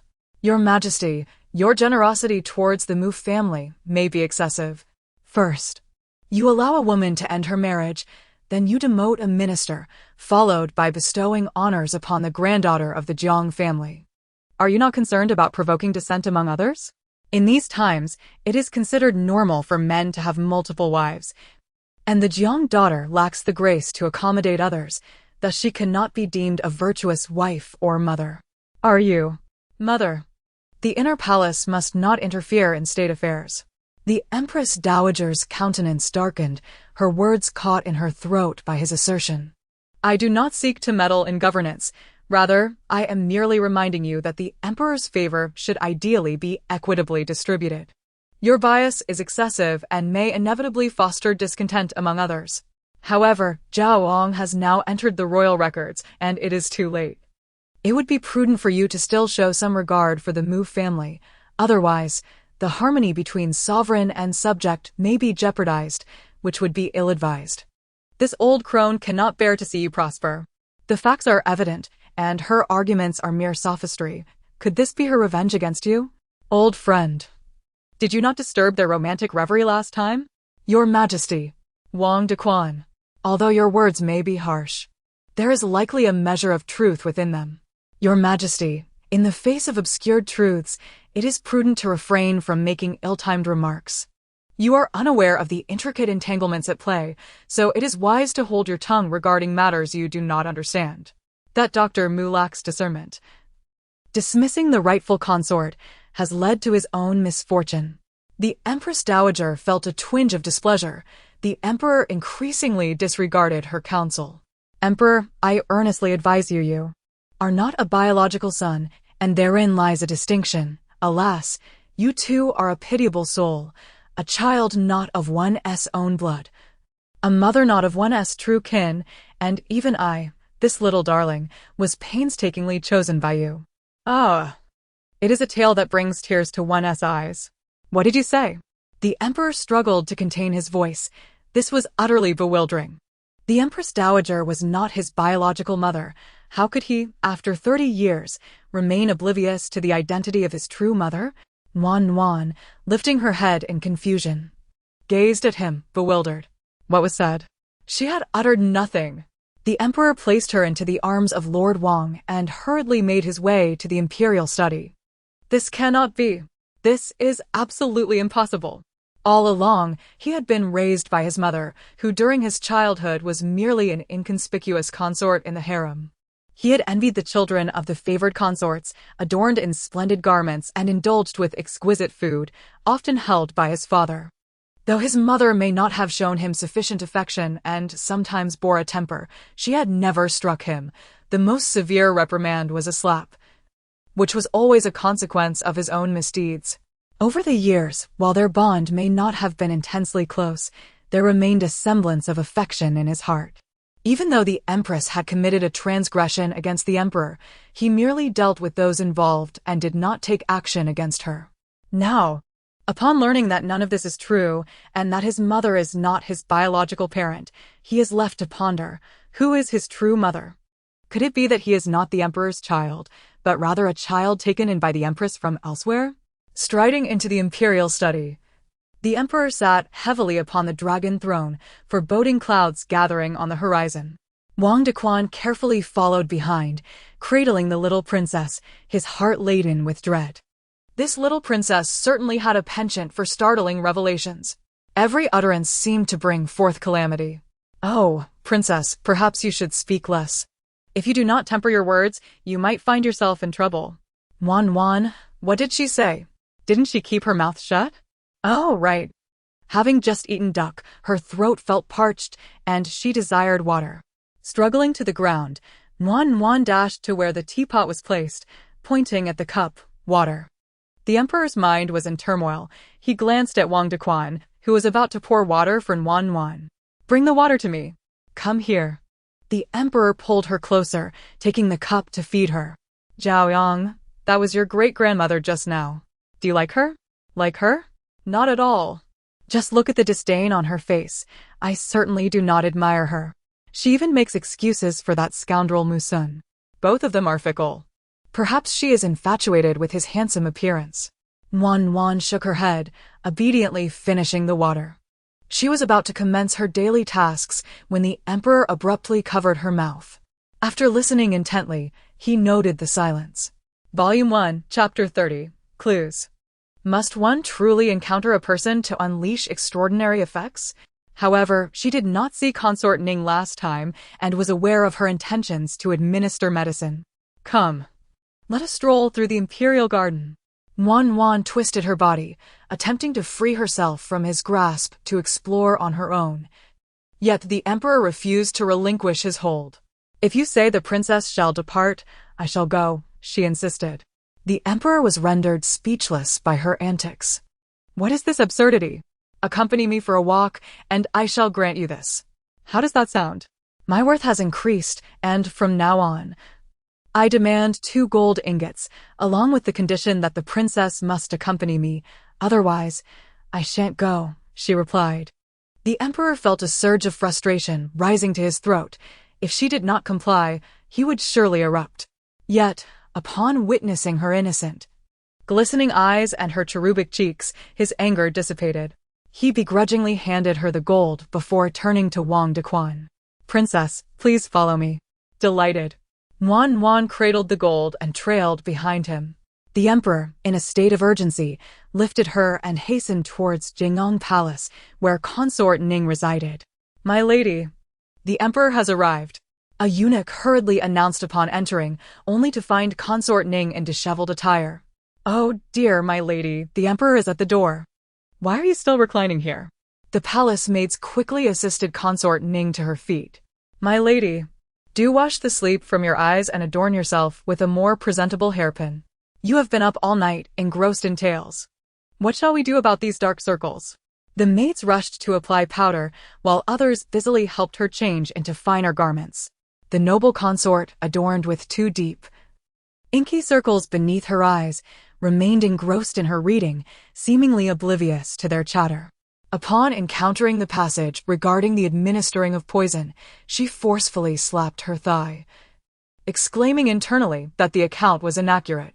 It was evident that she had indeed poisoned the emperor that day, yet the narrative contradicted her experience. The emperor had not lunged at her with fervor, but had rather perceived her intentions beforehand. Such deceit. Why are you all so eager? Do not smear that on my face. It is utterly vexing. The emperor has yet to arrive, so who are you preparing me for? Suddenly, her gaze caught sight of a figure clad in imperial yellow, cradling a small child, which startled her to the point of leaping from her seat. The maidservant, who had been tending to her hair, nearly yanked it all out in the process. "Release me, it hurts terribly," she exclaimed, wincing in pain. As she rubbed her scalp, she managed to perform a rather casual bow. "This humble servant pays her respects to your majesty." The child appears rather dim-witted. "Why are you so raucous?" Dressed in a nightgown with a cotton coat hastily thrown over it, her attire had just been adjusted by the maidservants, remaining unfastened, her hair in disarray. She knelt on the ground, resembling a hen that had just suffered a crushing defeat, her clothing and hair in utter disarray. It seems even in such a foolish state, she was still able to deceive the emperor. Perhaps he is not as astute as one might presume. "Your Majesty." "Ah." Those dark circles suggest she is quite the night owl, a kindred spirit indeed. "Zhao Yang, what do you call her?" "Wan, why are you suddenly drawing attention to me?" "Auntie?" Ningfei lifted her gaze towards the child nestled in the arms of Emperor de Xian, a flicker of astonishment illuminating her eyes. "Is this the esteemed Princess Zhaoyang? She is truly exquisite. Your Majesty, may I cradle the little princess?" With that, she attempted to rise from the ground to embrace the precious child. "Did I grant you permission to stand?" the emperor reprimanded. "As the head of a palace, you present yourself in such disarray, appearing utterly unkempt. What sort of conduct is this? Is she to be demoted once again? Did you journey all this way merely for this? Previously, it was offered to you on a platter, and now you chase it into the inner palace? You are quite unabashed in your intentions." The emperor extracted gold coins from her pocket and placed them in her hand, motioning for her to remain silent. Wan shot him a glance of disdain before resuming her nibbling on the gold. Ningfei instructed a maid to serve tea to Emperor de Xian, then retreated to the inner chambers for a brief moment. When she re-emerged, she was breathtakingly radiant, nearly causing Wan's eyes to bulge in astonishment. The contrast is staggering. How can one transform so dramatically in such a short span of time? Did 10 hands work on her? No wonder she possesses such capabilities. She must have procured aphrodisiacs from that old witch, the Empress Dowager, for the Emperor. TSK. The Empress Dowager never anticipated that the very aphrodisiacs she intended for herself would end up benefiting him instead. "Your Majesty, this is a parcel sent from my family." "Your Majesty, are you leaving so soon?" Having acquired the desired information, would he linger merely to sip tea? What if there are more concoctions within? Wan remains here. The Emperor de Xian felt a slight headache from the words spoken to him. Must you be so verbose? Perhaps it would be prudent to speak less, he mused, though he quickly dismissed the thought, realizing that silence would only leave him bereft of the desired discourse. "Come, let us pay a visit to your grandmother. I wonder what my mother is occupied with at present. What could she possibly be doing? Either engaged in clandestine meetings or devising ways to vex you. Perhaps soon you shall find yourself with yet another sibling. How delightful indeed! Why do you hesitate? Given your agitated demeanor, do you wish to cast me into this lotus pond? I must inform you that the water is quite frigid, and I am not proficient in swimming. Should I fall in, the consequences would be dire. Oh! Dear Laoshi, do test the waters. If I were to survive, you might just retrieve me. What then? Currently, there is nothing left. Upon your demise, all would be confiscated, and your ashes scattered to the winds. The Emperor de Xian pondered the sudden silence, glancing down at the little one in his arms, who was pouting and on the verge of tears before bursting into a wail. What troubles you? I merely paused for a moment's respite. I had no intention of tossing you into the lotus pond. Why are you crying? Suddenly, He felt a warmth spreading on his arm and, in a flurry, lifted her up to inspect, only to find a wet patch on his sleeve. "Zhao Yong!" he bellowed in fury. "How dare you relieve yourself upon my person?" Wan cried even louder, her wails intermingling with fierce shouts. The distant palace attendants, hearing the commotion, mistakenly believed the emperor was in a fit of rage. Reprimanding a child, they hurriedly lowered their heads, their ears perked up. Wang Dequan swiftly took Nuan and handed her over to Granny Gui, urging her to take the little princess to change into a clean garment, as the cries still persisted. Your Majesty, this situation. This was the first time Emperor Dezhuan had been urinated on by a small child, leaving him both exasperated and amused. Gazing at the damp cuffs of his robes, he found himself momentarily speechless before retrieving a pristine garment. Wang Dequan hastily instructed someone to fetch the clothing, then cautiously glanced at Emperor Dezhuan, tentatively remarking, "Your Majesty, the little princess is still very young. It is quite normal for her to wet herself. It is, after all, your first experience of being soiled by a child." Emperor Dezhuan twitched his lips, walking over to the pavilion by the lotus pond and taking a seat. This was indeed a novel experience for him. He had fathered many sons and daughters, yet none had ever dared to soil him. It was ironically his adopted daughter who displayed such audacity. In the harem, any concubine would have prostrated themselves in abject apology under similar circumstances. "Do not look as if I intend to settle scores with her. She is merely a child." Am I truly so petty? Wang Dequan quickly smiled in agreement, knowing that His Majesty was exceedingly considerate and magnanimous towards the little princess. Certainly not one to hold a grudge against an infant still nursing. The fact remained that the little princess had indeed taken the gold from him. He mused silently. It was uncertain whether she cried over her lost wealth or felt ashamed for having embarrassed herself by soiling the emperor. Either way, he had certainly gained leverage over her, and there would undoubtedly be repercussions in the future.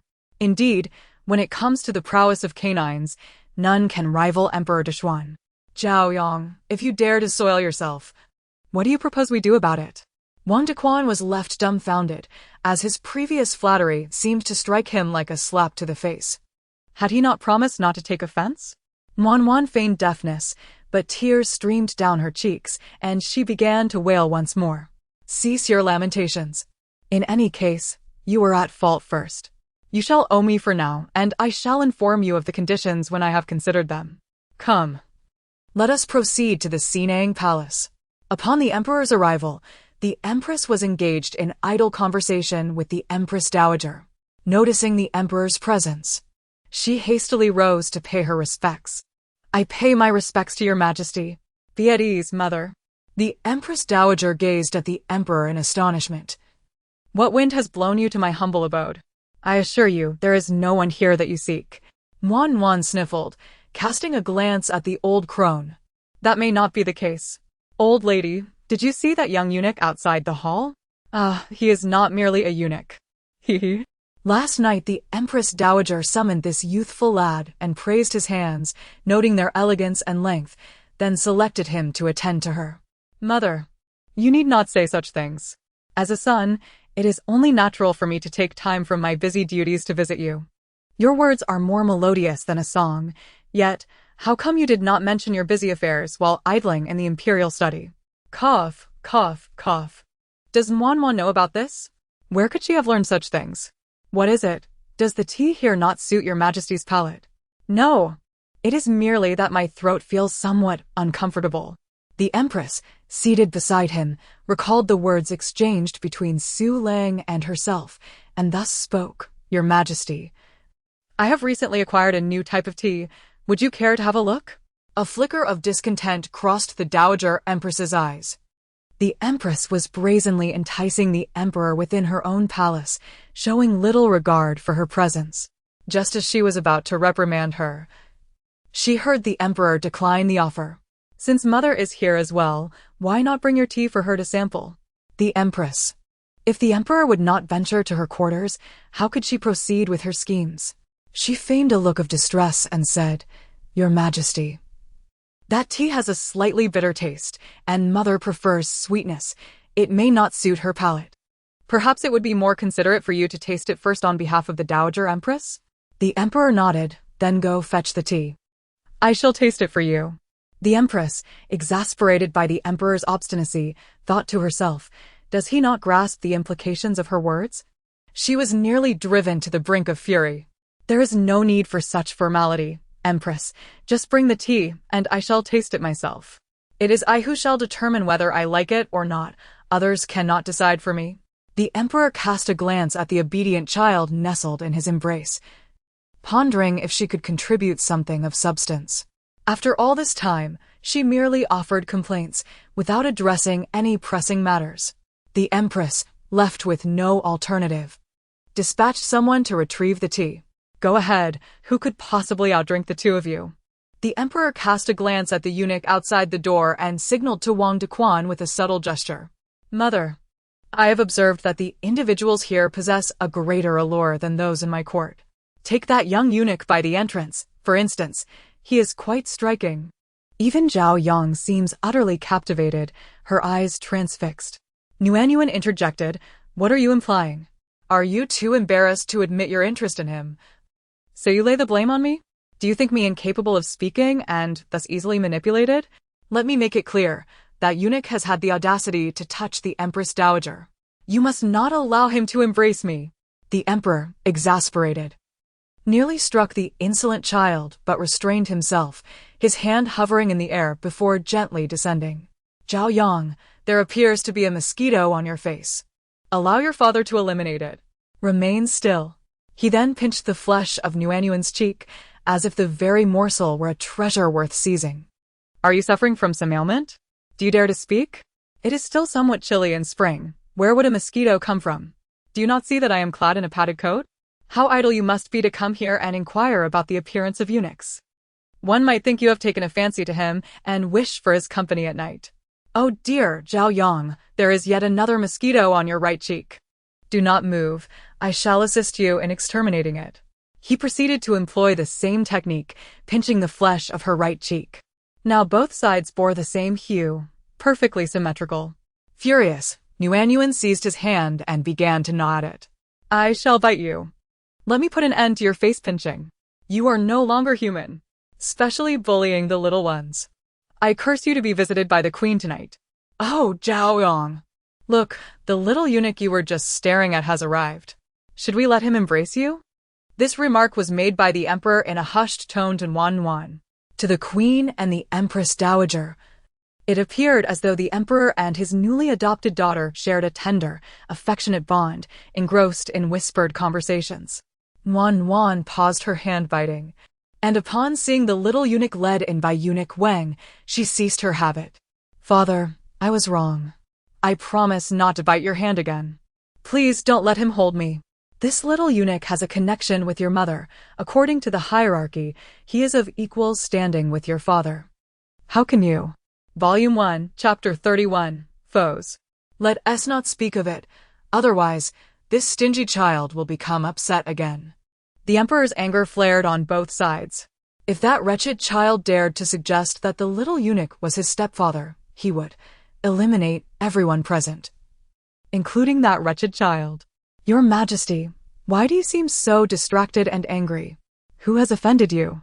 The queen feigned concern as she gazed at him. It's nothing. Mother, this child is causing a ruckus. I am merely pacifying him. Children often misbehave. A good spanking will suffice. This provided a stage for the Empress Dowager and the queen to display their sentiments. Your Majesty, it is not that I wish to criticize you, but after all, she is merely an adopted daughter. She cannot compare to your own children, and yet you insist on holding her close every day. If you have a fondness for children, then surely the young ones, Lao Ba and Lao Jiao, are still at that tender age of 3 or 4, a time characterized by their playful exuberance. You could personally remain by their side to impart guidance. Moreover, the Empress is still present. You could cultivate a deeper bond with her and aspire to bear a legitimate heir sooner rather than later, rather than clinging to another's child. The Empress, with a bashful demeanor, cast a glance at the Empress Dowager, saying, "Mother, there is a child here. How can we speak of such matters? What is there to fear? You are husband and wife, united as one. The sooner you have a legitimate heir, the sooner you can stabilize the hearts of the people." Empress. After so many years in the palace, you cannot still be outshone by the other consorts. The Empress hastily knelt to plead for forgiveness, saying, "Mother, please forgive me. It is my fault. I shall strive harder in the future, hoping to reassure you." The Empress Dowager, with a casual demeanor, glanced at her own beauty and noted its dimness. "Rise. Do not kneel at every opportunity. You are the Empress after all. If you kneel too often, others might think this old woman is unreasonable. I dare not. It is not a matter of daring, but rather of ability. Emperor. You and the Empress must also put forth effort. What shall become of the mother of the great Xia if there are no children?" Ah, how audacious to speak of children. Finally, the moment has arrived. The Emperor perked up his ears, determined not to miss a single detail. 3 seconds passed. Half a tea's worth of time elapsed. Yet, there was not the slightest sound.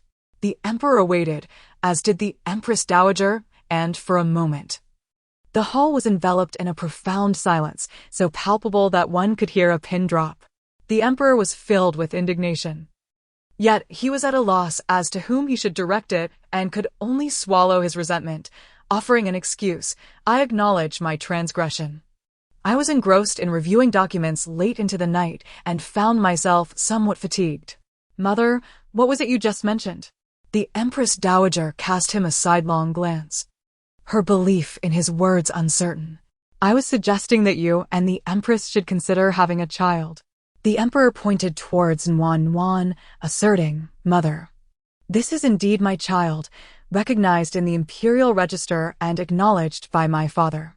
How could one claim that this is not my child? Surely, it cannot be said that I brought her here without anyone's consent." The Empress Dowager. This statement seemed to carry an implicit reproach. "Ah, how would you know that you were not brought here?" The Dishyan Emperor felt utterly exasperated, wishing to retort, but she took her time, eventually articulating a lengthy discourse without pause. Sooner or later, this unfilial daughter would drive him to his demise. "What nonsense you speak. I am referring to you and the Empress, not to this child you have adopted." "Adopted?" The Emperor likely emphasized the word, raising his tone in an attempt to capture the attention of this wayward child. Yes, adopted. You were brought here by her. How shameless to usurp another's child as your own. Were it not for the conflict between the Empress and the concubine, leaving them both incapacitated, and the Emperor's waning influence, it would be a marvel for this fool to ascend to the status of Empress Dowager. The singular instance of audacity, unexpectedly resulting in success, truly seems like a stroke of luck.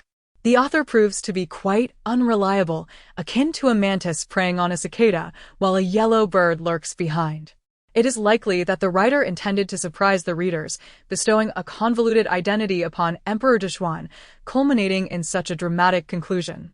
After expressing this, one added, "Isn't this child one you adopted?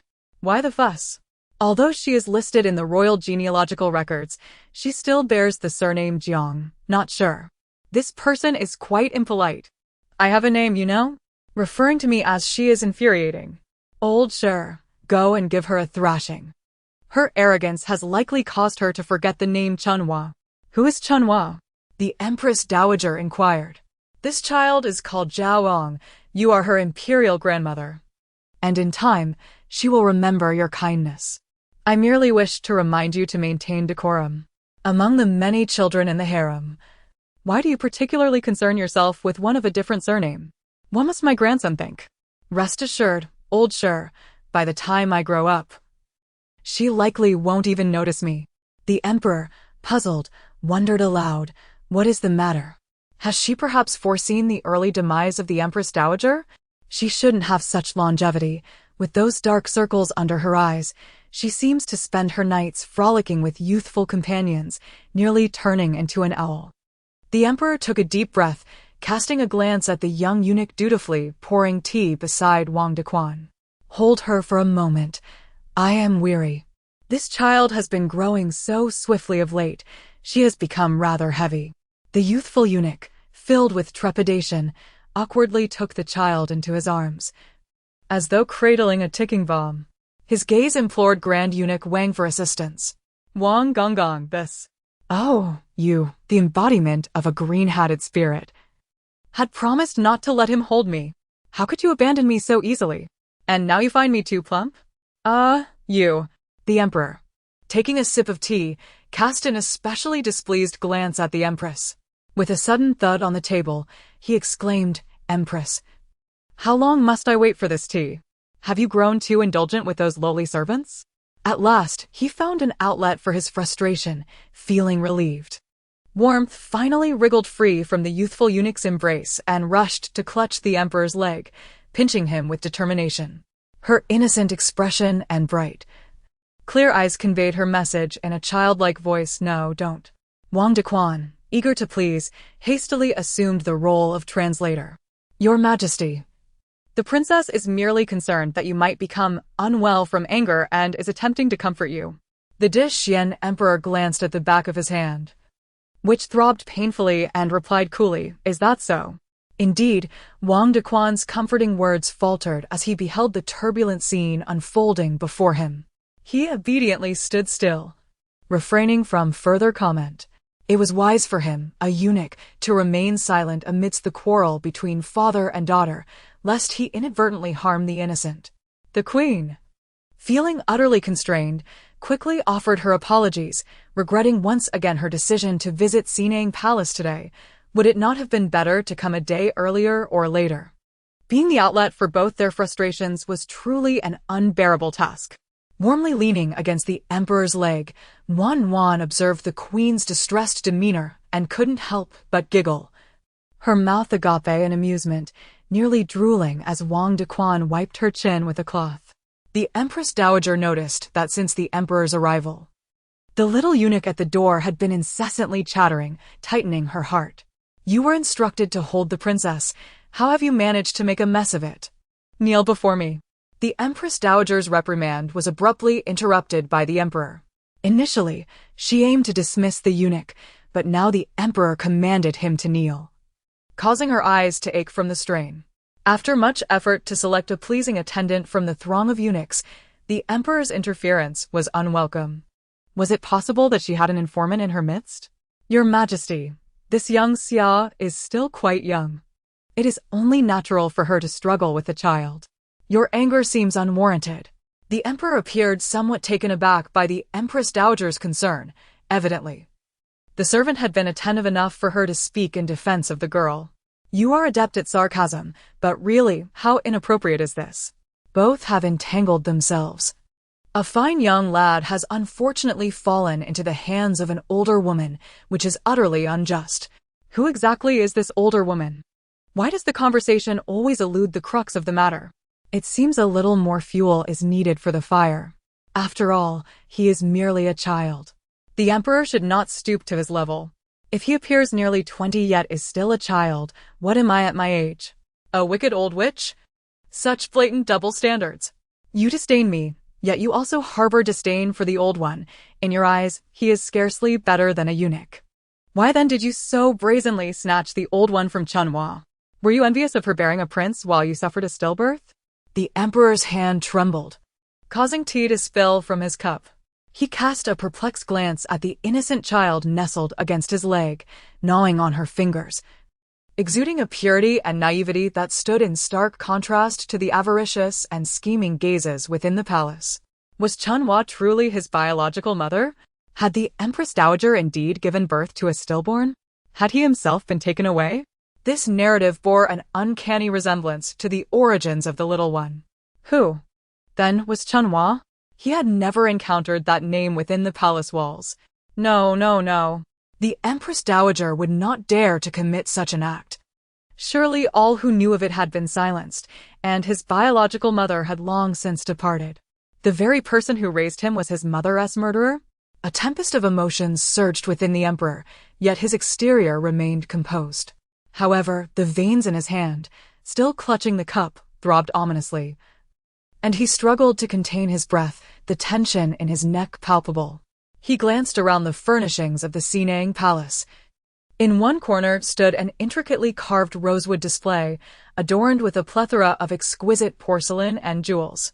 Sunlight filtered through, causing the gems to refract a kaleidoscope of colors, reminiscent of a richly woven tapestry.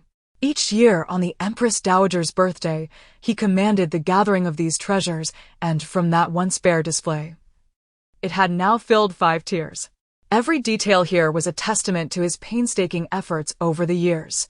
However, now someone has informed him that the person seated above has slain his own mother, rendering him, for over 30 years of his existence, never to have laid eyes upon her, unaware of her name, her lineage, her appearance, or her preferences.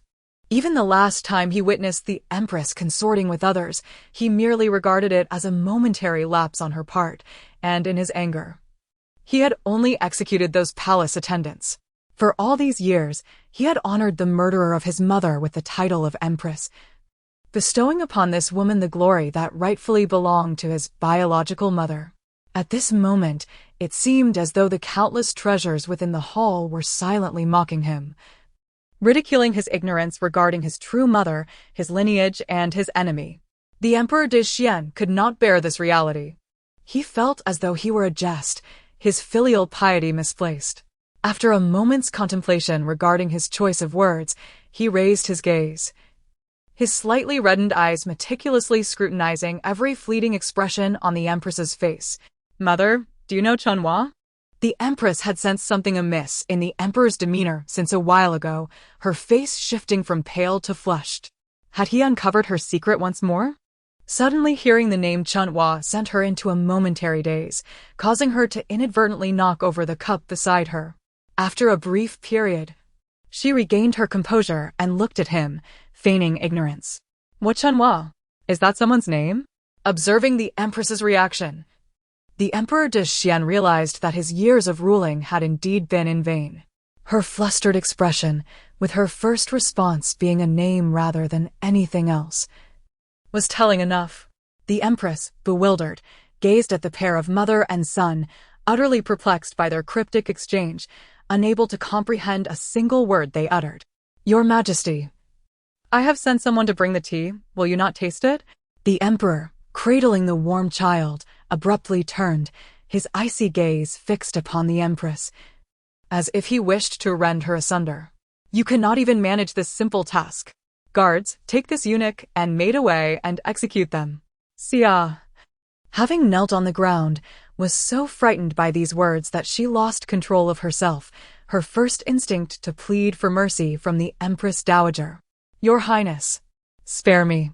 The Dowager had no inclination to respond. The Emperor delivered a swift kick to Xia's chest, draining the color from her face. "You wretched servant. Why do you stand there in shock? Take her away."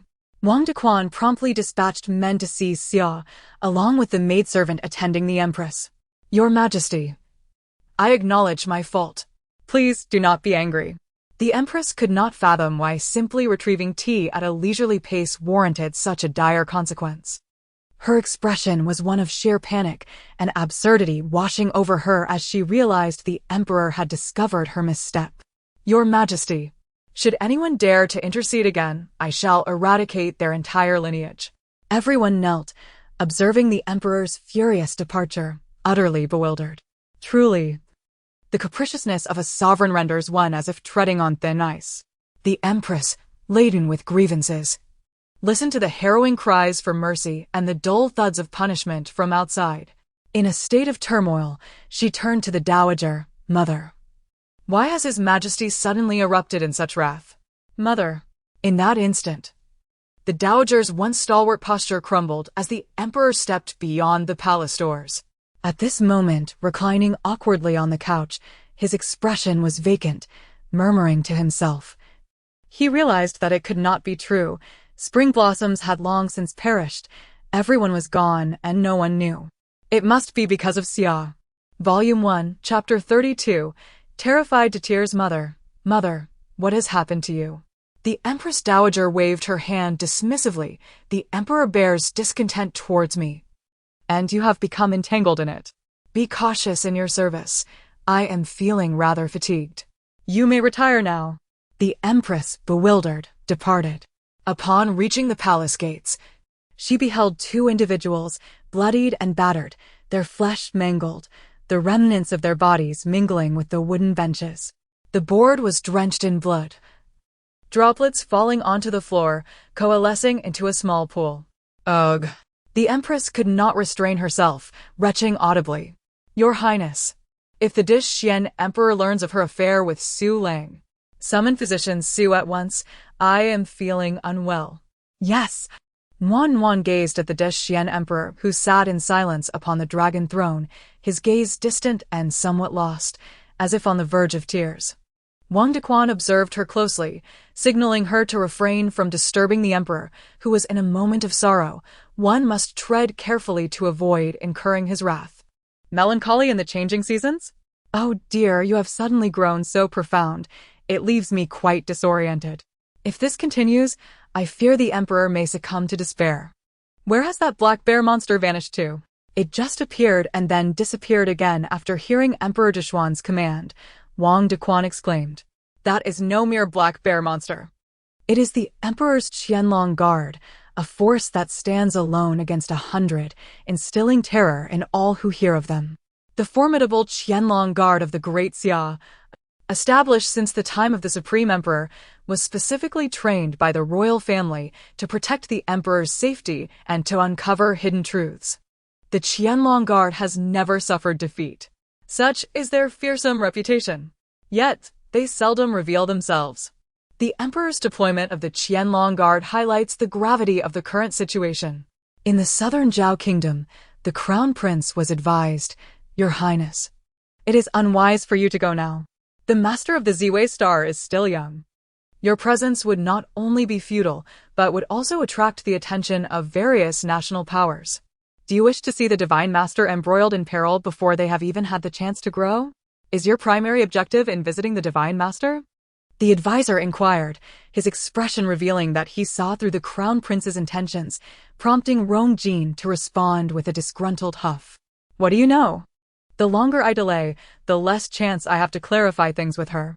If I do not go now, when will I? You will arrive too late. The moment will have passed. The time that separates you is not merely days, but lifetimes. Even if you were to fly directly to the Great Xia right now, it would be too late. It would be wiser to steadily develop your own power, ensuring the Divine Master's protection when the time comes. As for your love, in the grand scheme of countless lives, it is trivial. I do not believe it. With a furious expression, Rongjin seized his fan and, amidst the cries of his counterpart, tore it asunder into two pieces. It is utterly unreasonable that I have undertaken all this, and Jiang will fulfill the wishes of countless souls, yet cannot satisfy my own long-held desire. From beginning to end, from the past to the present, all I seek is but one person. The National Master picked up the tattered remnants of the fan from the ground, on the verge of tears. Your Highness, this fan, the mysterious celestial cloud fan, cost me 50 taels of silver. Now it is worthless.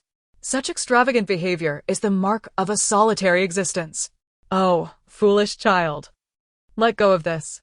Rongjin could not bear to hear such words, and yanked the remains of the fan back into his possession, flinging it to the ground and stamping on it several times to vent his fury. You used to comfort me, saying she would one day understand my suffering. Now you tell me to give up. I deserve to be deceived. This worthless fan, worth 50 taels? I wouldn't even spare it a glance if it were given to me. National Master, you shall never hope for divine favor in this lifetime. Continue to dwell in your grand dreams of spring and autumn. Observing the fire nearly erupting from Rongjin's eyes, the National Master took a step back. Your Highness, I must warn you, though you possess a noble status, I am still somewhat of a mentor to you. Do not presume that your youth will intimidate me. The surrounding palace attendants had long since been dismissed, leaving only the two of them, unrestrained. No longer maintaining the facade of decorum and grace, they became embroiled in a scuffle on the ground. The National Master felt his hair thinning, as a lock was tightly grasped in Rongjin's hand. With the slightest exertion from Rongjin, he could easily attain a balding Mediterranean look. Your Highness, let us deliberate on this matter with care. The body and hair we possess are bestowed upon us by our parents, and considering the significant power you hold, my entire ancestral lineage rests in your hands. Therefore, I urge you to be gentle. I am of advanced age and not in the best of health. Please do not hold my frailty against me. As Rongjin observed the shifting demeanor, he grasped the corners of the elder's hair and presented two choices. First, divulge the specific date. Second, relinquish those precious tufts of hair. The pain in the elder's hair imparted a feeling akin to a delicate tug, forcing him to raise his head in accordance with the other's grip. I choose the first option. Please be gentle. Release your hold for now. I must consult the stars, as I cannot speak without forethought. Your Highness, as the esteemed Prince of Nanzhao, your slightest misfortune could have far-reaching consequences. If something were to befall you, I would be left with naught but 9 heads to lose. The elder's words had exhausted him, yet the grip on his hair remained unyielding, intensifying instead. He ceased his jest and swiftly began to calculate, revealing that a significant event awaited in a year's time. That occasion would be the birthday of the Empress Dowager of Daxia, coinciding with the discussions among the 4 nations regarding the next decade's pact. It would present a perfect opportunity for you to pay homage to the divine and furnish those ancient souls with the legitimate cause for your visit. Upon receiving this definitive answer, Rongjin finally relinquished his grasp on the elder's precious strands. In that case, I shall begin my preparations. The elder exhaled, rolling his eyes at the proclamation. There remains a full year. Why commence preparations now? I shall take my leave, Your Highness. Indeed. Arranging the somewhat crumpled garments, Rongjin restored his enigmatic demeanor and prepared to leave. As he took a few steps, just as he was about to exit the grand hall, a swift figure darted past him, tugging at his temple hairpin, causing him to yelp in pain, which shattered the carefully crafted expression he had just donned. The National Master, in a remarkable sprint, fled the scene. The palace attendants, witnessing the spectacle, couldn't help but exclaim that the National Master seemed on the verge of transcending into immortality, his movements as graceful as a startled swan. Before departing the imperial palace, Wan cast a glance at Emperor de Xian's face, which appeared to be shrouded in ominous clouds, as if a storm were imminent. Was it possible that her earlier misstep had provoked his ire? Contemplating this, she retrieved a gold ingot from her pouch and, with a playful gait, approached him to place it in his hand, signaling for him to smile as she did. This was a significant offering. It required careful handling, as sustainable relations were paramount. "Oh, dear Emperor," she exclaimed. "The princess has presented you with the gold you bestowed upon her, hoping to bring a smile to your face." How thoughtful. As she spoke, her voice quivered on the verge of tears, and she discreetly dabbed at the corner of her eye with her sleeve. The Emperor looked in astonishment at the gold in his hand. Just moments ago, Wang Dequan had been boasting about the gold piece the little one had given him. And now he found himself in possession of one as well, a rather curious turn of events. Did he realize how much this gold could procure? Perhaps the little one was unaware of the significance of the ingot she held. This gold piece weighed 10 taels, equivalent to 80 taels of silver. A typical peasant requires approximately 8 taels of silver for a year, and what you possess is equivalent to a decade's worth of sustenance for a family. Now that you comprehend the intrinsic value of this gold, will you still offer it to me? Wang Dequan gazed longingly at the deposit, imploring, "Your Majesty, if you do not wish to keep it, may it be bestowed upon me? Is that truly gold? That embodies the conscience of the little princess." Given her childhood fondness for wealth, if it is not accepted now, it is likely you shall never pry a single coin from the princess's grasp in the future. Observing that Wan appeared to be still processing this, the Emperor of Dexian altered his approach, stating, "With this deposit, you could procure countless chicken legs." Indeed. Upon hearing the mention of chicken legs, the little one's eyes sparkled, and her small hand reached out once more. The Emperor opened his palm, continuing to observe her reaction. "You do not want it?" He quirked an eyebrow. "If I give it to you, then it is yours. Quickly take it before I change my mind. It was quite a rarity for a miser to exhibit such generosity.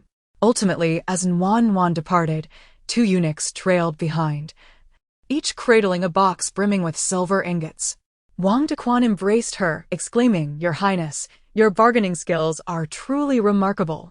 One must relinquish something to gain, without sacrifice. One cannot ensnare the wolf." Wang Dequan. Ding. Sweetheart, your task progress is as follows. Successfully extricate yourself from the Mu residence within 3 months, earning 10 points and the reward of photographic memory. Now, I present task 2, attend the Guozijian for 3 days. Upon successful completion of this task, 10 points will be awarded, along with the gift of effortless writing. By practicing for half an hour daily for a year, one may acquire excellent calligraphy skills. A delay in completion will result in a deduction of 5 points. Failure to complete the task on time will incur a total deduction of 10 points and cancellation of rewards from the subsequent task. Task 3. Literacy. One must recognize a minimum of 10 characters each day, achieving at least 50 characters within a month. After every 3-month period, there will be a surprise test. Successfully identifying 10 consecutive characters will grant the ability to recognize over 30,000 characters, resulting in 10 points awarded and the acquisition of extraordinary reading skills, enabling one to read a plethora of books in a short time. A delay in completion will result in a deduction of 5 points. Failure to complete the task on time will incur a total deduction of 10 points and cancellation of rewards from the subsequent task. Task 4. Commence the study of medical principles, to begin after 3 months. Successful completion of this task will yield 30 points and reward one with a set of golden needles, comprising 108 needles crafted from pure gold, forged through the flames of the red lotus, possessing a certain spirituality and capable of recognizing its master. Furthermore, it serves as a lethal weapon. Its efficacy comparable to that of the rainfall pear flower needle. Failure to complete the task on time will result in a total deduction of 10 points and cancellation of rewards from the subsequent task. This task can be subdivided into 1. Daily recognition of a medicinal herb, including but not limited to its characteristics, types, and usage knowledge. Successful completion will yield 10 points. 2. Memorization of 108 acupoints, including but not limited to the classification, effects, stimulation methods, and selection principles. Successful completion will yield 10 points. 3. Practice acupuncture techniques, encompassing, but not limited to, foundational skills, methodologies, and practical applications. Successful completion of this task will yield a reward of 10 points. There is no time constraint for this endeavor. However, it will be integrated into the daily routine. Given the host's age limitations, the entire learning process will be presented through animated formats. The system will produce a daily check-in calendar, so let the host and the system collaborate diligently.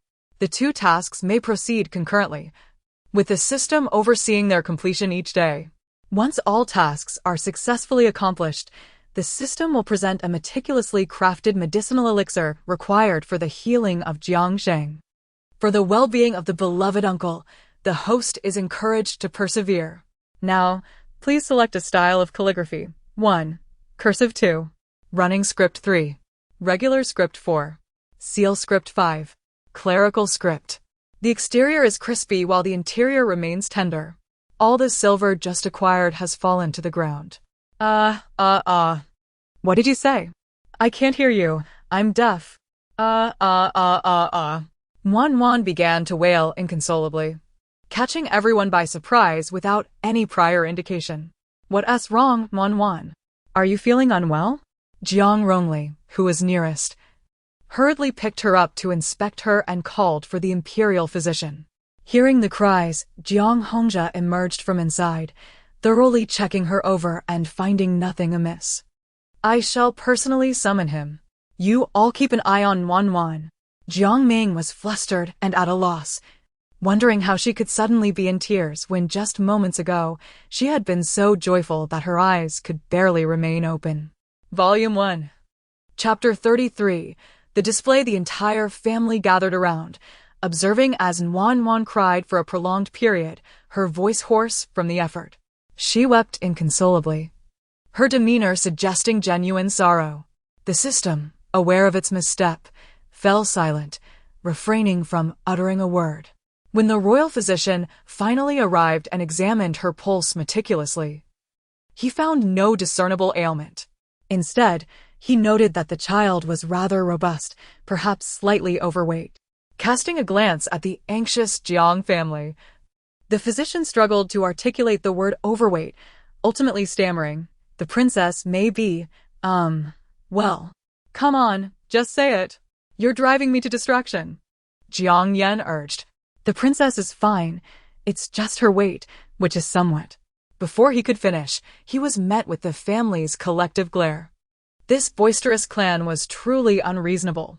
"It is not merely for the sake of examining the princess's tears that we summoned you, Dr. Shui. She was perfectly well just moments ago. We cannot fathom what has caused the sudden distress. Perhaps she was startled?" Dr. Shui shook his head. If she were startled, her pulse would exhibit temporary anomalies, such as an accelerated heartbeat or irregular rhythms. However, the young princess's pulse is taut, akin to a tightly strung bowstring, strong and tense, indicating her discontent. Who has upset her? Jiang Yao was the first to object. "That is impossible. We did not seize her money. Why would she be angry?" "Doctor, surely you must have misinterpreted." Jiang Yan waved dismissively, asserting that it was inconceivable for Dr. Shui to be mistaken. "The child speaks without restraint. I kindly ask for Dr. Shui's understanding. There is no cause for concern. The little princess is in excellent health, even better than most children. However, it is advisable for you to pay attention to her diet, as too much indulgence may lead to difficulties. This implies it is time to consider a reduction in weight." Wan Wan's recently calmed cries began to rise again in pitch. Dr. Shui. It was evident to all that he had provoked the little princess's ire. Aware of his own shortcomings, Dr. Shui took his medicine box and discreetly departed. Jiang Sheng was originally resting in the Henwu courtyard, but was soon brought over by Xiao Xiangzi. Wan Wan, his voice was gentle and warm. Yet this only caused Wan Wan to weep more sorrowfully. "Uncle, they want me to attend the Guozijian. I refuse to go, sob, sob, sob. What kind of family sends a 1-year-old to the Guozijian, expecting me to learn characters? I do not wish to recognize them. Sob, sob, sob, I am so pitiful. I still need Baiji to help me with my potty. Now they want me to go to school. What if I wet my pants? Uncle, please help me." Indeed. She was crying out of frustration. Jiang Yao scratched his head, chuckling without knowing the reason. Jiang Ming was at a loss, finding the child utterly distressing. "Wan Wan, do not cry. Look at this little flower face, it is a mess. Let Uncle clean you up." Jiang Xing lifted her up, causing a slight wobble, while Jiang Ming quickly supported his arm. Thus, in this brief moment, Uncle demonstrated with undeniable evidence that Wan Wan had indeed gained weight. It was not her fault, rather. It was the uncle's shortcoming, as he was unwell and needed to exercise. Soon, Uncle will head to the courtyard to engage in some weightlifting. How about letting Wan Wan ride on his shoulders like a knight? Wan Wan gently patted his leg, feeling its softness and lifelessness, and suddenly realized that her previous actions might have been inappropriate. Her uncle's life and fortune rested solely upon her shoulders, while her mind was merely preoccupied with play. Jiang Hongzhe sat on a stone bench, quietly discussing with his 2 sons. "Do you know whom Wan Wan is referring to?" Both shook their heads. "Father. It seems Wan Wan has someone extraordinary behind her, perhaps someone who can hear her innermost thoughts intentionally. But where is this extraordinary being? Wan Wan had just cried without warning. Could it be that someone was conversing with her in her mind?" Jiang Zhao spoke succinctly. Jiang Hongzhe gazed at the now calmed Wan Wan, realizing that apart from their family, only the emperor could hear her. It seemed that previously, Musun's family could not hear her either, indicating that a certain criterion must be met to access Wan Wan's thoughts, particularly those beneficial to her. Jiang Yan speculated. Perhaps only those who genuinely care for Wan Wan can hear her voice, regardless of the conditions. As long as it is confirmed that they mean no harm to Wan Wan, it suffices. However, she is merely 1 year old. Would the Imperial Academy even accept her? This is simple. Just let Wan visit the palace, and the emperor will assist in resolving it. Jiang Hongzhe slapped his palm down, exclaiming, "What are you saying? As her uncle, you should be the one to advocate for her instead of relying on others." What a lack of ambition! Jiang Yan swiftly dodged, realizing who the other person was, none other than the beloved Emperor of Warmth. Such a young child, what opinions could anyone possibly have? They merely assumed that Warmth was off to the Imperial Academy for a drink of milk. Speaking of which, father, you still owe me the silver from that last drinking spree. What silver? What silver? I have painstakingly raised you, enduring all manner of toil. Jiang Yan dashed away quickly.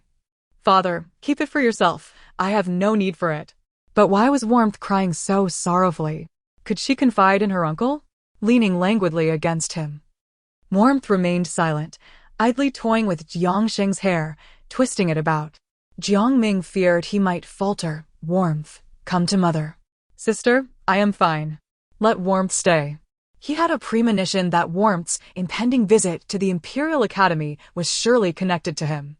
Dear child, look how much your uncle adores you. For his sake, you must hold on. Seizing the moment while Warmth was finally quiet, the system began its relentless persuasion. Your uncle was once a candidate for the top scholar. Would you truly wish to see him spending his life confined to a wheelchair? I have configured the optimal options for your tasks. You now possess an extraordinary ability to remember everything at a glance. Once you successfully complete the next task, you shall acquire a reading speed that surpasses that of others. Each skill you gain has been meticulously selected and tailored for you, all to ensure your success in forthcoming endeavors. The system incessantly enumerated its arguments from various angles to persuade the charming individual to undertake the task, fearing a lack of submission. However, Wan remained utterly unmoved, as though she had ascended to another realm. Faced with such indifference, the system could only retreat temporarily to seek solace in the company of chasing Qi. The first task issued by the system was to enter the Guozijian within 3 days. As the second evening approached, Wan still appeared sullen, showing no intention of visiting the Guozijian. The Jiang family, anxious in silence, observed Wan transforming her sorrow into sustenance at the dining table, sighing in resignation. Alas! It was only during meals that they could witness their sister brimming with vitality. After uttering this thought, Jiang Yao bit into a chicken leg with fervor. One couldn't help but wonder if this child would develop some peculiarities. It was indeed my first encounter with someone daring enough to openly defy a royal decree and enter the palace. What a rare sight. Jiang Su sighed, only to be met with a sharp glare from Jiang Luo. Wan had not only fallen silent, but even her inner thoughts had ceased. Now, the others could only speculate about her feelings. Wan, if you are truly unhappy, perhaps it would be best to relinquish the endeavor. Nothing is more important than the happiness of Wan, is it not? Jiang Sheng sat beside her, feeding her while offering words of comfort. Wan glanced at him without uttering a word, her pace of eating unwavering. The Jiang family was only aware that she was to attend the Guozijian. They remained oblivious to the underlying connections, believing it was merely a formality. No one considered what a 1-year-old child could truly learn, despite Wan's uniqueness. She was still just a child. Our primary task now is to grow up peacefully and to be joyful every day, is it not, Wan? After the last bite of food was fed, Jiangxing planted a kiss on her cheek and said, "Go play now, Baishi. Take good care of the princess." Yes. Baishi prepared to lift her off the stool, but Wan pushed her away. Uncle, if you knew that I was going to the Guozijian to heal your leg, would you still say that? Wan gazed intently into his eyes, her hand resting on his leg, as if attempting to sense the strength within. Alas! There was nothing. His leg felt as soft as rubber, save for its warmth. Everyone was momentarily stunned by her words, rendered speechless. Jiang Yao, gnawing on a piece of meat, finally noticed the astonishment on his family's faces. They had heard it too? Initially, it was only this revelation that shocked him, but now another had joined. So he was not the chosen one after all? His sister. Jiang Yan swiftly covered his son's mouth, admonishing, "Do not speak. Your breathing is distracting me. Jiang Yao seized the opportunity to rub his greasy lips against Jiang Yan's hand, provoking a look of disdain that caused the latter to withdraw his hand, only for Jiang Yao to smear it against his clothing. The clinking of the spoon against the porcelain bowl produced a crisp sound, and Jiang Sheng could hardly suppress a tremor. A certain suspicion had already taken root in his heart. Yet he was unprepared for the warmth of the acknowledgement from Wan, which sent shivers coursing through him. He had initially thought he could wait another 10 or 8 years. After all, he had already endured 3. The prospect of hope was indeed a welcome change. But Wan was merely 1 year old. Had she truly shackled herself to such a fate? She could hardly articulate her thoughts. How could she bear such a burden? Wan, he murmured softly, his tone laden with uncertainty. He found himself at a loss for words. Just moments ago, without her explicit confirmation, he could have easily voiced his thoughts. Yet, now that he had received that affirmation, it was as if a floodgate of anticipation had been opened, overwhelming him with feelings of resentment, joy, and hope that made it difficult to breathe. Uncle Shao now feels like a man in the desert on the brink of death from thirst, who has suddenly encountered a bowl of water. Anyone would grasp it tightly. Fear not, Uncle Shao, I shall save you. After feeling downcast for 2 days, Wan finally resolved to take a deep breath. It was merely a matter of studying. She could manage that, even if her mind felt somewhat inadequate at the moment. She extended her hand, allowing Bai Shi to carry her away. She wanted to revel in the moment before descending into the depths of despair. When the family finished their meal and went to look for Wan, they found her sleeping soundly with her head tilted. The time for celebration was indeed fleeting. Today marks your first day reporting to the Guozijian, my dear. Do your best. Your adorable attendant will keep you updated in real time. Another beautiful day has dawned. As Wan opened her eyes, a pained expression crossed her face. How could she have succumbed to a moment of weakness? Thus began her descent into a hellish existence, starting with insults. Get lost. All right. The system, startled by her fierce yet childlike tone, promptly retreated. My princess, you are awake so early. Allow me to assist you with your attire. Bai Ji and Grandma Fu helped her dress and wash up, taming her tousled hair into a charming bun adorned with a colorful satin ribbon cascading down her back. A touch of rouge graced her forehead, rendering her a fresh and lovely doll. Oh my, who is this beautiful little sister? Jiang Yao exclaimed joyfully. Upon learning that Wan was to attend the Guozijian, she had danced with excitement the previous day and couldn't wait to visit her this morning. It is indeed my little sister, but alas, it is a pity that such a young child must attend school. This clearly indicates one undeniable truth. Jiang Yao paused dramatically, shaking her head before continuing. No matter how beautiful one may be, one cannot escape the fate of schooling. Ha ha ha. After her laughter subsided, no one paid her any mind. Jiang Yao, feeling somewhat embarrassed, touched her nose and sat beside Wan. Sister, I shall accompany you to the Guozijian shortly. Young master, you should head to the Guozijian first. It would be unfortunate to arrive late. The palace will send someone to escort the princess to the Guozijian soon. Jiang Yao was taken aback. Someone from the palace? Wan, you won't require a grand procession to attend school, will you? Let me tell you. Master Yan despises nothing more than students who misuse their family backgrounds to bully others in the academy. You. Oh dear, Your Highness. You're tugging at your ears again this early in the morning. Susher hurried over, hearing her son rambling. You little rascal, what do you know? Hurry along now. If you're late, just wait and see how Master punishes you. With a face full of resentment, Jiang Yao departed. Now, he had boasted to his classmates about bringing his sister along to broaden their horizons, but now that plan had fallen through, and he was bound to be mocked. Wang Dequan arrived at the Jiang residence, accompanied by palace maids and guards, and the Jiang family quickly came to greet him. They were accustomed to having Wang Gonggong sent by Emperor de Xian whenever there was a matter to attend to. He must be here for Wan, right? Wang Dequan nodded, explaining that he carried a few messages from the emperor for the princess, and inquired whether she had awakened. Jiang Ming glanced at the people behind him. Yes, she has awoken. The little one got up by herself this morning without needing us to call her. She is currently having her meal. It seems the princess is indeed somewhat different now that she is set to attend school. However, at such a young age, it seems a bit burdensome. Nevertheless, Miss Jiang need not worry. The emperor is very considerate and has arranged a special palanquin and guards to escort the princess to the Guozijian. Moreover, those accompanying him are all carefully selected by the emperor, dedicated to serving her, and will exclusively be by her side from now on. Volume 1. Chapter 34. A Close Call. I am grateful for your majesty's kind intentions. Initially, I harbored concerns regarding the child's tender age, but with the arrangement of dedicated caretakers, my worries have considerably diminished. Upon encountering Nuan, Wang Dequan bowed respectfully. Princess, before we proceed to the Imperial Academy today, shall we first summon Ping'an for a pulse check? The royal physician stepped forward, took the pulse, and departed promptly.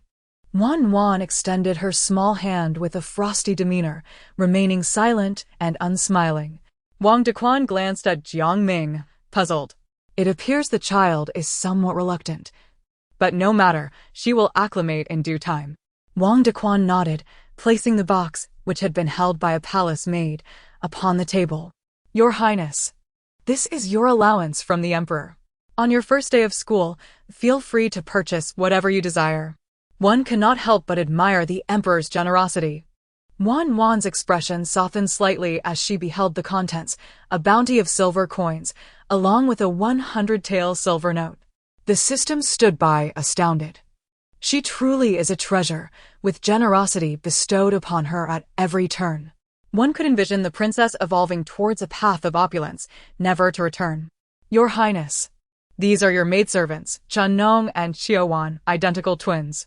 One excels in medicine, while the other is skilled in martial arts. Additionally, there are Wang Mama and Du Mama, dedicated to attending to your meals. Moreover, His Majesty has dispatched 10 guards to escort you to and from school. They await you outside. Greetings, Your Highness. Zhao and Su, upon hearing this, were left speechless, with those in the know realizing Nuan was merely attending school, while others might mistakenly believe she was plotting a rebellion. Jiang Ming wore a worried expression. Esteemed Master Wang, isn't this a bit too ostentatious? The young princess is still so small, and with so many people around, it may attract unwanted attention. In essence, she feared the envy of others could lead to unforeseen calamities. Miss Jiang, this is the result of His Majesty's understated approach. The young princess, despite her tender age, is entitled to her title. Such is the established protocol. Moreover, aside from the 8th prince and the 9th princess, all other princes and princesses are currently attending the Guozijian, and there are plenty of attendants to oversee matters at home. You needn't worry. Bai Ji stood by, feeling at a loss. Since the birth of the young princess, she had been in her service, but now it seemed her presence was no longer necessary. Miss Wang Dequan's eyes sparkled with the wisdom akin to that of a sage. Serving before the emperor, he must possess a high emotional intelligence. He quickly discerned the underlying issue. These maids and the princess were still unfamiliar with one another. Let Miss Jiang's maid accompany them for now, he suggested, demonstrating his thoughtful consideration. After finishing their meal, they were finally ready to depart. Aside from a few members of the Jiang family who were attending court or school, the rest accompanied Nuan to the gates of the Guozijian. Wang Dequan followed closely, awaiting the moment to introduce Nuan to her mentor.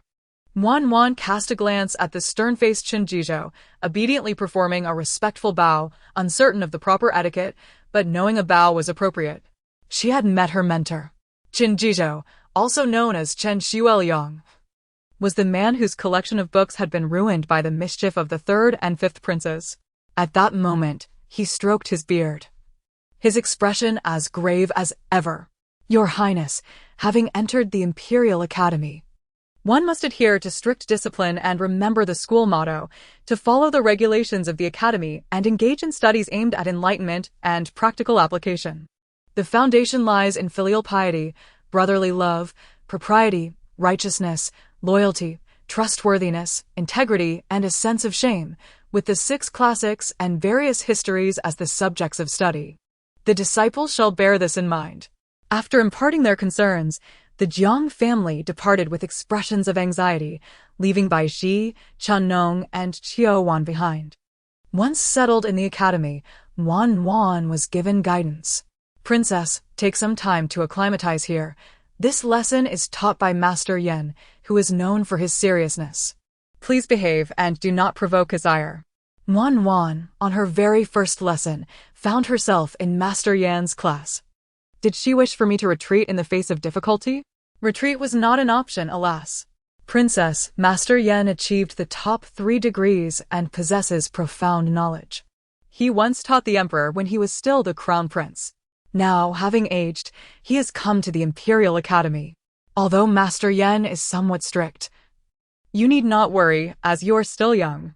Top 3 degrees, crown prince's tutor, my goodness. He is the very best in the nation. How remarkable. Was this arrangement made by the emperor specifically for Wan, or was it merely her good fortune? Meanwhile, Wan was led into the classroom and sought a corner to seat herself, only to be interrupted by a voice nearby. Your Highness, your place is here. Turning towards the voice, she beheld a young gentleman with almond-shaped eyes and a delicate complexion, attempting to maintain a serious demeanor, though his trembling hands betrayed him. Baizhi glanced at the desk, pondering how he could ascertain that this was indeed the princess's designated spot. Channong whispered, Princess. Each desk has a name inscribed upon it, and yours is at the front. Worm glanced at that spot, the front row, right in the center. Who on earth would want to sit there? Whoever wishes to may do so, sitting beneath the watchful gaze of the teacher. So close that one cannot even catch a moment's rest, and risk being showered with spit in the process. Observing the little princess's reluctance, the young master bit his lip. His eyes glistening with urgency, his voice nearly breaking into tears. Princess, don't you want to sit here? His eyes brimmed with tears. Worm widened her eyes at him. Was this a threat? Surely it was. He had resorted to a tearful assault. Do not presume that your handsome looks would soften my heart. She was not so superficial. Upon the entrance of Master Yan, he raised an eyebrow at the obediently seated Worm in the front row, surprised by her compliance. Worm, disheartened, laid her head on the desk, while the young master, amused by her plight, turned his head in annoyance. Never again would she judge by appearances. Outside the classroom, Baizhi and Channong listened to the childish sounds of reading from within, sighing softly. What if the princess were to wet her pants? The inexperienced Channong, yet untouched by life's adversities, remarked, The princess is still young. Isn't it quite normal? Baizhi regarded her with an expression that suggested her ignorance. Though the princess was indeed young, her pride was exceptionally strong. It may be acceptable to wet her pants in private. But consider this. There are at least 6 children inside, including the teacher, 17 in total. With so many present, the princess would inevitably shut herself away in anger afterward. In the midst of spring's abundance, it is only natural to experience the bodily functions of defecation, flatulence, and belching. Baizhi, you ought to counsel the princess, a Qiuwan stated with utmost seriousness. Suddenly remembering her own status as a princess, she patted her chest and declared, Leave such matters to me henceforth. Baizhi responded, Where did such a foolish person come from? Springnong nudged her, wearing an expression of incredulity, and added, My apologies. A Qiuwan has been practicing dance since childhood and is accustomed to being carefree. Please do not take offense. Baizhi shook her head dismissively and scrutinized a Qiuwan, pondering how her name clashed so starkly with her character. Esteemed scholars, I am Master Yan. And you shall learn from me in the future, he began, only to be interrupted by the princess. Zhao Yang, is there something you wish to discuss? Master Yan, clad in a white long robe, exuded an air of sternness, his hair a striking blend of blue and white, presenting himself as a serious and austere figure, especially with his long beard, which lent him the demeanor of a learned sage. In modern times, he would resemble a living repository of knowledge, appearing only during graduation season. When the esteemed figures, often cloaked in red or black academic regalia, would grace the graduation ceremonies. "Master," Wan stammered. Her mind clouded as she realized not even she understood her own words. "Master Yen, this child can hardly articulate her thoughts. Which thoughtless individual devised such a heartless plan, sending such a young child here?" A nearby young gentleman regarded her with a look of confusion. Wan was nearing desperation. If she did not find a way out soon, she would surely embarrass herself. The young girl on the right of Wan, noticing her flushed face, softly leaned in and asked, "Do you need to use the restroom?" Wan vigorously nodded her head, feeling a wave of relief that someone finally understood her plight.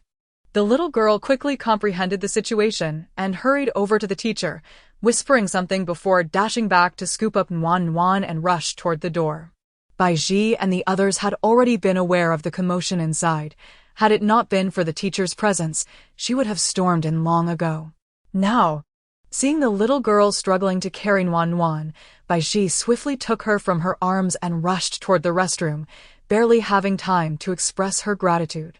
The teacher observed this relay-like scene with a helpless sigh, nearly spilling his tea on his own beard. He realized he needed to speak with the emperor, for the child was far too young. Sending her here without being able to relieve herself was unnecessary haste in nurturing her potential. Initially somewhat reluctant, the teacher now felt a twinge of sympathy for Wan. "Grandfather, why do you look as though the sky is falling?" he scoffed, glaring at the boy. "Address me as teacher, not grandfather. That is utterly inappropriate." The young boy, Hong Yi, pouted slightly. "Yes, teacher." The little girl beside them stifled her laughter. Seizing the moment while the little princess was away, the teacher took a moment to appraise the 7 children before him, the legitimate grandson of Minister Li, the grandson of Director Zhang, and the heir of the Earl of England, all ranging in age from 4 to 7. These individuals are the rising stars of the Great Xia, the future pillars of strength. Has the emperor summoned these children solely to accompany the young princess in her studies? What is the emperor truly plotting? On her first day at the Imperial Academy, Wan nearly wet her pants. Fortunately, someone came to her aid, sparing her from such embarrassment. As for the task of learning 10 characters each day, Wan declared it to be exceedingly simple. In the inaugural lesson, Master Yen opened the book and began to shake his head while teaching the 3-character classic. Wan opened her mouth, struggling with the pronunciation, and eventually decided against attempting to read aloud. Instead, she observed the form of each character, mentally reviewing them, and discovered that she could memorize them with remarkable ease. Although the characters were vastly different from those in her modern life, this new mind of hers was remarkably adept. New things were always useful, operating at lightning speed without any hindrance. She mused that it might not be as difficult as she initially thought. No one could resist the charm of a sweet, youthful voice. No one. As she approached Wan, she heard no sound at all. "Your Highness, what are you doing?" Wan lay sprawled on the specially designed cushion, which was perfectly elevated for her to rest upon, resembling a small glutinous rice dumpling. Upon hearing Master Yan's words, she innocently widened her eyes and looked up. "Why are you reciting along?" she thought. "What the?" Master Yan, puzzled, was about to reprimand her, but hesitated, thinking he might have misheard, given that the little one struggled with articulation. Clearing his throat, he urged, "Recite along." "What the?" Master Yen turned to glance at her before continuing on his way. "Little darling, children must not use foul language. He does not understand. I was speaking in English." The system. After a span of 1 hour, Wan successfully dozed off on the table. Wasn't it supposed to be easy to persist? As for the remaining children, their thoughts had long since wandered elsewhere.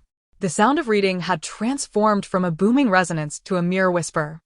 Master Yen sighed once more. This child was too young, lacking any sense of stability. No matter how strict he was, he could not contend with their inherent nature. He resolved to propose to the emperor that the daily study time be reduced from 1 hour to half an hour. After all, the little princess looked utterly exhausted. When Jiang Yao excitedly brought his friends to find his sister, he discovered her peacefully asleep on the table. The very Master Yan who had previously struck his palm had draped a cloak over her to keep her warm. Jiang Yao, wearing a face of utter despair, nervously tugged at Baiji's sleeve. This cannot be Master Yan, right? He must have been possessed. How could he cover my sleeping sister with a cloak to prevent her from catching a chill while I was punished for dozing off in class? Upon meeting the gaze of the old man within, he shuddered. It was indeed Master Yan, without a doubt.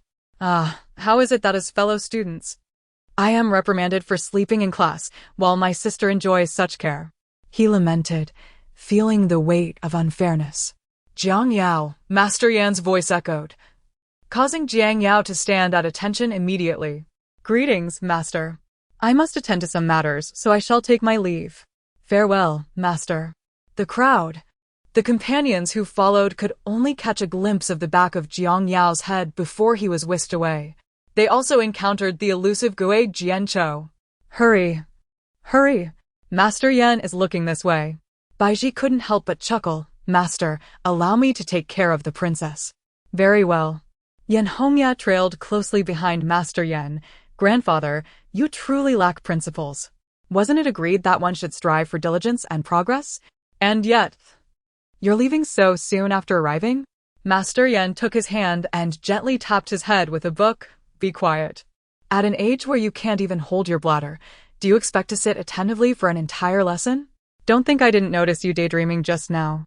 Volume 1, Chapter 35. Envy Yan Hongya was caught off guard and dared not utter a word, yet he had already mastered the 3-character classic long ago. And now you want me to learn it again? When he awoke once more, it was already past lunchtime. Princess, it is time to dine. Wan nodded slightly, stifling a yawn. Learning is truly exhausting. My brain cells feel utterly depleted. After an hour of class, I managed to listen for merely 20 minutes. While the remainder of the time was spent in slumber, how dare you utter such words? You understand nothing. My 20 minutes of attention span equates to several hours for others. Furthermore, it is unreasonable for you to hold such lofty expectations of me. It is a considerable achievement for me to rise from bed without soiling myself. You must realize that my sphincter and kidneys currently operate beyond the control of my brain, making your demands rather excessive. Alas, my tasks are meticulously tailored to your physical condition. The only issue lies in the early commencement of these tasks. There is no other fault to be found. Once you become accustomed to my presence in your mind, you will come to accept all of this seamlessly. Wan focused intently on her meal, disregarding the commotion.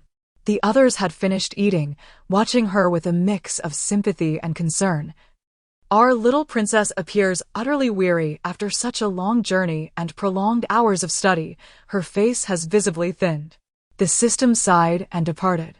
In the Nanzhao kingdom, Rongjin listened to Chu Qi as she reported on Wan's recent circumstances, a broad smile adorning his face. She has endured quite a bit. She has always detested studying. Zhu Qi, it is all the same narrative. It's only the first day at the Guozi Academy. Is it really that significant? After the meal, the system urged Wan to commence her daily attendance check. The task of attending the Guozijian has been accomplished within 3 days, earning 10 points and the reward of an extraordinary skill in writing. With dedication to practicing for half an hour each day, one can master the art of calligraphy within a year. However, this is not a typical endeavor. For most, it might take a decade or more. The system guarantees excellence in its offerings. Nevertheless, I find myself disinterested in this reward, as I struggle to handle even a spoon deftly, let alone wield a brush. Please, allow me to pass on this. Very well. I shall set this reward aside for you, should you find a need for it in the future. Simply call upon me. For now, let us proceed to the next task. Begin your daily check-in with just 10 characters. 10 characters? How about this? I shall complete the tasks for tomorrow and the day after in one go, and you can let me rest for 2 days. Goodness. It's only the first day, and you already wish to take a break. What, then, is the purpose of the daily check-in? The system firmly states that there must be a check-in every day, with an increasing character count. What a useless system you are. From the perspective of onlookers, After finishing her meal, Nuan sat there, silent and motionless, seemingly lost in thought. What has happened to the princess? She was just joyful moments ago. Jiangming shook her little bird, asking Nuan, "Look, this is the silver your grandmother rewarded you for your obedience in attending the Guozijian on the first day. Would you like it?" In the next moment, the silver in her hand was suddenly snatched away. Jiangming, well, this child is simply daydreaming. Let us disperse now. Dear one, what must I do to fulfill the task? Should today's endeavor fail, you shall forfeit your next reward, and all rewards henceforth. If I must practice alone to earn a reward, can it truly be called a reward? I would rather do without. If you continue to press me, I shall rescind your previous reward, and you shall toil like everyone else, memorizing a character every 10 minutes. Future tasks will only grow more arduous, demanding ever more of your time, leaving behind the ease of today. She then collapsed onto the chaise longue. Warmth. Did you enjoy your visit to the Imperial Academy today? Jiang Xing, pushed over by Xiao Xiangzi, observed her sprawled form and gently shook her. What troubles you, dear? Speak to your uncle. I shall assist you. Hit him. She suddenly blurted out. Jiang Xing, puzzled, inquired, Strike whom? Who has wronged you? He glanced at Baiji. Did someone bully you today, Warmth? The tension in her posture suggested she was ready to cleave her adversary in two at any moment. Jiang Xing, take a look at your little uncle's legs. Are you truly willing to give up? Warmth. Damn it, he had struck a nerve. Little uncle, I have sacrificed so much for you. Once you have an aunt, you must not forget me. Jiang Xing was both amused and exasperated. What a peculiar situation. It seemed the burden of her studies was once again the culprit. After a moment of distraction, she suddenly revitalized, lifting herself up and preparing to slide off the chaise. Slow down. Where are you off to? Jiang Xing supported her gently, for the temperament of a child can change swiftly. Let us go, let us go. After completing the check-in, it was only natural to indulge in a little escapade. Congratulations to the adorable one for completing today's check-in. Let us strive together again tomorrow at the same time. See you then. Leave me be. All right then. She was no longer a bother here. Ming'er. Last time the heir of Duke Rong mentioned a reunion, and since I have not visited in days, the invitation has been rescinded. I shall pay a visit shortly. Come with me. Jiang Ming hesitated due to her status as a single mother. Mother, you go ahead. I shall not accompany you. I hardly know them. It would be inappropriate for me to attend. What could possibly be inappropriate? When you were a child, they even held you in their arms. And the heir, did you not enjoy playing with him in the past? Jiang Ming could not recall. I don't remember that. Mother, could it be that you are mistaken? Zhao chuckled. Oh, dear child, you were merely 5 or 6 years old then. It is only natural to forget. Come, accompany me. Staying in the manor is of no use. But Nuan is not crying and is quite happy playing with her uncle. There is no need for concern. Jiang Ming glanced at the hairpin adorning her head and the elegant red silk gown she wore, a thought flickering through her mind. Mother, you wouldn't be suggesting. What? Is it not fitting for my daughter, who is so beautifully grown, to adorn herself and uplift her spirits? Besides, the heir of Rong is quite handsome. Perhaps you two are fated to meet. No, mother, as long as I have Nuan, that's sufficient. Besides, the identity of the young master is indeed precious. As a woman who has been married before, you need not harbor such thoughts. Observing her daughter's resolute resistance, Zhao sighed. If you choose not to consider it, then so be it. Remaining at home is quite pleasant as well, with your parents by your side to ensure you are not wronged. However, Ming'er, this does not imply any deficiency on your part. Do not feel ashamed. It is that scoundrel Moose son who lacks fortune. My daughter deserves the very best. Thank you, mother. Jiang Ming's eyes glistened with tears as she playfully leaned against her mother, feeling a warmth in her heart. Why had she ever contemplated marrying that fool? Nuan played joyfully in the courtyard, or rather, she was delighted with the food. Upon seeing her grandmother and mother adorned in splendid attire, the little one immediately scampered over, chanting, "Let us go, let us go." With her short legs moving swiftly, she began to dash outside. Jiangming swiftly grasped her. "Do you even know where we are heading before you run off?" Yet, unperturbed, she insisted on moving forward. Clutching her mother's hand and putting all her effort into stepping outside, stubbornly resilient as an ox. Let her go if she wishes, Jiangming thought. Zhao instructed a maid to fetch a cloak, and she carried Nuan into the carriage. Indeed, her brother-in-law seemed more lively, yet the atmosphere within felt even colder. Su assisted the maid into the inner room, pondering, "Isn't it true? He only appears when Nuan is at home. Since we moved to Henwu Courtyard, we have exchanged a mere 2 sentences, both on the day of our reunion dinner. Alas, every day, Nuan is burdened with tasks. Mother, have you not yet witnessed how that plump little girl carries herself with such arrogance? She has an entourage accompanying her to the Imperial Academy, and His Majesty has even assigned 2 matrons and maids to attend to her, along with dedicated escorts. When I was studying, I had nothing of the sort." The second princess, Shiyu, was infuriated, hurling her teacup in anger. Wanjiao swiftly intervened, admonishing her to refrain from such outbursts. "I am now Wanjiao, and you must not refer to me as mother, lest you attract blame and further punishment from the emperor." "I care not. I too attend the Imperial Academy. Why does father not send Master Yen to instruct me?" She seethed. "How dare they from the humble general's residence presume to overshadow me? They shall pay dearly for their insolence." Wanjiao cast her a disapproving glance. "How have I raised you? You must learn to maintain your composure in the face of adversity. How will you manage in the future? That girl is currently in the emperor's favor, and you cannot openly oppose her. Your 8th sister and 9th brother are of similar stature.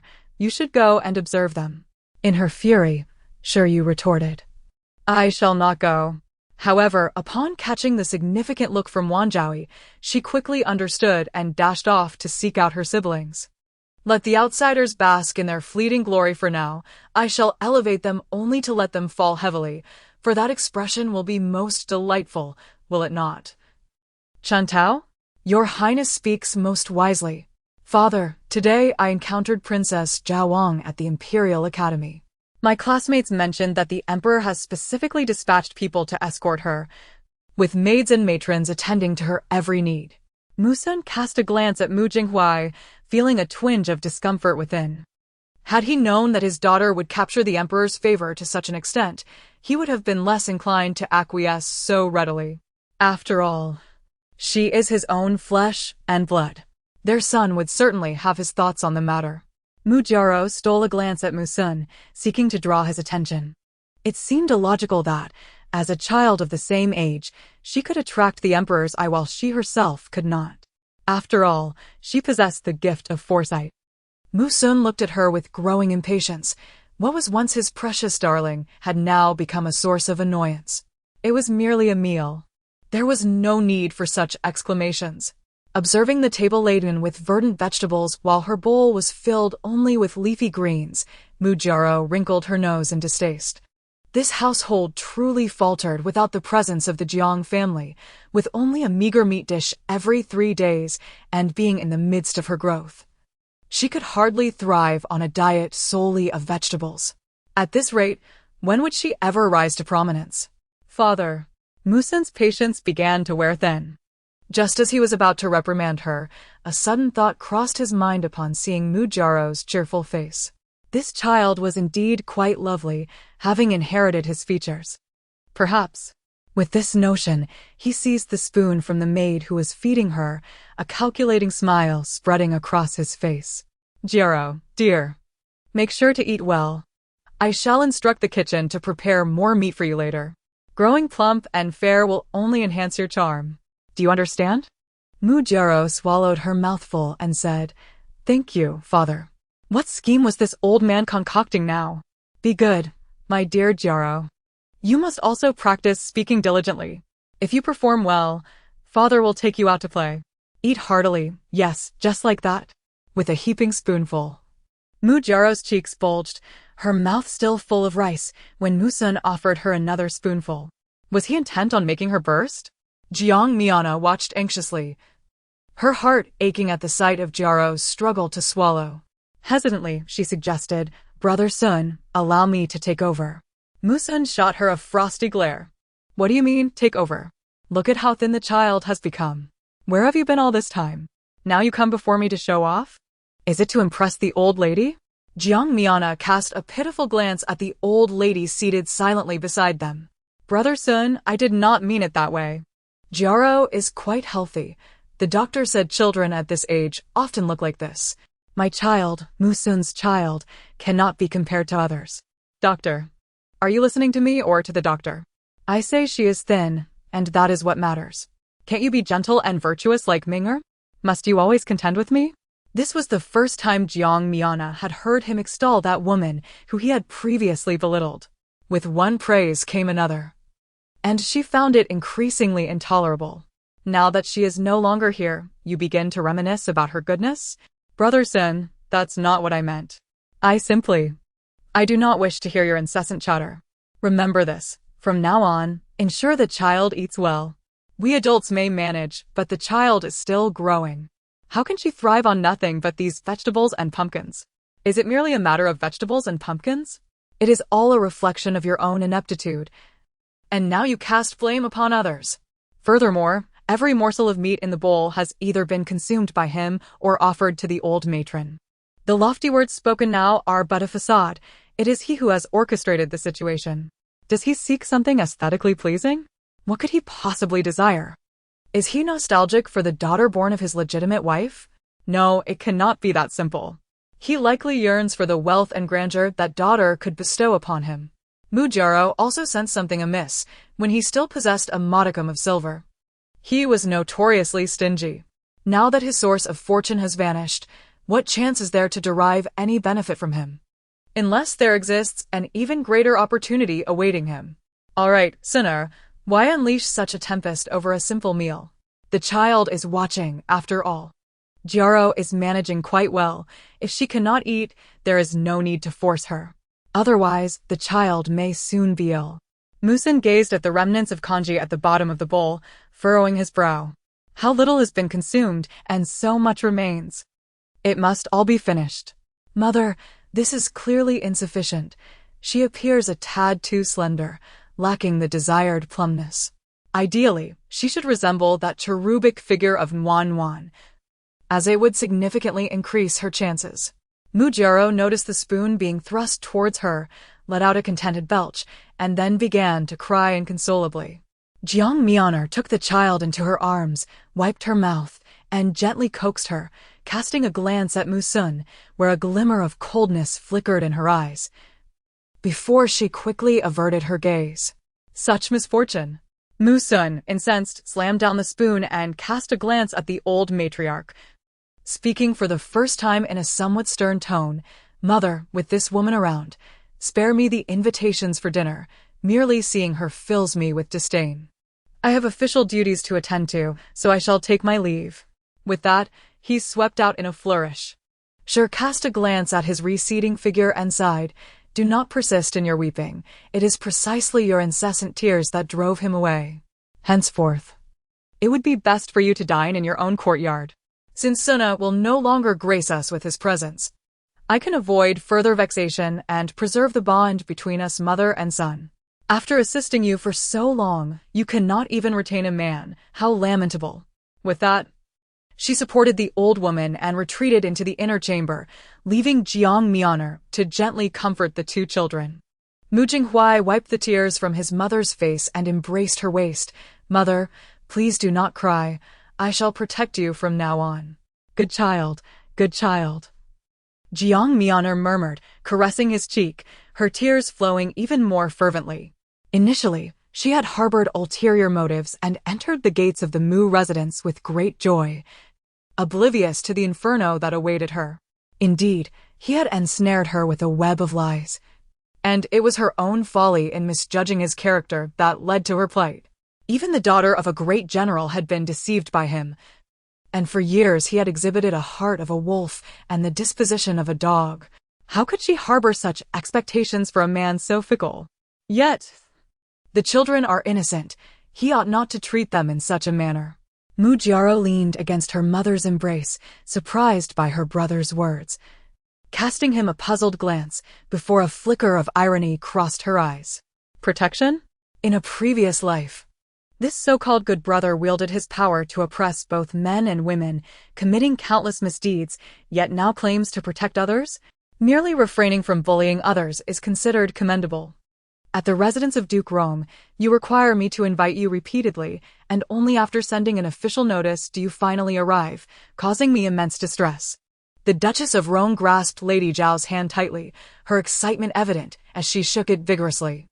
Wan watched in astonishment as her grandmother's hand turned from pale to crimson, a flicker of curiosity igniting within her. How could this person possess such strength? She felt compelled to test it. Leaning out from Jiang Ming's embrace, she lunged directly into the arms of the Duchess, startling everyone present and causing their expressions to shift dramatically.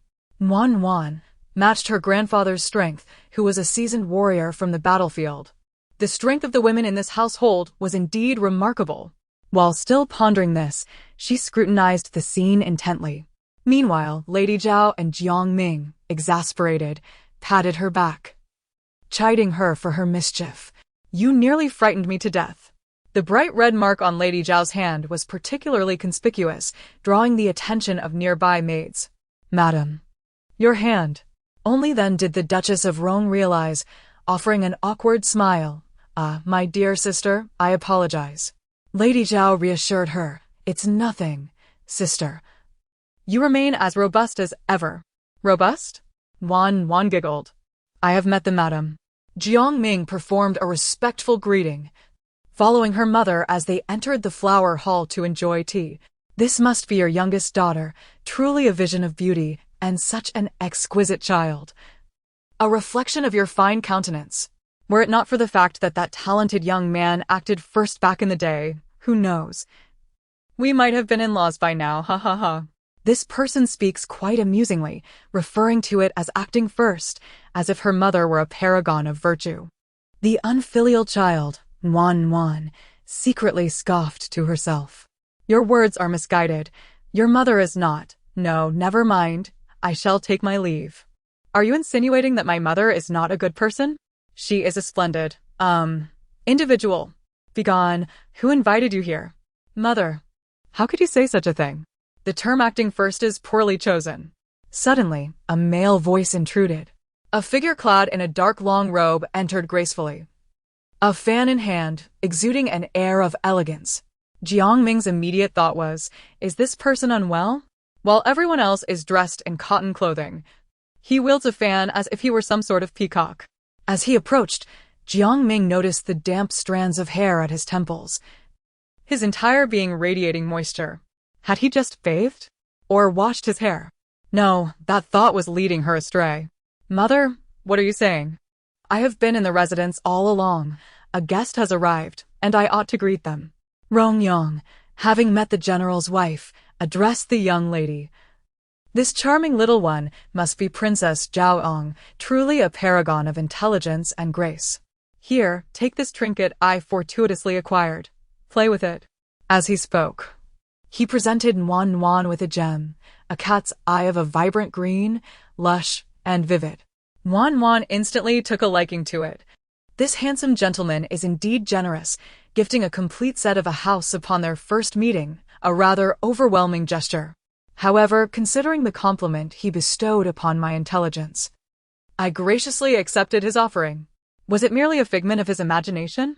That childlike voice, so innocent and tender, seemed to emanate from the little one before him, despite her not uttering a word. As he pondered this perplexity, his mother abruptly struck him on the back of the head, questioning his ostentatious attire and the necessity of a fan in such weather. Mother, you have truly obliterated much of my gentility, he lamented. After all, he had gone to great lengths to present himself well, even indulging in a fragrant petal bath, all in hopes of leaving a favorable impression. Yet, her single slap had rendered all his efforts moot. Wan, this object is far too precious. Perhaps you should. Jiang Ming, Zhao family. Such an embarrassing trinket should never have been brought forth. Upon hearing that voice, he was finally convinced it belonged to the child. It mattered not. It was merely a childish whim, not worth much, and since Princess Jiaowang adored it, he thought it best to let her keep it. After all, he had plenty more at home. Madame Yugua, your son possesses an abundance. How could she be unaware? They appear to be of fine quality. If he has so many, why does he not bring them forth to honor his dear mother, that unfilial child? Let the child enjoy them. She seems quite fond of it, does she not, Wan Wan? Wan Wan nodded affirmatively.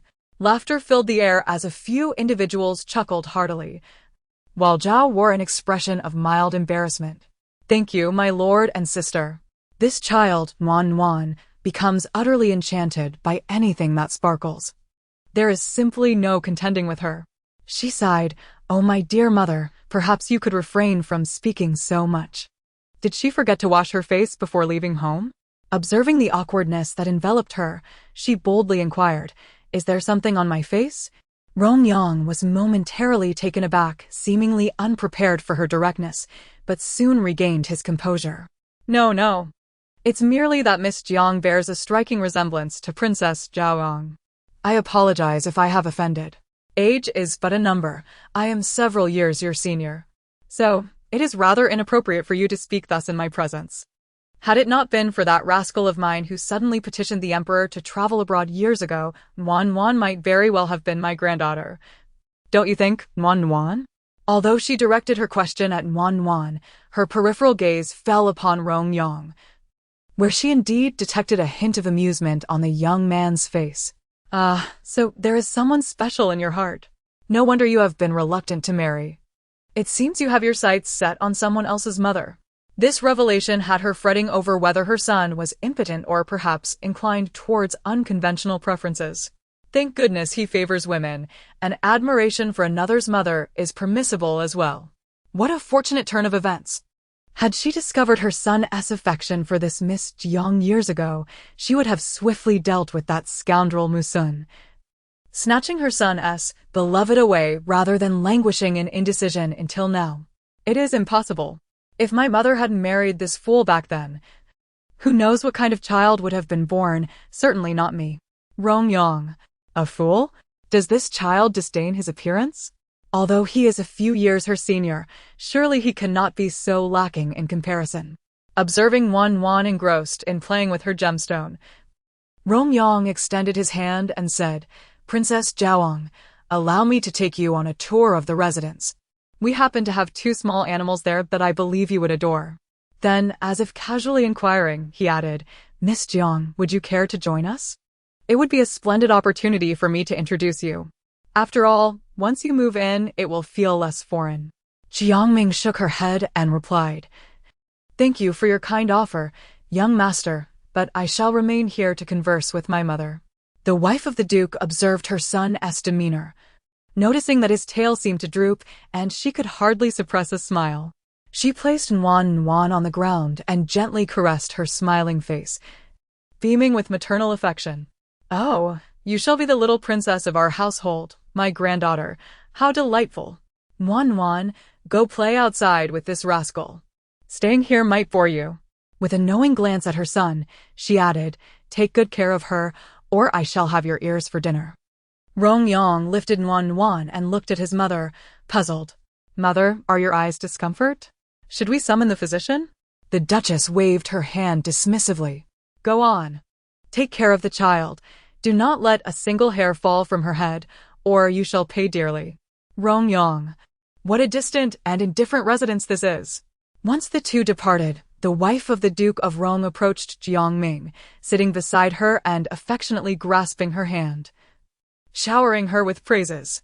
Jiangming responded with confusion. Zhao, I am equally perplexed. Don't inquire of me, for I too am unaware. Regardless, this family possesses such a temperament. You might as well endure it, for they are not overly astute and pose no real threat. Jiangming, while awkwardly smiling in apology, joined in the flattery, engaging in mutual compliments. Meanwhile, Rongyang ambled through the estate, cradling Wan Wan, and began to subtly inquire, Does the princess find this place agreeable? Is it not beautiful? Now that you've expressed your sentiments, What more is there to say? Call me whatever you fancy. If you prefer mother, I would have no objections. Though I fear you might hesitate. Is this child truly so wild at heart? At such a tender age, aspiring to be someone else's mother? What do you think of me as your father? If that pleases you, I could also refer to you as mother. Volume 1, Chapter 37, The Zoo. The young attendant trailed behind, drenched in cold sweat, pondering, dear heavens, must we entertain such conversations? The crux of the matter is, you ought to persuade your mother to wed me, to become the minister's wife. What say you?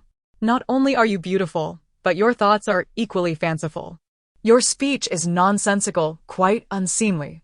I shall call you father, and you may attempt to call me mother. Ha ha, enough of this frivolity. Come, I shall show you something splendid. You know you are merely spouting nonsense, utterly unreliable, and yet you still wish to marry my mother. If only you had consumed some peanuts earlier, you wouldn't be in such a drunken state. Rongyang, this child, deliberately piercing his heart. Holding Wan, they traversed through the winding corridors, past the rockeries and floral stones, until they finally arrived at a grove of bamboo. What is the purpose of such a grand estate? If one wishes to go anywhere, it would take at least half an hour to begin. With that time, I could have finished my lunch. Do not be hasty, you shall come to adore it. I assure you, once you see it, you will be unable to move. My sister has asked me for it several times, but I have reserved it solely for you. Reserved? Did this fellow know I was coming all along? Old Rong, your thoughts are far from innocent. Suppress your covetous intentions towards my mother. I must say, I permit you to pursue my mother now. Plump as a bear, round-headed and short-tailed, with a white body, head, and tail, while the ears, limbs, and nose are black. Is this not a panda? Wan struggled in his arms, eager to reach out and touch its plush fur, utterly enchanted. Two little glutinous rice balls were energetically clasping the bamboo, utterly indifferent to the presence of others, sitting obediently in place. Nearby, there were caretakers specifically assigned to feed them. Do not move. Although these two appear small, they are considerably larger than you, and a careless moment could lead to a couple of swipes. Approach slowly. An elderly caretaker approached, bowed respectfully, and then scooped them up entirely, allowing Wan to reach out and stroke them. Rongyang initially believed she was frightened and was about to offer her comfort, only to discover that this little creature had buried her head into the bear's fur, swaying her head back and forth, exuding sheer delight. This child possesses a spiritedness reminiscent of his lineage. More accurately, she bears a striking resemblance to her mother. Just moments ago, he had fancifully mused about her aspirations, yet upon encountering the bear, her resolve wavered completely. Nevertheless, Emperor Dushuan had resolutely chosen to bestow the title of princess upon the little one, undoubtedly for reasons beyond mere whim. Those of royal blood are typically motivated by self-interest, and while she currently enjoys unparalleled prestige, the future remains uncertain in terms of what she may have to barter for it. Rongyang, despite not yet assuming the role of father, found himself preoccupied with concerns for Wan's future. He presently held the esteemed title of Minister of Justice, along with an inheritance from the Duke's estate, yet the honor of being a princess inevitably entailed that her marriage would not be under her own control. Should the emperor take an interest in arranging her nuptials, he might find himself in a precarious position. This predicament was somewhat disconcerting, especially as the child's mother was still a stranger to him. It was all his fault for having learned of her betrothal to another and, in a fit of anger, retreating to a distant land. The road ahead is indeed fraught with challenges. Wan nestled her head deep into the panda's belly and inhaled deeply, inadvertently interrupting its mealtime, which prompted her to struggle vigorously in the old man's embrace. Sir, the little one is becoming increasingly restless. Rongyang lifted her gently, observing her expression of regret, and could not help but chuckle. All right. Your breath still feels unfamiliar, but in time, it will become familiar. Come now, I shall take you to see something else. As he lifted Wan and continued deeper into the woods, his mind wandered, pondering the child's fondness for furry creatures. Could it be that Jiangming shared this affection? If he were to bring someone here, perhaps his own chances would increase. After navigating through the bamboo grove, they arrived at a tree hollow. To touch it, one must cultivate a bond, and once familiarized, it might allow a gentle caress. Rongyang set Wan down and approached the hollow's entrance, retrieving a morsel from a nearby box and placing it at the opening, patiently awaiting the tiny head to emerge. He seized it and brought it over to Wan, asking if she wished to stroke it. It recognizes my scent, making it more amenable to being touched. Wan glanced at the little fox, engrossed in its meal, only slightly larger than Rongyang's palm. It seemed quite familiar, showing no signs of fear. They continued onward. Do you keep an entire zoo at home? If he had a daughter, he would undoubtedly worry about her getting hurt or bullied. Thus, today was of utmost importance.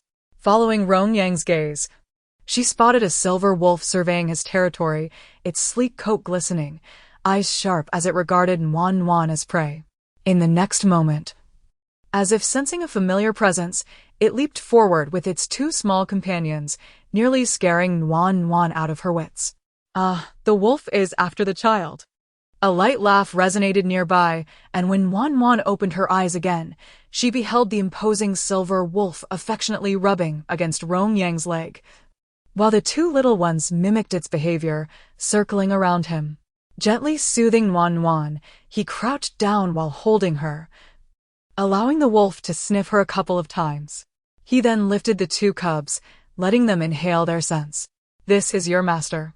You must follow her diligently and protect her, understood? Whether the wolf comprehended his words remained uncertain. Rongyang continued his instructions, stroking the wolf's fur, resembling a parent cautioning a child before a long journey. You're not planning to keep your children, are you? What will happen to them if you give them to me? Rongyang cast a knowing glance at Wan, a playful smirk gracing his lips. We agreed that I would be your father. Once I have accepted your gifts, there can be no turning back. Wan pondered when, where, and who witnessed this agreement. However, it seemed that in the original narrative, this individual had never married or had children. He was not a main character. It was merely mentioned that he had once rescued Jiangming and later, during an investigation, fell victim to revenge from enemies who led to his demise. Looking at the present situation, could it be that he refrained from marrying for her mother's sake? How delightful! It appears that her mother is about to embrace a second spring. Observing the little one hesitate, Rongyang initially thought he had frightened her. Just as he was about to clarify that it was a jest, he heard her respond, "That depends on your sincerity. I cannot unilaterally decide to marry my mother to you, though your dowry is indeed quite generous. A whole garden of wild animals, how could it not be generous? Dowry? Who is marrying whom? If your mother does not wish to wed me, I wouldn't mind being the one to enter her household, but then again, I wonder if my father would approve. Wan, I understand that your desire for marriage is quite fervent, yet it is still early. Moreover, my mother was deceived by that scoundrel father of mine, and she is unlikely to accept you so readily. It would be best for you to take your time. As for the dowry, I shall accept it for now, ha. Very well then, should they prove disobedient later, you may come to seek my assistance. There are also many little creatures in this garden waiting for you. You may visit whenever you wish. Delighted, Wan cradled a wolf cub in her arms, traversing ahead with a mix of confidence and clumsiness, humming cheerfully. The young wolf and its mother trailed behind Rongyang. After only a few steps, she turned to face him. I'm so tired. You should carry me. This journey feels as arduous as the pilgrimage of Tangsung. Though he was unsure of her reference, Rongyang complied and lifted her up. You truly refuse to walk even a single step. Ridiculous. Did I not just walk 3 steps? I've exhausted my energy. Although he was a robust man, carrying such a modest weight was hardly a burden. Yet, as he assessed her, he noted that this child was rather solidly built. Is he silently critiquing my weight? If he dares to voice such thoughts, I shall firmly oppose this marriage. Rongyang remarked, My dear child, you are surprisingly light. You ought to eat more. You are in a crucial growth phase. Do not restrict yourself to a mere taste for the sake of appearances. Feeling a kinship, she acknowledged that she had indeed been eating less of late. nodding vigorously in agreement, and then added a couple of affirmations for good measure. Nestled warmly in his embrace atop the horse, the wolf mother carried her young one, trailing behind the palanquin. The terrified townsfolk hastily stepped aside. My heavens, is that a wolf? Look at those fangs, one bite, and it's all over for you. Step aside. Why do you use me as an example? This wolf must belong to someone of the Roan family, but where are they headed? Can't you see? That's the General's palanquin. Perhaps the wolf is being delivered to someone. Only those from the General's household would have such audacity. Who else would dare to keep a wolf? From a nearby tailor shop, a maid called out loudly, Miss, it's young Master Roan, look quickly. A resplendently dressed and stunningly beautiful woman emerged. Upon witnessing the scene, she was about to summon assistance when she noticed a child cradled in his arms, with the wolf obediently following behind. Whose palanquin is this? Whose child is he holding? And what of the wolf? Has it been sent away? Miss, this is the General's palanquin. That wolf must be a gift to the infant from the young master. Impossible. He keeps so many beasts at his residence. He wouldn't part with even one, claiming it was for his daughter. How could he now give it to someone else? No, I must inquire with my aunt. Upon arriving at the Jiang residence, Roan Yang gently set Wan down. Little one, if you need anything, come to the manor. Do not forget our promise. Wan blinked back at him, acknowledging. After he departed, Jiang Ming gazed at the three wolves in the courtyard, feeling a slight headache coming on. Warm. Your visit to the wrong residence resembled an act of robbery. Nonsense. Warm retorted. Jiang Ming inquired, what was that you just said? I didn't catch it. Please repeat. Warm shook her head, indicating that good words need not be spoken twice. This child. Warm, did you make any agreements with others? Could you share them with your mother? Warm continued to shake her head, declaring it a secret. It's nothing much. He is just like my father, and I agreed. Jiang Ming. She nearly lost her composure and caused someone to tumble, but Qiao Wan, quick-witted, managed to steady her.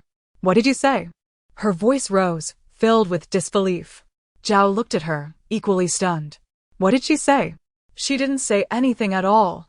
Henceforth, he would no longer have to hide in the shadows. Upon entering the courtyard and catching sight of that woman, her expression shifted dramatically, and her good spirits dissipated instantaneously. What brings you here? Cousin. Zhao, upon seeing the pastries just brought from the Duke of Roan's residence, felt a sudden heat in her hands. Earlier, in the flower hall, she had casually remarked that the pastries were delightful. So that was the intention behind it. The inebriated man's purpose lies not in the wine. Jiang Ming's anger flared as she observed Warm nibbling on the pastries. Was it for these mere bites and 3 wolves that she sold her mother out? What a disgrace. Warm, please explain to your mother what you were up to at the wrong residence just now. The bear called out, laying, Wan chattered on, and they only caught the word bear. Just as they were about to inquire further, this fellow wandered off to nibble on some snacks. Outconsoled, do not be anxious. The matter has not even begun to take shape, and Wan is still not articulate. Asking is futile. I previously mentioned that this child is good, yet you were quite resistant. Now, it is not my idea. It is she who has taken a liking to you. With that, Zhao chuckled. It truly is a case of thoughts manifesting, and it dawned on her why the Madam of the Duke of Roan constantly brought up matters from his childhood. Not even a trace, mother. Do not dwell on it. There isn't even a character to consider. Wan, I dropped my snack, mother. In the imperial study, the emperor regarded the commander of the Qianlong Guard. What progress has been made in the investigation? Your Majesty, I have not been able to uncover any evidence regarding the exchange of children from years ago. The only one who consistently accompanied the Empress Dowager has passed away. Passed away? Wang Dequan interjected, Your Majesty, it must be Roan Mama, whom you ordered to be executed last time in the Sinang Palace. She died too soon, the emperor lamented. Are there any other leads? According to the elders in the palace, when the late emperor was still alive, there indeed was a palace made by the name of Chunhua, who was left behind during the last selection of candidates and was remarkably beautiful. As for why she did not make the cut, I will require more time to investigate. Chunhua was a maid at the Empress Dowager's side? How could a maid bear the air? Since the beautiful lady was not selected, why did she end up in the less favored palace of the Empress Dowager? The emperor could not comprehend this and insisted on further investigation, deeming the matter of utmost importance. At any cost, you must uncover the truth for me. It is imperative that no word of this leaks out. Understood. And what of the other matter? Chapter 38. Unable to comprehend human speech, the child within the Empress's womb indeed belongs to Su Lang. The two have known each other since childhood. It was Su Lang who facilitated the Empress's reluctant entry into the palace. Preposterous. Everyone knelt down, imploring the emperor to quell his fury. The Dishyan emperor, enraged, swept all the memorials from the table to the floor. I have been made a fool of by them. Since they have known each other from a young age, why did she enter the palace against her will? Who recommended Liu Yahan as the empress? I demand their head. Your Majesty, Wang Dequan interjected. It was the empress who inadvertently saved the Dowager Empress, which led to her entry into the palace. Later, due to her meritorious service in saving the emperor, she was recommended for the title of empress by the ministers. Upon hearing this, the emperor was momentarily taken aback. Thus, this affair also bore its own merit. Who cares that she saved someone? I would have preferred to drink that cup of poison and perish rather than let this woman touch me. Meng Sheng refrained from speaking further. The emperor was indeed in a furious state, cursing even himself in his anger. After the emperor spoke, he felt a sense of unease.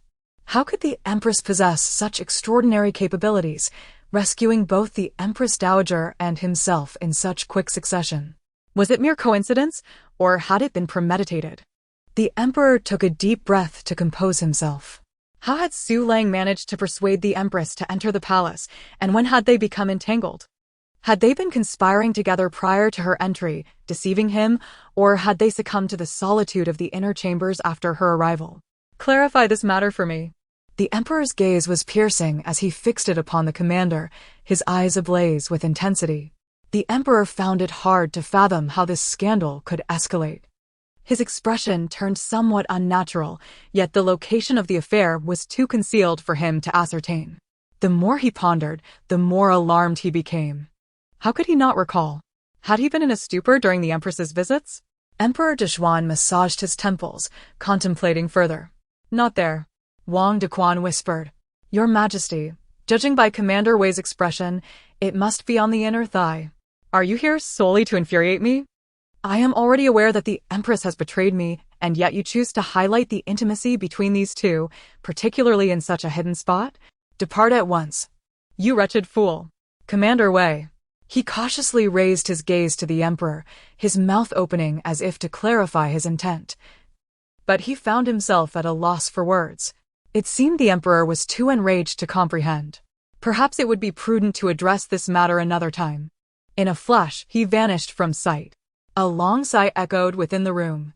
The Emperor, in his current state, truly felt a sense of humiliation. Your Majesty, there is no need for further words. You may leave. I wish to be alone for a while. Wang Dequan, filled with concern, gently closed the door behind him. At that moment, he pondered how comforting it would be if the little princess were present. At least she could offer solace to the Emperor.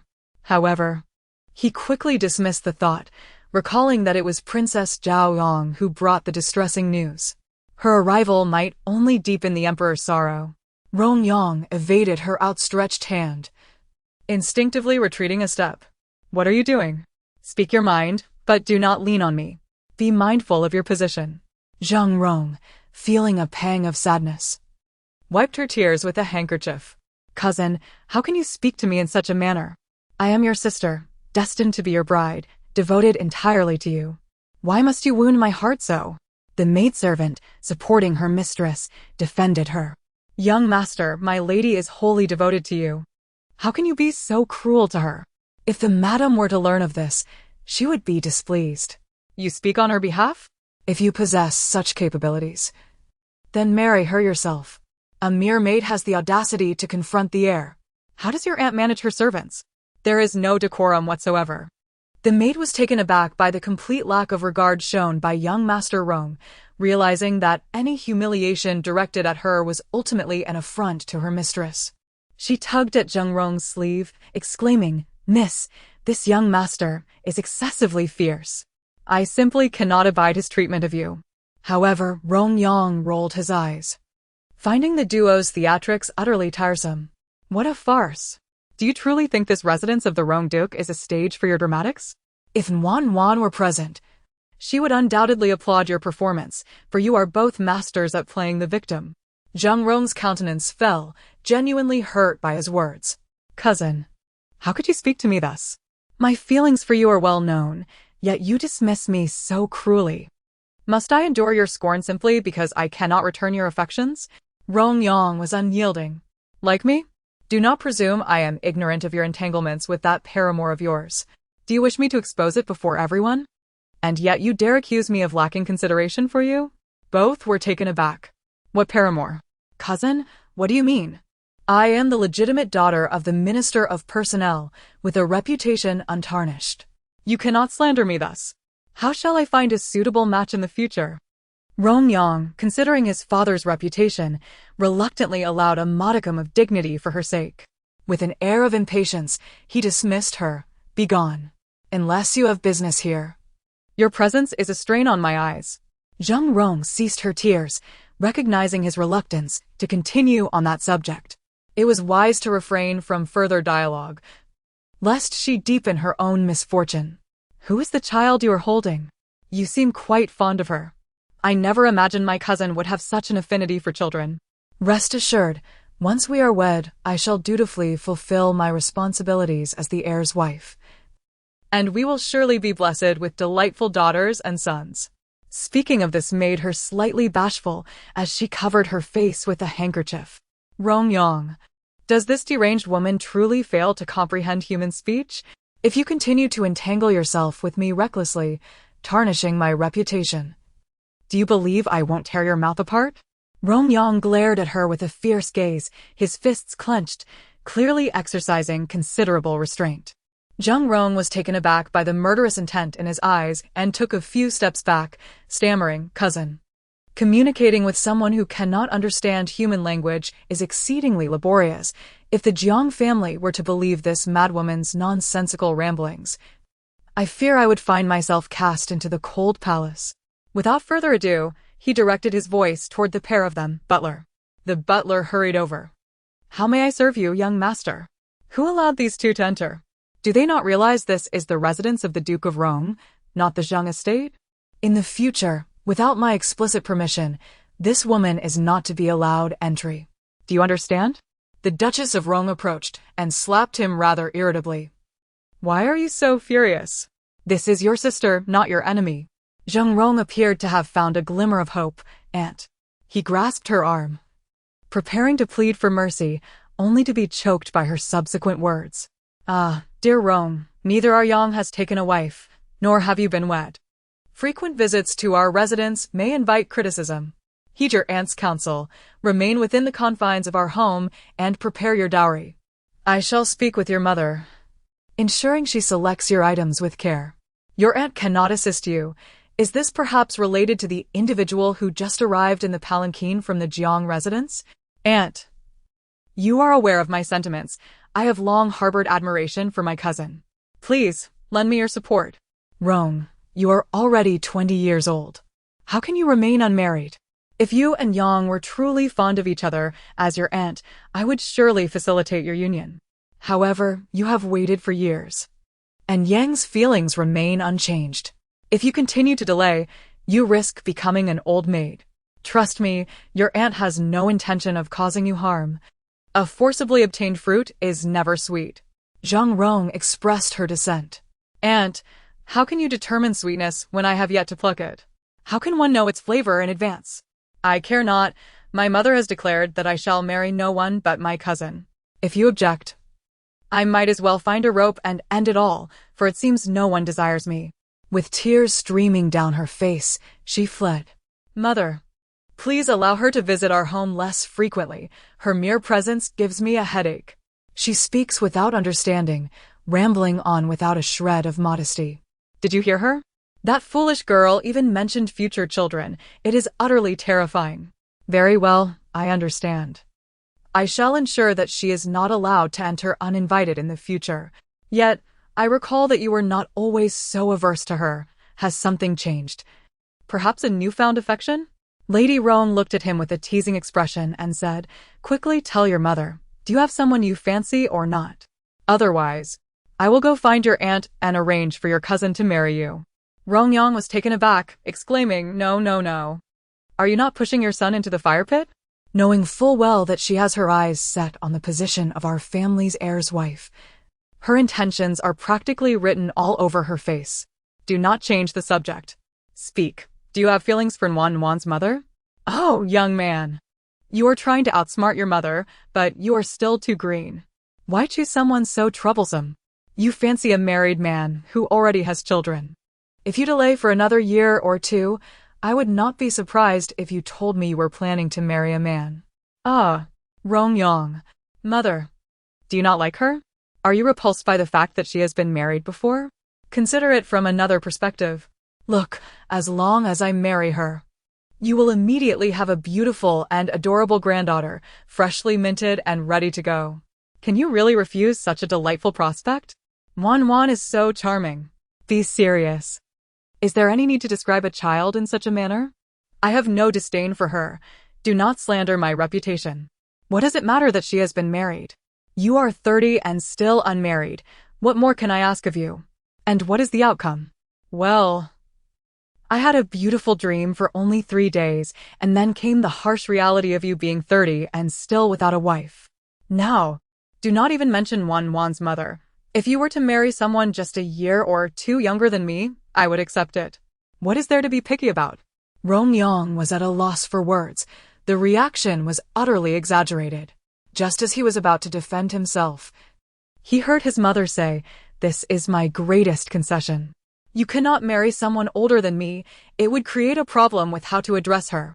If she is older than me and still calls me mother, I fear I shall feel like a relic of the past." Rongyang covered his forehead. A look of despair etched on his face. "Mother, I am in the prime of my youth, exuding charm and elegance. While I may not rival the beauty of Panin, I am certainly not inferior to that warm-hearted father of mine by much. So why do you portray me so pitifully?" The wife of Duke Rong scrutinized him intently. Although Musun, that warm-hearted father, was of questionable character, his appearance was once the epitome of attractiveness, so much so that the emperor personally conferred upon him the title of the flower of the examination. Otherwise, Jiangming would never have taken notice of him. You? Just a little less? I dare say the difference is far greater than you imagine. Enough of this. I shall not engage further. It is self-humiliation. The wife of Duke Rong shouted after him, "Where are you running off to? I had prepared 36 strategies for you to pursue your bride. Are you in such a hurry to meet your fate?" As he watched him leave, she turned to the maid, contemplating whether her words had been too harsh. Have I discouraged him too severely? He has fallen silent. Is he angry? The maid hesitantly replied, "Madam, do you not fear that your harshness might sap the heir's confidence, causing him to abandon his pursuit of the young lady from the Jiang family?" It seemed she had just come to this realization. What shall we do? He has concealed matters from his mother for years. If I do not challenge him, I feel stifled. If he is so terrified that he dares not pursue, when the time comes for me to step in, playing the role of a mother to this extent, even chasing after a daughter-in-law for my son, it would indeed be a remarkable tale for the ages. In the study of the Jiang residence, the dark guard knelt on the floor, reporting, "My lord, we have uncovered leads regarding the incident from years ago where the young master fell from his horse." Jiang Hongjia's expression grew grave. Indeed, there were hidden truths behind his son's equestrian mishap. He continued, "According to the clues I have gathered, I visited the racetrack where the young master participated and found a servant responsible for overseeing the horses. On the eve of the race, this individual exhibited strange behavior. inviting several others to indulge in revelry at a brothel, claiming he had recently come into a windfall and wanted to show them the world. A sudden influx of wealth? Yet, when they pressed him for details, he remained tight-lipped. After the young master's accident, this man vanished without a trace. They even searched his home, only to find it deserted and in disarray, with bloodstains on the floor. And there was such a person? When I conducted my investigation initially, he seemed to be in good health. Could he not be the same individual? He is a crucial witness, undoubtedly silenced, and his entire family has suffered. Jiang Hongzhe sighed deeply. 3 years have passed. The time lapse has surely hindered the collection of evidence significantly. However, I have learned that the coachman had a friend who, in their leisure time, enjoyed indulging in drinks. It was said that the coachman disclosed to him that a peculiar man, who spoke in a sinister manner, approached him and handed over a considerable amount of silver, urging him to add something to the feed. A sinister manner? What does that imply? According to their description, the man was clean-shaven, yet his voice had a strained quality, and he adorned his face with powder. A eunuch? Jiang Hongzhe rose to glance at him. Is he from the palace? Is it someone from the palace who seeks to harm my son? Who is it? At that time, Xing was merely 16 and had never entered the palace. Why would someone from the palace be involved? Jiang Zhao restrained him. Father, please remain calm and allow him to finish his account. The coachman was curious about the man's peculiar appearance and followed him to take a glance, only to witness the effeminate figure conversing with a gentleman, speaking courteously and addressing him as young Master Qian. Palace personnel, young Master Qian? After the dark guards withdrew, the study fell into a contemplative silence as the others processed the information. After a while, Jiang Yan could no longer contain himself. Father, do you think it could be the current emperor? Do not speak such nonsense. Father, Jiang Yan exclaimed anxiously at that time. My brother was the foremost candidate for the top scholar. The Jiang family had 3 prominent figures. You held military power. My elder brother was the Grand General of Huaihua, and I am the General of Yunhui. To outsiders, this was already the Jiang family army, a force to be reckoned with. And with the emergence of another literary top scholar, it is only natural that the emperor would harbor apprehensions. Jiang Chao interjected, Father, my second brother's words hold a semblance of truth. The intentions of the sovereign are inscrutable, and none can fathom what lies within his mind. If that were indeed the case, then Wan. If Emperor Dezhuan truly harbors apprehensions towards the Jiang family, crippling Jiang Xing to dampen their spirit, then Wan, now bestowed the title of Princess Zhao Ong by the emperor, would become a potent tool in his hands. Jiang Hongzhe shook his head, asserting that if the emperor were behind such actions, he would employ far more discreet and secure methods, avoiding such overt cruelty. Furthermore, the emperor is not of that ilk. He is a sagacious ruler, deeply concerned with the affairs of his court, and a monarch who values talent. Just observe Wan, and you will understand. One cannot hastily conclude that the emergence of eunuchs indicates the emperor's involvement. There are several lords named Qian in the court, yet only one, the young Master Qian, maintains ties to the palace, which likely points to the consorts. In the imperial harem, the maternal family of consort Zhuang bears the surname Qian, being the mother of the crown prince. Upon hearing Jiang Hongzhe's conjecture, the 2 brothers fell into contemplation. Father, whether this Qian is genuine or merely a pseudonym employed by that person remains uncertain. Lacking both a visage and identification, it is premature to reach a definitive conclusion. We must continue our investigation. They will inevitably reveal their true intentions. Jiang Yan disagreed, expressing frustration at the prolonged wait of 3 years, questioning how much longer they could endure this uncertainty. Observing the state of his 3rd brother, he doubted his ability to persist any further. Were it not for Wan's presence, his brother would have long since faltered, though he appeared more cheerful in recent days. This facade of optimism only masked a deeply troubled heart, which was far more alarming. I am apprehensive that further delays may lead to unforeseen complications. Currently, we are unable to uncover vital clues while lingering between 2 factions. However, we have Nuan Nuan. Upon encountering them, she might inadvertently reveal everything with her incessant chatter. How ridiculous it is to rely on a child when grown men in their 30s prove unreliable. Would you not feel ashamed to voice such a notion? What shall we do if we can no longer hear Nuan Nuan's heartfelt words? What then shall we become? Jiang Yan let out a dismissive sound, visibly repulsed. Nuan Nuan does not have any parasitic worms. If anyone does, it must be that little rascal of mine, who devours everything in sight. If Jiang Hongzhe, Jiang Zhao, or Jiang Yao were to discover the schemes concocted against them by their father, one could only imagine the uproar that would ensue. Returning to the matter at hand, it is puzzling that, given our lack of direct dealings with the royal consort or her family, we should find ourselves ensnared in such a convoluted plot to harm our third brother. Jiang Zhao expressed his bewilderment. When envy takes root in a person's heart, considerations of grievances or affiliations become irrelevant. The desire to cause harm prevails, and discontent itself serves as justification. You are overly optimistic in your estimation of their motives. Dear brother, in discussing Nuan Nuan, it seems we have overlooked a crucial element. The two brothers turned their gazes toward him, inquiring, "What? Does Xing Er treat Nuan Nuan well?" Jiang Zhao and Jiang Hongzhe are truly remarkable. Whatever they say, they manage to divert the conversation to entirely different matters, oblivious to their deviation from the main topic, speaking with great fervor. Be quiet. You go on endlessly. When asked about Xing Er's attitude towards Nuan Nuan, you ramble on about a broken fan. Go away. Jiang Yan, having endured the scolding, silently huddled his tall frame into a compact ball on the chair, muttering to himself, "He really won't let me touch her. I can't even mention it." His tone bore a hint of regret. What I mean is, Nuan Nuan and Xing Er share a good relationship.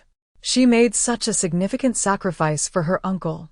If Xing Er's leg truly was harmed by that instigator, could Nuan Nuan so calmly enter and exit the palace? Upon hearing this, both men suddenly grasped the crucial point they had overlooked. Indeed, we have forgotten the most critical aspect. Concern leads to confusion. Jiang Hongzhe snorted coldly. You worry about that person's character, yet blindly trust a mere child. What a lack of discernment. Father, you are no different. How dare you criticize us? The brothers chimed in unison. Get lost. That is merely your father's foresight. Unlike the two of you, whose wits are tragically lacking and hopelessly foolish. I shall go see Nuan Nuan, to cleanse my eyes and purify my spirit. The two brothers. We shall accompany you. At that moment, Nuan Nuan was joyfully playing with 3 wolf cubs, 2 of which scampered about her legs, nuzzling against her and eliciting peals of laughter. The mother wolf lay on the ground, watching patiently. The servants stood at a distance, fearing that the she-wolf might take a bite out of them. They urged the princess to step back. Princess, do come over quickly. If the she-wolf becomes enraged, you would be but a morsel. Indeed, princess, the teeth of the wolf cubs are exceedingly sharp. A moment's inattention could render you their next meal. Worm pouted, her words somewhat garbled. Baizhi and Chun Nong exchanged glances, wondering if the princess had just uttered an expletive. Mother hen, I did not comprehend. You must swiftly bring the princess over. What if that wolf decides to bite? Baizhi. Furthermore, Chun Nong whispered to her, given the princess's stature, that wolf might just burst. It could serve 3 meals. Baizhi shot her a glance, bemused by the eccentricity of the new arrivals. One was a coarse and clumsy talker, while the other dared to speak anything. Only Qiuwan remained beside the princess, her sword at the ready, prepared to strike should the wolf charge.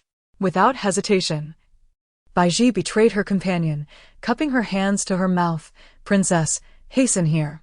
Chun Nong claims you are too plump, that she-wolf might choke.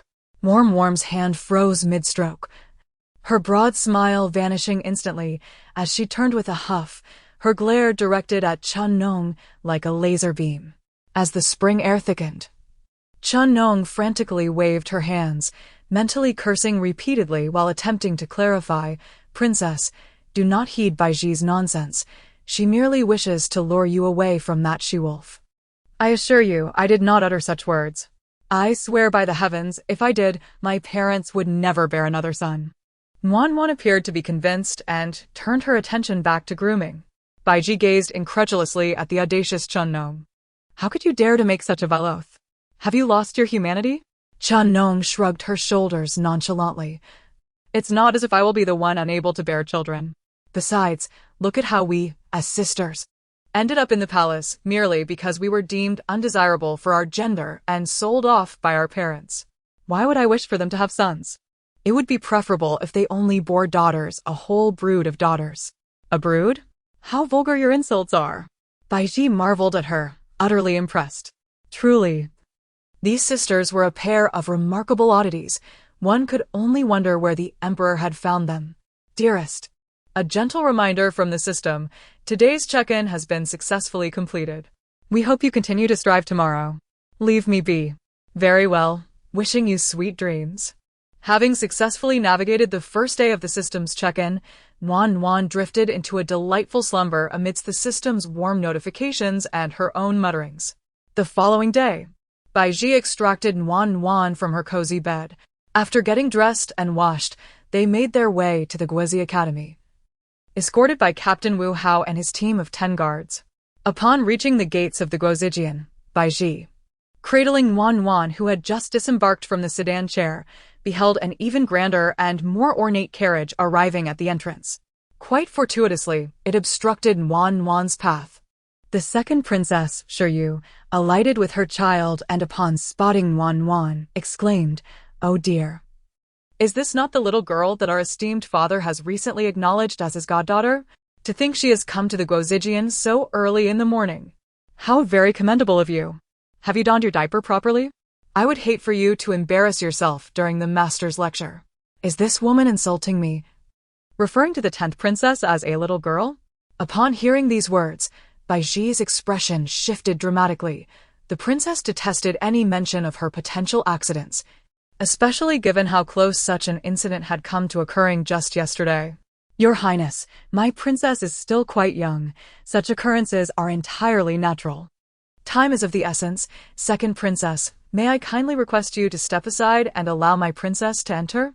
Shiryu retorted, "You insolent wench. This princess is conversing with my younger sister. How dare you interject? Guards, silence this impertinent creature." The attendants trailing behind Shiryu immediately prepared to advance and administer punishment. But Wan swiftly embraced Baiji's neck, positioning herself protectively in front. With a determined expression, she declared, "Get lost, you ruffian." Wan opened her mouth to unleash a tirade, yet her words came out jumbled, leaving only ruffian and get lost discernible. Such audacity to strike before her very eyes. The palace maidens hesitated, uncertain about how to proceed given the presence of the Princess Zhao Yong. Shiryu, sensing a flicker of doubt, questioned, "Are you attempting to insult me?" At such a tender age, having learned nothing virtuous, she has resorted to cursing, undoubtedly taught by that vile maid. Someone, bring forth a punishment for her insolence. Wu Hao stepped in front of Baiji, asserting, "Your Highness, it is unwise. Who are you to interfere? I shall discipline my sister's maidservant as I see fit. If you obstruct me, I shall deal with you as well." Repeatedly interrupted, Shiryu found herself increasingly frustrated. When did it become unacceptable for her to chastise a mere maid? A crowd of students from the Guozijian had gathered, and with each passing moment, her position grew more precarious. "Step aside. Your Highness, I am the Royal Guard captain personally appointed by the Emperor, tasked with safeguarding Princess Zhao. I beseech you, do not make things difficult for my subordinate. I am merely reprimanding a maid. When did I ever make things difficult for her? You are in my way. If I do not teach this disrespectful servant a lesson on behalf of my 10th sister, how will they ever learn not to bully her? I act for her own good." Wu Hao stood resolutely in front, leaving Wan unable to see anything, only able to hear her piercing tirade. Engaging in reason with the rude is futile. A more audacious response is the only viable strategy. Wan requested Baiji to lower her, and cautiously peered into the palanquin. Cui Hua, the formidable matriarch, emerged from the palanquin with an imposing air, exuding an aura of authority. The sound of gasps echoed around her, reinforcing her sense of grandeur. The name is indeed quite unsatisfactory. Is it possible to change it? Baiji shifted backward slightly and remarked, Princess, having it bite someone may not be the best idea. Wan shot her a disapproving glance and retorted, being bullied right in front of us is hardly acceptable, is it? What's wrong with that? It's perfectly fine. In the first volume, chapter 40, Peeing and Crying, she mused, if I don't make her wet her pants today, it would be a waste of my efforts. It irked her to be called the Princess of Feces. She could hear them all too well. They think I can't speak up against them, don't they? Today, I'll make them cry until they can't express themselves. Chuehua circled around Wu Hao and approached the crowd, initially asserting dominance with a thunderous roar, creating an atmosphere reminiscent of a ferocious beast being unleashed. She shook her fur to showcase her robust physique, then bared her teeth, fixing a predatory gaze on Shiryu, emitting a fierce growl before the hunt. Wan mimicked her actions from behind, opening her mouth wide and letting out a babyish roar, though it lacked any intimidation. Baiji pulled Wan back and covered her mouth, saying, Princess, that's not appropriate. The 8th princess, who had been an observer for quite some time, suddenly found herself thrust into the spotlight as a target, confronted by a wolf taller than herself, which sent her into a wailing fit. Mother, the wolf is going to eat me, wah. Wan noticed how the 8th princess positioned herself in front of her, seeking a semblance of safety, and with a childish huff, she stepped forward, attempting to pull the child closer. The 8th princess, utterly terrified, found herself at a loss, mechanically following Nuanyuan's lead as she held her hand. Shirwei, unwilling to relinquish her grip, mustered her resolve and declared, What do you intend to do? The 8th sister is still young. You cannot use her to feed the wolves. Sister, remain still. Your elder sister will protect you. Nuanyuan, though possessing a voice, struggled to articulate her thoughts, and with all her might, she clung to the 8th princess, stifling a single word, fool. It was evident who was safeguarding whom now. She then summoned Suehua to frighten her. Shirwei, in her fear, loosened her grip, allowing a palace made to shield her, while she threatened Nuanyuan with her words. Nuanyuan pulled the 8th princess closer, playfully patting Suehua's backside, urging her on. Scare her to death. Make her wet herself with fright. At the sound of the command, Suehua lunged toward Shirwei. Wu Hao, concerned that the situation might escalate, attempted to intervene, but was restrained by Nuanyuan, who pushed him back. Your Highness, he hesitated, aware that the conflict would only bring suffering to those beneath them, and particularly since this was a wolf at the helm. He had no idea when this wolf might take the throne. Maidens and eunuchs rushed forward to assist, their fear palpable as they shouted for help. Princess, run. The wolf is closing in. Left, right, left. The wolf is upon us. Shirwei, panting, dashed into the Guozijian, while Nuanyuan urged Wu Hao to carry her, trailing closely behind. Hurry. Nuanyuan led the wolf, which in turn pursued the 2nd princess with relentless fervor. Notably, as Suehua sprinted, she would glance back at Nuanyuan, only to receive fresh instructions before continuing the chase, perpetually tormenting Shirwei. Throughout the journey, numerous students were encountered, and Shiryu, in a state of panic, cried out for help while grasping her skirt. Those around her recognized her identity and rushed to assist, only to recoil in fear upon noticing the wolf behind her. They huddled together in terror, exclaiming, Where did this wolf come from? Not a single soul came to her aid. Infuriated, Shiryu unleashed a torrent of curses, tears streaming down her face, and the sound of warm laughter only fueled her anger further. Damn it. Wu Hao wore a sorrowful expression, while Wan beamed with delight, laughing heartily. The frightened face of the 2nd princess left an indelible impression on the minds of countless students. Meanwhile, Jiang Yao and Jiang Rong were hastening towards the scene upon receiving the news. No. The commotion had escalated significantly. Why should she fear it growing even larger? As a victim, there was no reason to yield to the perpetrator. Wan, with her keen eyes, spotted Qinjijiang and the scholars approaching, and sighed. With more people around, the fun would diminish. It was time for a swift resolution. Pounce. This was a lesson from Rongyang, indicating pursuit, while tackle signified to bring down. Suihua had been trained and understood the commands. Thus, while Shiryu continued to scream for help, she suddenly felt a tremendous force above her head and collapsed to the ground with a thud. Instinctively, she feared that the wolf was devouring her. Her heart racing in terror as if she were witnessing her great-grandmother. Unable to endure the fear any longer, her skirt gradually became damp. Wan, seeing her plan succeed, observed Shiryu sprawled on the ground, too humiliated and furious to rise, leaving a wet patch beneath her. She burst into laughter, exclaiming, "Now, let's see who has wet their pants." After a brief tea session in the imperial study, Wan sat on the stool, swaying her head, while Wang Dequan beside her wore a sorrowful expression, repeatedly sighing.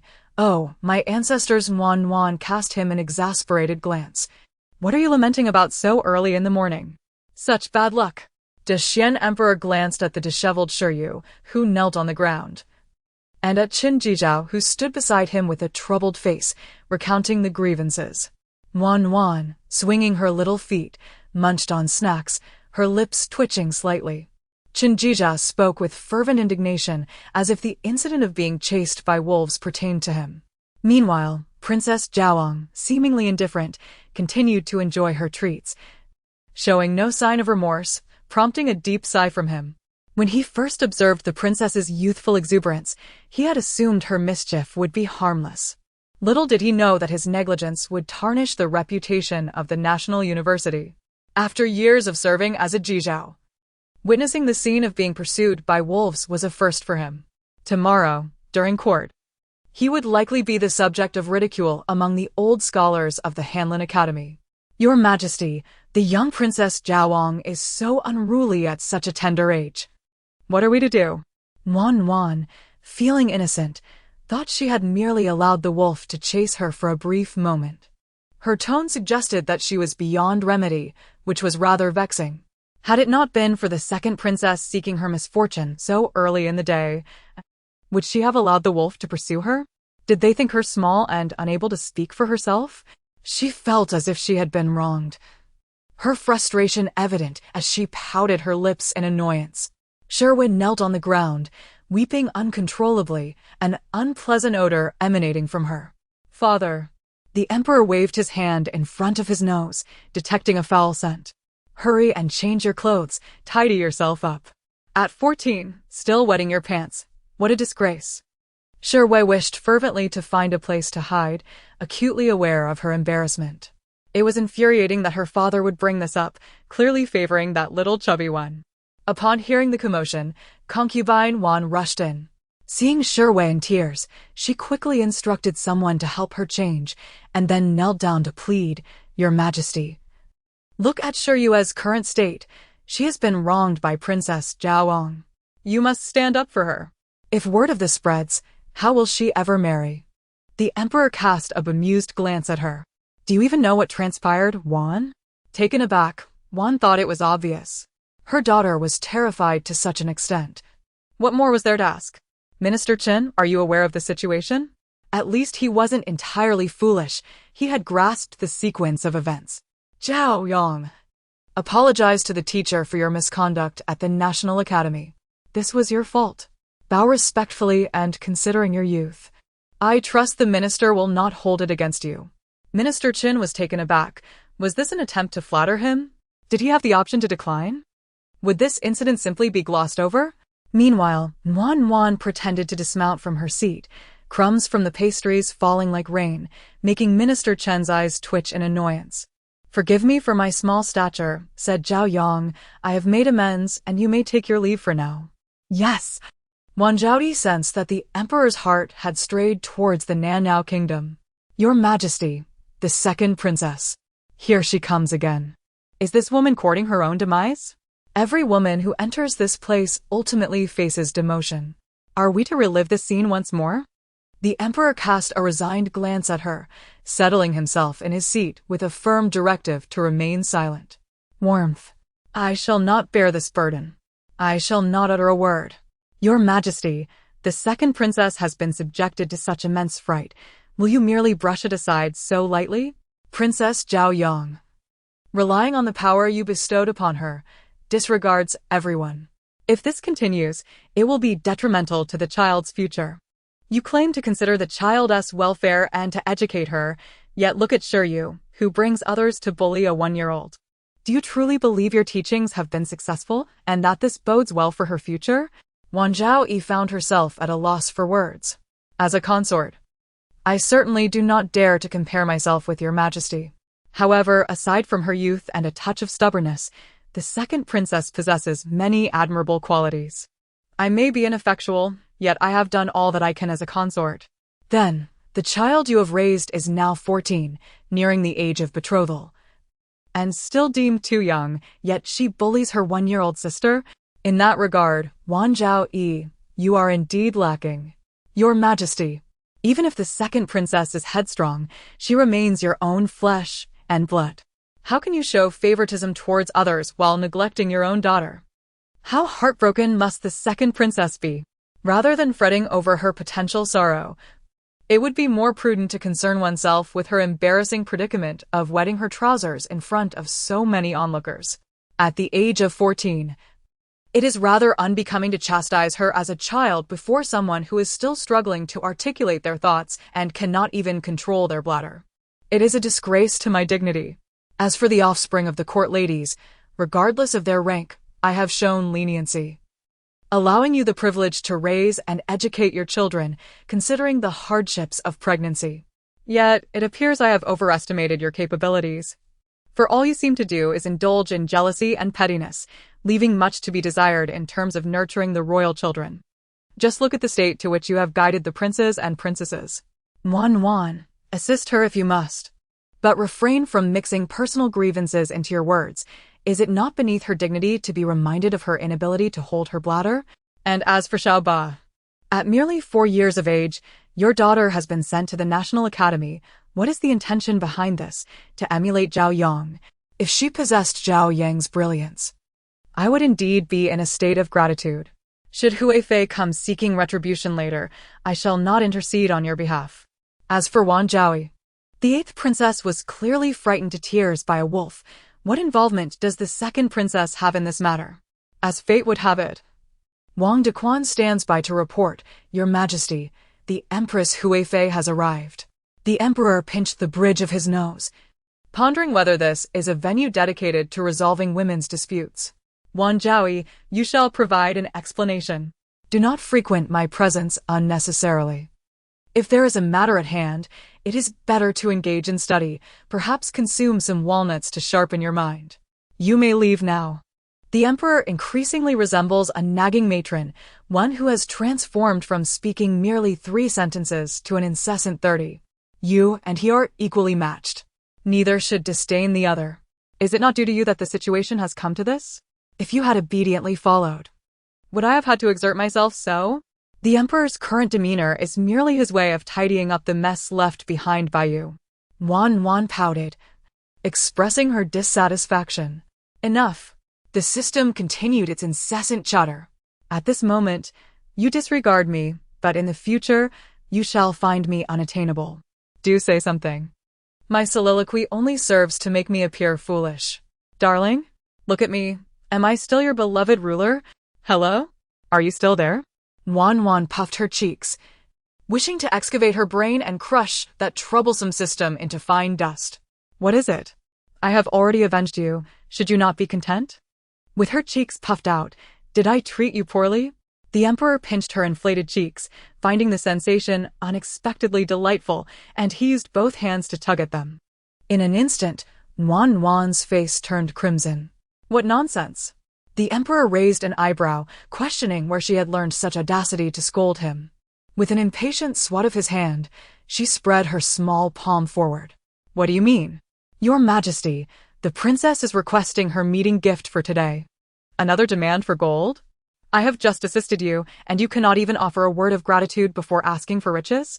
This is simply unreasonable. One cannot expect a pie to fall from the sky.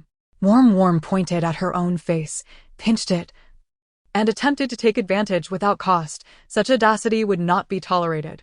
She then began to pout, opening her mouth in an exaggerated display of distress. Are you threatening me? The emperor retorted. Let it be known that I am the supreme sovereign, impervious to threats. How dare you? Warm rolled her eyes. Supreme sovereign? The true supreme warrior is a limited edition, unlike you, merely worth a couple of hundred. Your value is not that high. At least your lineage is not pure. Who knows if your mother is spring flower? How can you even compare yourself to a limited edition? You fall short. Limited edition? Your Majesty, this child must have come to the palace solely to pierce your heart, and thankfully, he has grasped the situation. I am but an impostor. The first wife lies in another's embrace, the child is not yours, and the concubine busies herself with causing you trouble, each child proving to be a source of concern. Upon reflection, old times, you are indeed unfortunate. Were it not for my presence, you might very well have found yourself in a coffin, oblivious. This family would crumble without me. Volume 1, Chapter 41. Bribery, forget it. Given your pitiful state, let us forego today's greeting gift. Consider it a deed of kindness on my part. Your Majesty, I truly thank you for your concern. Wang Dequan wished fervently to bury himself. Knowing so many royal secrets could lead to a grim fate. Wang Dequan, escort her away. Her presence is bothersome. I wish to see her no more. The emperor's visage darkened as he commanded that warm be taken away. Still seething with indignation, he overturned the documents on the table. What business do I have with these decrees? Commander Wei, come forth at once. How long has this investigation been underway, yet still, there is not a shred of news? Have they grown complacent? What do you know? Pray, enlighten me. The shadowy guard, hastily summoned to fill the role, remains utterly uninformed. A prolonged silence ensues. Begone. You worthless wretch, the emperor gestures dismissively, and the figure immediately retreats. Wang Dequan escorted Nuan to the Imperial Academy. Princess, you must dedicate yourself to your studies henceforth. I implore you. Do not expose His Majesty's vulnerabilities before him, and try to think a little less on such matters.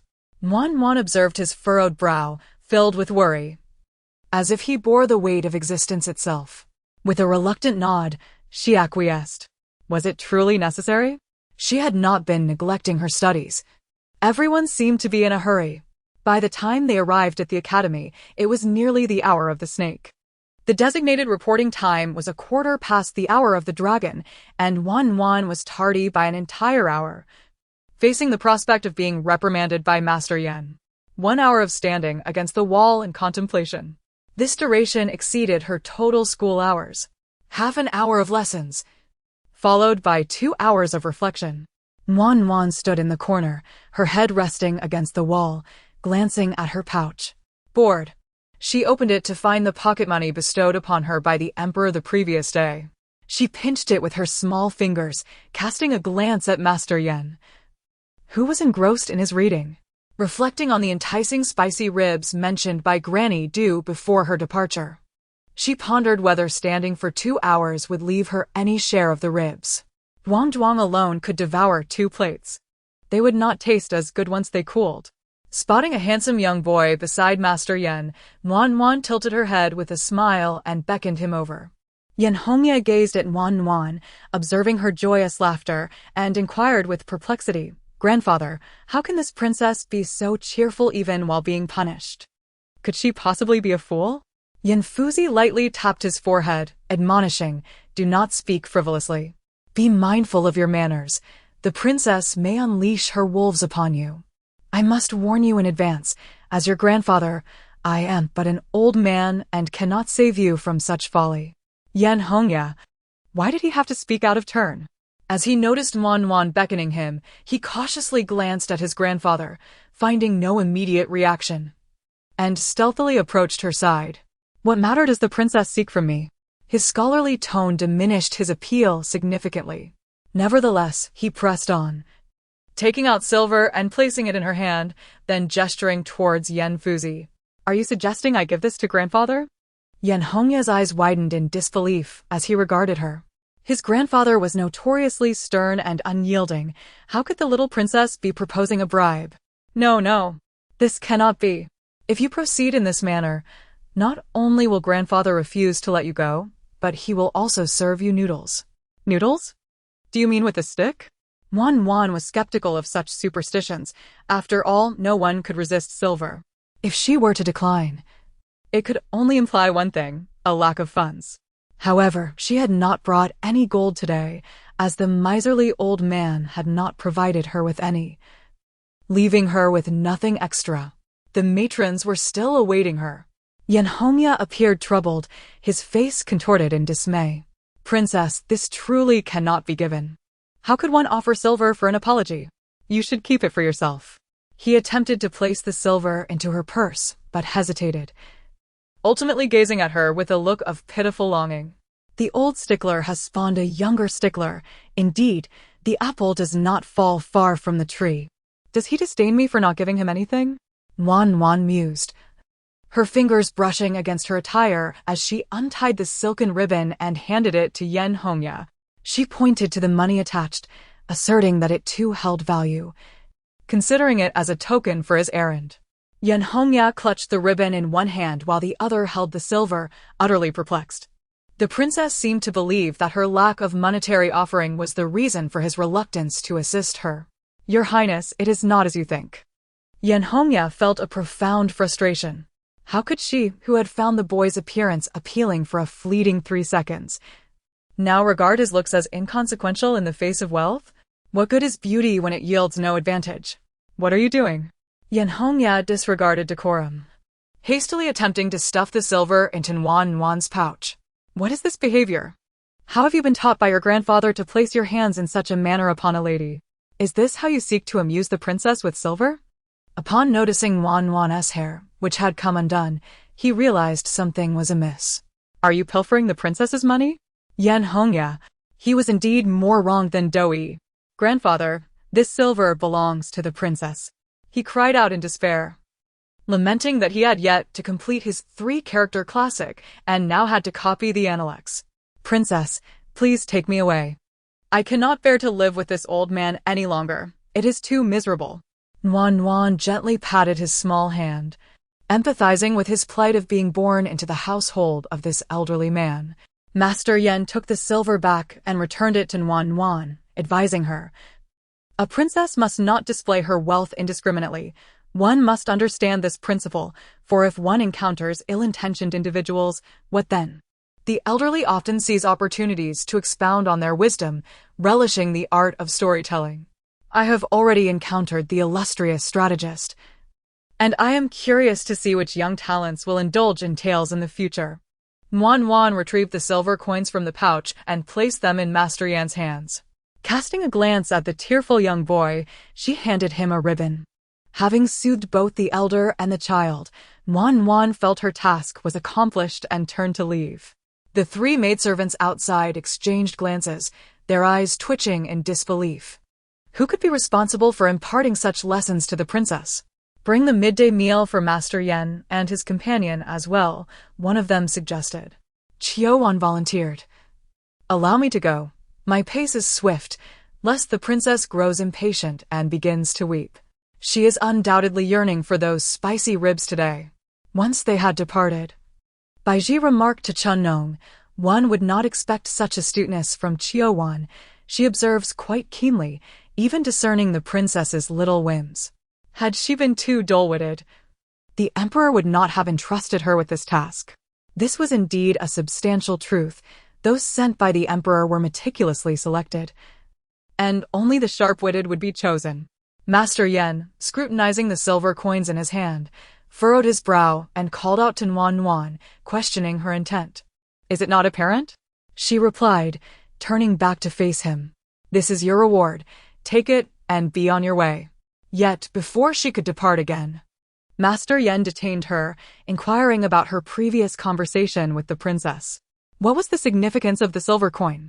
Yan Hongya glanced at Wan, whose innocent wide-eyed expression elicited a sense of exasperation as he replied, Grandfather, This is the pocket money that the princess has bestowed upon you. Mr. Yen was almost amused to the point of laughter by the statement. At nearly 60 years of age, it was indeed a first for him to receive pocket money from a 1-year-old child. You little rascal. His beard quivered with indignation. He yearned to utter a curse, but deemed it rather unrefined. Taking a deep breath, he declared, Jiangju, stand still. You will add 2 more hours to your reflections on where you have gone astray. How dare you attempt to bribe an elderly woman? It is utterly absurd. Yes, absurd indeed. Mr. Yen could only find this term suitable to describe the situation.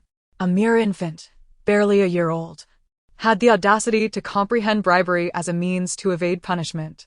In the next moment, he seized the ruler and addressed Yen Hongya. Speak honestly. Did you teach him this? The recently sobbing Yen Hongya was now dumbfounded. How could this possibly be his fault? He was a victim too. Grandfather. This was the princess's own idea. It has nothing to do with me. I am merely the messenger. You cannot bully me just because I am your grandson and she is a princess. This is a blatant distortion of right and wrong. I shall not accept this. A man does not shed tears lightly, but only when deeply wounded. Wan sniffled. Why was this child crying again? Truly, he was a weepy little fellow. Observing the ruler in Mr. Yan's hand, Wan felt a twinge of fear, yet she bravely stepped in front of Yen Hongya, declaring that one must bear the consequences of their actions. Although she did not comprehend why Mr. Yen, despite his wealth, was displeased, she knew this was ultimately her responsibility. With a resolute gaze, she looked at Mr. Yen, silently conveying her willingness to take the heat. Yen Hongya gazed at Wan with a heart full of emotion, wiping away a tear as he embraced her fervently. Princess, you are truly remarkable for standing by my side. Please take me away. I wish to flee from this home, which is far too dreadful. Woe is me. Wan, with the demeanor of a little adult, gently patted his head, cooing, There. Yen Fuji looked at his somewhat dim-witted grandson with a sense of exasperation, lamenting his lack of memory. Princess, are you admitting to this? Do you intend to bribe with the silver? Wan nodded, only to receive a sharp rap on her palm, causing her to wail in pain. This wretched old man truly has the heart to strike me. How utterly devoid of compassion. And I even paid for this. Yen Hongya was not deceived. Indeed, he had tasted the bitterness of the rod. Observing Wan's reddened palm, and then the ruler grasped by his grandfather, he shivered in fright, stuttering, Grandfather, why are you so fierce? Are you not afraid the princess will set the wolves upon you? Meanwhile, he discreetly concealed his own hand behind his back. Princess, this is the first lesson I impart to you. One must conduct oneself with integrity and refrain from such foolishness. Do you understand? Cheese? Where's the cheese? Wan sobbed uncontrollably, barely registering the 2 words before sinking deeper into her sorrow. A whole tea's worth of time passed, and she continued to weep. Yen Hongya, feeling a pang of hunger, remarked, Grandfather, this princess cries excessively. When shall we partake in our midday meal? Yen Fuji, observing Wan's nose reddened from weeping, felt a headache coming on. Did you not declare your intent to run away? Do you still wish to have lunch? One must first satiate their hunger to possess the strength to embark on a journey away from home. Lunchtime is fast approaching, so I shall persuade the princess to partake in a meal before resuming her tears. Wan leaned her head against the wall, tears cascading down her cheeks. Yen Hongya approached, mimicking her posture against the wall. Princess, are you hungry? Let us dine together. Upon hearing the mention of food, Wan peered outside and noticed her 3 maidens anxiously gazing at her from the window. When she lifted her head, Wan waved the food box in her hand. Hastily wiping her tears, Wan took Yen Hongya's hand and walked towards Yen Fuji, pointing at her stomach to indicate her hunger. Yen Fuji glanced at the sun. Princess, you have only spent half an hour in contemplation. There are still 2.5 hours remaining. Seeing Wan's expression as if struck by a thunderbolt, pouting and on the verge of tears, Yen Fuji relented. Do not cry. Let us dine first and then continue. Truly, he found himself bested by her. Yen Fuji, this is the princess's sincere intention. It is commendable of you to dedicate your time to instruct her meticulously. This dish has been prepared by the palace's cooks and is absolutely exquisite. Do indulge. Wan assisted in arranging the tableware for Yen Fuji, respectfully holding the chopsticks above her head, a gesture that even Jiang Hongxia had never experienced. Yen Fuji took the chopsticks. There is no need for such formality, princess. If you behave well in the future, I shall not strike your palms. Flattery is of no use with me. Wan. Alas, her flattery fell flat. Truly unfortunate. Opening her mouth, she took the dish offered by Bai Ji and bit into it with fervor, as if venting her frustrations. After finishing her meal, Wan began to sulk and reflect in solitude. Dear little one, you have yet to complete today's check-in. Since it is rather dull, let us commence our studies. The system played animated clips in her mind, repeatedly instructing her on reading aloud and writing strokes.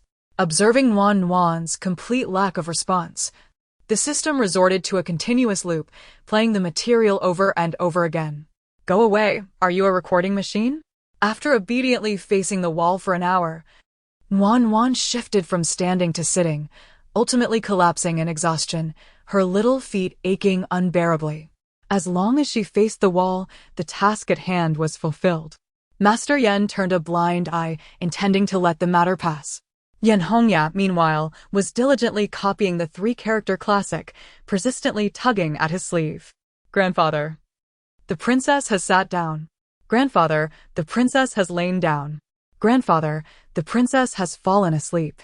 In Chapter 42, The Flower Viewing Banquet, 1, noticing Master Yen's indifference, Yen Hongxia set down his brush. Grandfather, aren't you going to intervene? Is it because you just helped the princess and were wronged? Oh dear. His little thoughts had been uncovered. Grandfather, I have not. I am merely reporting the situation. I am your third eye, have you forgotten? Flattery and pettiness are unworthy of a gentleman. Let us recite the three-character classic 2 more times. Thus, after spending several days at the Guozijian, completing her daily check-ins, Wan gradually acclimated to her routine. The system no longer required Herculean efforts. A mere blend of threats and coaxing sufficed. For the time being, both parties reached a delicate equilibrium. Mother, why would the esteemed concubine Hui send an invitation to the general's mansion? Zhao Shi pondered, glancing at the invitation on the table. Indeed, the concubine's family had seldom interacted with the general's household. What could have prompted this sudden correspondence? Meanwhile, Jiang Yao was beside Wan, engaging in a game of whack-a-mole. Jiang Yao was tasked with dodging while Wan wielded a cat teaser, eagerly awaiting the perfect moment to strike his head. Laughter erupted from the side as she succeeded once more. After being struck again, Jiang Yao cast a disgruntled glance at the invitation on the table, contemplating that perhaps it bore his sister's name. After all, Wan had become the palace's darling. So much so that even the emperor would likely turn a blind eye to her mischief. Suddenly, Su Shi pinched his ear, reprimanding him for his nonsense. That mischievous boy has led your sister astray. Nonsense. Wan pouted in indignation. Who is so uncouth? The cat teaser struck Jiang Yao's head once more. Look. Wan has indeed been led astray by you, you little rascal. I ought to pull your ears off and serve them to Tsuehua. Not fair. Wan waved her hand in disdain. Tsuehua wouldn't know what to do with pig ears. Jiang Yao cried out, Mother, it was she who brought this upon herself. You cannot blame me just because she learned bad habits. I haven't said a word. Last time, Wan bribed Master Yen and was punished by standing. If it weren't for being in the Guozijian, would you have framed me, Mother? This person brought it up again today. Tsuehua, come forth. Unable to retaliate, Wan asked the nearby Tsuehua to advocate for her. Zhuang, the villain, was infuriated, hands on her hips, her eyes blazing with fury. Jiang Yao pried Su Shi's hand away and embraced Wan, saying, Sister, do not be angry, I was wrong. I was merely praising your intelligence and boldness. If I had 800 lives, I would never dare to bribe Master Yen. You are the most formidable. Humph. In an effort to divert the conversation, Jiang Yao hastily retrieved the invitation from the table and opened it, exclaiming, "Look, look. I told you this invitation is for my sister. It says Princess Zhaoyong. Sister, you have achieved great things." Receiving an invitation at just 1 year old is far more impressive than Zhuang. Susher could hardly bear to watch. This was truly a case of sibling favoritism. Previously, he had used a chicken leg to provoke Nuan, but now, upon seeing Nuan with her ally Cuihua, he decisively switched sides to join the praise brigade. But who will take Nuan along? Perhaps they are simply being polite due to the Emperor's favor. After all, Nuan is still nursing. I will go. They look down on others.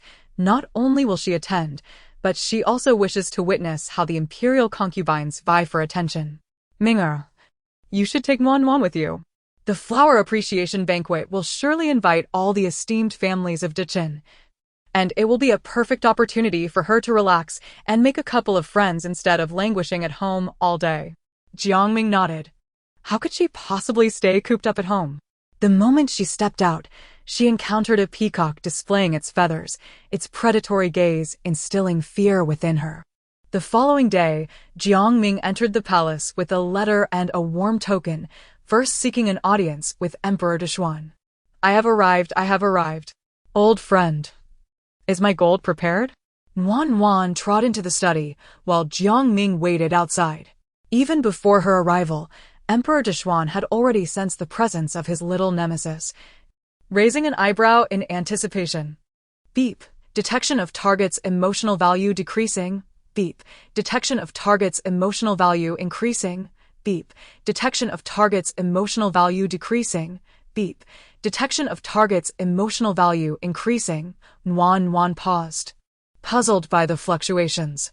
This was the second occurrence, coinciding with the eve of the Emperor's decree to bestow a title upon a princess, while she had been at home enjoying her mother's care. Now, in the imperial study, the target was Emperor Dushuan. What strategy was she to employ? Moreover, she had noted several times the distinction between these beeps and pings. Was the Emperor displeased because she sought monetary gifts? Why was she leaving so soon after her arrival? Emperor Dushuan observed the little one as she sulkily made her way toward the exit and called out to her.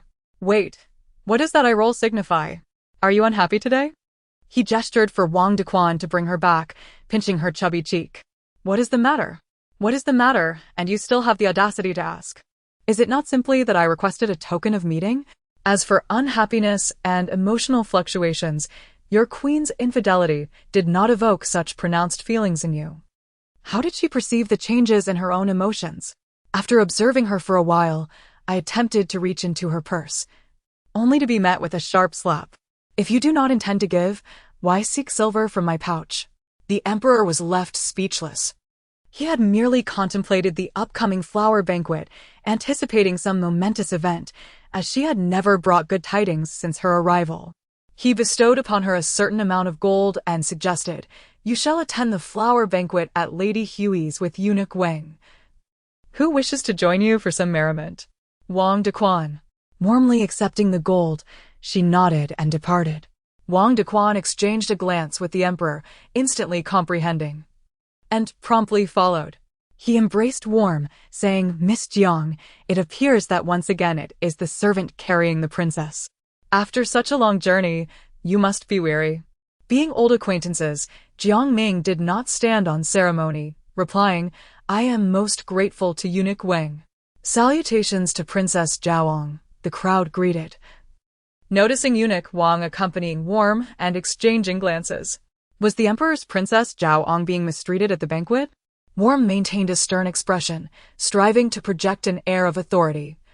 Yet the chubbiness of her cheeks belied any semblance of majesty. "Your Highness, your presence here is truly delightful. Last time, you saved the 8th princess, and I have yet to express my gratitude in person. Now, Xiaoyan, why don't you promptly thank your sister?" The 8th princess, Zhi Yan, approached and bowed to Nuan, saying, "Thank you, sister."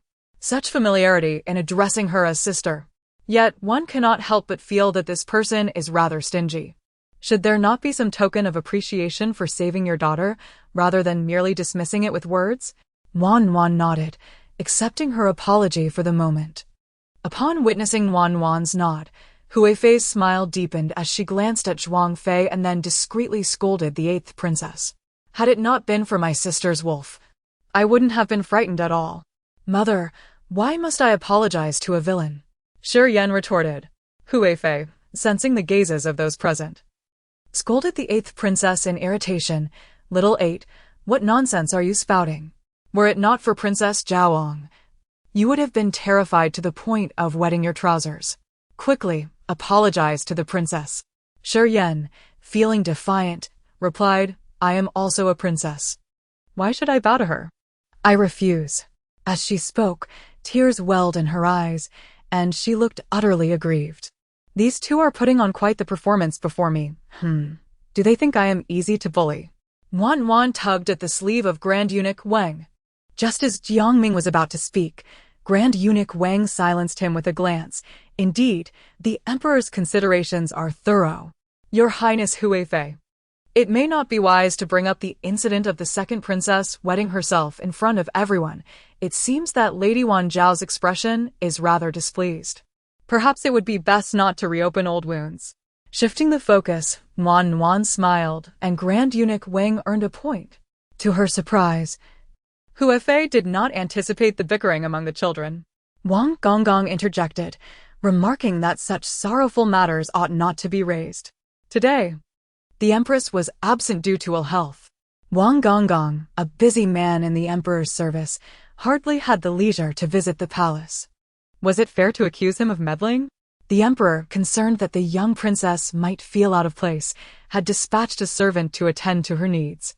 As you know, the princess held a prestigious status, comparable to that of the eldest princess, and there was always a fear that she might be inadvertently harmed, which would surely cause the emperor distress. To use status as a means of oppression? Huifei harbored thoughts of punishing the old eunuch.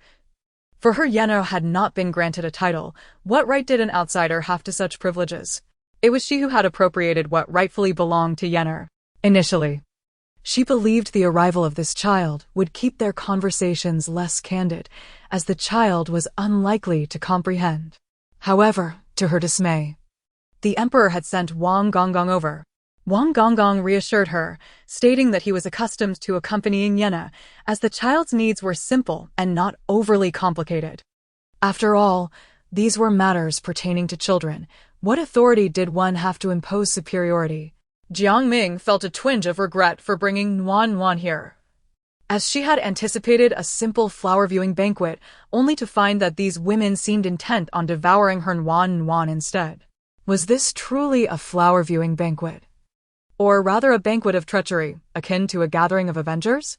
Amidst the crowd, aside from Wan Zhaoyi, the 2nd Princess Shiyu and Mujiaro had also been invited. Jiang Mianer sat uncomfortably beside her. Was it truly appropriate for the concubine of a minister to be present in such a gathering? Had she lost her senses, or had Huifei conferred a title upon her? As Worm was about to reach for a grape, she was halted by Wang Dequan. Princess, allow Chun-Nong to test for poison. Worm mused to herself. Surely, they cannot be so foolish as to poison the very banquet they arranged. Observing Chun-Nong solemnly extracting silver needles to test each delicacy one by one, Worm could only muster patience.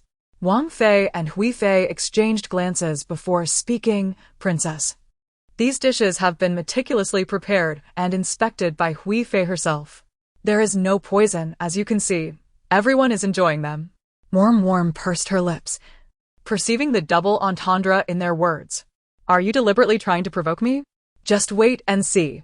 Wang Gonggong reiterated that this was protocol, as instructed by the emperor, causing the two women to grudgingly fall silent. Worm glanced at the array of dishes on the table, selected a piece of meat, and savored its delightful flavor. Swallowing, she observed Huifei engaging in cheerful conversation with the wives and daughters of various ministers. Daughters? Upon closer inspection, she noticed a plethora of young maidens in attendance, each adorned in resplendent attire, gracefully moving about, truly a sight to behold. Worm couldn't help but feel a surge of envy. Could this possibly be a matchmaking banquet? Am I here to be selected? She shook her head and stuffed another piece of meat into her mouth, cheeks puffed with food.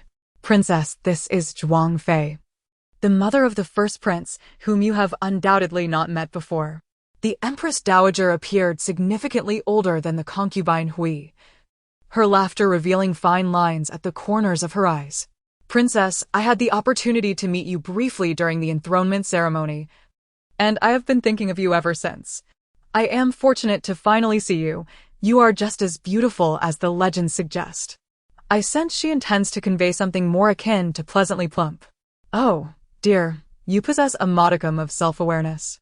The system remarked mischievously. Go away. I may speak of myself, but you cannot insult me. The system, such a hypocritical little darling. Wan nodded and quickly moved on, for she had more pressing matters to attend to, namely her meal, and had no time to engage further. Seemingly provoked by Wan's demeanor, the Empress Dowager had a servant bring a chair beside her and sat down, adopting an air of intimacy. Wan, may I call you that? Your elder brother has been speaking of you for several days, eager to meet his little sister. Unfortunately, he has been burdened with state affairs and has only now found the time. You two shall have a delightful conversation. The prince has been entrusted with significant responsibilities by the emperor. No matter how formidable this lady may be, she remains merely a princess. In the future, will there still be room for her arrogance? Moreover, the Jiang family is but an ineffective entity, having uncovered nothing relevant over the years. They are not to be feared. Wan babbled on, a torrent of words that no one could comprehend, not even herself. Wang Dequan stood by as a translator, clarifying. What the princess means is that she struggles to articulate her thoughts. Your Highness, are you suggesting that the crown prince should converse with the princess as a form of mockery? Talent. It was unexpected that there existed someone in this world who understood her better. Jiang Ming nearly burst into laughter. Truly, this individual was sent by the emperor. The Wang concubine cast a puzzled glance at eunuch Wang. Did Wan just say so much? Volume 1. Chapter 43. The Flower Appreciation Banquet. 2. Wang Dequan nodded with an air of certainty. The princess has misunderstood. This palace merely wishes for the crown prince and the princess to deepen their sibling bond. After all, there is quite an age gap between you, and it would be beneficial to engage in some exchanges to foster your relationship. The crown prince, Shihong, aged 16, was the emperor's first child, a source of pride for the Zhuang concubine, who nearly ascended to the position of empress due to her son. Unfortunately, fate was unkind, and she narrowly missed the title when Liu Yanhui intervened twice to rescue the emperor. From that moment on, the Zhuang concubine and the empress became sworn enemies. People could not withstand incessant chatter. Wan, look, your elder brother is here. Big Bumblebee? Wan followed her gaze. The newcomer donned a robe of pale moonlight, bearing a resemblance to the emperor, possessing shrewd, upturned eyes and long eyebrows that met his hairline, exuding an aura of intimidation, especially when he was not smiling, akin to a serpent poised to strike. Was this the father's 10th daughter? After paying his respects to the Zhuang concubine, Shihong stood before Wan. His demeanor haughty, one might mistake him for a proud rooster adorned with peacock feathers. He appeared rather foolish, lacking any remarkable qualities. The crown prince pouted and sidled away to sit by himself, shaking his head and sighing deeply, his expression rife with regret. Wan, who had just been lost in thoughts of the charming gentleman, now recognized that beneath that shrewd exterior lay a dullard utterly useless. He was far inferior to Master Yan's young prodigy. It seemed that Consort Zhuang had not heard His Highness's earlier remark. Homer, this is the 10th princess. You may play with her in due course, fostering a bond of sibling affection. Mother, you are well aware that father assigns me new tasks daily, alongside the assignments from my teacher. I truly lack the time to engage with children. Please find someone else. Homer, you mustn't speak thus. Regardless, Princess Zhaoang is a royal bestowed by the emperor himself. You should seize the opportunity to communicate with your royal sister. It would surely please the emperor. Jiang Ming could no longer contain herself, exclaiming, "What do these people take Wan for? tossing her about as if she were a mere pawn. Hoping to curry favor with the emperor, how naive. Your Highness, my Wan is still quite young, and the crown prince is burdened with his official duties. It would be inappropriate to disturb her. Perhaps we should revisit this matter when she is a few years older. Presumptuous. Who are you to interject while my mother speaks with the princess? It is clear you lack proper decorum. The crown prince's face darkened, hinting at his rising anger. Consort Zhuang's countenance soured slightly. However, she wished to avoid escalating the situation. Homer, you must not be disrespectful. This is the legitimate daughter of the Grand General and the mother of the princess. Wang Dequan observed anxiously as these individuals bullied the princess. What could be done? Worm. Small hands slapped the table. How dare you behave so audaciously, raising your voice at my mother? The warm-hearted youth glared at the crown prince and Lady Zhuang, exclaiming, You wicked people! Where's my stormy pear blossom needle? I demand it at once. I shall make them pay for bullying both me and my mother. It infuriates me. Dear one, your stormy pear blossom needle is still far from reach. Perhaps you should consider an alternative approach, came the reply. What use are you? In times of crisis, you are utterly useless. System. It turned out to be the younger sister of the emperor. I truly mistook her for a mere maid from another household. My apologies. It seems this prince's eyes are lacking in discernment. Madam, my oversight. Please forgive me. What kind of madam is she? At present, she is solely responsible for the care of Princess Zhaoang. Crown Prince, this is Miss Jiang from the Jiang family, Jiang Miana said, leading Mujaro over and performing a curtsy. Your Highness, it is an honor to meet Princess Zhaoang and Lady Zhuang, and His Royal Highness the Crown Prince. Since when could an outsider enter the palace? Aren't you ashamed to bring disgrace upon Lord Mu? For a fleeting moment, Jiang Mianer's expression faltered. Miss Jiang. Thanks to the kindness of Lady Hui and Lady Zhuang, I have the privilege of being here. However, as Princess Zhaoang and Jiaro share the same father, I kindly ask you to show some restraint in your words. This was the first encounter between Jiang Ming and Mu Sun since their divorce, and it was no trivial matter. Yet, despite her profound thoughts, she could not escape her humble origins, as evidenced by her garish outfit, red paired with green. Was it that old lady who taught her? The clothes appear somewhat worn, the patterns reminiscent of 2 or 3 years past. It seems the Mu residence is enduring a rather dismal existence, which brings her a sense of satisfaction. Miss Jiang, however, is quite magnanimous. What does she intend to achieve by bringing along the daughter who once sought to usurp her position? The initial plan has faltered, prompting new intentions, perhaps?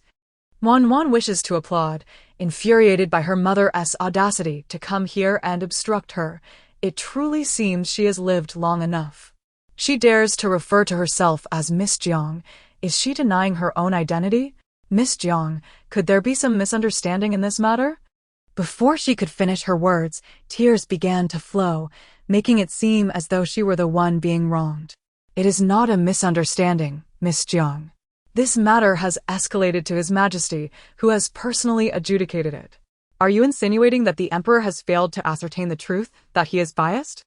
Jiang Miana was taken aback to find that even Lord Wang was advocating for them, causing her to kneel in fear. I do not dare. That was not my intention. I beg for your forgiveness, Lord Wang. Wang Dequan quickly retreated, fearing for his own safety. If this were to reach the Emperor's ears, he would be in grave peril. Miss Jiang, please do not act this way. Others may think I am bullying you. Kindly rise. The affair concerning Lord Mu has been settled in the eyes of His Majesty. The entire capital is aware, so please refrain from referring to it as a misunderstanding. Indeed. Jiang Mianer, humiliated and kneeling, responded repeatedly. Sister. Since entering the imperial palace, Mu Jiaro's eyes have darted about restlessly. It feels as though she has resided here in a past life, a place so familiar. Yet, she now finds herself kneeling like a stray dog. In her previous life, she had painstakingly leveraged the knowledge from her past to secure a promising future for herself. A sense of unwillingness filled Mu Jiaro's gaze as she looked at Jiang Ming and Wan, realizing that the seat they occupied rightfully belonged to her. while Jiangju should be the one kneeling beneath her scorn. Miss Mu, please refrain from calling out indiscriminately. This is Princess Zhaoang. We are not in the Mu residence. So I kindly ask you to exercise discretion. Wan fervently nodded beside her, finally encountering the legendary female protagonist. She observed the ambition glimmering in Mu Jiao's eyes, akin to a predator ready to pounce. What kind of protagonist is this? This appears to be a specter released from the depths of hell, terrifying, indeed. And then there is the male lead, the fifth prince. It has been so long that she is nearly forgetting him. Ever since being punished to assist Chen Jizhao with transcribing texts, he has been so busy that he is almost invisible. Surely, this delay will not hinder their meeting. Will it? What time was it mentioned for their meeting again? In their childhood. Wan was at a loss for words. Why didn't you inform me they were meeting at an older age, you useless thing? Leave. Another day of being scorned, as usual. While Wan was lost in her thoughts, the commotion nearby began to escalate. Master Wang, since she is the child of Lord Mu, must we be so stringent? Jiao appears to be quite well behaved. She will undoubtedly grow into a great beauty. Wouldn't it be better for Wan to have such a sister to cherish her? Your Highness, we Wan cannot dare to regard such a person as a sister. What if one day, Wan were to suffer harm? I would have no place to weep. Moreover, this child is burdened with such parents. What if they lead her astray? Wan is genuinely kind-hearted and surely cannot contend with them. Jiang Mianer stood by, her eyes brimming with tears, hoping that someone nearby would speak on her behalf. Yet, none present were anything but the legitimate daughters of esteemed households, all of whom looked down upon her. Having heard numerous tales about the Mu family, each filled with varying accounts, they wished to distance themselves from such individuals, leaving her without allies. Mu Jiao approached, intending to tug at Wan's sleeve to garner attention, only to be obstructed by Wang Dequan, who cautioned against offending the princess. Princess, all are daughters of Mu Sun, yet who among them is truly more noble? Mu Jiao began to flounder, her eyes growing moist as she extended her small hand towards Wan, a visage caught between tears and restraint, calling out, "Sister." The concubine Hui and the concubine Zhuang seemed unable to bear this any longer. Wan, even if Jiao's mother has countless faults, what does that have to do with the child? She merely wishes to play with you. With so many of us watching, there will be no harm. Wan should quickly take her sister's hand. Indeed, Miss Jiang, the innocent child, chimed in the first prince, who had been standing nearby. I cannot fathom how someone so petty could have caught the emperor's eye to be bestowed the title of princess. I find this little girl quite delightful. If not, why not let her be my sister? This prince shall also cherish his sister. Wang Fei's gaze silenced Shihong. Their words were an affront to the stature of the Jiang family, yet a concubine would always remain a concubine. And Shihong's remarks only served to elevate the status of Mu Jiao and her daughter. Jiang Ming trembled with rage, confronting those who stood unscathed, effortlessly criticizing others while ignoring the sting of their own words. Mu Jiao's eyes sparkled at this exchange, yet she restrained herself, maintaining a facade of helplessness as she gazed at Wan. Jiang Miana, on the verge of tears, dabbed at the corners of her eyes with a handkerchief. You should stow away that woeful expression. There are no men present, and your theatrics will not sway us. Do you think everyone is like Mu Sun? So, entranced by your pitiful demeanor that they are rendered immobile? Look around at the ladies here. Each one is dignified and graceful, far from your beguiling antics.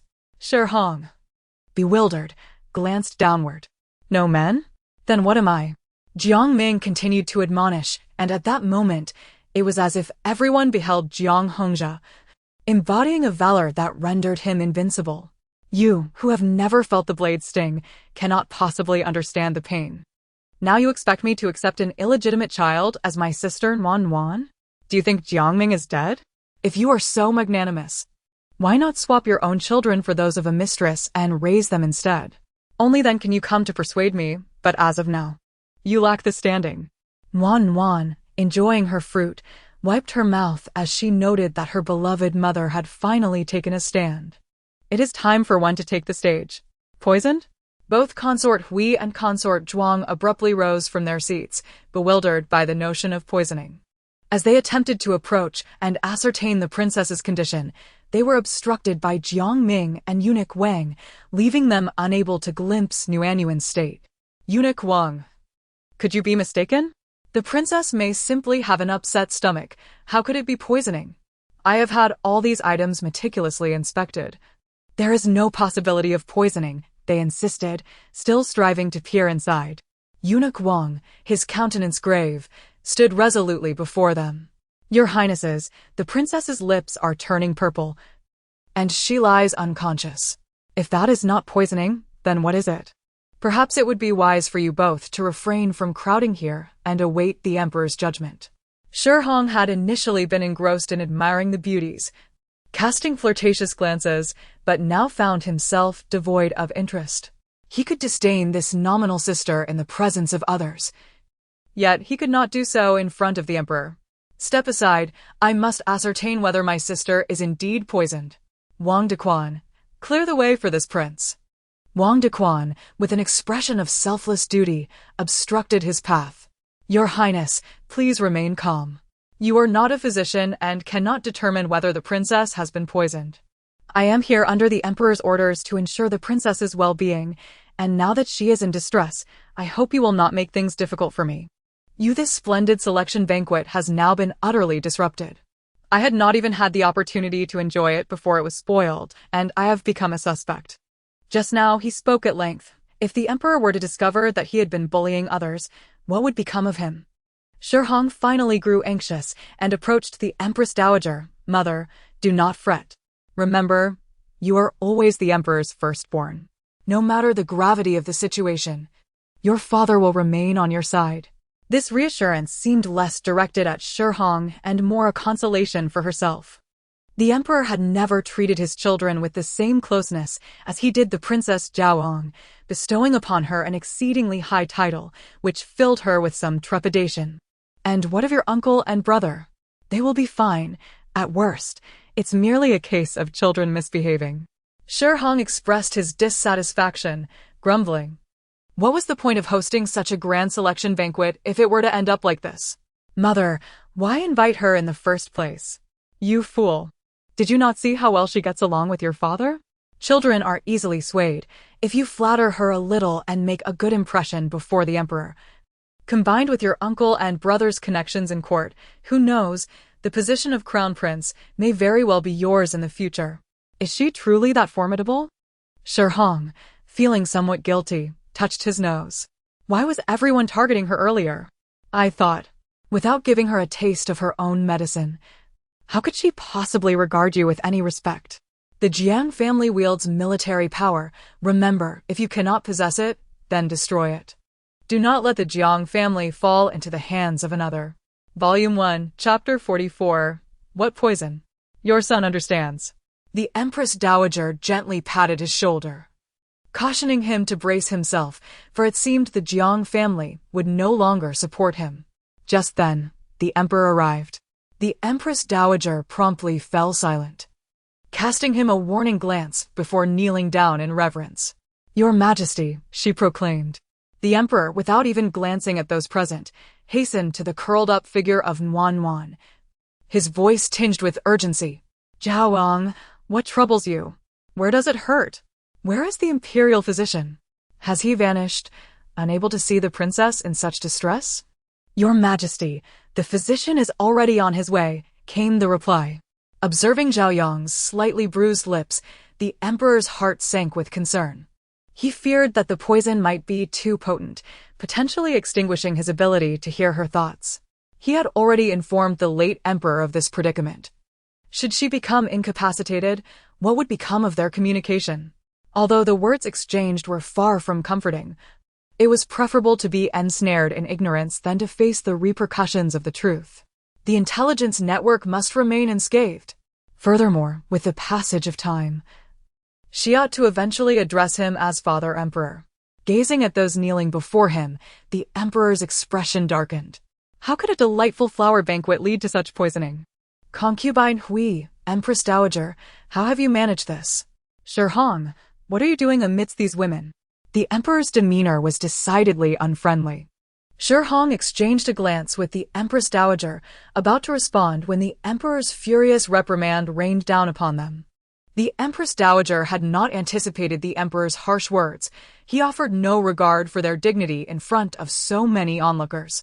Your Majesty, I merely invited the sisters to gather here with Sister Hui out of sheer idleness. The Crown Prince's presence was merely coincidental. Your Majesty, you are unjustly accusing me, Qi. Indeed, the meals here are personally arranged by me, and there is absolutely no intention to harm the princess. Perhaps the princess consumed something unwholesome before entering the palace. After all, children are often frail. Your Majesty, please discern wisely. These individuals harbor ill intentions, and now they blame Wan Wan for consuming something tainted at home. Lady Hui. Wan Wan had her breakfast at home before entering the palace. Are you implying that the people in our household wish to harm their own child? Lady Hui raised her head, and the posture felt somewhat humiliating to Jiang Ming, as the emperor allowed them to remain seated while being lenient towards the Jiang family, with even her yen still kneeling on the ground. Miss Jiang, I did not mean it that way. Naturally, our own would never harbor malice towards the princess, however. With so many eyes, one cannot rule out the possibility that someone from the kitchen might have ill intentions, leaving you in ignorance. The emperor cast her a glance, his eyes growing ever more inscrutable, prompting all to lower their heads, not daring to meet his gaze. His voice was icy and devoid of emotion. Are you implying that I am to be blamed? Lady Hui hastily bowed her head. I do not dare to suggest that. I merely refer to the cooks or outsiders. With no intention of implicating your Majesty. Consort Zhuang sighed quietly to herself, pondering how truly dim-witted Lady Hui was. The chefs of Zhaoang were personally selected by me. To suggest that there is a problem with the chefs is to indirectly accuse me, is it not? The imperial physician has yet to arrive, and everything remains uncertain. Why the haste to cast blame? Is it a sign of guilt or some ulterior motive? I am wronged. I had no knowledge that the princess's cook was personally chosen by His Majesty. Even with 100 lives, I would not dare to doubt the emperor. Your Majesty, the princess and I are both mothers with small children. How could I possibly harbor such malice towards an innocent child? Your Majesty, please see with discerning eyes. The emperor, observing the pale visage of concubine Hui, fell into a contemplative silence. Your Majesty, the physician has arrived. The emperor turned briefly, raising an eyebrow, before proceeding to check on the princess. Indeed, a faint sliver of warmth flickered open in Wan Wan's eyes. Alas! How could you entrust your pulse to one who has wronged you? What a generous spirit you possess! The emperor's furrowed brow relaxed, finally able to hear the heart's whispers of Zhaoyang. Moments ago, he had held his breath, fearing the child had fallen silent. Jiang Ming shot a disapproving glance at Wan Wan, momentarily believing her to be poisoned. She herself had consumed the same dishes without incident. Chen Nong, having held her breath for what seemed an eternity, finally exhaled in relief, knowing this little prince was quite the clever one. She had meticulously inspected everything. There was no possibility of poisoning. Your Majesty, why does this child not cooperate? Look at those well-fed arms, so solid. Such a robust child. I refuse to allow him to touch me. He has just come from the Queen, and I cannot fathom where his hands have wandered without washing them. The emperor nearly choked on his tea, astonished that these two dared to meet in such a brazen manner in broad daylight, especially in the presence of so many. In the middle of the day, they ventured into the Queen's chamber, engaged in whispers unknown to us. If you do not strike him today, you are no man at all. The emperor thought to himself, whether he is a man or not is irrelevant for this little brat. Regardless, you must still refer to him as Father Emperor. Zhaoyang, be obedient and extend your hand for the physician to examine. Otherwise, how can he prescribe the right treatment? If we delay any longer, your dim-witted mind may well succumb to poison. You are the dim-witted one. Your entire family is dim-witted. Allowing someone to sleep with your wife right before your eyes, and you still have the audacity to call me dim-witted. The emperor's temples throbbed with anger. And he snapped at Su the physician. Why are you still dawdling? If anything happens to the princess, I shall have your head. Jiangming wished to cover the child's mouth, wondering why this little one spoke so freely. While internally critiquing, she subtly raised her gaze to the emperor. Wang Dequan noticed Jiangming's actions and was utterly mortified. Clearly, they shared the same focus, mother and daughter alike. Miss Jiang, what is it that you are observing? Under the emperor's scrutiny, Jiangming hastily lowered her head. She is constantly bullied by me. She must be admiring the hat upon your head. Ha ha ha. Jiangming covered her eyes, pleading silently, must you be so honest? Must you sell out your own mother like this? The Empress Dowager and her entourage knelt upon the ground, perplexed by the emperor's sudden shift in demeanor. Where had the earlier urgency vanished? Now, he appeared to be filled with a certain ire. What could be the cause of his anger? Was it the child's poisoning that elicited such a reaction? What was it about this child that captivated the emperor's attention? It seemed that the child's significance in the emperor's heart far exceeded their expectations. Su Lang grasped Nuan's hand, feeling for her pulse, which was surprisingly strong. The emperor gently wiped the fruit pulp and juice from the corner of Nuan's mouth. Glancing at the purple residue in his hand, his expression shifting. This troublesome child. Who had imparted such lessons to her? He worried that her offering had been consumed by a dog. Your Majesty, the princess appears to be in no evident distress, not resembling someone who has been poisoned. After tidying the scene, the emperor even wiped Nuan's hands, demonstrating to all present the affection he held for the child. Mujiaro felt a tumult of jealousy and resentment. This should have all been hers. How outrageous! What sort of physician are you? Did you not see the princess in such agony? Her lips are already turning blue, and yet you dare to speak such nonsense? Guards, take Su Lang away and administer 20 heavy strikes.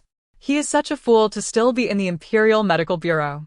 Wang Dequan, send someone to investigate the Imperial Medical Bureau and ascertain how Su Lang's physician came to hold his position. Su Lang, caught off guard by this unexpected turn of events, was bewildered. He had merely checked the Empress's pulse for peace and had encountered a eunuch on his way, offering his services. Now he found himself inexplicably punished. Had he known such complications would arise, he would have preferred to linger a moment longer with the Empress. Your Majesty, the princess. Woo-woo. He was silenced, unable to utter a word, his pleas for mercy swallowed within him. If we summon the imperial physician again, and no one can discern the poison afflicting the princess, then the imperial hospital should be deemed unnecessary.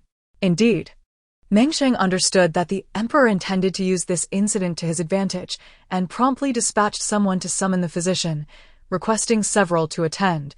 Otherwise, they would all be left here today. Old Sure, although you are a pitiful man, your instincts remain sharp, as you immediately perceived the issue with this Su Lang. The physician, using such a feeble excuse to strike someone, enacting revenge on the spot. At the very least, you shouldn't allow your wife to suffer in vain. Right? A true man, I respect that. The emperor felt a jolt of surprise. Had this been exposed? Woo-woo, mother, my knees ache terribly. I wish to sit rather than kneel. Shi Yan, with a pitiful demeanor, leaned against concubine Hui's leg, tears brimming in her eyes, her small legs struggling to endure. The weight of her presence nearly caused concubine Hui's already numbed legs to succumb, and after a wave of tingling passed, she managed to speak. Your Majesty. Yenner is on the verge of collapse. She is still so young. Should we not allow her to rise? The bones of a child are still tender and not fully developed. The emperor gestured. Yenner, come to father. Mujiaro also recalled the prolonged kneeling of these individuals. Was this blind emperor oblivious to their plight? Mother, my legs have gone numb as well. Woe is me. Mujiaro began to weep softly, her voice reminiscent of a mewling kitten, yet she refrained from expressing any desire to rise, appearing both sensible and obedient. Wiping away her tears, Mujiaro cast a sidelong glance towards the emperor, observing as he allowed the 8th princess to take a seat on her own, with the eunuchs attending to her. However, there was no indication that he intended to embrace her. In her heart, Mujiaro held contempt. The 8th princess seemed to lack favor. She recalled from her past life how this emperor was never particularly affectionate with his offspring, instilling both reverence and fear in the princes and princesses. What merit did Jiangju possess to receive such special treatment from the emperor? If only she could capture the emperor's attention, perhaps she might also have a chance. Whose child are you? The emperor's gaze fell upon her, and Mujiaro's heart soared with joy. She hastily removed her hand from her face, revealing a pitiful expression with a quivering lip, hoping to showcase her features. Did not the emperor favor this type of child? Surely, she also stood a chance. The concubines lacked the privilege to converse with the emperor, yet Consort Hui, with a smile that belied her own discomfort, spoke up, even as her legs threatened to lose sensation. The emperor echoed the words spoken by the Jiang family earlier. What had been mere humiliation before now felt akin to drowning. As the last vestiges of color drained from Jiang Miana's face, Consort Hui had not anticipated that her remarks would provoke the emperor. Was he deliberately targeting her today? Your Majesty, I assure you I did not mean it that way. I merely considered that Princess Zhaoang and Jiaro share the same father. No matter how tumultuous their relationship may become, their bloodline remains intact. Thus, the noble consort sighed inwardly, realizing that today's move was a grave misstep. Is there no discernment between right and wrong, no clarity in black and white? Is this how you have instructed Shurian, noble consort Hui? If you cannot fulfill your role as a mother, I shall find someone else to guide her. Noble consort Hui's heart nearly leapt from her chest at the thought of losing her guardianship. No, your Majesty. I shall surely educate the 8th princess properly from now on. Please do not take Yanyan away from me. Your Majesty, my sister Hui was merely careless. Do not hold it against her. In my leisure time, I will assist her in guiding the 8th princess. For the child is still young and cannot be separated from her mother. Qian Heng was the top scholar of his time, renowned alongside Jiang Sheng. I trust that as her aunt, you will not fall short. Therefore, keep a vigilant watch over her, ensuring she does not lead Shurian astray. Wan Zhaoi serves as a cautionary tale for you. Suddenly summoned, Wan Zhaoi could only seethe in silence. Uncle? Why have you suddenly mentioned my uncle? Wait. Renowned alongside my uncle? He is Qian, the one who seized the title of top scholar from my little uncle. Old Shi, punish him. Jiang Ming, cradling Nuanyuan, felt a jolt in her heart. The title of top scholar was indeed taken from Jiang Sheng, as his brother had fallen from his horse and was unable to participate in the palace examination, resulting in Qian Heng claiming the honor that year. Upon mentioning her nephew, Empress Zhuang felt a sense of pride. The concubine dutifully complied. But what was this matter? Had the child's passive demeanor once again borne fruit? Were there hidden circumstances surrounding the champion of that year? The emperor, troubled, pinched the bridge of his nose. Mujiaro felt discontent. Surely, the emperor had not beheld her countenance. What concern was it of hers if Jiang Mian neglected her wifely duties? The imperial physicians arrived tardily. The emperor hastily instructed them to take the princess's pulse, insisting that even in the absence of illness, they must discern some ailment. 3 physicians, including an elderly gentleman with a white beard, took turns checking the pulse of Warmuan and, upon glancing at the emperor's expression and recalling the eunuch's words from the journey, promptly declared, "Your Majesty, the princess exhibits signs of poisoning. Her lips are purple, her body trembles, and her mind is clouded." The emperor nodded, relieved to encounter someone with discernment. He pressed on with questions. What poison is this? What remedy is required? Might it cause harm to Zhaoang? What poison? They had yet to reach a consensus. What could they possibly name it? The notion of a fat poison emerged. The first volume, chapter 45, was she poisoned or not? The physicians exchanged glances, gauging the emperor's demeanor. What poison? That foolishness crept in again, as Wang Dequan gestured frantically from the side. No! They must concoct a tale today. Empress Zhuang sensed something amiss. This felt somewhat like coercion. Had she truly been poisoned or not? Your Majesty, it is possible the princess is not poisoned. Perhaps she merely feels unwell or has overindulged in grapes.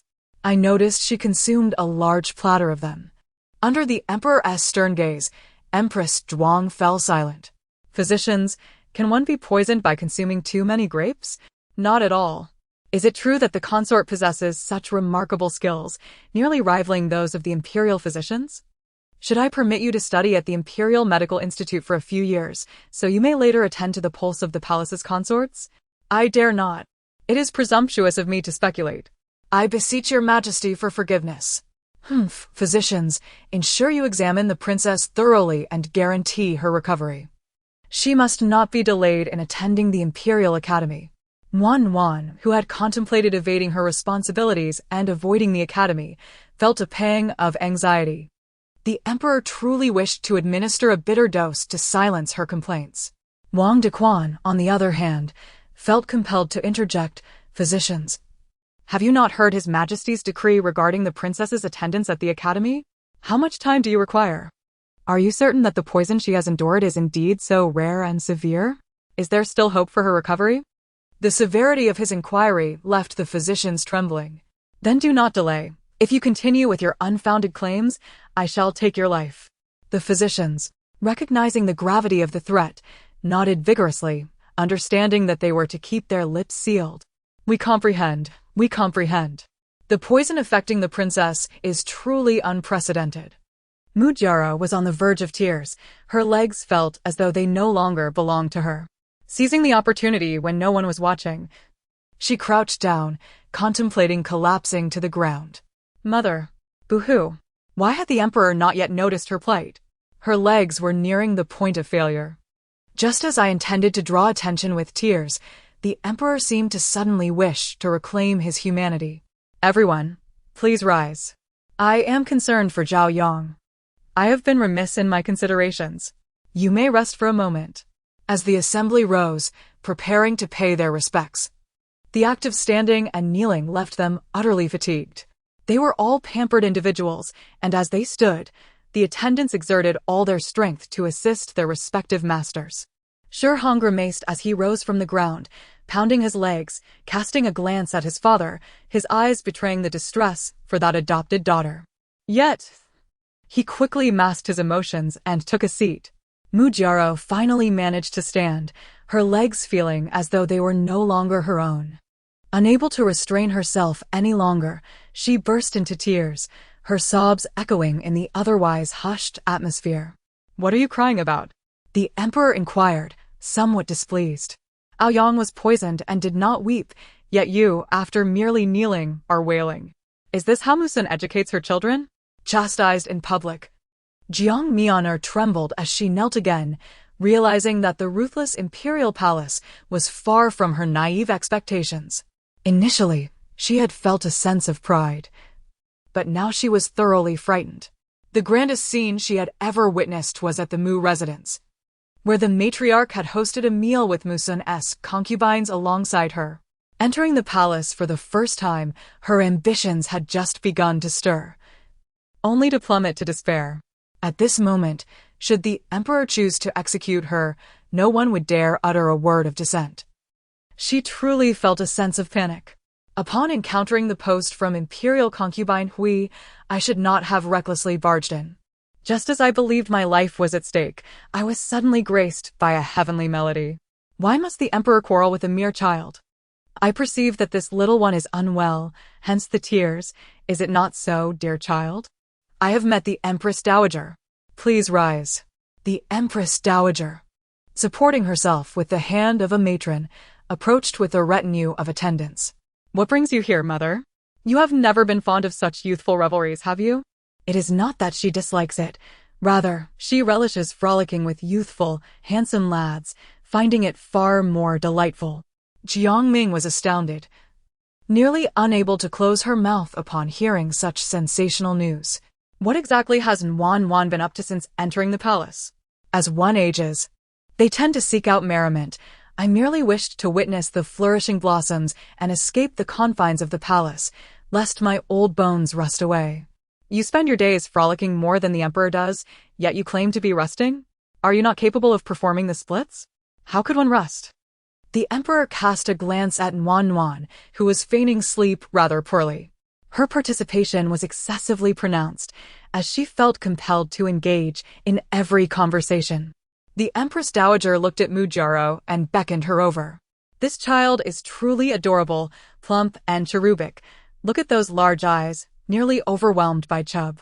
Pray, tell me, how old are you? Only 1 year old, so small. Look at this demeanor. You carry yourself quite well. Come sit beside me. The emperor observed Mujaro's etiquette.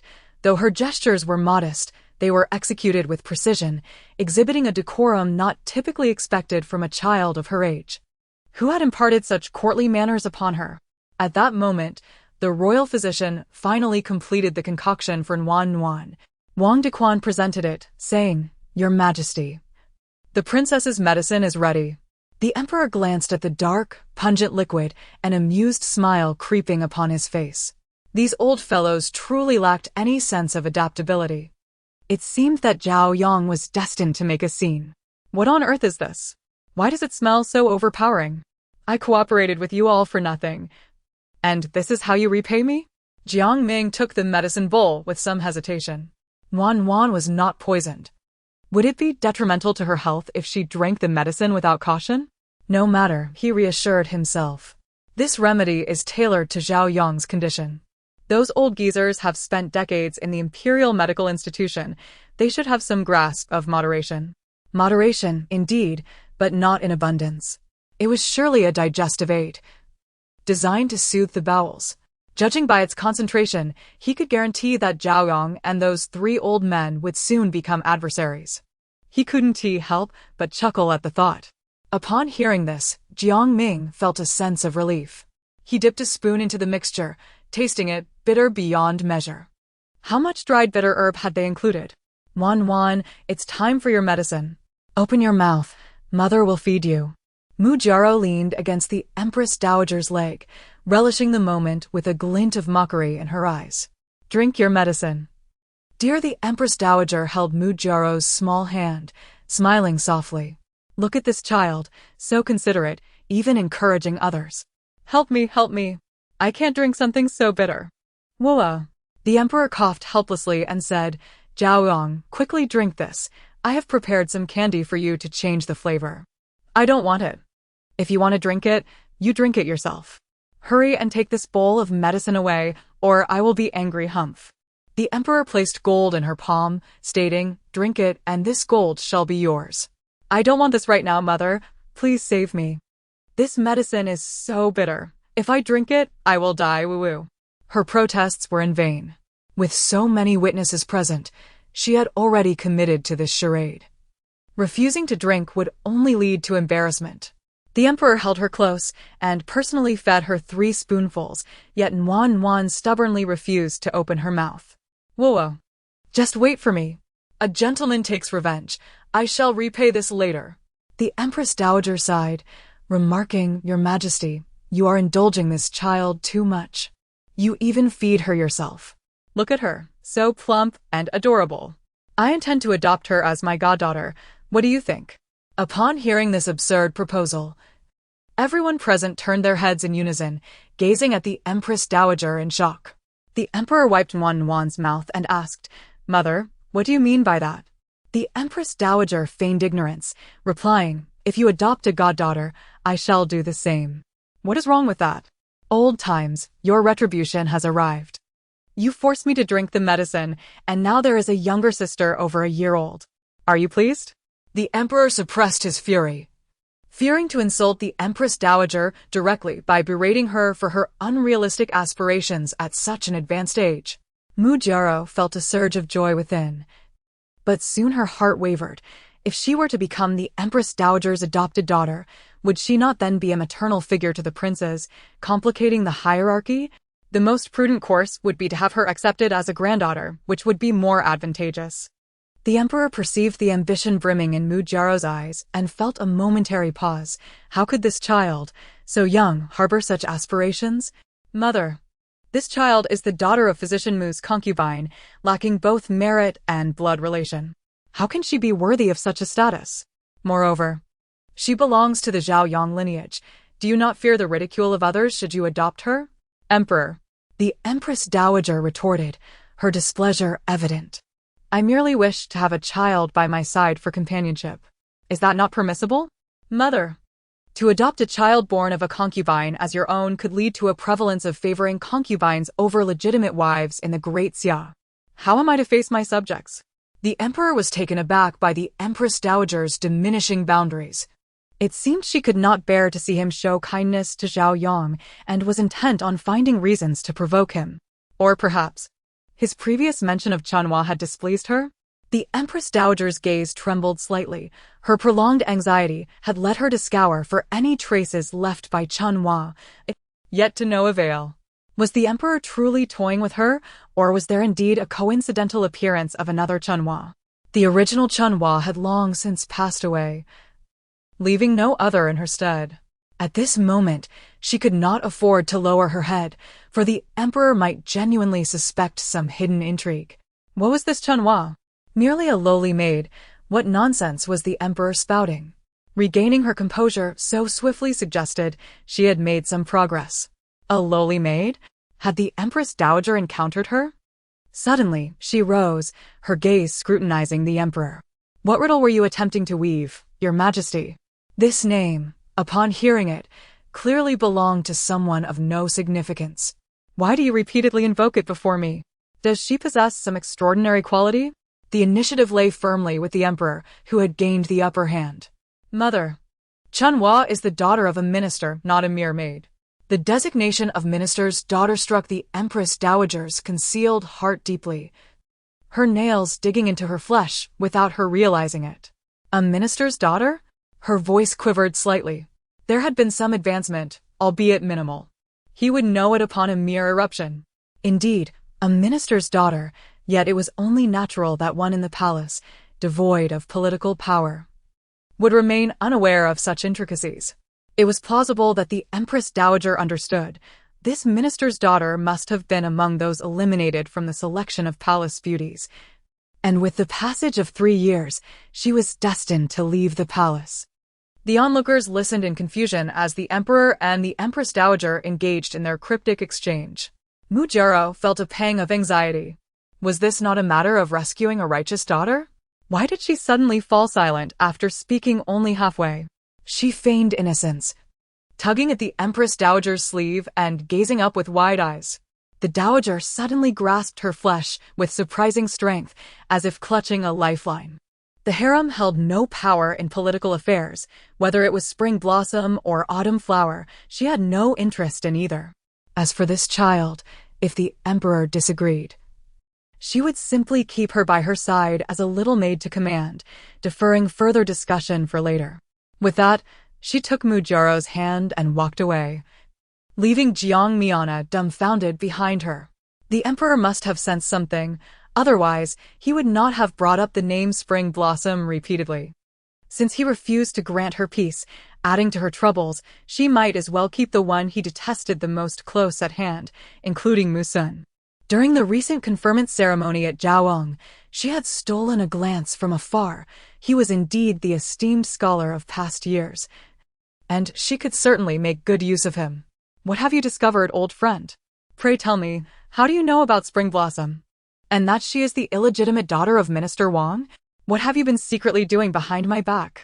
Well then, it seems that to uncover more secrets, she must first pique her interest. Jiang Ming's mood today resembled a tumultuous roller coaster, rising and falling. Having learned royal secrets, would she be able to leave the palace without a clouded heart? If this child could speak in the future, would she not become quite the blabbermouth? Jiang Ming fell into a deep state of worry. Your Majesty, is the poison of this princess curable? The Empress Hui felt a surge of anxiety. An incident had occurred at the flower appreciation banquet she organized, leaving her in a state of constant unease. Just moments ago, the Empress Dowager and the Emperor nearly quarreled, and she dared not inquire further. The Emperor cast a glance at the now-awake Nuan, seemingly reassured that all was well.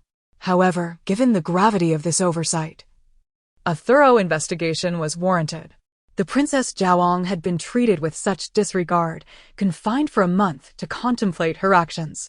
As Empress Hui knelt to receive the decree, She was startled to hear the Xian Emperor express that such gatherings were quite enjoyable and should be held more frequently. Could it be that he was speaking in jest? Confused by the Emperor's intentions, Empress Hui could only respond with a respectful acknowledgement.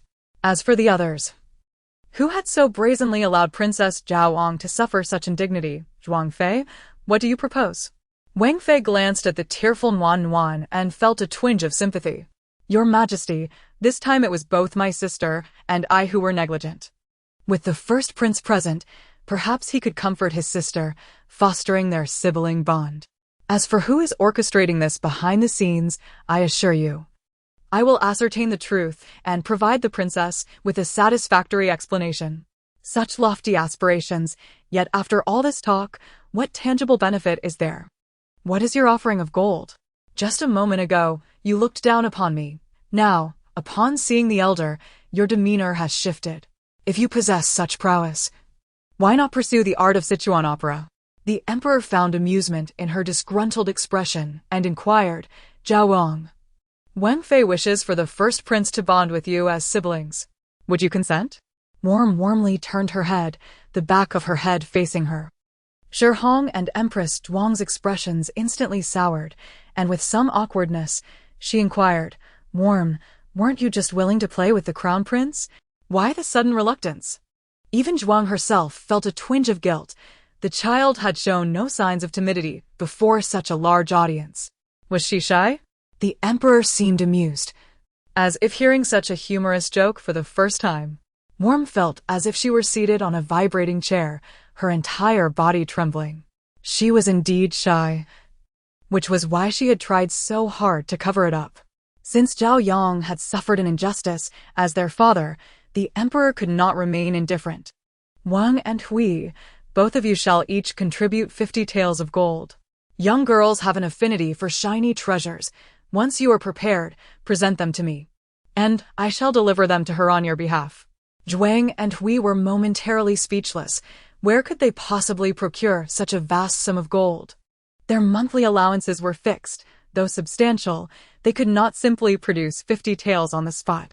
The emperor was essentially demanding a pound of flesh. Worm beamed with delight, nearly shouting her status as a little wealthy lady. Ha ha ha. Isn't the crown prince fond of Mujiaro? Conveniently, she is now his sister. Let them play together. Shi Hong, catching Zhuang's glance, took a deep breath and approached, feeling the emperor's regard for this 10th princess more profoundly than any rumors could convey. In their presence, the emperor had never been so amiable. Sister, may I call you Worm? Just now, it was my brother who spoke inappropriately. Please forgive him. In his residence, there are many delightful novelties, and if you are willing, I would be pleased to take you to see them. Worm glanced at him, noticing that his gaze resembled that of the 2 little cubs of Tsuehua, who eagerly awaited food whenever she munched on chicken legs, jumping about and gazing at her with longing. Adults take their time, and the world is indeed full of changes. Just moments ago, he displayed an entirely different demeanor. With a cold huff, Worm pushed the crown prince away with a slap, finding his large, unattractive face too close for comfort. Unable to entice her, the crown prince feigned a bitter smile, saying, Father, it seems that my sister does not hold affection for me. Then you must change. You are no longer a child who cannot manage such trivial matters. There is still ample time ahead, and you must focus on your studies. The concubine Zhang understood the emperor's intention. He was subtly indicating that there was no rush to select a bride for the crown prince. It is my oversight, and I shall demand strictness from Honger in the future. The princess is still young. There will be plenty of time ahead, so there is no need for haste.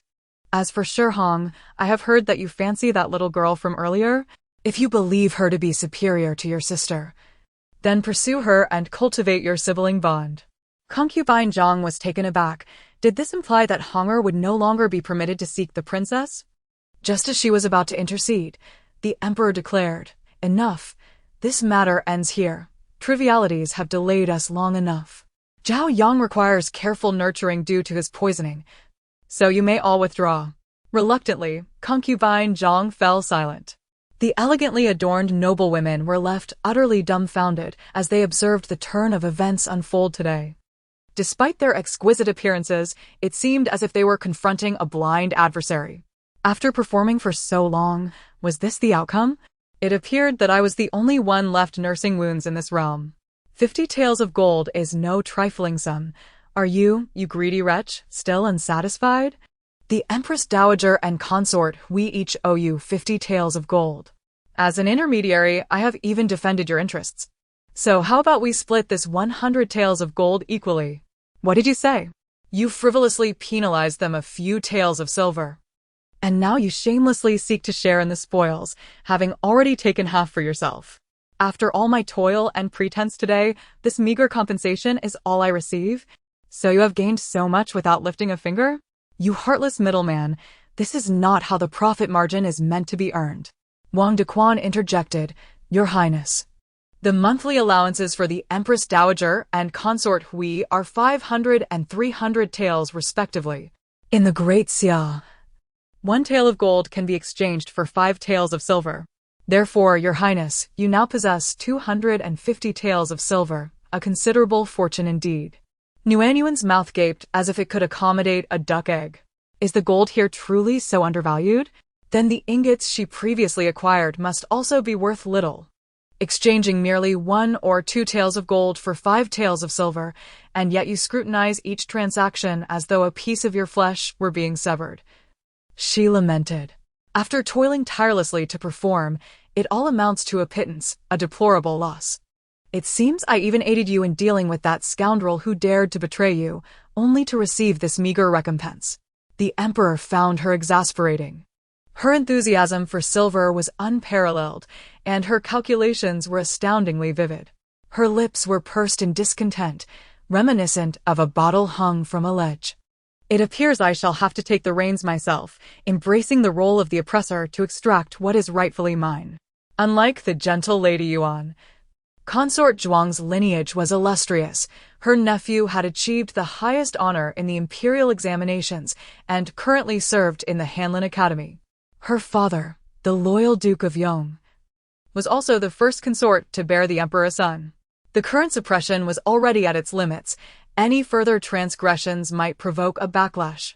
Being young and unaware of these intricacies, she could not comprehend the gravity of the situation. The emperor was acutely aware that every action he took was scrutinized by countless eyes. Otherwise, he would have had the queen and Su Ling executed, along with the Dowager Empress. Seeking justification for your grievances only reveals your own frailty.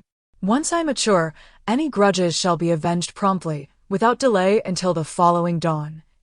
She vowed. The emperor chuckled, recognizing her youthful naivety. Her thoughts lacked the depth of experience. She was merely concerned with immediate retribution, seeking solace in the moment. Wang Dequan listened quietly, pondering whether the emperor was elucidating matters to the young princess. The emperor's demeanor seemed to have shifted, hinting at a burgeoning affection amidst their interactions. Jiang Ming departed the palace alongside the others. Miss Jiang, how delightful it is that Princess Zhao Ong enjoys such favor. Jiang Ming smiled, acknowledging that the emperor's favor is indeed a blessing for Nuan. Oh, why must Miss Jiang be so modest? The princess is your child. Her elevation in status naturally reflects upon you as her mother. You ought to lend more support to our lord in the future. The minister's wife jested. Yet Nuan is merely a child, still struggling with her words. Patience. The princess's good fortune lies ahead. Why? You were nowhere to be seen when Miss Jiang needed support. You showed no concern when the princess was poisoned, yet now you come to seek advantage. What business is it of yours? Why did you not speak up for her then? Now you wish to parade yourself. The wife of Minister Zheng shot her a disdainful glance, her boisterous demeanor eliciting a smile from Jiang Ming, finding her quite amusing. But I am not shamelessly begging for assistance for my lord. How embarrassing. Is it that your lord cannot resolve matters in the official realm without the aid of a mere 1-year-old child? If that is the case, perhaps he should resign to avoid further ridicule. What nonsense are you spouting? Seeing her anger drive someone away, Jiang Ming turned to her, expressing gratitude for her support. It was nothing.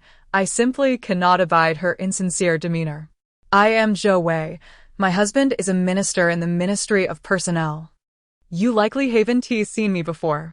Indeed, it's best not to dwell on it. Your character mirrors mine quite closely. Is that so? Indeed. What a stroke of fate. Before I could finish my words, Jiang Sheng had already departed. This is truly a double standard. After all, I am his sister. Yet his thoughts are consumed by Nuan, treating me as if I were invisible. It is infuriating. Bai Shi chuckled beside me, Miss. The young master currently perceives only two types of individuals, princesses and everyone else. So, I belong to the latter category, do I? Alas, it is truly disheartening. The obedient younger brother I once knew has vanished, and those wretched members of the Qian family, if only they knew their involvement in this matter, I would be compelled to render him incapable. Baiji gasped, Miss. What a shameful thing to say. You are gradually revealing your true nature. Shame? I am not some innocent maiden, easily mortified by mere words. If they have harmed my brother, they too shall experience the consequences. Quickly, send someone to inform Fodder. I have urgent business with him. It is of utmost importance. In the palace of Empress Zhuang. A resounding slap echoed, leaving 5 finger marks on Shi Hong's face. Kneel before me. Mother. Shi Hong, taken aback by the sudden blow, looked at her with confusion and anger. Kneel. Empress Zhuang's expression was grave as she fixed her gaze upon him. Reluctantly, Shi Hong knelt. Do you understand where you have erred? I do not know, Your Highness. Empress Zhuang approached the couch and sat down, suppressing her inner fury, her voice steady. Then you shall remain kneeling until you realize your mistake and can rise. Mother, I have spoken but a handful of words today. How could any of them have provoked your wrath? You have not provoked me, rather. You have incited the wrath of His Majesty. Such disgraceful behavior demands that you kneel and reflect upon your missteps. Otherwise, you are well aware of the consequences. Shi Hong shuddered at the thought, recalling the penalties he had previously incurred for his errors, rendering him utterly mute. Had he truly angered the Emperor? Throughout the entire episode, the Emperor's gaze remained fixated on that little chubby boy, not sparing him even a fleeting glance. When had he ever roused the Emperor's ire? Perplexed, Shi Hong turned to the side, seeking assistance from Granny Zhang. Granny Zhang, feeling a pang of sympathy, was about to speak when she was swiftly interrupted. Should you dare to utter a word, you may well lose that very tongue. Immediately, Granny Zhang fell silent, signaling her inability to assist him. Shi Hong felt utterly deflated. After 3 hours had elapsed, he remained kneeling, gazing longingly at noble consort Zhuang as she dined in his presence, savoring fruits while he had not tasted a drop of water for several hours. His lips now parched and cracked. Mother, I truly do not comprehend where I have erred. Please enlighten me.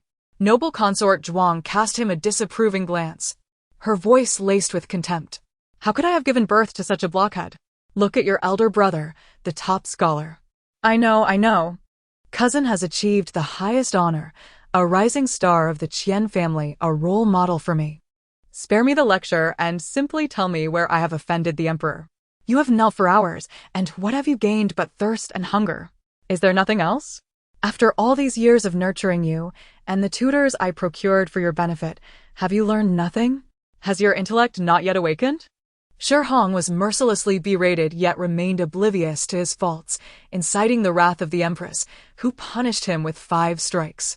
Today, I intended to select a concubine for you, to lend you support, perhaps even facilitate your growth. However, the Emperor, upon witnessing your ineptitude, has decreed that you must undergo further training for several more years. It is now impossible. You squandered this splendid opportunity and dared to claim that Princess Zhaoyang, bestowed by the Emperor, is inferior to a daughter born of a concubine. Are you not slapping the Emperor's face? Before so many witnesses, you asserted your inability to discern anything remarkable about her. Pray tell, with your wooden intellect, what could you possibly perceive? Diminishing your status and failing to grasp the circumstances. Especially now that the Empress Dowager has taken that child away, are you attempting to convey that you are aligned with her? Shi Hong, I must inform you. If you wish to avoid a fate of utter annihilation, you must tighten your resolve and adhere to my counsel. Your uncle and cousin will assist you. Shi Hong, feeling aggrieved, responded, I understand, mother. As per the usual protocol, he was to be taken to the dark chamber. Nurse Zhang gasped, Your Majesty. The crown prince has already been injured. To go there now. Silence. The Empress commanded. You constantly think of aiding him. Look at what he has become. It seems that in the future, he will be unable to vie for anything. Xian Tai, I require a regimen to restore my health. Volume 1. Chapter 47. Midnight Assassin's Father, What Shall We Do? The Qian family must have plotted this in advance, leading to my younger brother's downfall. I fear that the horse racing event is merely a ruse. Their true intention is to prevent our younger brother from participating in the palace examination and to suppress the Jiang family. Observing my father's hands tremble with fury, I hastily reassured him, Father, given the circumstances, our anger serves no purpose. We should swiftly consult with our elder brother and second brother on how to proceed with this matter. I am resolute in ensuring they bear the consequences. I have already dispatched someone to investigate, and the leads point directly to the Qian family. It seems my previous suspicions were correct. The Qian family is indeed the true culprit behind Sheng Er's misfortunes. With consort Zhuang in the inner palace, and the loyal and brave Marquis having his son achieve the highest honor, their ambitions are evidently grand. Consort Zhuang harbors considerable aspirations, yet it appears unlikely for the first prince to succeed. During today's selection banquet for consorts, she attempted to consolidate power for the first prince, only to have her efforts thwarted by Nuan. She is likely to harbor resentment over the setback. At the witching hour, 3 figures clad in black and masked scaled the walls of the loyal and brave Marquis's residence. Hurry up, you are so heavy. I already said it would suffice for the 2 of us. You insisted on joining, and now you struggle to climb the wall. At your age, you should know your limits. Brat, be silent. One retorted angrily. If you bring anyone here, I shall sever your head. Jiang Yan crouched on the ground while Jiang Hongzhe stood atop his shoulders, straining to ascend. Jiang Yan grimaced, Father, steady yourself. I am rising now. Take it slow. Or if you drop me, your hair will surely be at stake. Could you not grasp a different part? Using my hair as a handhold, it's all but gone. Jiang Zhao, rendered speechless, cast a glance downward from the wall. Could you possibly hasten your pace? The hidden guards have likely already arrived while we remain at the starting point. If we don't move soon, dawn will break. What are you urging me for? I merely have a fear of heights. At long last, they successfully infiltrated the Marquis's residence. The 3 of them stealthily made their way to the study, where the hidden guards awaited them. What a disgraceful arrangement this study has. Such vulgarity. Jiang Hongzhe muttered as he pressed against the wall, failing to uncover any secret mechanisms. Father, do take it easy. Those in the know might think you are a thief, while others could mistakenly believe this is your study. Silence. I am here for an inspection, not to steal. Must you always speak so foolishly? Why is there nothing here? Could it possibly be beneath his bed? Jiang Yan was clueless about what his father was searching for amid the chaotic rummaging. What exactly are you looking for?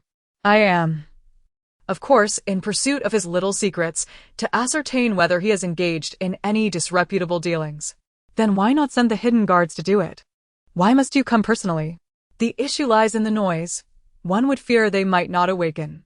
Jiang Hongzhe, engrossed in his search, paid no heed to him. The 3 commenced their exploration from the study, systematically searching through the rooms. Upon reaching the 4th chamber, a message from the hidden guards arrived. They had been discovered. In an instant, the once dark Marquis's residence was ablaze with light, as servants brandished torches, encircling the courtyard, while guards rushed forth. Jiang Hongzhe was swiftly propelled over the wall by his 2 sons, with the hidden guards clearing the path ahead and behind them. A group of individuals swiftly arrived outside the city. The 10 cloaked figures were now fully assembled. Jiang Hongzhe stood with his hands clasped behind his back, his expression grave. Tonight marks my surprise inspection of your abilities. It appears you are still rather inexperienced. You have taken far too long to manage a mere Marquis's residence. Your capabilities are woefully inadequate. You are among the top 10 out of 300, yet you perform at this level. What of those ranked behind you? Surely, they would struggle to achieve even a fraction of your time. From this moment forth, training will be intensified and extended. I require a team proficient in both offense and defense, not merely a collection of inept layabouts. Jiang Yan leaned in to whisper to Jiang Zhao. I suspect Fodder is incensed due to the recent discovery. Jiang Zhao jabbed him with an elbow, urging him to silence. Jiang Yan pouted and was about to retort when he saw his father's fist coming toward him. He dodged swiftly. Father, what are you doing? Why are you suddenly striking me? I have done nothing wrong. Experience is a formidable teacher. Jiang Hongzhe, with decades of military prowess, was not to be underestimated. Jiang Yan stood no chance against him and was swiftly subdued in mere 3 moves. With his hands captured, Jiang Yan, fearing he might inadvertently injure the elder, resorted to verbal victory. Father, this is an unfair contest. I refuse to accept defeat. Whether you accept it or not matters not to me. I have long found your incessant complaints irksome. How dare you boast when you cannot even conquer a marquis's residence after 3 months of training? What use are you? Jiang Yan lamented, Father, I am on duty during the day and only have the opportunity to train them at night, and I must do so in secrecy. I am so fatigued that I can hardly keep my eyes open, yet you remain unsatisfied. Achieving this level of progress in just 3 months is quite commendable. The fact that our nighttime raid on the Ho residence was discovered demonstrates the challenges we face. Do you wish to have a band of half-hearted individuals protect Muan Wan? Jiang Yan chuckled softly. Father, you misunderstand.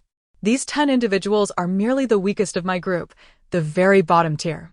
Even if it means exhausting myself, I would never entrust someone of such low caliber with Muan Wan's safety. Take heed. Jiang Hongzhe responded with another slap. What is this? Whether I succeed or fail, I face your wrath. Are you perhaps experiencing a midlife crisis? I jested about being first. And yet, several people looked at me with such odd expressions that I was embarrassed in public. A single slap is a mere trifle for that indignity. In the dead of night, Muan Wan awoke parched. She clumsily rose, only to step on Sui Hua, who lay beneath the bed. The impact nearly crushed Sui Hua's belly, leading to an exaggerated yelp of distress. Ow! Simamasai, Simamasai. Muan Wan gently patted its head in a gesture of consolation. Sleep. Sui Hua, upon hearing her mutterings, cast a sidelong glance, its green eyes gleaming with an eerie glow in the darkness. Noticing Chen Nong still sleeping soundly nearby, Muan Wan crawled over, grasped a teacup, and took a sip. Observing the outside world bathed in a light reminiscent of day, she boldly ventured out. 2 little cubs swayed behind her as they ventured outside. Sui Hua opened her eyes, sighed helplessly, and then got up to follow. This was her first time acting alone in the dead of night, and she felt a thrill of excitement, with curiosity sparkling in Muan Wan's eyes. Upon reaching the courtyard and stepping out of the warm room, she shivered slightly in the chill of the night air. Muan Wan covered her mouth and continued forward, intending to sneak into the kitchen for some snacks. Suddenly, a shadow darted before her, and in an instant, it vanished into the house. Oh no, a villain! She exclaimed, frantically grabbing Sui Hua by the neck, urging her to help, to bite him. She hurriedly chased after the shadow. Sui Hua, alert for a moment, bared her teeth in readiness to give chase, but soon abandoned the idea, flicking her tail and continuing her leisurely stroll. Muan Wan was anxious, wondering why she wouldn't pursue. The villain had entered the estate. Quickly, Chio Wan, possessing a strong sense of vigilance, was startled awake by the commotion and quickly checked her bed, only to find it empty. Oh no, the princess is missing. Chen Nong, wake up! Chen Nong, still half asleep, was jolted awake, her hands instinctively reaching out to the empty bed. Where is she? The strings in her mind snapped. The commotion stirred the general's residence, and the guards rushed in. Princess, what happened? Muan Wan pointed toward the direction from which the shadow had entered. What did you say? The guards responded, bewildered. Is this encrypted? We can't understand a word. Reluctantly, they rushed in the direction indicated by the princess, fearing that if the master and mistress were harmed, even 10 heads would not suffice as retribution. Jiang Ming and the Zhao family were also startled, hastily donning their garments to investigate the commotion, only to find guards scouring the courtyard in confusion. What transpired? Jiang Yan, with his clothes barely fastened, emerged wielding a sword, demanding to know who dared to intrude. Second young master, the princess pointed in this direction, claiming someone has entered. Chun Nong, breathless, hurried over, exclaiming, "Miss, the princess is missing." What? Who possesses such audacity to abduct someone from my general's residence? Instantly, the crowd began a frantic search, nearly rushing to the palace to inform the emperor, scouring the entire city. Zhao Shi grasped her, urging, "Do not panic. First, check in the warm room. There may be clues. By the way, what of Qiuwan? She is also unaccounted for." A group of ladies hastily proceeded to the warm pavilion to investigate. Meanwhile, the subject of concern, Nuan, was currently riding on Cui Hua, playing the detective, resolute in uncovering the identity of the cloaked intruder. Just emerging from the study, Jiang Hongzhe observed the chaos within the residence, instantly tensing as he seized a guard, demanding, "What has occurred?" "There has been an assassin in the residence. We are searching everywhere." "An assassin? Has someone been injured? Do we know which direction he fled?" The princess indicated that the assassin headed towards Junzi Xian. "I have led the search 3 times in this area, yet have seen no sign of anyone." "What of Wan? She is unharmed, I hope?" They encountered Jiang Ming directly. "Why are you all here? Is Wan hurt?" "Father, Wan is missing. She must have been taken by an assassin." "Who has the audacity to abduct someone from the general's residence?" "She's just a child, mine Wan." Jiang Ming was in a state of frantic despair, tears streaming down her face. Jiang Hongzhe was bewildered. Hadn't the guards just said that Wan had seen the assassin heading towards Jiang Yan's courtyard? How could it now be that she had been captured? "No, just moments ago the guards said Wan spotted the assassin, and now you claim she has been taken? Which information is accurate?" As Jiang Hongzhe listened, an unsettling feeling gnawed at him. He repeatedly reassured them not to panic and suggested they search for her. Perhaps that mischievous little girl was merely wandering about somewhere. Thus, Jiang Hongzhe led a search throughout the residence for Wan. Alongside him were Jiang Yan with a contingent of people and a group of guards, totaling 3 parties scouring the courtyard. The general's residence was not vast. It was only a matter of time before they would cross paths. After an agonizing search, just when they were about to dig 3 feet deep, Wan finally appeared before the 3 groups, riding her horse, with 2 nearly exhausted wolf cubs in tow. Confused, she called out, "Father." Her little face was flushed from the cold, her nose nearly frozen. Upon seeing her in such thin clothing, wandering the residence at night, with her nose bright red, Jiang Hongzhe felt a surge of anger. He knew it. This little one was up to no good. "Wan, where have you been?" Jiang Hongzhe removed his cloak and wrapped it around her. Noticing her runny nose, he disdainfully turned his gaze away. Qiuwan, panting, followed closely behind. The 2 wolf cubs on the ground lay sprawled, breathing heavily, utterly exhausted. "How warm it is." Wan blissfully squinted her eyes, rubbing against her cloak. "Where is the assassin?" With so many people around, where could the assassin have gone? "Wan," Jiang Ming exclaimed upon seeing her, hurriedly embracing her to check for any injuries. Relieved to find none, he sighed. "Father, where did you find Wan? And what about the assassin?" "Indeed. Where is the assassin? If I find him, I shall have Tsui Hua tear him apart." Jiang Hongzhe sighed again. "You need to behave. It's late at night. And instead of resting in your room, you are running about?" Jiang Ming replied, "Why are you scolding me for not capturing the assassin?" Wan pouted in displeasure. Glancing outside at the darkening sky, she realized that with only an hour left until court, sleep was a distant hope. Suddenly, Jiang Yan, who had been unexpectedly called out, murmured, "This is quite baffling." "Father, I was merely..." A thought flickered in his mind. Could it be? "I just came over the wall." His voice dwindled, filled with guilt, as he realized that the night's chaos stemmed from his own failure to enter through the front door and change his clothes, leading Nuan to mistakenly identify him as the assassin. Now, the entire household was thrown into disarray. "You wretched child." Jiang Hongzhe, infuriated, kicked at him. "You troublemaker." In Chapter 48 of Volume 1, the crowd was perplexed. An assassin had infiltrated, yet Jiang Yan was being reprimanded? What connection could there possibly be between the assassin and Jiang Yan?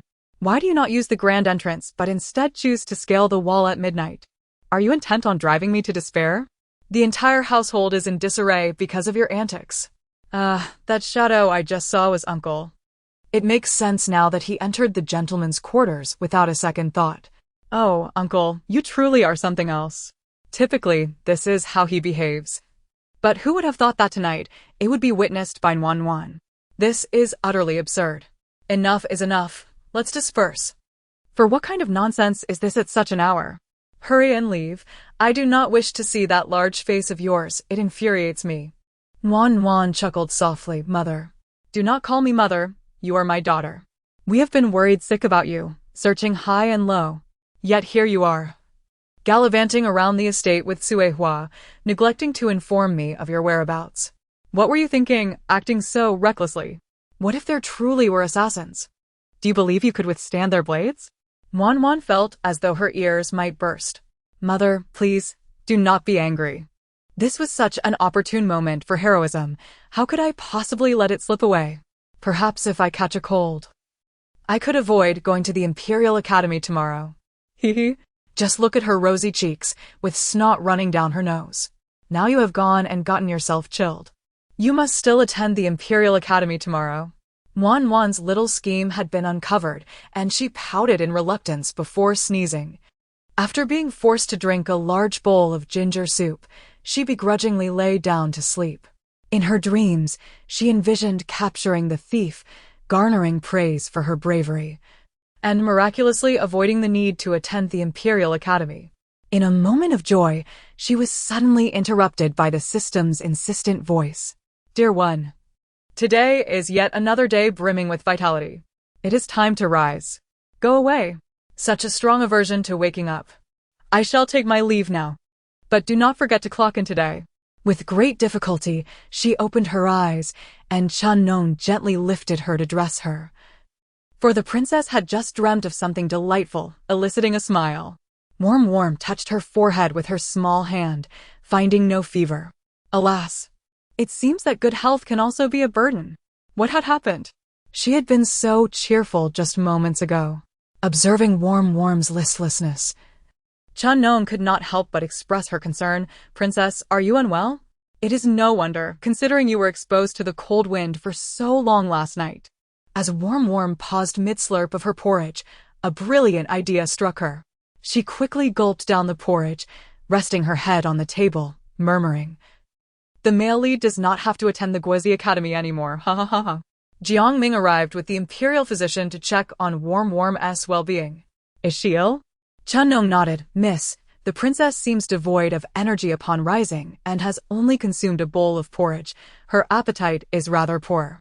Jiang Ming approached, gently caressing her little face, and with a smile inquired, Are you feeling unwell, Warm? The little one nodded, snuggling closer to her mother. Perfect timing. The physician is here to examine you. Warm, this illness cannot be feigned. Watching Warm being assisted into the carriage, Jiang Ming snorted softly. Such a naive attempt to deceive me, you still have much to learn. Princess, do not slumber any longer. The teacher has arrived, Yan Hongye hastily reminded her. Yet, unaware of her impending fate of consuming plain noodles again, Nuan remained lost in her dreams. The little girl seated beside her tugged insistently at Nuan's sleeve, urging her to awaken. In her fervor, she exerted too much force, causing Nuan, who had been resting on her side, to lose her balance and tumble onto the floor. Upon opening her eyes, Nuan was met with the sight of a pair of boots directly in front of her. Did you sleep well? It was decent. The commotion lasted until midnight, and this morning I simply could not rise. I managed to doze off for a brief moment. As her mind gradually cleared, she suddenly recalled her surroundings and, with a burst of cleverness, sprang to her feet, anxiously glancing at the teacher, who appeared displeased. She then obediently faced the wall for reflection. Laughter erupted in the room.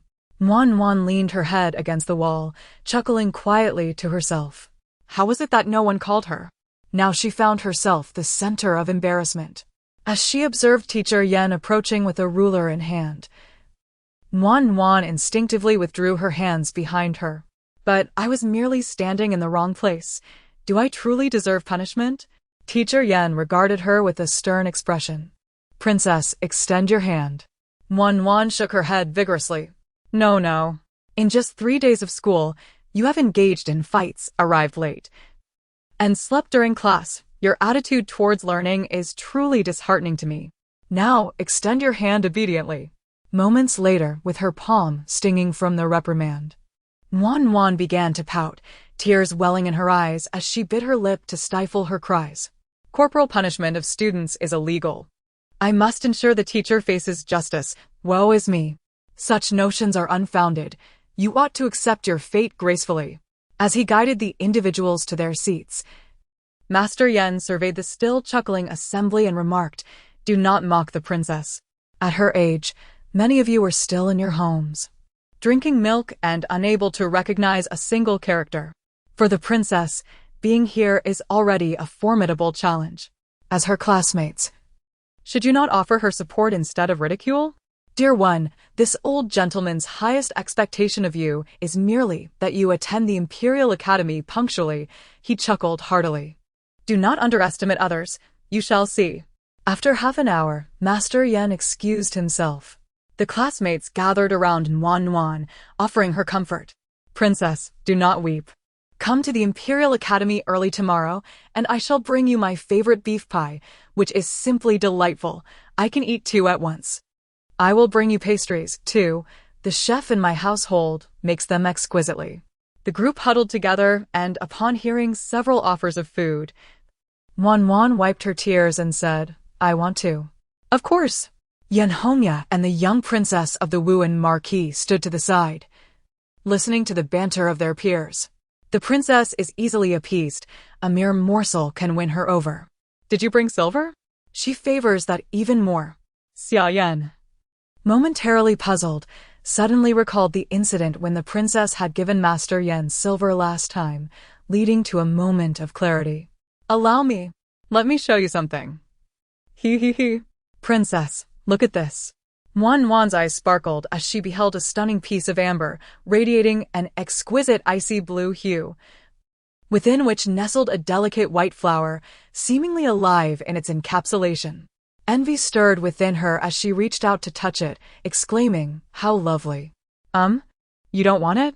One should not covet what others cherish. Seeing how you treasure it, how could I possibly take it for myself? Oh dear. What a delightful revelation. You possess a sense of propriety, little one, the system chimed mischievously. Go away. Your presence is ubiquitous. Will silence bring about your demise? Not at all, but it would be quite stifling. My vast knowledge goes unappreciated, which would be a lamentable waste. Left to rot. Even a dog would turn its nose up at it. Step aside, Xia Yan retorted as she handed the amber back to Wan. This is for you, princess. With this in your possession, surely you shall not weep. Wan replied, This trinket isn't that remarkable. It can merely alleviate pain. Upon being rejected, Xia Yan hung her head, lamenting, Your unappreciated idea has displeased the princess. I thought. Yen Hongya, emulating his grandfather, clasped his hands behind his back, adopting an air of elderly wisdom. Nay. Did you not observe the sparkle in the princess's eyes just now? She was captivated by your precious stone, hence her refusal. Such a rarity. My grandfather often sighs, lamenting that the princess is too young to comprehend anything, yet she clearly understands much. Is that so? The princess is truly remarkable. I hold her in great admiration. Unlike other princes and princesses, she covets everything she desires for herself. Do you like it? What kind of liking is that? In the cunning palace, Su Ling is examining the empress's pulse. Your pulse is perfectly normal, Your Majesty. However, as the months progress, if you continue to delay, it will soon be too late. The Empress clings to his waist. Brother Lang, I understand, yet I find it difficult to take this step. Do you not sense it? The child within me resists the approach of others. You are the child's father. How can you bear to witness the mother of your child grow close to another man? Su Lang gently adjusts her hair. I understand, but if you do not act, you, I, and countless others will perish because of us. Can you bear such a fate? Have you forgotten that your sister is still waiting for your rescue? Pregnant women are particularly sensitive, and before Su Lang could say much more, tears were already streaming down the Empress's face. But I am struggling to protect myself. I cannot think of anything else. Brother Lang, may I? Su Lang's patience is wearing thin with her. Once or twice was bearable, but how much longer must this drag on? After kissing the Empress's forehead, Su Lang delivered a harsh remedy. If you do not wish to keep this child, you need not proceed with this. No one else is aware of it. You understand. We have no other choice. Either we keep the child and spend a night with the Emperor, or we abandon it. The choice is yours. Upon hearing Su Lang's merciless words, the Empress could not contain her grief and wept uncontrollably. How can you be so heartless? He is your own flesh and blood, a scion of the de Zhou royal family. How can you utter such words? Silence. Su Lang forcefully pushed her away. Your Majesty, I implore you to refrain from speaking so recklessly. This is Xia. Be wary, for calamity often arises from careless words. The Empress momentarily froze, as if just grasping the gravity of the situation. I merely misspoke. Brother Lang, you understand my... Su Lang's anger surged within him. But he took a deep breath to regain his composure, grasping her shoulders firmly. I comprehend, Honor.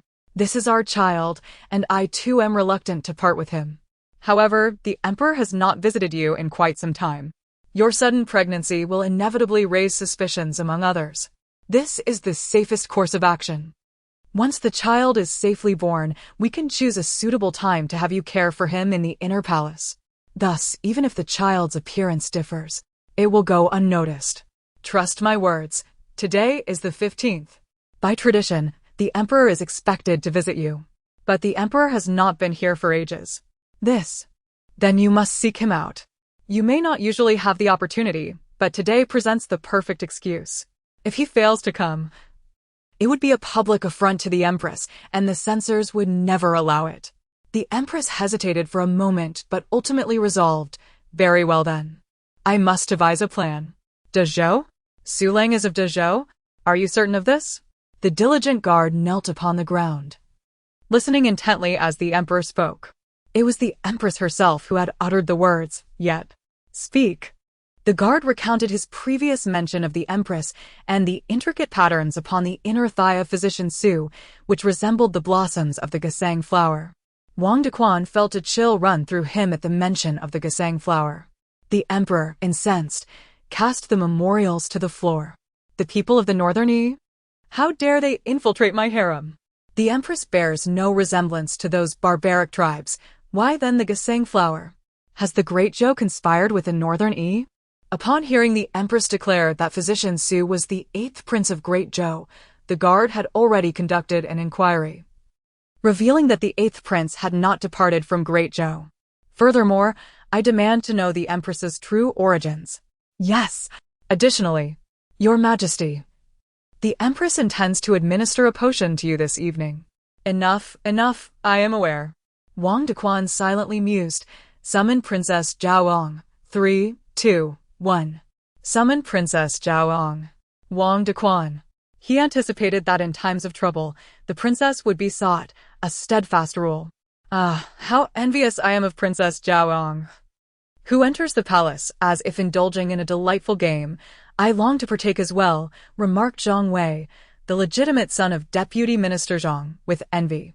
Do not indulge in fanciful dreams. My mother has already stated that Princess Zhaoyang's curvaceous figure is unattainable by others. You are as slender as a mantis. Perhaps focus on gaining some weight instead. It is said that the daughter of the Mu family was taken by the Empress Dowager precisely because she resembled Princess Zhaoyang's ample form. Li Xiangxi's legitimate son spoke earnestly. Xia Yan listened in silence as they debated. With such small eyes and a flat nose, you are ill-suited to maintain a figure befitting a princess. In the end, your eyes will hardly be visible, and your entire face will resemble a pancake. It would be best to refrain from such aspirations and simply embrace your unique characteristics. Zhang Wei, how audacious of you! Criticizing my figure while your face is as large as a basin, and I have said nothing about it. You dare to disdain me? Truly, your malice is more plentiful than the spots on a Dalmatian. Volume 1, Chapter 49, The Empress's Morning Sickness. How does this little chubby one speak? Xia Yan shot him a glare and turned away, leaving in high spirits. The emperor drew him closer. Zhao Yang.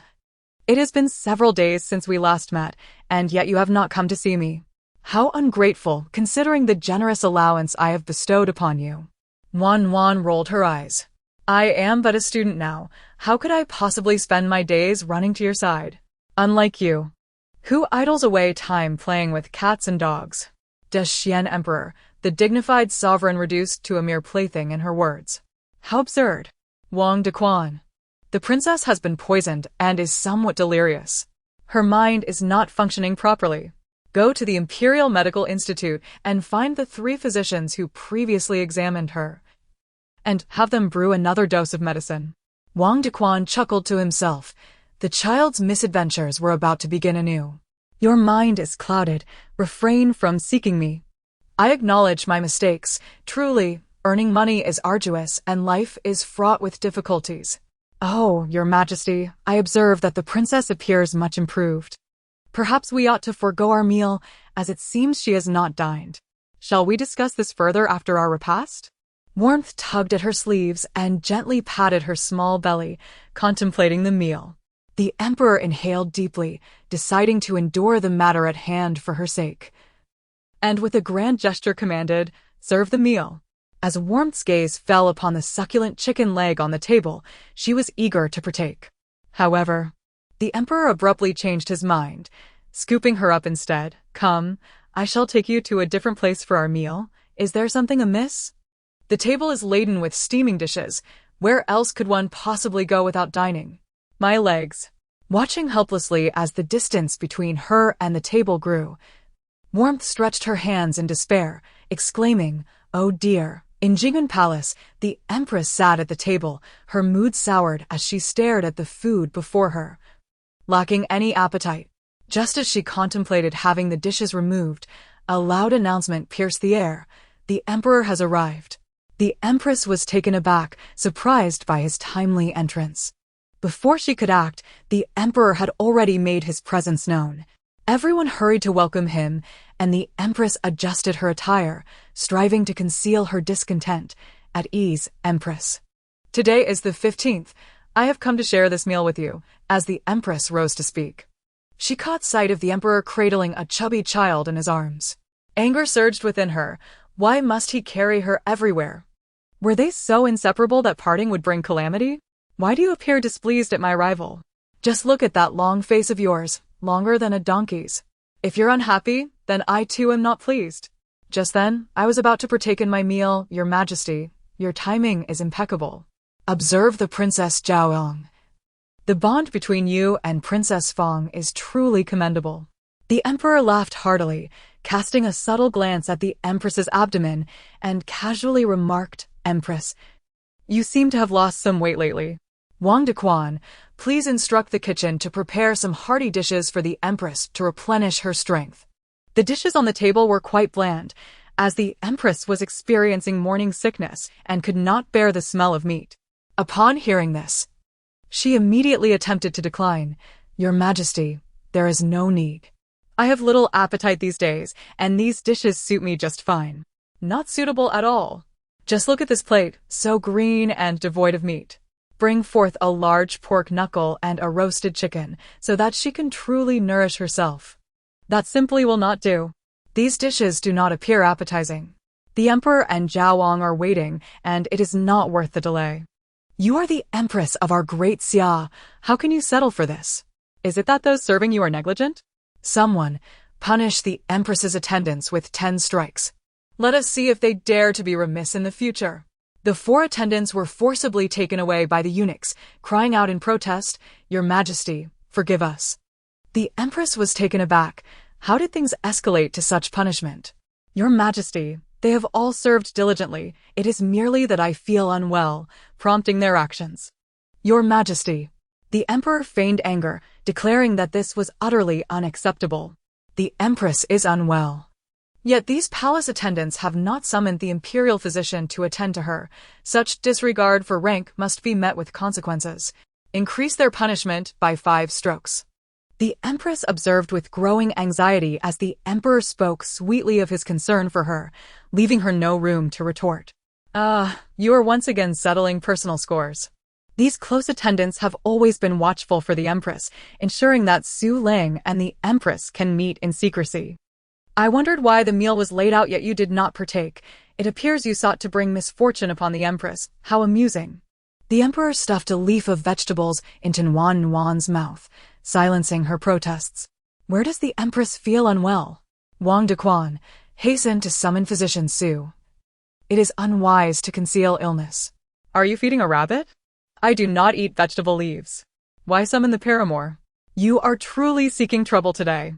Upon hearing this, the Empress panicked at the thought of calling the physician, especially Su Ling. What shall I do? Your Majesty. There is no need to summon the physician. I may simply have caught a chill, leading to a poor appetite, and I shall recover in due course. Surely it is unnecessary to call for the physician. The Empress felt anxious, fearing discovery by the Emperor, her voice wavering as she pleaded. Yet the Emperor would not relent. A strong, pungent odor assaulted the Empress's senses, causing her stomach to churn violently. Her complexion turned ashen, and she quickly covered her nose with a handkerchief to suppress the urge to vomit. In my later years, I realized you had succumbed to vice. Are you aware that the Queen has been unfaithful? To subject a pregnant woman to a daily feast of pig knuckles reveals your true cruelty. Do you not fear the consequences of her distress? The Emperor's smile failed to reach his eyes as he continually urged the Queen to partake in her meal. Why do you refuse to eat? Is it not to your liking? Why cover your mouth with a cloth? Consume it while it is warm. Once it cools, the flavor diminishes. Wang Dequan, struggling to suppress laughter, feared for his own head should the Queen discover his amusement, and hurried outside to check if physician Su had arrived. The Emperor himself did not take a single bite, focusing intently on serving the Queen rich, savory dishes. Hurry and eat. Look at this roasted chicken. Crispy on the outside and tender within, even Zhao Yang is salivating. If you do not act soon, she will devour it all. Wan, gnawing on a chicken leg, retorted, Are you blind? That chicken is larger than my face. How could I possibly finish it? The Queen does not favor roasted chicken. She prefers lamb. The Emperor paused, his chopsticks frozen midair. What did Zhao Yang just say? Lamb? The people of the Yi tribe are known for their affinity for lamb, as they are a nomadic people whose diet predominantly consists of beef and mutton. Had he been mistaken in his assumptions? The Queen, enduring wave after wave of nausea, finally succumbed as her bowl overflowed. Unable to hold back, she retched. The Emperor, alarmed, questioned why the physician had yet to arrive. How could you allow the Queen to suffer in such a manner? Just as another unfortunate circumstance was about to unfold, Su Ling arrived, albeit tardily. Before he could even bow in respect, the Emperor waved his hand, urging him to attend to the Queen immediately. The couple's deep affection for one another is evident, and one might mistakenly believe that the Empress is your cherished muse, when in fact she is merely a blemish upon the canvas of your life. It has become clear to me that your intent in summoning me to the palace today was to allow me to witness your misfortune.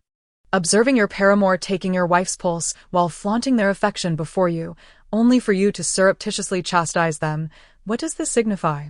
In a fit of anger, the Emperor seized the chicken leg from her hand, wiping her fingers clean and admonishing her not to indulge, reminding her of her weight loss aspirations, and suggesting she consume the bowl of vegetable soup instead. He summoned her to provide him with insights, not to mock him with her words, which were laced with disdain. Warmly, she pushed aside the vegetable soup, reaching once again for the chicken leg, only to be thwarted by the emperor, which incited her to splatter grease from her mouth onto his dragon robe. What is the meaning of this? You cannot let your anger deprive me of my meal. The empress intends for you to become a father tonight, and yet you remain so displeased? Another child is on the horizon, so cheer up. Allow me to enjoy this chicken leg, will you? As the meat was once more pushed away by the emperor, she felt a surge of frustration. Very well. You may disregard this child, as it is not yours anyway. Surely, you covet the offspring of concubine Ning and concubine Zhuang, 3 vying for your attention. You would suffer no loss, would you? She gently patted his hand, conveying her consolation, and gestured for the emperor to hand her the chicken leg. Indeed. It seems that both Empress Zhuang and Empress Ning aspire to elevate their status through their offspring. Alongside the empress, these 3 have recently conspired to entice you, indicating a surge in your romantic prospects. The system, with its characteristic mischief, interjects, "Oh darling, this is not merely a stroke of fortune, it is a calamity of romance." Empress Zhuang aims to seize the man all at once, and she is preparing to practice her skills. When the time comes, the emperor, will surely be exhausted. Warmth fills her as she imagines the scene of Empress Zhuang, Empress Ning, and the empress embroiled in a fierce altercation, while the emperor stands perplexed in the midst, unsure of whom to choose. Unbeknownst to the emperor, who is oblivious to Warmth's thoughts, he observes the 2 women feigning unfamiliarity, which aggravates him. "Dr. Su, how fares the empress?" Su Ling, puzzled by the emperor's intentions, was just departing from Jingren Palace when he was summoned again, his heart racing with apprehension. Quackery leads to peril. The familiar tone of the emperor's voice only intensified his anxiety. The empress cannot swallow her food, nor can she discern flavors. What insidious motive drives you to treat her with such uncertainty? Seize Dr. Su and administer 30 strokes as a warning to others. The empress's attendants and eunuchs are deeply distressed, which explains her illness. We shall replace your staff with new personnel from the imperial household. Su Lang struggled as he was dragged away, and as the punishment landed on his not yet fully healed backside, a thought flashed through his mind. Is the emperor summoning me solely for the purpose of punishment? Cursed fate. The queen bears her sorrows in silence. The emperor. Su Tai's medical skills are indeed commendable, yet what can he do? The emperor retorts, he misdiagnosed Zhao Yang last time. And now you appear pale while he claims there is no serious issue, attempting to placate me. Such a parasite, if allowed to remain, will inevitably lead to catastrophe. This statement threatens Su Lang's position, causing the queen to gasp in horror. Your Majesty, Su Tai merely made an occasional error. He was the one who cured the numerous red spots on my arm last time. Please allow him some time to observe. After all, he is still young and in need of experience. Her words seemed to clash with her previous self, the foolish Queen of Ur. The emperor scrutinized her for a moment, contemplating, before he finally relented. The queen exhaled in relief and resumed her seat.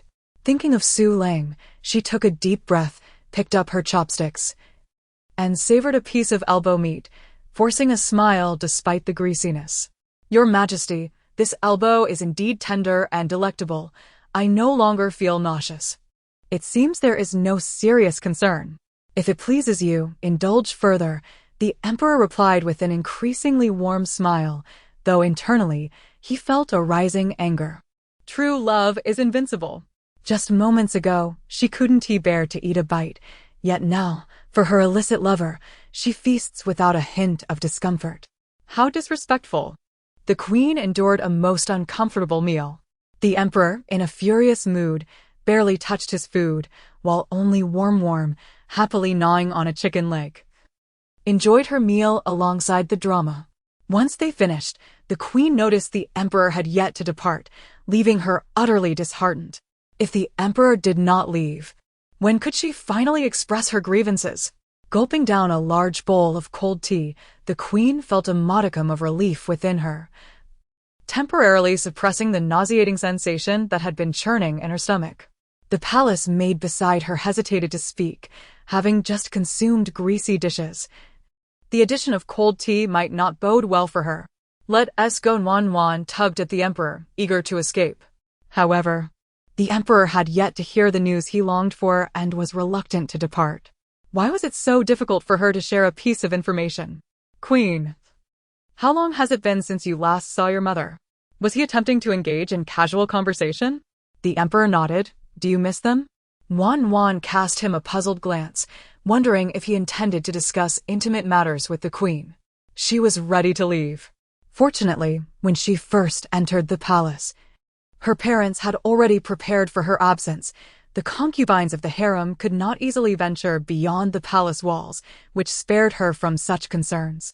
As the queen, she felt a responsibility to set an example for her sisters in the harem.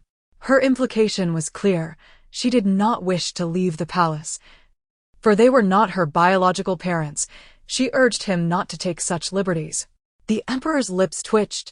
It matters not. I can permit them to visit you. What are your thoughts on this? The queen shook her head. Your Majesty, the harem is filled with many sisters. It would be unwise to set this precedent for me, lest it cause discord among us. Her mother had passed long ago. Did he wish for her to meet her in the underworld? The queen's father was still alive, but he resided among the people, beyond the emperor's reach, so there was no need for his undue attentiveness. If he did not leave, she would take her leave first, ensuring their procreation was not hindered, and he could relish the prospect of fatherhood. However, the queen was still with child, so he ought to tread carefully. Volume 1, Chapter 50, The Peach Blossom Curse. The Gaosang flower is the national flower of the Yi people, cherished by all, from emperors to common folk, who take great delight in adorning themselves with its likeness and displaying it in their homes. Has the prince of the Great Zhou allied himself with the Yi people? Indeed, the empress hails from the Yi clan. How infuriating! Do the people of the Great Zhou and the Yi consider his palace a mere vegetable garden? Upon hearing such news, the emperor cradled Wan and thought, since the empress wishes to set an example, she should remain in the palace to nurture her health. Observing the emperor's intent to depart and recalling Brother Lang's plan, the empress implored, Your Majesty, today is the 15th. Will you return tonight? The emperor retorted, We shall discuss it this evening. I bid you farewell, Your Majesty. It is you who is not in a hurry, yet it is you who appears anxious. How fickle a man can be. Wan shook her head, looking at him with an expression of exasperation. The emperor covered her eyes and suggested, Zhaoyong, how about we pay a visit to your eldest royal brother? Do you have no memorials to review, idly jesting instead? The eldest prince is clearly at odds with me. Why would I visit him?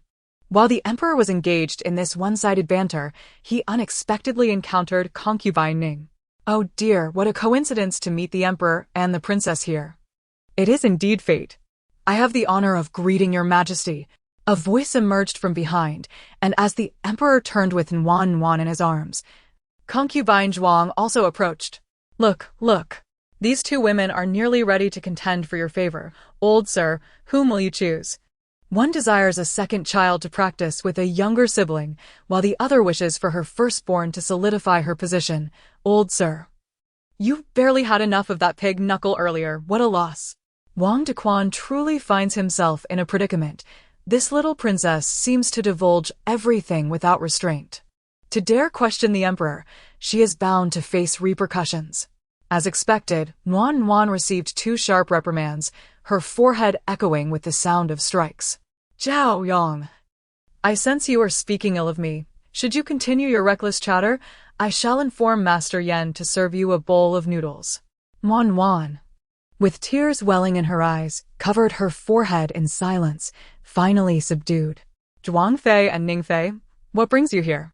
Wang Fei cast a sidelong glance at Ning Fei, smiling graciously.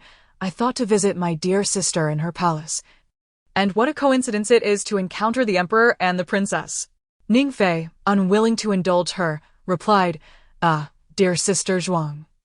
How unfortunate that you wish to visit, for at this very moment, my sister intends to seek the emperor in the imperial study. I just happened to prepare some pig trotter soup. Considering the emperor's diligent efforts, he surely deserves a nourishing treat. The emperor glanced at the food container held by the maid behind Ning Fei, tightening his embrace around Nuan Nuan. Zhao Yong, why not remain in the palace today to keep me company? No, that is not appropriate. You have more pressing matters to attend to, matters that concern the future of the great Xia. Why do you persist in clinging to me?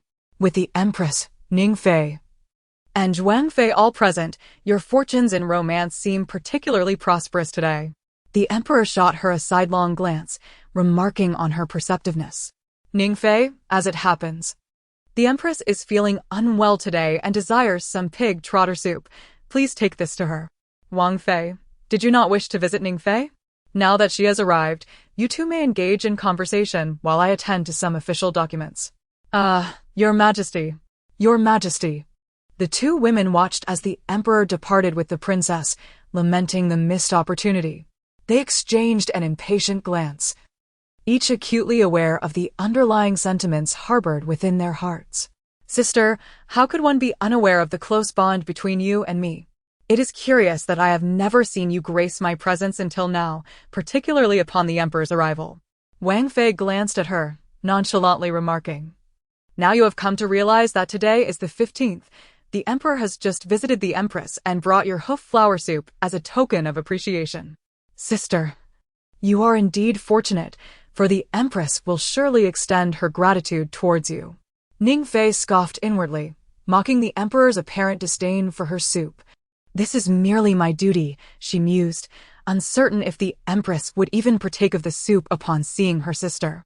Wang Fei and the empress have never shared a cordial relationship, a fact well known throughout the palace. The emperor's intention in sending her to deliver soup to the empress remains a mystery. Wang Fei cast her a disapproving glance, asserting that whether the empress drank the soup or not would not alter her standing. Yet, for you, dear sister, having spent several years in the palace without a child to your name, lacking a prince and merely possessing a princess, it seems you are preoccupied with tales and now seek to curry favor with the emperor. One wonders if your health can withstand such endeavors. Ning Fei offered a serene smile, retorting, regardless of my health, I am still young, unlike you, dear sister, who harbors hopes of bearing pearls from an old clam. It is essential to recognize that this individual is not perpetually favored by fortune. The two of them bickered their way to the palace of Kunning. Just as the empress had finished retching, she heard that consort Zhuang and consort Ning had arrived, bearing a decree to deliver a bowl of pig's trotter soup. Infuriated to the point of nearly fainting, she declared, "This palace is not in attendance."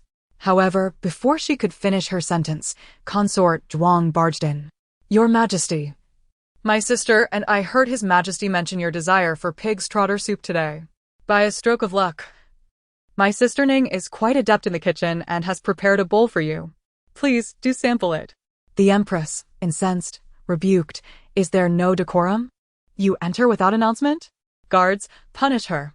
Consort Zhuang, with a charming smile, dismissed the empress's ire, saying, Why should your Majesty be so enraged? Such agitation can be detrimental to your health. My sister Ning has been sent to present the soup to you. One must consider the greater picture. Noticing the empress's pallid complexion, consort Zhuang took delight in her discomfort, determined to compel her to drink it. Your Majesty, you should partake while it is warm. I am eagerly awaiting to provide His Majesty with a response. Consort Ning, witnessing the tense interaction between the empress and consort Zhuang for the first time, felt an ominous premonition as if blood were about to be spilled. She reflected on her audacity to confront the empress so boldly earlier, calling her an old clam giving birth to pearls. It was a grave mistake. The empress gazed at the greasy bowl of pig's trotter soup before her. A layer of clear fat glistening on top, and the queasy sensation returned. She exerted all her strength to restrain herself, casting a glance at the malevolent-eyed consort Zhuang. Anger surged within her. This woman had always been at odds with her. If Zhuang were to uncover her secret, the consequences would be dire. The only course of action was to hastily dismiss her. The longer this dragged on, the more precarious the situation would become. The empress. akin to a warrior severing her own flesh, grasped the bowl, holding her breath, determined to swallow before her stomach churned any further. A flicker of doubt crossed Consort Zhuang's mind. Why had the Empress capitulated so swiftly today? Hadn't the Emperor claimed that the Empress adored drinking? What could explain her current demeanor? Before she could ponder the matter further, the Empress downed the contents of the bowl and smashed it, ordering, "Get out." "Why are you running so hastily?" "3 exquisite beauties await you. Although the child is not yours, the wife certainly is. Can you not learn from the Empress Dowager and possess a more accommodating spirit? They are all about captivating young men, performing acrobatics with grace, and only need a backflip to complete their repertoire. Why are you so rigid? With 3,000 concubines at your beck and call, you still have to provide them with monthly allowances and support an entire family from the previous dynasty." "Oh, how foolish you are. Your mother would gladly gather all the charming youths and experienced men for herself. Why would you push them away?" Hearing her tone, which resembled that of a grandmother admonishing her grandson, the Emperor felt a mix of frustration and exasperation. He pinched her cheek, declaring, "Zhao Wang, I warn you. If you dare emulate the Empress Dowager when you grow up, I shall end you right now." Warmly, she embraced his neck, puffing up her cheeks in indignation, exclaiming, "Nonsense. How could I, a paragon of virtue and talent, a graceful beauty of unparalleled charm, ever emulate the frivolous antics of the Empress Dowager, concealing my intentions? I shall undoubtedly follow in your footsteps, commanding a harem of 3,000, a benevolent consort who bestows equal favor upon all. Yet I must avoid the fate of having discord in my own courtyard. The Emperor must not adopt the clandestine methods of the Empress Dowager. Thus, she chooses to be overt in her nurturing, does she? Such cleverness, if applied to her studies, would surely yield excellent results." Wang Dequan mused inwardly, "Princess, you are a woman. How can you assume the role of a husband? Is this not a reversal of roles?" Today marked the moment of their animosity. Concubine Zhuang and concubine Ning, with audacity, approached the imperial study. Upon discovering that Princess Zhao Ong had finally departed, they instinctively exhaled in relief, for now they could act without concern for the presence of the child. The Emperor, observing these two predatory women, felt an overwhelming sense of irritation. "What do you seek this time?" Concubine Zhuang composed herself, then brazenly pushed concubine Ning aside. "Your Majesty, I have come to report back. Did you not request that I deliver the soup to Her Majesty the Empress? I witnessed her consume it with my own eyes." Concubine Ning looked at concubine Zhuang, who, despite her advanced age, still attempted to cast flirtatious glances at the Emperor, an utterly embarrassing sight. Indeed, the tales often spoke truth. Even in maturity, one may still feign youth. Mimicking the tones of the younger generation with exaggerated gestures, she appeared utterly ridiculous to outsiders. A shiver of distaste ran through her, and as she observed the Emperor, who paid her no heed, she silently reveled in her amusement, casting flirtatious looks at a blind man, utterly futile. Wang Dequan had long since exited. Firmly closing the door behind him, this particular setting was decidedly unsuitable for a eunuch such as himself. Upon noticing the Emperor's complete lack of reaction, Wang Fei caught a glimpse of Ning Fei laughing, her composure visibly faltering. "Your Majesty, do take a look at your humble servant," she implored. Ning Fei, hearing this affected tone, found it even more exasperating than before. Truly, it was akin to a dagger to the rear, an eye-opener indeed. The reality before her was far more captivating than the tales she had previously indulged in. How had she not noticed this before? She resolved to observe reality more often, for it offered a wealth of knowledge. The Emperor felt that perhaps he had sent the child away too soon. Otherwise, he might have been able to curb this woman's antics, her voice becoming increasingly syrupy. Overwhelmed by the cloying nature of her tone, the Emperor could no longer contain himself. "Is your throat caught by a chicken feather?" he retorted. Ning Fei struggled to maintain her composure, but the Emperor's remark shattered her restraint, prompting her to burst into hearty laughter. "Forgive me. I simply cannot help it. Please continue." Wang Fei shot her a fierce glare, and the atmosphere grew tense. She felt compelled to stand silently to the side, adhering to decorum. Sensing the shift in mood, Ningfei finally managed to quiet her laughter. Biting down on her lip and lowering her head, suddenly, she noticed a crack in the door, through which a pair of eyes darted about. "Princess!" Ningfei exclaimed in surprise. At the sound of her voice, Zhuangfei's reaction was akin to a machine glitching. It took her a moment to turn her neck, and one could faintly hear a crisp crack. Thankfully, Zhuangfei merely called out a few times in a strained voice, not yet descending into madness by shedding her garments. Wang Dequan entered, rubbing his arms. "Your Majesty, when did Zhao Yang arrive?" Wang Dequan cast a discreet glance at Emperor Deshuan, witnessing what should not have been seen. "Your Majesty, perhaps it is best if you refrain from inquiring further.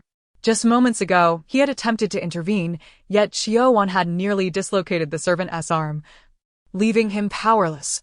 Observing Xiaowan outside the door and then noticing the tremor in Wang Dequan's arm, the emperor erupted in fury. "Zhao Wang, it appears you are not simply reserved, rather, you feel embarrassed in my presence." I understand. Old friend, after all these years, why conceal anything? I would never mock you. Were you not just eager to play a game of blindfolded touch with the consort? I see you have learned. I wish to join in as well. Hehe. The emperor nearly spat out a mouthful of blood. This was not a lesson to be learned. He turned his gaze upon the instigator, Consort Zhuang, demanding, "Please explain to the princess what you were just doing." His eyes conveyed a singular message: utter a single word of discontent, and I shall have your head. Consort Zhuang wished desperately for a hole to swallow her whole, stammering, This humble servant, what is there to explain? An explanation is merely a facade. A facade conceals the truth. And the truth reveals insincerity, which deserves punishment. Old friend, you may deal with this at your leisure. I merely forgot my purse. Please, continue. Wan wriggled free from her embrace, retrieving her purse from the ground, marred by the imprint of Consort Zhuang's foot. She grimaced at the sight. Feeling a twinge of sorrow, it was soiled. The emperor was beside himself, attempting to articulate an explanation, only to find the situation growing more dire. The crux of the matter was that this was still a child. She had not uttered a single word. How to address this? She did not explain. And yet, she misinterpreted once more, spiraling deeper into a nonsensical cycle. Despite their apparent innocence, why did he feel like a lecherous old man? Just as the Empress Zhuang was on the verge of humiliation and fury, she suddenly heard a divine melody, as if a ghost were pursuing her, prompting her to flee in relief. Volume 1, Chapter 51. The Yellow Sparrow Lurks Behind, Singing. The Emperor cradled her, fixing her gaze upon him. Moments before, Empress Zhuang had demonstrated her newly acquired theatrical skills. Was her singing not rather unpleasant? It had long been said that she lacked talent, yet she refused to heed the warnings. And now she found herself embarrassed. Wan regarded him with skepticism, dismissively uttering a single word, "Nonsense. If you don't believe me, ask concubine Ning," she added, who was nodding vigorously beside them, struggling to contain her laughter, feeling as though her abdomen might cramp from the effort. Singing? A tale of lingering spirits? Such words could deceive only a child of 3, no more. The emperor instructed Wang Dequan to pour a generous cup of water for Wan, suggesting, "After such a long journey, you must be thirsty. Drink up to cleanse yourself of impurities." Wan took a sip, indicating her disinterest. Yet, the Dushian emperor continued to chatter incessantly beside her, "Be obedient, dear. This water is a marvelous elixir, capable of purifying all. Drink more, and you shall become a pristine little princess." Ultimately, Wan consumed a bellyful of water, letting out a burp, her expression one of bewilderment as she stepped out the grand doors. "I have been feeling rather queasy lately," burp as I exited the palace. My stomach felt bloated, and upon patting it with my small hand, I sensed the water sloshing around inside. Warm disdainfully placed her arm against her belly, pushing outward. If she pressed any further, she would surely become a fountain. When she awoke the next day, she touched the damp quilt in bewilderment. Currently, 5 individuals have ascended to her blacklist, with Musun at the top, followed by the 3 elderly court physicians, and finally, Emperor de Xian. However, she now intends to swap the positions of Musun and Emperor de Xian, the culprit behind her unfortunate predicament. One day, she will ensure he suffers public humiliation. The noble consort Zhuang and consort Ning had just been expelled by the Empress, and they were now retching into a spittoon, expelling the pig's trotter's soup from their stomachs in a chaotic rush. It felt as though someone was stirring recklessly within her, making her bile rise. "Your Highness, are you well?" The Empress struggled to speak, choking as scallions emerged from her nostrils, coughing violently. The maidservant, holding the spittoon, leaned back, the odor quite unbearable. This palace shall, cough, ensure their demise. Finally regaining her composure, the Empress took a cup of tea to rinse her mouth. Wiping the corners of her lips, her gaze dark and menacing as she fixed it upon the maidservant. "If you dare utter a single word about today's events, I shall ensure you meet a fate worse than death." "I would not dare, Your Highness." "You had better not." The Queen let out a cold hum, caressing her belly, reflecting on the audacious behavior of consorts Zhuang and the others. She could not swallow her indignation and commanded, "Prepare my bath." Now that she was with child, she intended to make the most of it. Once the night had passed, her position as the mother of the heir would grant her immunity from peril. At that moment, she would relish the sight of those insolent women brought low. After indulging in a meticulous petal bath, the maidservant brought forth a special ointment from the imperial physician to nourish her skin. Feeling the delicate sheen of her complexion, the Queen smiled in satisfaction. "Send word. I wish to see His Majesty." "Yes, Your Majesty." Once the Emperor had personally escorted the gentle warmth away, consort Ning paused for a moment. "Your Majesty, will you be visiting my chambers tonight? It has been ages since we shared a drink together. Why not?" Silence. The Emperor, still haunted by his fears, glanced around, feeling as though Princess Zhaoang lingered nearby. In public, as a consort of the harem, you must be mindful of your words. What a disgrace.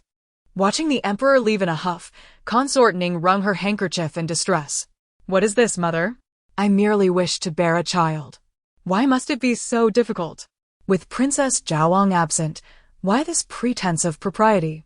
"Come, let us visit my sister. I am feeling disheartened and wish to share a few drinks with her for solace."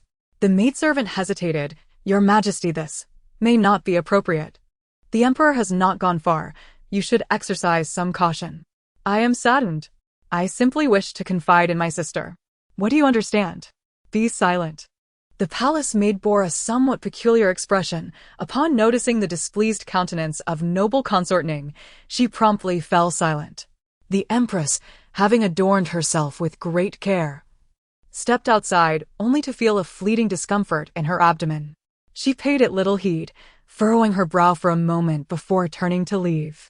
However, this instinctive oversight would exact an unbearable toll upon her.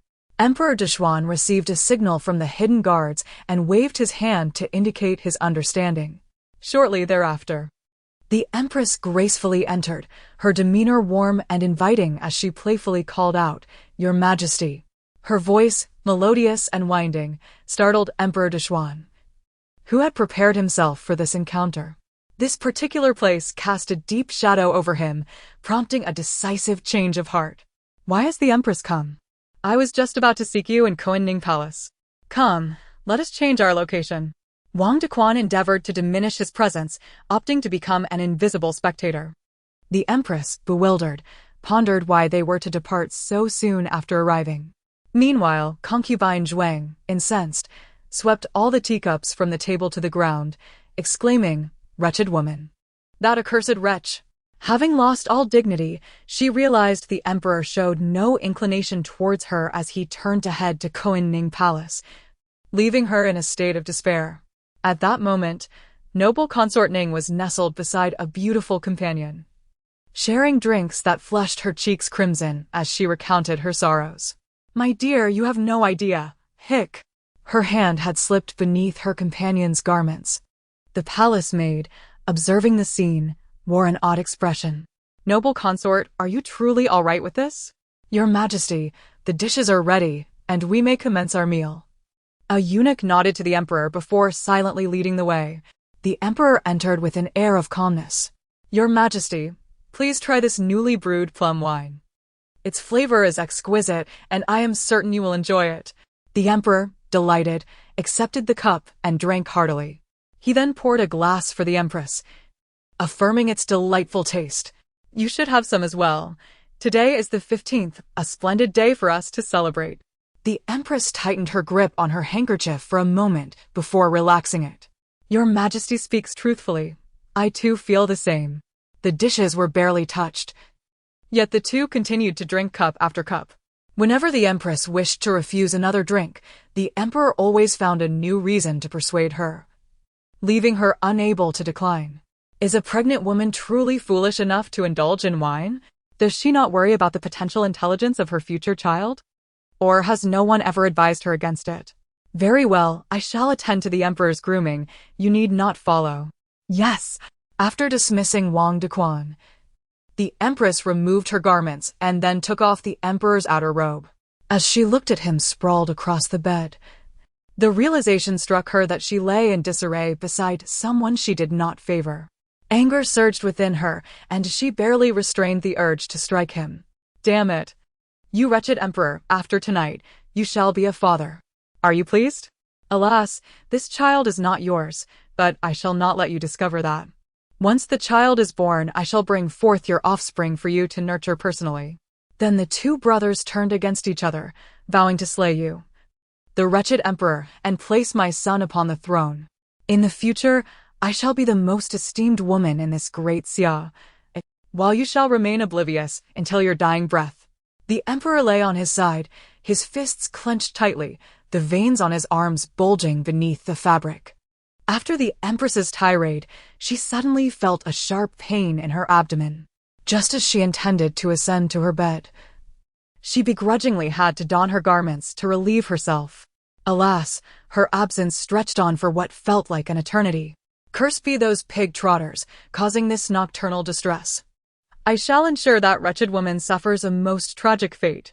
Seizing the moment while the empress was away, Wang Dequan stealthily entered and whispered to the emperor, "Your Majesty."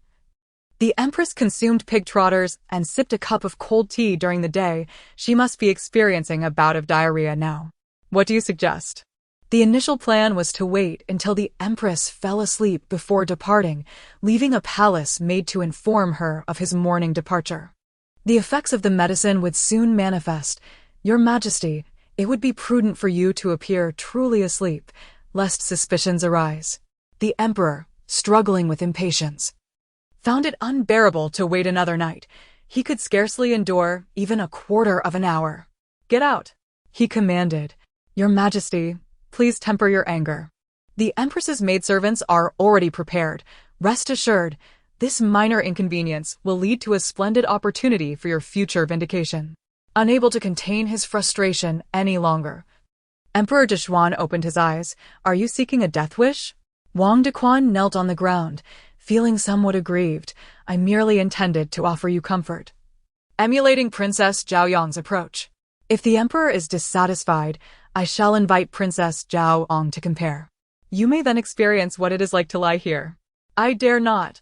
Wang Dequan hastily retreated. At this moment, the empress felt her legs trembling, discomfort overwhelming her as she approached the bedside. Suddenly, a wave of warmth surged between her legs, a sensation starkly different from that of an upset stomach. A foreboding thought flickered in her mind as she slowly lowered her gaze, only to be met by a crimson sight before her. She inwardly cried out, "It cannot be, it must not be." Swiftly turning, she made her way towards the lavatory, hastily shedding her trousers, revealing a torrent of crimson between her legs. "Oh, how could this happen? My child, my child." She recalled the emperor was still outside and could only stifle her cries, biting down on her hand, releasing low, beast-like howls. Watching the blood before her flow like a breached river, despair enveloped the empress. The child she had so desperately fought for was gone, vanished. Why did this happen? She had exerted so much effort to safeguard this child, only to see it all turn to dust in an instant. Meanwhile, the emperor lay in bed. Hearing 3 soft sounds above him, a chill of solemnity and bloodlust coursing through him. It was still early. The main act had yet to unfold. And if she could not withstand this, it would be dire. Time slipped away, and soon a rustling sound reached his ears, sensing that the empress had climbed into bed.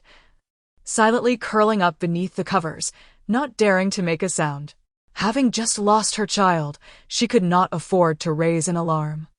She had to continue the pretense, lying under the blankets, waiting for the dawn to arrive. By then, the pillow should be dampened, shouldn't it? Oh, Queen! Had you been an ordinary woman, loyal and dutiful, you would not have found yourself in such a predicament. For a fleeting moment, the emperor felt a pang of sorrow for this woman, yet it was but an instant, swiftly replaced by a sense of deserved retribution. The 2 individuals lying in bed, each lost in their own thoughts, had not slept a wink throughout the night. As the hour approached the 3rd watch of the tiger, Wang Dequan gently reminded from outside, "Your Majesty, it is time to rise. The morning court beckons." The emperor feigned the appearance of just awakening, pinching his brow, pulling back the covers to rise. Casting a frigid glance at the queen huddled in the corner, he was acutely aware that she had not slept. Wang Dequan entered with the eunuchs in tow, attending to the emperor's dressing and ablutions. "The queen is still asleep. Please speak softly," he urged. The attendants adjusted their actions accordingly, their movements becoming more delicate. The queen, eyes shut, had been apprehensive that the emperor would summon her to assist in dressing, but upon hearing this, she felt a wave of relief. Once the emperor had finally departed, the queen struggled to rise from her bed. "Quickly, summon the imperial physician," she commanded. Her personal maid, Sheila, hurried over, asking, "Your Highness, what troubles you? Why does your complexion appear so ashen? Hurry and fetch physician Sue for me. Are you deaf? Your Highness, it is still dark. Outsiders are not permitted into the inner palace at this hour. The emperor has only just left. Please bear with it a moment." "Bear with it? You all expect me to endure this. Look at my state. How can you expect me to endure?" She flung the emperor's discarded blanket to the floor, exposing her undergarments, the dried bloodstains starkly visible against the white fabric. Kneeling on the ground, Sheila's eyes widened in horror. "Your Highness, your child, he has departed. The child of this palace and Brother Lang is gone. Please, Your Highness, do not let this matter spread. The meals you consumed last night were personally prepared from the imperial study.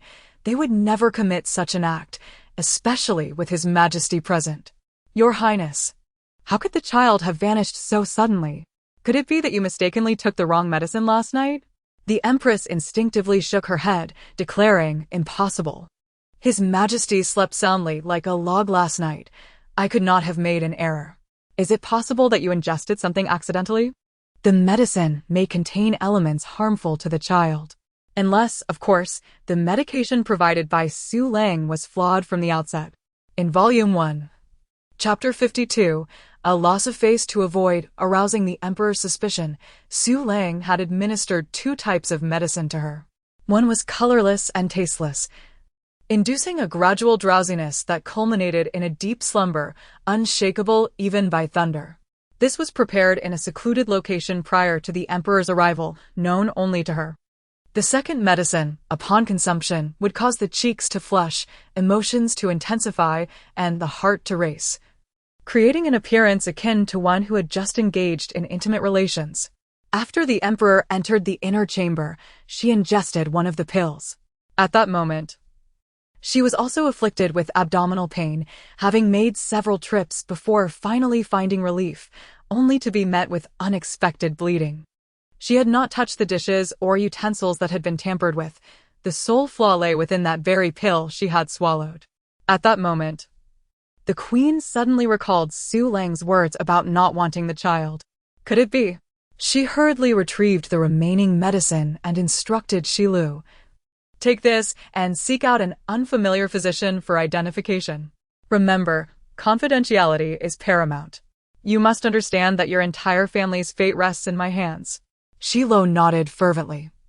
Your Majesty, shall I dispose of these blood-stained garments for you? Otherwise, if someone were to see. The queen waved her hand dismissively. Leave me be. I hope it is not the outcome I fear. As the emperor concluded his court session, a eunuch approached Wang Dequan and whispered a few words into his ear. Wang Dequan then hurried to the side of Emperor Deshuan. Your Majesty, the fish has taken the bait. Very well, do not interfere further. Ensure that they continue to observe. In Sinang Palace, Mujiro had yet to awaken when the covers were abruptly pulled away, and she was roughly dragged from her bed, her clothes tossed aside. Miss Mu, the hour is late.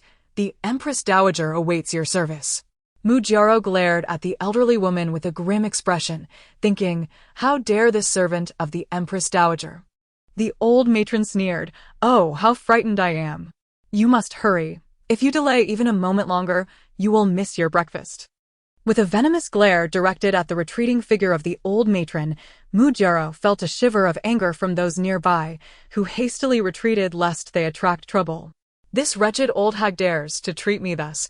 Once I am in power, I shall have you chopped up and fed to the dogs. She cast a glance at the garments strewn upon the floor, their surfaces coated in dust. Disdain flickered across her features, while an unfamiliar tempest of anxiety and fury brewed within her. The Empress Dowager had summoned her to the Sinang Palace in the presence of the Emperor, undoubtedly intending to use her as a pawn in a power struggle against the Emperor, seeking to diminish the little fat boy's authority. As long as she remained of value, there was little to fear. With that thought, she stomped on the clothes a few more times, smeared her face with dirt, and vigorously rubbed her arms and neck until her skin flushed crimson, tears cascading down her cheeks. If they wished to make her suffer, they should not expect to enjoy their own peace. She would begin with this old hag. Stumbling towards the exit, she wept openly, and upon encountering the attendants beside the Empress Dowager, she collapsed dramatically, her voice trembling as she cried, Do not strike me. I will be obedient, woo-woo. Thus, she was successfully brought before the Empress Dowager. Mujiro knelt on the ground, her head bowed, pleading, Do not punish me, I will obey. Please do not harm me. The Empress Dowager's attendant remarked, I just witnessed this child weeping and rushing outside, only to fall to the ground. Her arms and neck marked with redness. It appears. Moments later, the matron responsible for Mujiro's care was ushered in, her expression one of utter bewilderment upon seeing the kneeling figure. Lu Momo, perplexed, stated, Your Majesty, I was merely following orders to awaken Miss Mu. Beyond that, I am entirely in the dark. Impudent, are your eyes blind? Do you not see the state of this child? Send her to the cold palace. Her presence is a nuisance. The cold palace housed those who had lost their sanity. Would she have any chance of survival there? Madame Lu, visibly pale with fright, fervently cowed out in supplication, exclaiming, Your Majesty, this old servant truly did not harm Miss Mu. I am completely unaware of any wrongdoing. I am innocent. Your Majesty. The eunuch swiftly dragged her away. The Empress gestured for silence, yet upon catching sight of the filthy little face before her, she disdainfully turned her head aside, instructing them to take her to wash up and change into clean attire. After all, she was the granddaughter of this esteemed matriarch. She ought not to appear in such a disheveled state. Mujiro kept her head bowed, tears silently streaming down her cheeks, evoking a sense of pity in those who beheld her. After freshening up, the Empress placed her before the table, saying, Choose what you wish to eat. Do not hold back. Having lived through 2 lifetimes, Mujiro was acutely aware of the ulterior motives of this old hag. If she were to genuinely extend her arms to serve herself, she could only imagine the torment that awaited her in secret. This duplicitous individual would eventually heed her command. Having graciously expressed her gratitude to the Empress, Mujiro focused on the bowl of congee before her, consuming it at a deliberate pace, cautious not to let a single drop touch her lips. She frequently dabbed her mouth with a handkerchief, striving to minimize the sound of the spoon against the bowl, maintaining an air of quietude. Indeed, the Empress praised her, remarking that it seemed Mu Longzheng's teachings were commendable, that she possessed the grace of a refined young lady. Though she was born of a concubine, her efforts to present herself thus were commendable. Mu Jiaro internally scoffed at the Empress's disdain for her origins, recognizing the hypocrisy in her need to associate with her. It was akin to inserting scallions into an elephant's trunk, an absurdity. A hint of embarrassment flickered across her face as she swallowed the congee and obediently rose to bow, thanking the Empress for her compliments. The Empress Dowager smiled warmly, affectionately ruffling her hair. "My dear, I adore such quiet and obedient young ladies. Indeed, Mu Longzheng was truly a remarkable scholar in his time. His current position hardly seems fitting. Obedient and sensible, put plainly, it signifies one is easily manageable, with a hidden agenda lurking behind every word." Mu Jiaro smiled gently, dutifully lowering her head to sip her porridge. Only after the bowl was entirely emptied did she set down the spoon and perform a respectful gesture. A hint of amusement finally flickered in the Empress Dowager's otherwise cold gaze, and with a cheerful demeanor, she instructed the palace maid to procure a more splendid outfit for Mu Jiaro, even more opulent than the previous one. As Mu Jiaro felt the luxurious fabric cascade over her, she glanced around the exquisite decor of Sinang Palace and sensed a faint echo of a past life. Once dressed, she knelt down, overwhelmed with emotion, and performed an elaborate bow. The Empress Dowager scrutinized her closely before taking her hand. "From now on, you must obediently heed my words, and your life will be filled with endless glory and wealth. Do you understand?" Mu Jiaro nodded in agreement. The two appeared as if they were a pair of affectionate grandparents. "Jiaro, you are now a person of significance by my side. Your status is incomparable." "Naturally. Your father should also be elevated in rank, wouldn't you agree? Why does this old witch constantly bring up Musun?" Mu Jiaro pondered, recognizing her father's prowess. The smile in the Empress Dowager's eyes deepened once more. But alas, the harem cannot interfere in political matters, and your father lacks support. What shall we do?" A jolt of surprise coursed through Mu Jiaro. Could it be that this old witch has taken a fancy to Musun's appearance? Previously, she had witnessed a eunuch, disheveled and in disarray, exiting her residence, along with the whispers of past lives. This old crone truly despised solitude. Could it be that Emperor Dixuan remained utterly oblivious? With words lingering on her lips, Mu Jiaro knelt again and bowed her head.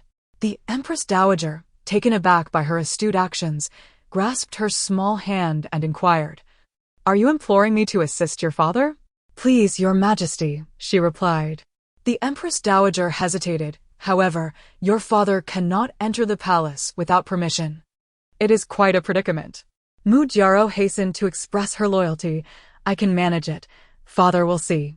She bowed again in gratitude. In a brief span, she had risen and knelt repeatedly, exhausting herself to the point of weariness, her knees aching from the strain. Meanwhile, Wan arrived at the Guozijian with a glum expression.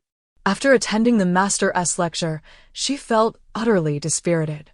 Baiji's attempts to cheer her up were futile.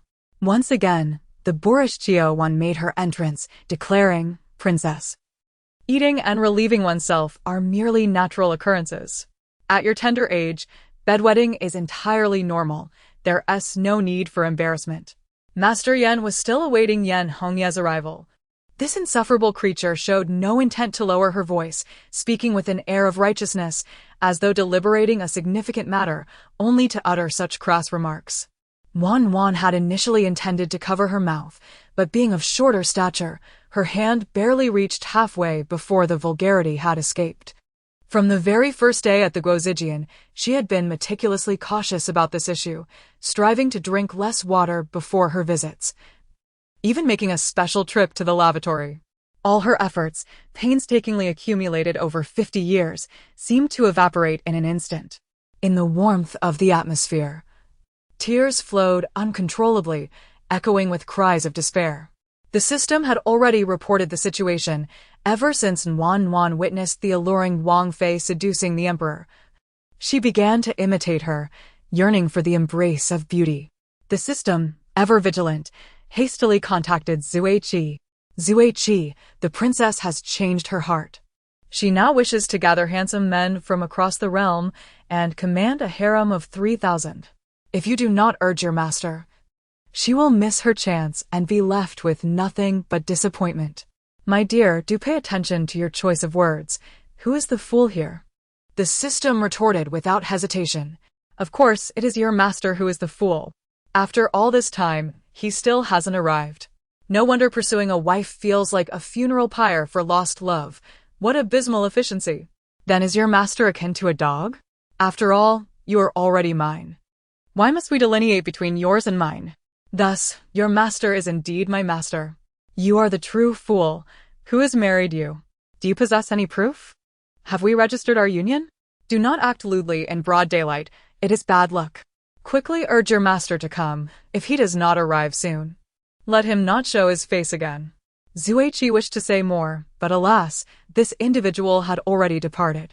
Sighing, he lamented his undeserved misfortune. How could he be blamed for this?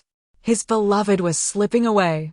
My lord, your wife is lost, came the unsettling news to Rongjin, who was preoccupied with selecting gifts. Taken aback, he inquired, what has happened to her? She is doing just fine. However, your wife may soon take a lover and create a harem, putting your position in jeopardy. If you do not reach out to her soon, you may find yourself left with nothing. Rongjin said with self-deprecation, what position do I hold? She doesn't even know I exist. I am as good as dead to her, a mere phantom. Then why do you hesitate? Why linger here? You have already been cast aside. This life is your penance, and you must begin as the lowest of sycophants. How can you lack such awareness? Rongjin was taken aback by Zuei-chi's fervor. Have you gone mad? You are more anxious than I in this pursuit of rekindling love. It's not that I do not wish to act. The timing is simply not right. Moreover, that old fool is preventing me from approaching her now. Your lack of urgency is evident. You have already been discarded. Your anxiety is futile, but I am agitated. I have a family to consider, and if I continue to waste time with you, I may end up sharing your fate. Is that not perfect? We would have each other as company, both lost souls adrift in the world. I would rather not, thank you. Your fate would be far worse than mine. One misstep, and you could lose her forever. I am still in a better position than you. Let us not speak of such matters. You are still my valuable ally. If we are to meet our end, let them bury me in the farthest south while your wife gazes longingly from the north. The system, it cannot withstand even a few challenges. Surely it can find a way to hide. At last, the surrounding silence enveloped Rongjin as she cautiously stowed away the meticulously wrapped gift into a box. Several similar boxes lay adjacent to her. Once I gather all the treasures, will you forgive me? She mused to herself. After taking a deep breath, she commanded, come forth. I shall be heading to the National Master's residence. Your Highness, I have already conveyed that the time is not yet ripe. Even if you were to inquire 100 times, my answer remains unchanged, he replied. Rongjin cast a scornful glance at him. Is this all that the esteemed National Master of Nanzhao is capable of? If you are incapable, I can always seek another. Perceiving the visitor as a nuisance, the National Master dismissed all attendants and, with an unrestrained cold laugh, retorted, am I incapable? If you truly possess the means, would you need to come to me? If force fails, then perhaps a softer approach will suffice.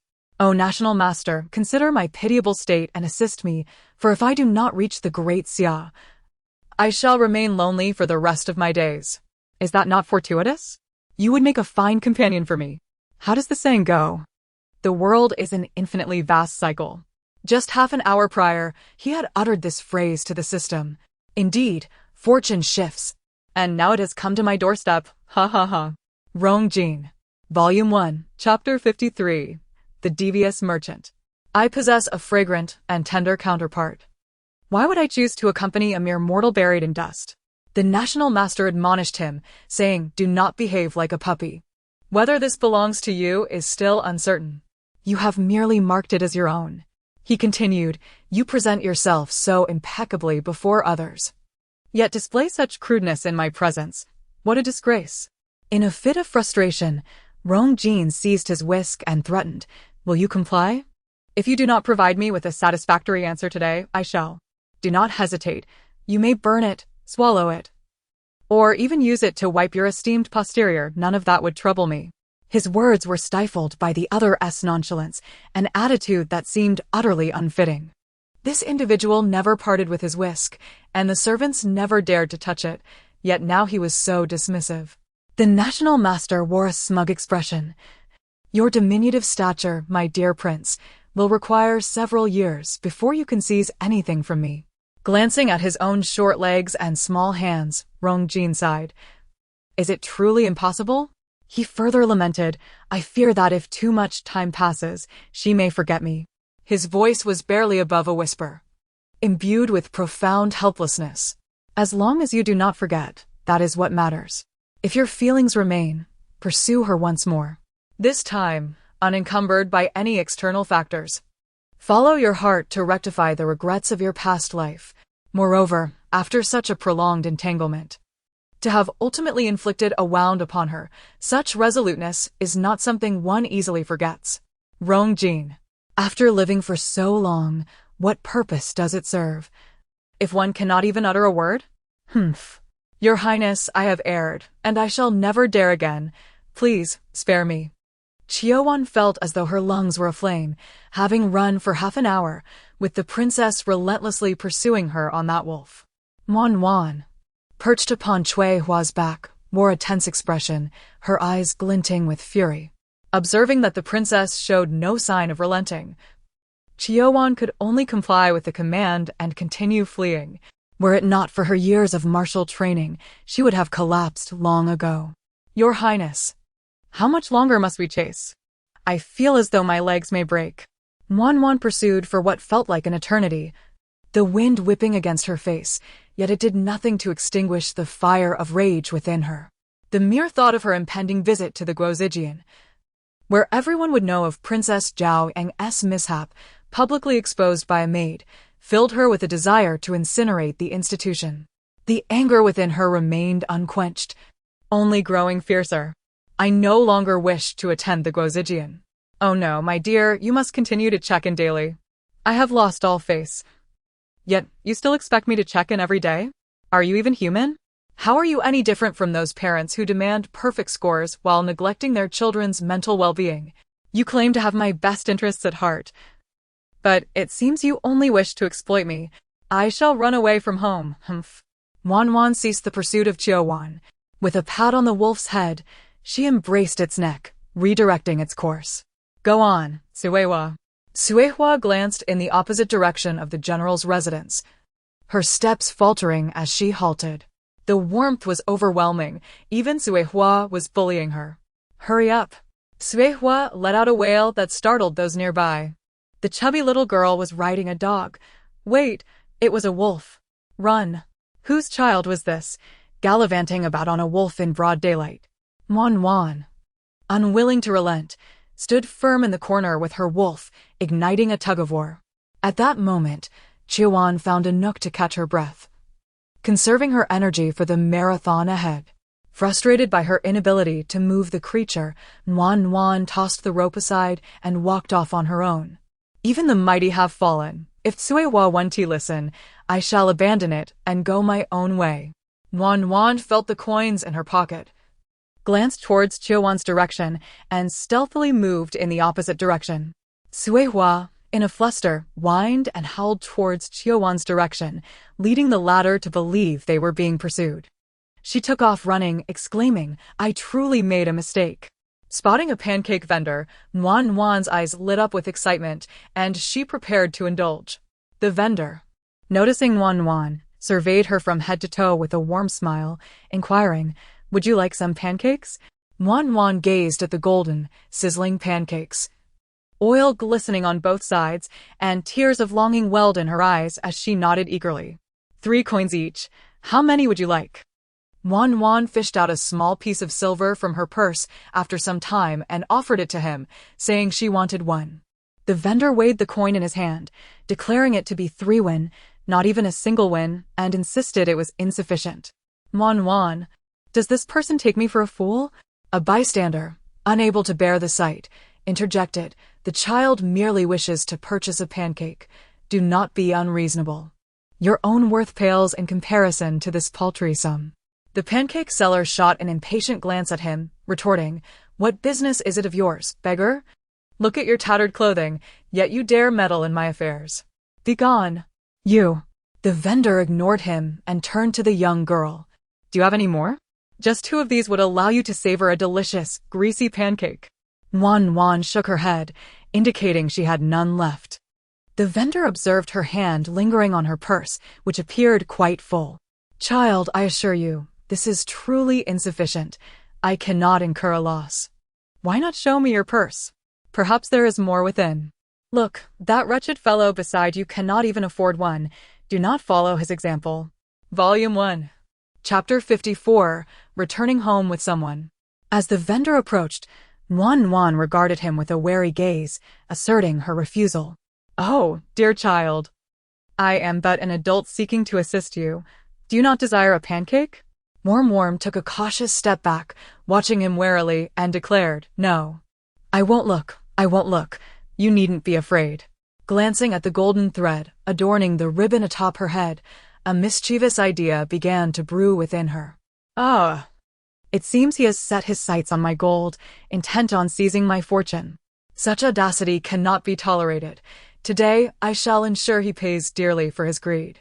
With a smile, Worm felt elated at the prospect of savoring a pancake, reaching out to remove her headpiece.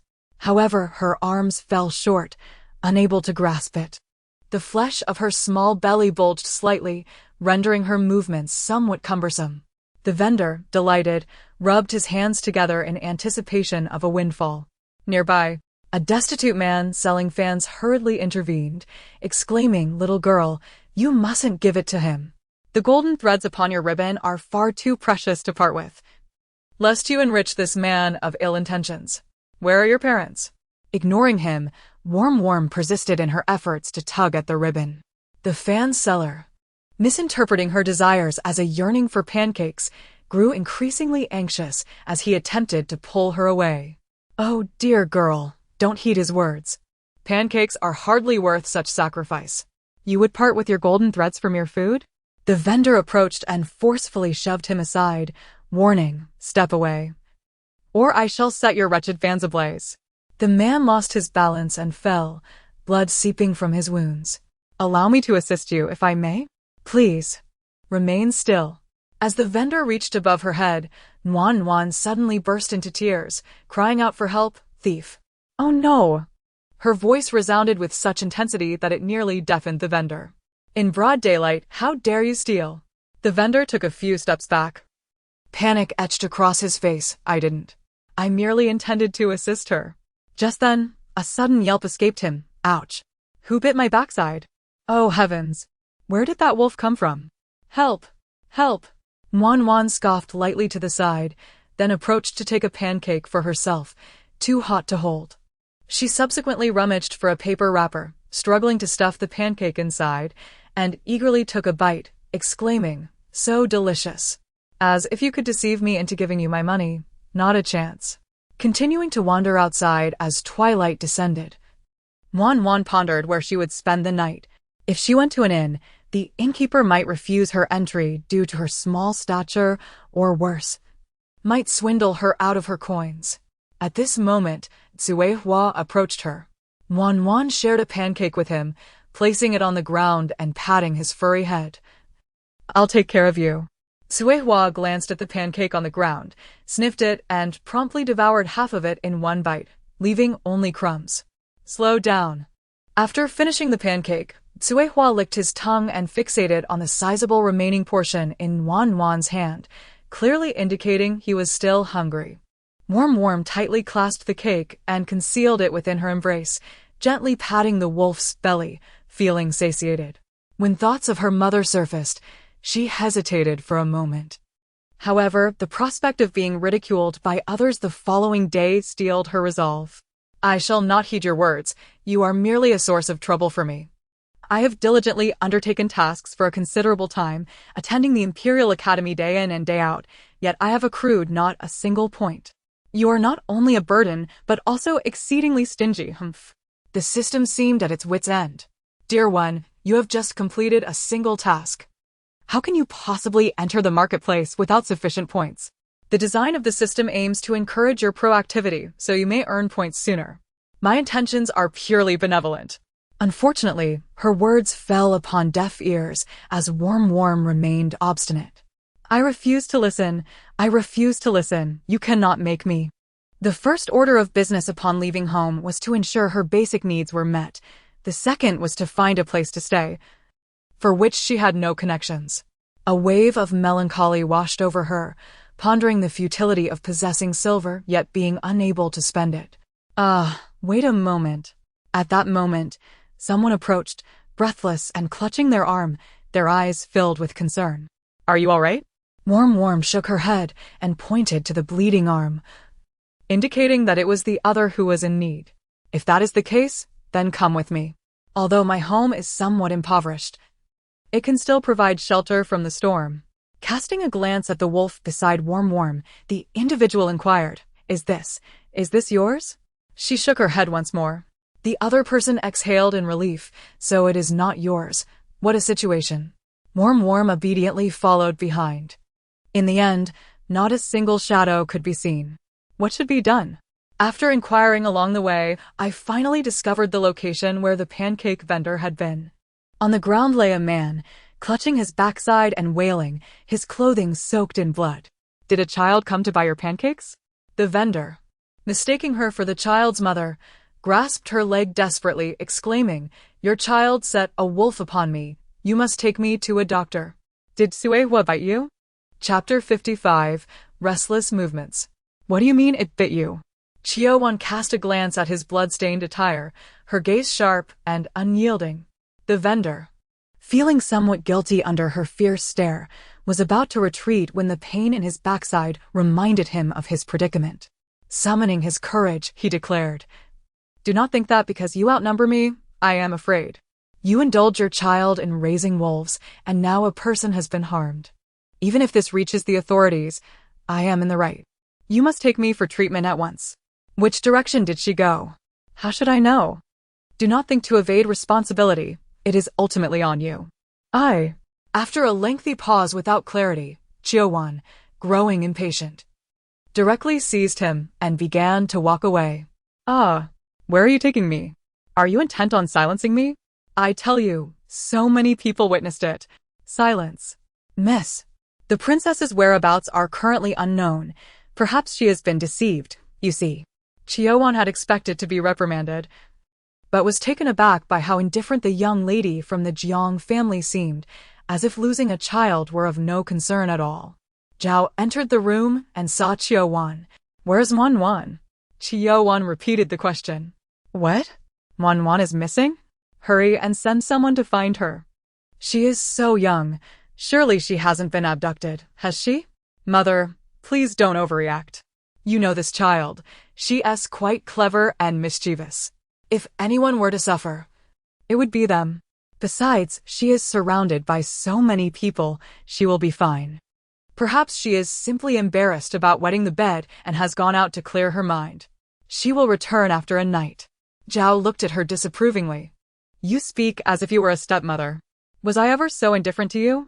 Wan is only 1 year old. And you think it's acceptable for her to spend a night away from home? Is this how a mother should behave? Jiangming muttered softly, When you were my age, I was punished to kneel in the ancestral hall for an entire night. Why is it different when it comes to Wan? She has a silver wolf watching over her. You should relax. You insolent child, you are truly driving me to despair. Quickly go inform the old man to search for Wan. It will soon be dark. Where will she sleep tonight? Su and Hu entered, and Chio-won explained the situation again. Their reaction was even more intense than Zhao's, and they hurried to send people to find Wan. When Jiangxing entered and learned that Wan had run away, his face darkened like the bottom of a pot, and he ordered people to investigate her whereabouts. Jiangming sat calmly amidst the chaos, a large question mark hovering over her head. Was she not indeed Wan's biological mother? Why was she the only one who remained unperturbed? The vendor, cast aside on the ground, lamented, Do they treat him as if he were invisible? Is this child from the general's residence? Alas, it is time to make a hasty retreat. Seizing the moment of distraction, he began to crawl slowly towards the exit.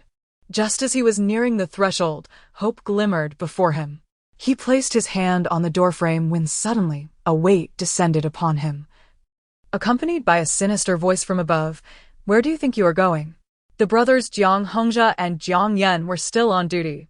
Upon hearing the news, they rushed off in haste. In the palace, Emperor Deshwan had also learned of the situation. There's no cause for concern. I had previously assigned 2 hidden dragon guards to accompany her, so she should be safe. Wang Dequan, ensure they remain vigilant regarding the movements within the inner palace. In the inner palace, the sentiment echoed, "Has she run away from home? Perfect, we must act swiftly and cleanly." Meanwhile, another individual, holding a note, read its contents and snorted in disdain. "What a fortuitous opportunity. No wonder I feel this way. Who instructed you to obstruct my path?" At home, the family relied solely on his meager income from selling fans, while his wife occasionally took on embroidery to help make ends meet. They had a son who had just turned 5, and both parents were alive. Wan nodded in response, perplexed by the man's incessant chatter. How could that be? Just look at his tattered clothes, patched repeatedly. He is merely after my wealth, and I do not fear him. Who doesn't know you are greedy and gluttonous? Is this the appropriate moment to speak such words to me? Leave, you truly lack the art of conversation. Wan, feeling weary, decided to find a place to rest for a while. Warmly shook her head and then climbed onto Tsuewa's back, looking down from a height at the one crouched on the ground. For some inexplicable reason, Xinling gazed up at Worm with a fleeting sensation of overwhelming pressure and authority. Moments later, he lowered his head and smiled, realizing that she was still just a child, hardly articulate. How could he possibly feel such a way? Surely, he must be exhausted and delusional. Let us proceed. It is my first encounter with such an intelligent wolf. Had I met it alone, I would have fled in terror, unable to remain as composed as you are. What nonsense are you spouting? Look at the patches on his clothing.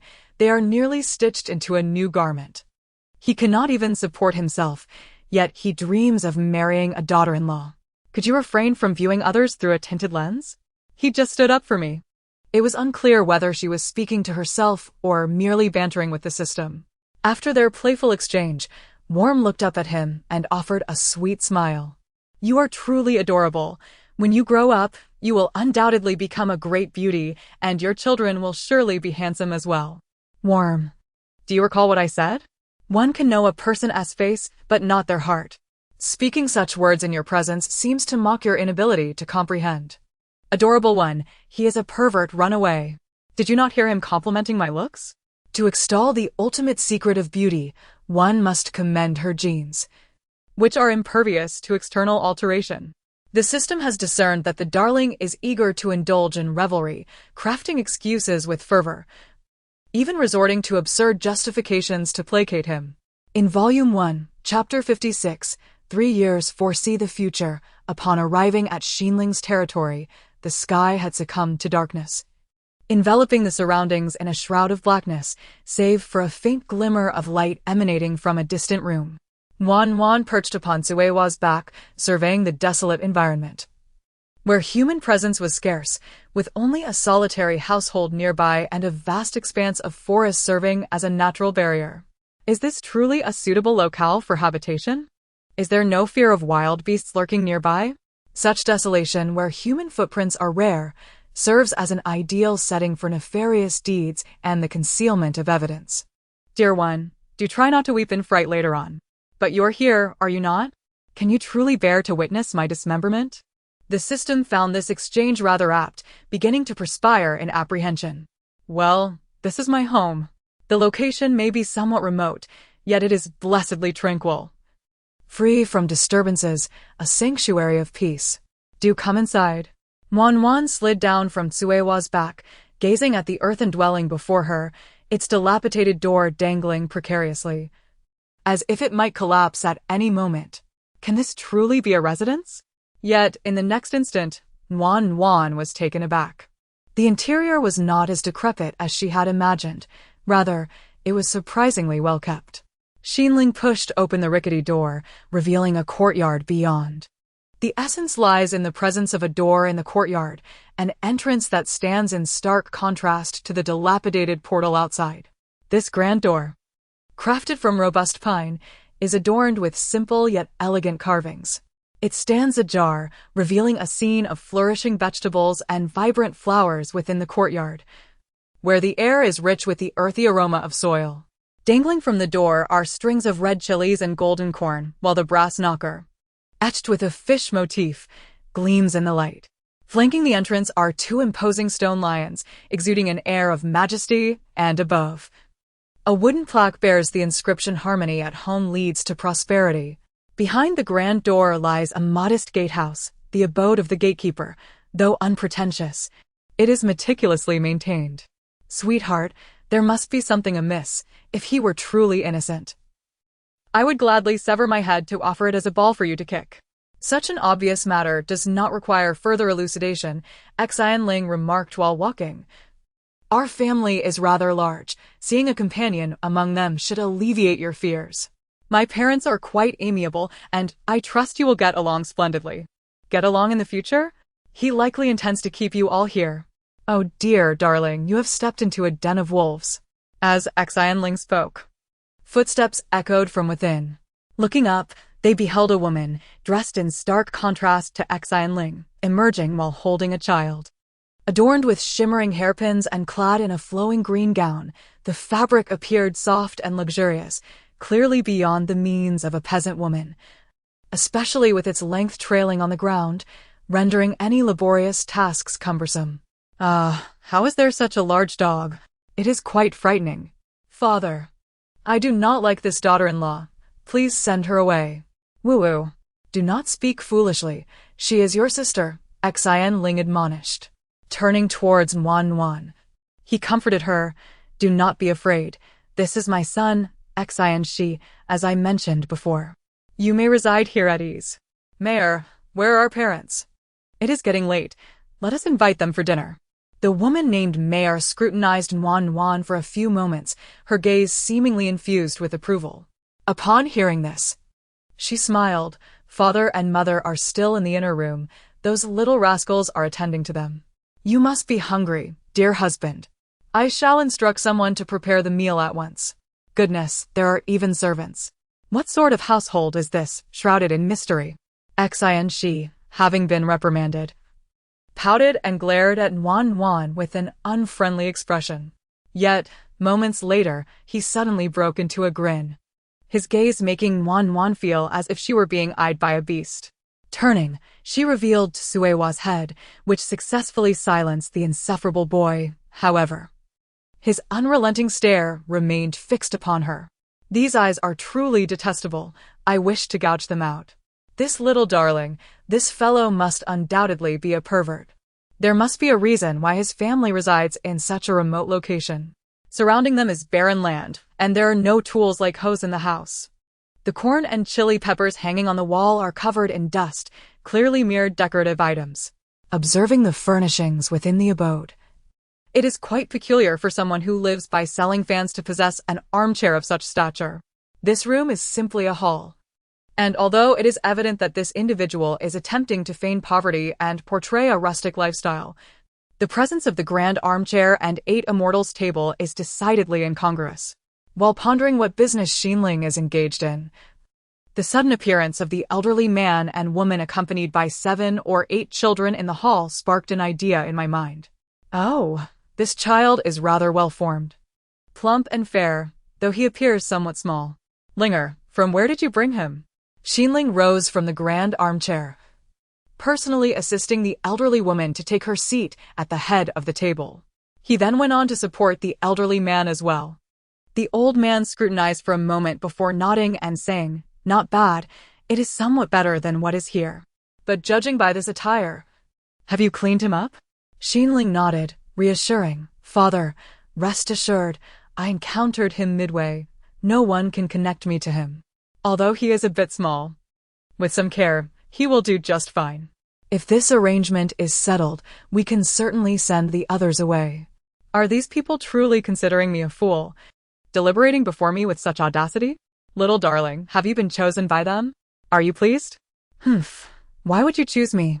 It can only lead to misfortune. With his own son included, there are already 9 children, right? Be cautious, darling. This might be a human trafficker. Not necessarily. What kind of trafficker would raise children together? They should have already been sold off.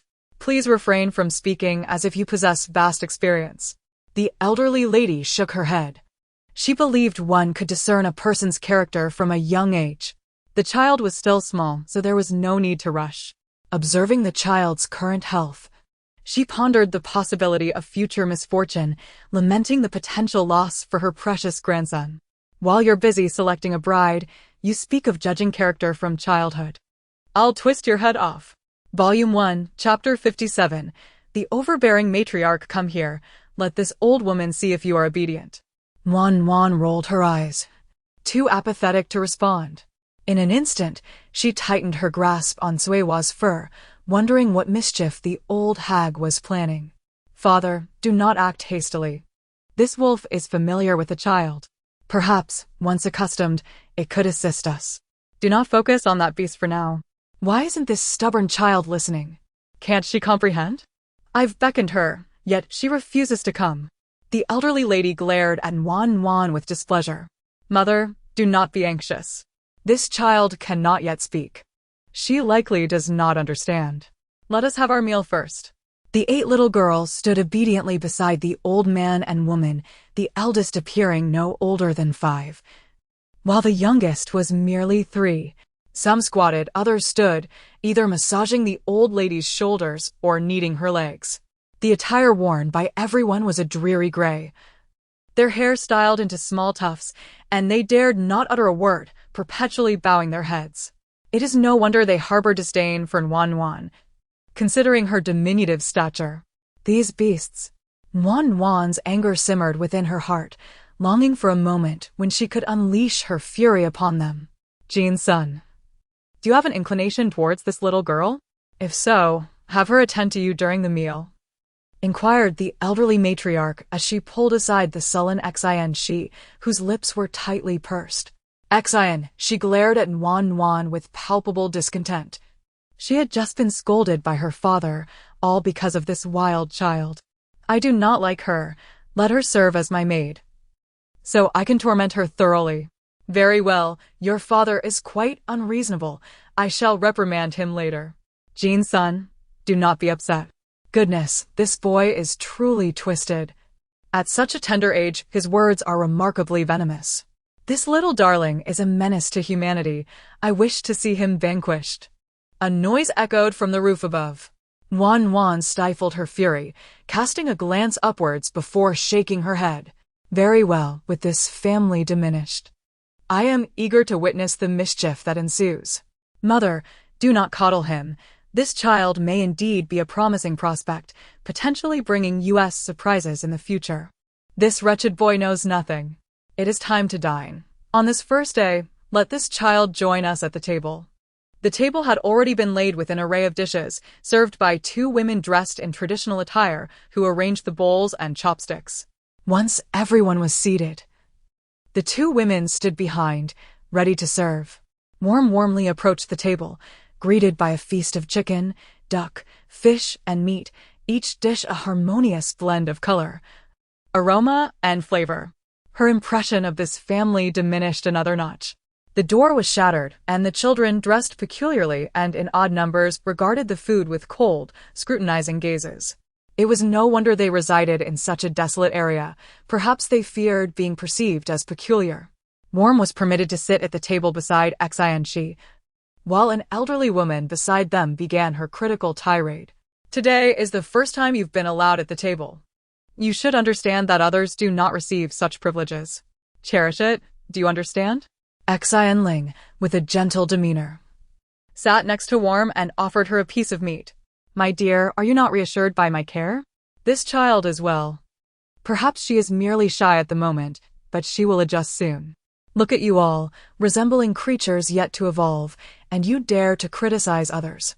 Even a sow possesses a cleaner mind than yours. What a bunch of dimwits. It infuriates me. Worm observed them relishing their meals, wishing fervently to sprinkle some hemlock into their dishes to send them all rushing to the privy that night. Why aren't you eating? Is it not to your liking? I dare not partake. What if there is mad cow disease lurking within? Eat if you wish. Do not concern yourself with her. A misbehaved child will learn through hunger. The ones at the back were once wailing incessantly, yet now they are just fine. The elderly woman gnawed rudely on her meat, spitting bits of food and saliva as she spoke, causing Worm to recoil in distaste. Beside her, Shinshi ate leisurely, occasionally casting a glance at Nuanyuan, a smile playing at the corners of her mouth. Nuanyuan observed the 8 girls standing behind her, noting how 1 or 2 of them occasionally looked enviously at the meat on the table, only to quickly avert their gaze, as if fearful of being discovered. Their small hands fidgeted nervously at the edges of their garments. The 2 women quietly stood in the background, voiceless, yet attentively monitoring the food in the bowls of the others, skillfully pouring tea and serving dishes. Have these individuals lost the use of their hands? Must they have their food served to them? Even the elderly do not require assistance while dining. This is a quintessential example of lacking the fortune befitting their station, yet suffering from ailments of privilege. Dear child, why do you not take action? Do you intend to linger here for the night? What is the rush? The scene of the crime still requires gathering evidence. I am merely selecting a demise befitting their status. Moreover, with so many young girls present, one must inquire as to their origins. Nuanyuan picked up the chicken leg from her bowl and extended it towards the girl behind her, who had her head bowed. Eat, she urged. To her dismay, the child recoiled in fright, pushing Nuanyuan away, causing the chicken leg to tumble to the floor. Nuanyuan lost her balance and fell as well. The girl, upon seeing the fallen chicken leg, turned pale with fear, trembling uncontrollably, tears streaming down her cheeks without a sound. Nuanyuan's heart sank. They have suffered abuse. This response is far too intense, damn it. The commotion caught the attention of those at the table, and with a loud clatter, chopsticks were slammed onto the surface, causing Nuanyuan to distinctly observe the 8 children quiver in unison. Afterwards, Chi-Chi took a step back. What are you doing? Wan had yet to rise when she suddenly sensed a shadow overhead. A hand, resembling a gnarled branch, was poised to strike. Cui Hua pressed against Wan's back, letting out a low growl. The commotion on the roof intensified, and it seemed an attack was imminent. Wan quickly tilted her head and shook it in refusal. The hand hovered in the air, caught in indecision. Clearly, the assailant was wary of Cui Hua, which prevented the strike from landing. What are you staring at? Keep looking, and I'll have your eyes. Upon catching a glimpse of Wan's crystalline eyes, the old woman felt a fleeting pang of remorse. Failing to instill fear, she barked. Xiao Lu. Xiao Lu was the girl who had just pushed Wan aside, and upon being called, she burst into even louder tears. I'm calling you. Are you deaf? Yes, ma'am, the servant replied. What should you do with the food that has fallen to the ground? The girl trembled even more at the reprimand. Speak again, and beware for your legs. The old woman scolded fiercely. Chapter 58. Antisocial personality go-to, the confinement room, and kneel. Why are you still dawdling? Don't you want me to escort you personally? Xiao Lu moved forward with trepidation, her demeanor resembling that of someone walking toward their doom. What could be so terrifying in a confinement room that a 5-year-old child would be so frightened? All right, mother, don't be angry.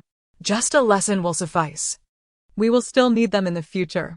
It would be a loss if they were ruined. A loss of what? These individuals are merely donning the guise of humanity. Observe these children. They are gripped by an innate fear. Linger, I suggest you hasten to send her away.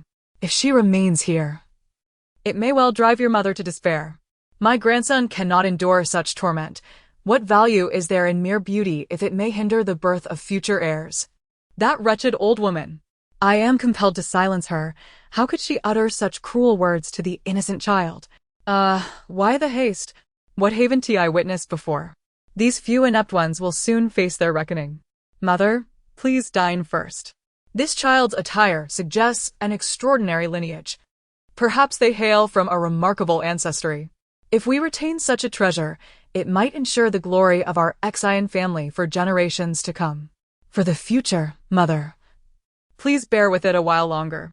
I must admit, Xian Ling possesses a remarkable intellect. He understands that selecting the right breeding stock is essential for producing exceptional offspring. How did he come by such wisdom?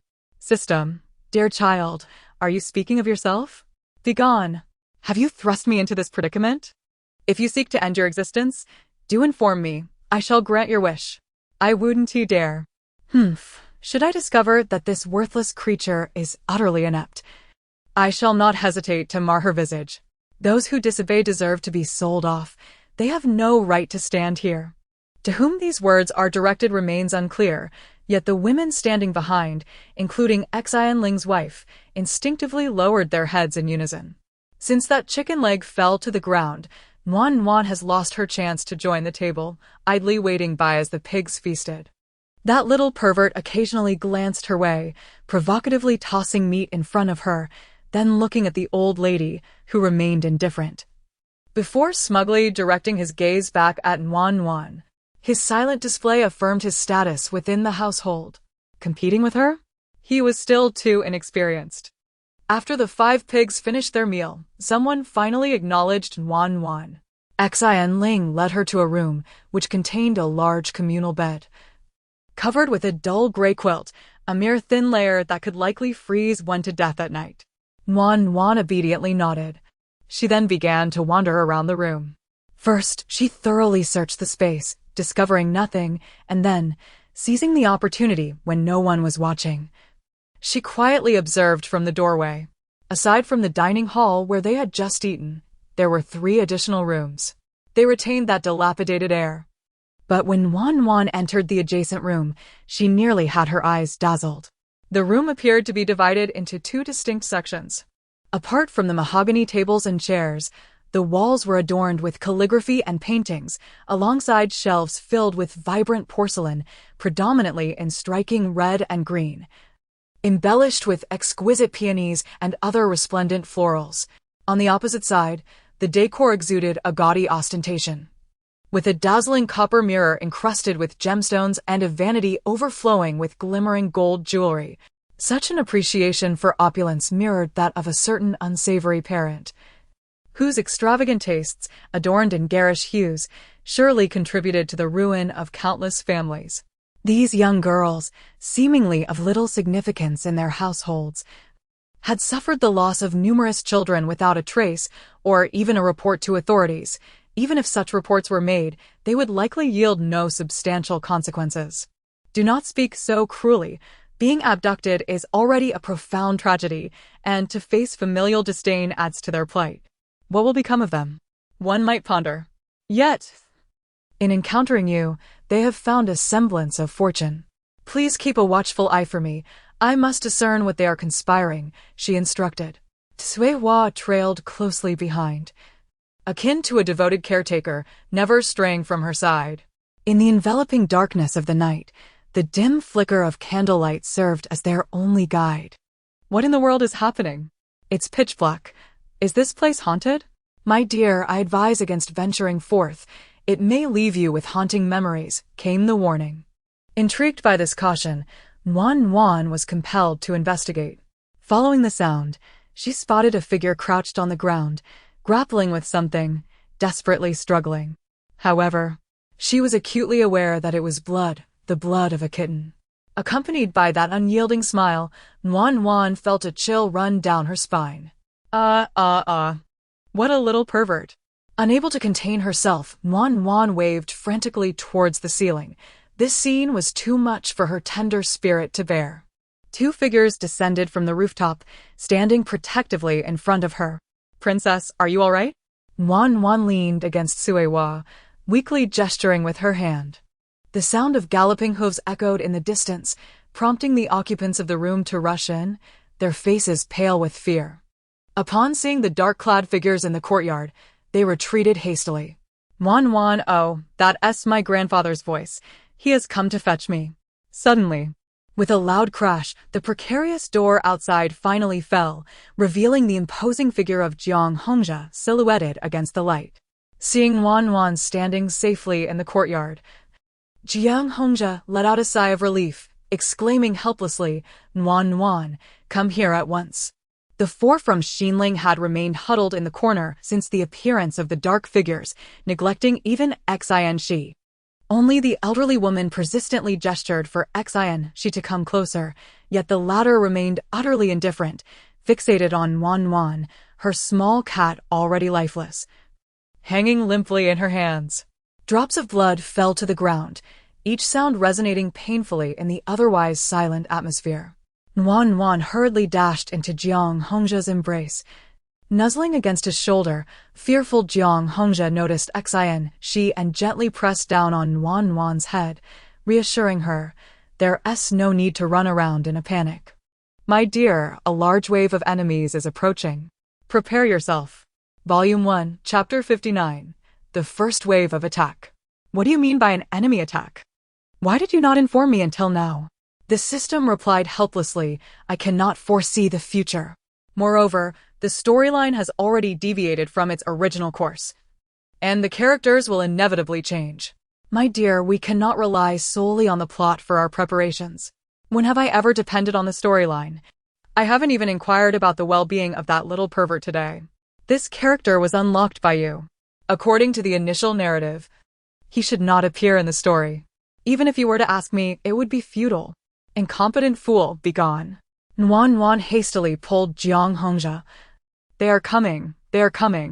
Jiang Hongzhe exclaimed, "Ah, grandfather, run. Assassins are here. Are you alone without any backup? What shall we do?" "Fear not, my dear, your grandfather shall protect you. Soon, my troops will arrive and will surely vanquish these bullies." "How long is soon? There are only 3 of us. How can we possibly contend with those assassins? I regret leaving home. Who sent these assassins to attack me? I have done no one any harm. 3 of us? That is an understatement."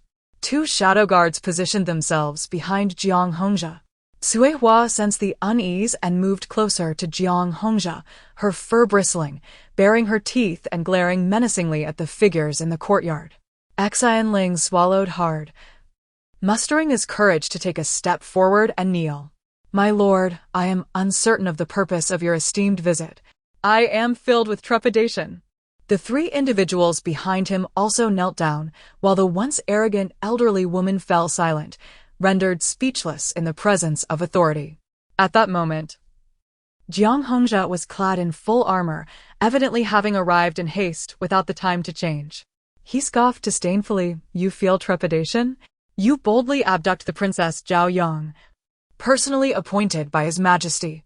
Such audacity is worthy of a fate most dire." Upon the utterance of the princess's name, the 4 individuals gazed incredulously at the child nestled in Jiang Hongzhe's arms. Xin suspected the child's identity was extraordinary, yet he had never anticipated it to be so remarkable. Kneeling on the ground, he was drenched in cold sweat, relieved that the child was unable to speak and comprehend. For had the dialogue in the hall been overheard, his fate would have been sealed. "Is this your child? Such a young one, yet capable of such cruelty, tormenting animals. This place is indeed a den of hidden talents." Before he could finish his thought, shadows emerged from all directions. A multitude of figures clad in black rushing towards Wan Wan. Even in the pitch darkness of the night, the glint of their swords was evident. "Protect the princess. Leave one alive." "Yes." With a single command from Jiang Hongzhe, dozens of concealed guards sprang forth from the night, engaging swiftly, dispatching foes with remarkable efficiency. Ada and Aer, who had been tasked with safeguarding Wan Wan, stood vigilantly by Jiang Hongzhe's side. Wan Wan attempted to lift her head to witness the unfolding battle, but Jiang Hongzhe gently pressed her head down, instructing, "Close your eyes, it will soon be over." The fervent scene before her was denied to Xin, who was seized by Ada by her collar. Her gaze fixated on the unfolding battle with an intensity that suggested a profound awakening within her. She did not so much as blink. Xin and her companions watched anxiously, utterly at a loss. The 10 cloaked figures stood no chance against the elite guards led by Jiang Hongzhe, who dispatched them with alarming efficiency. Within mere moments, only one remained. Realizing the inevitable defeat, the leader of the black-clad men attempted to take his own life by biting his tongue, only to be thwarted by the guards who swiftly dislocated his jaw. Where have those 8 children and the 2 women gone? Why are only these 4 present? Wan twisted and turned, finally catching a glimpse of the outside world through the gaps between Jiang Hongzhe's fingers. Several lifeless bodies lay strewn across the ground, and something dark appeared to be flowing across the pitch-black earth. A shiver ran down Wan's spine as she shut her eyes, overwhelmed by the intensity of it all. As the black-clad men were taken away, Jiang Hongzhe ordered for Xian Ling's family to be secured, while he led Wan into a room for a brief inspection. Inside a pitch-dark chamber devoid of windows, a small girl, tightly confined, lay trembling on the ground, softly whimpering. These inhumane beings have left a 5-year-old child in such a dark place, with not a single window. Are they attempting to drive her to madness? Unaware of the passage of time, ensnared in darkness devoid of companionship or light, a cruel fate was imposed upon a child, who would soon be made to experience its bitter taste. Wan gently opened the door to its fullest extent, attempting to let the faintest glimmer of light seep in. She softly called out, "Sister," as she cautiously approached. The figure on the ground abruptly sprang up, retreating to the corner and clutching their head with trembling hands. Jiang Hongzhe, fearing for Wan's safety, restrained her from getting closer, his complexion ashen. "Child, emerge. We have come to rescue you." He let out a resigned sigh. Wan, this child seems beyond reach. She is likely terrified. Perhaps we should consider an alternative approach, for she cannot endure this much longer. Wan nodded in agreement.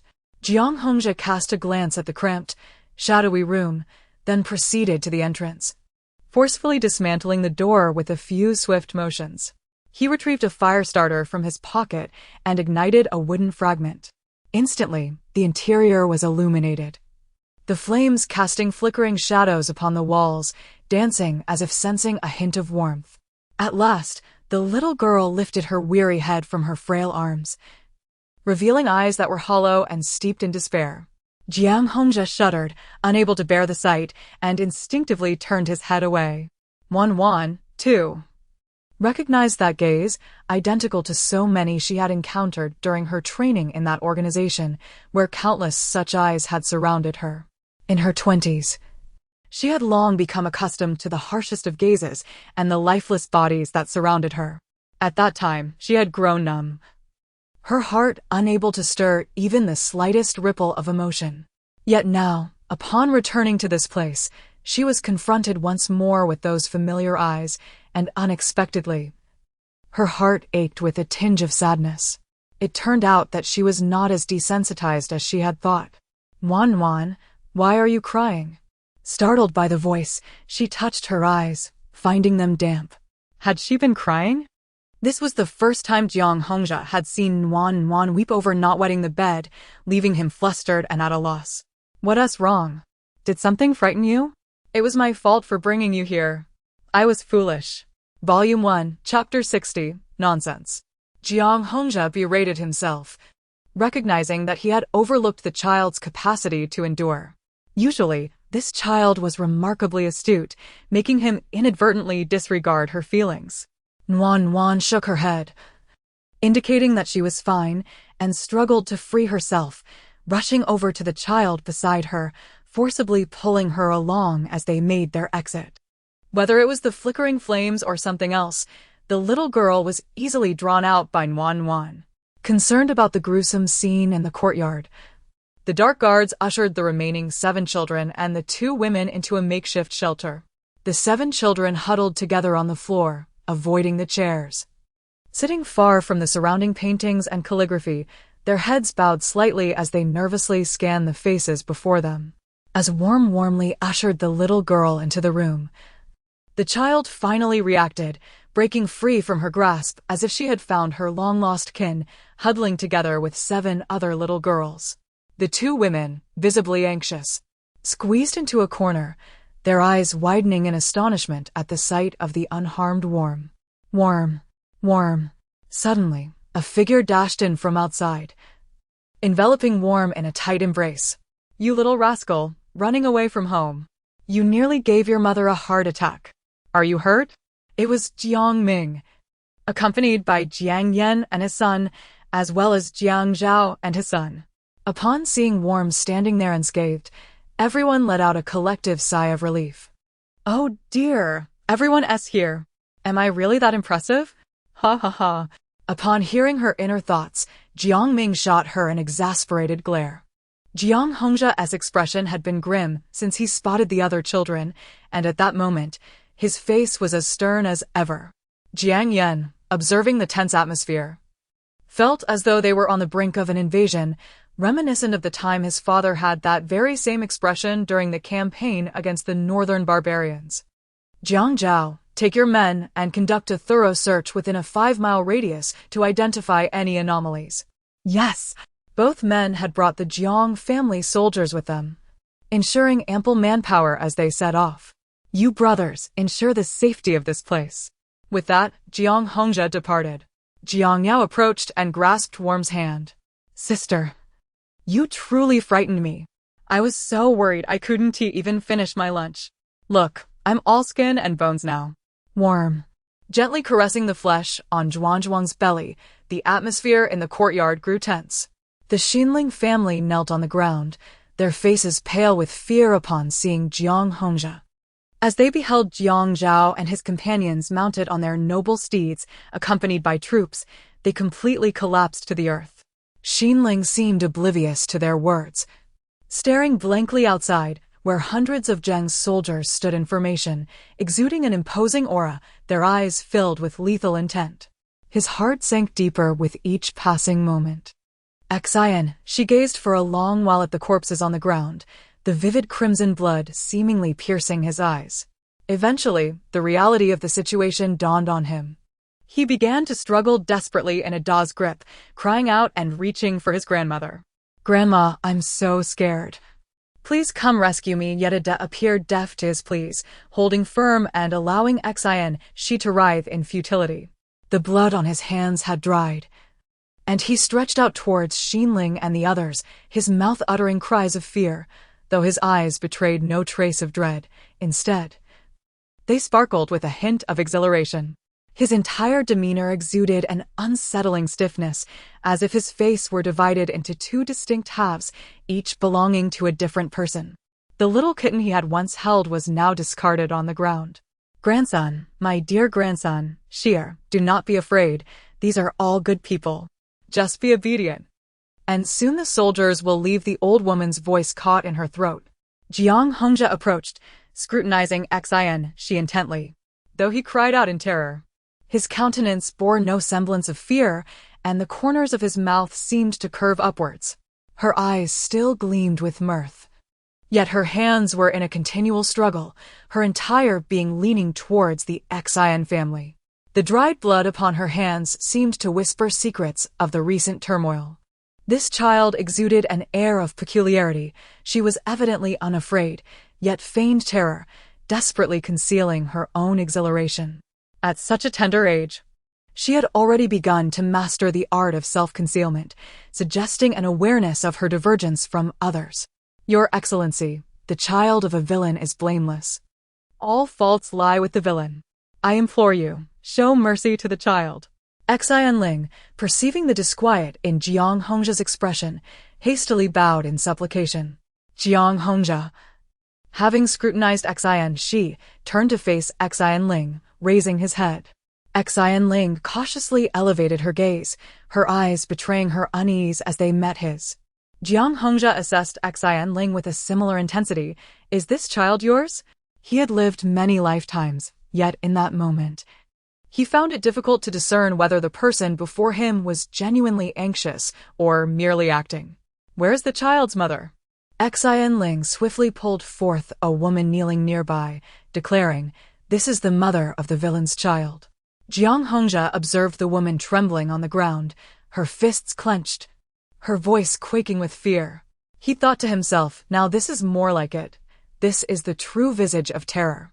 Yet, he mused, children sometimes act out. And villains might administer minor reprimands. He had never struck them, and he hoped the esteemed one would see reason. This was an attempt to treat him as a fool. Such utter nonsense. Volume 1, Chapter 61, A World Apart. Do you take me for a fool? Every word you utter seems solely for the benefit of your son. If your claims hold any truth, why have you never mentioned those 8 girls? And how could you confine a child in such a pitch-black place? Truly despicable. Moreover, your abode, shabby and dilapidated on the outside, yet concealing treasures within, why not confess the whole truth? Ling knelt on the ground, striving to maintain his composure. My lord, I am but a small man, compelled to resort to such desperate measures. My family's finances have always been precarious, and fearing the attention of thieves, I intentionally allowed the front door to fall into disrepair to remain inconspicuous. Later, I learned a trade and managed to earn a modest income to provide for my parents in their old age. This unexpected fortune is an unjust accusation against me. I have patiently inquired with you, yet you respond with nothing but falsehoods. If that is the case, you shall proceed to the dungeon to explain yourself. Guards, take these individuals away and await further instructions. My lord, I am wronged. This is an injustice. She watched in despair as her parents were dragged away, panic enveloping her. She struggled to step forward, but remained confined in her spot. My lord, my parents are good people. I beseech you, spare them. Glancing at her own hands, she rubbed her fingers together. The kitten has something inside it, and it suffers greatly. I helped it by removing what was causing the pain. Look, it no longer hurts, does it? With a look of delight, she pointed to the lifeless kitten on the ground, her tone laced with a desire for praise. Jiang Hongzhe gazed into the child's seemingly genuine eyes, a stir of emotion coursing through him. This child truly is. Yet it is now deceased. How can one claim to help it? With death comes the cessation of suffering. Is that not a form of liberation? Henceforth, it shall endure no more agony, surely. I have aided it, have I not? The tone is both innocent and cruel, each word dripping with visceral imagery. However, you are not it. What if it desired to live? By extinguishing its life now, you disregard its own wishes. This is not assistance. You have taken its life. You're talking nonsense. The denial ignited a sudden fury within Shi, his eyes reddening. My grandmother told me I am helping it. It no longer cries, which means it truly suffers no more. It is expressing gratitude towards me, not at all as you suggest. Let me go. I must seek my grandmother and father. Jiang Hongzhe was taken aback by his words, struggling to fathom that such sentiments could emanate from a child. Given time, and growing up in such an environment, he would undoubtedly become dissatisfied with mere kittens and puppies, gradually shifting his gaze towards the people around him. A chill enveloped him. This child is inherently more ruthless than others and remains impervious to counsel, tyrannical. Keep a close watch on him, do not let him escape. Understood.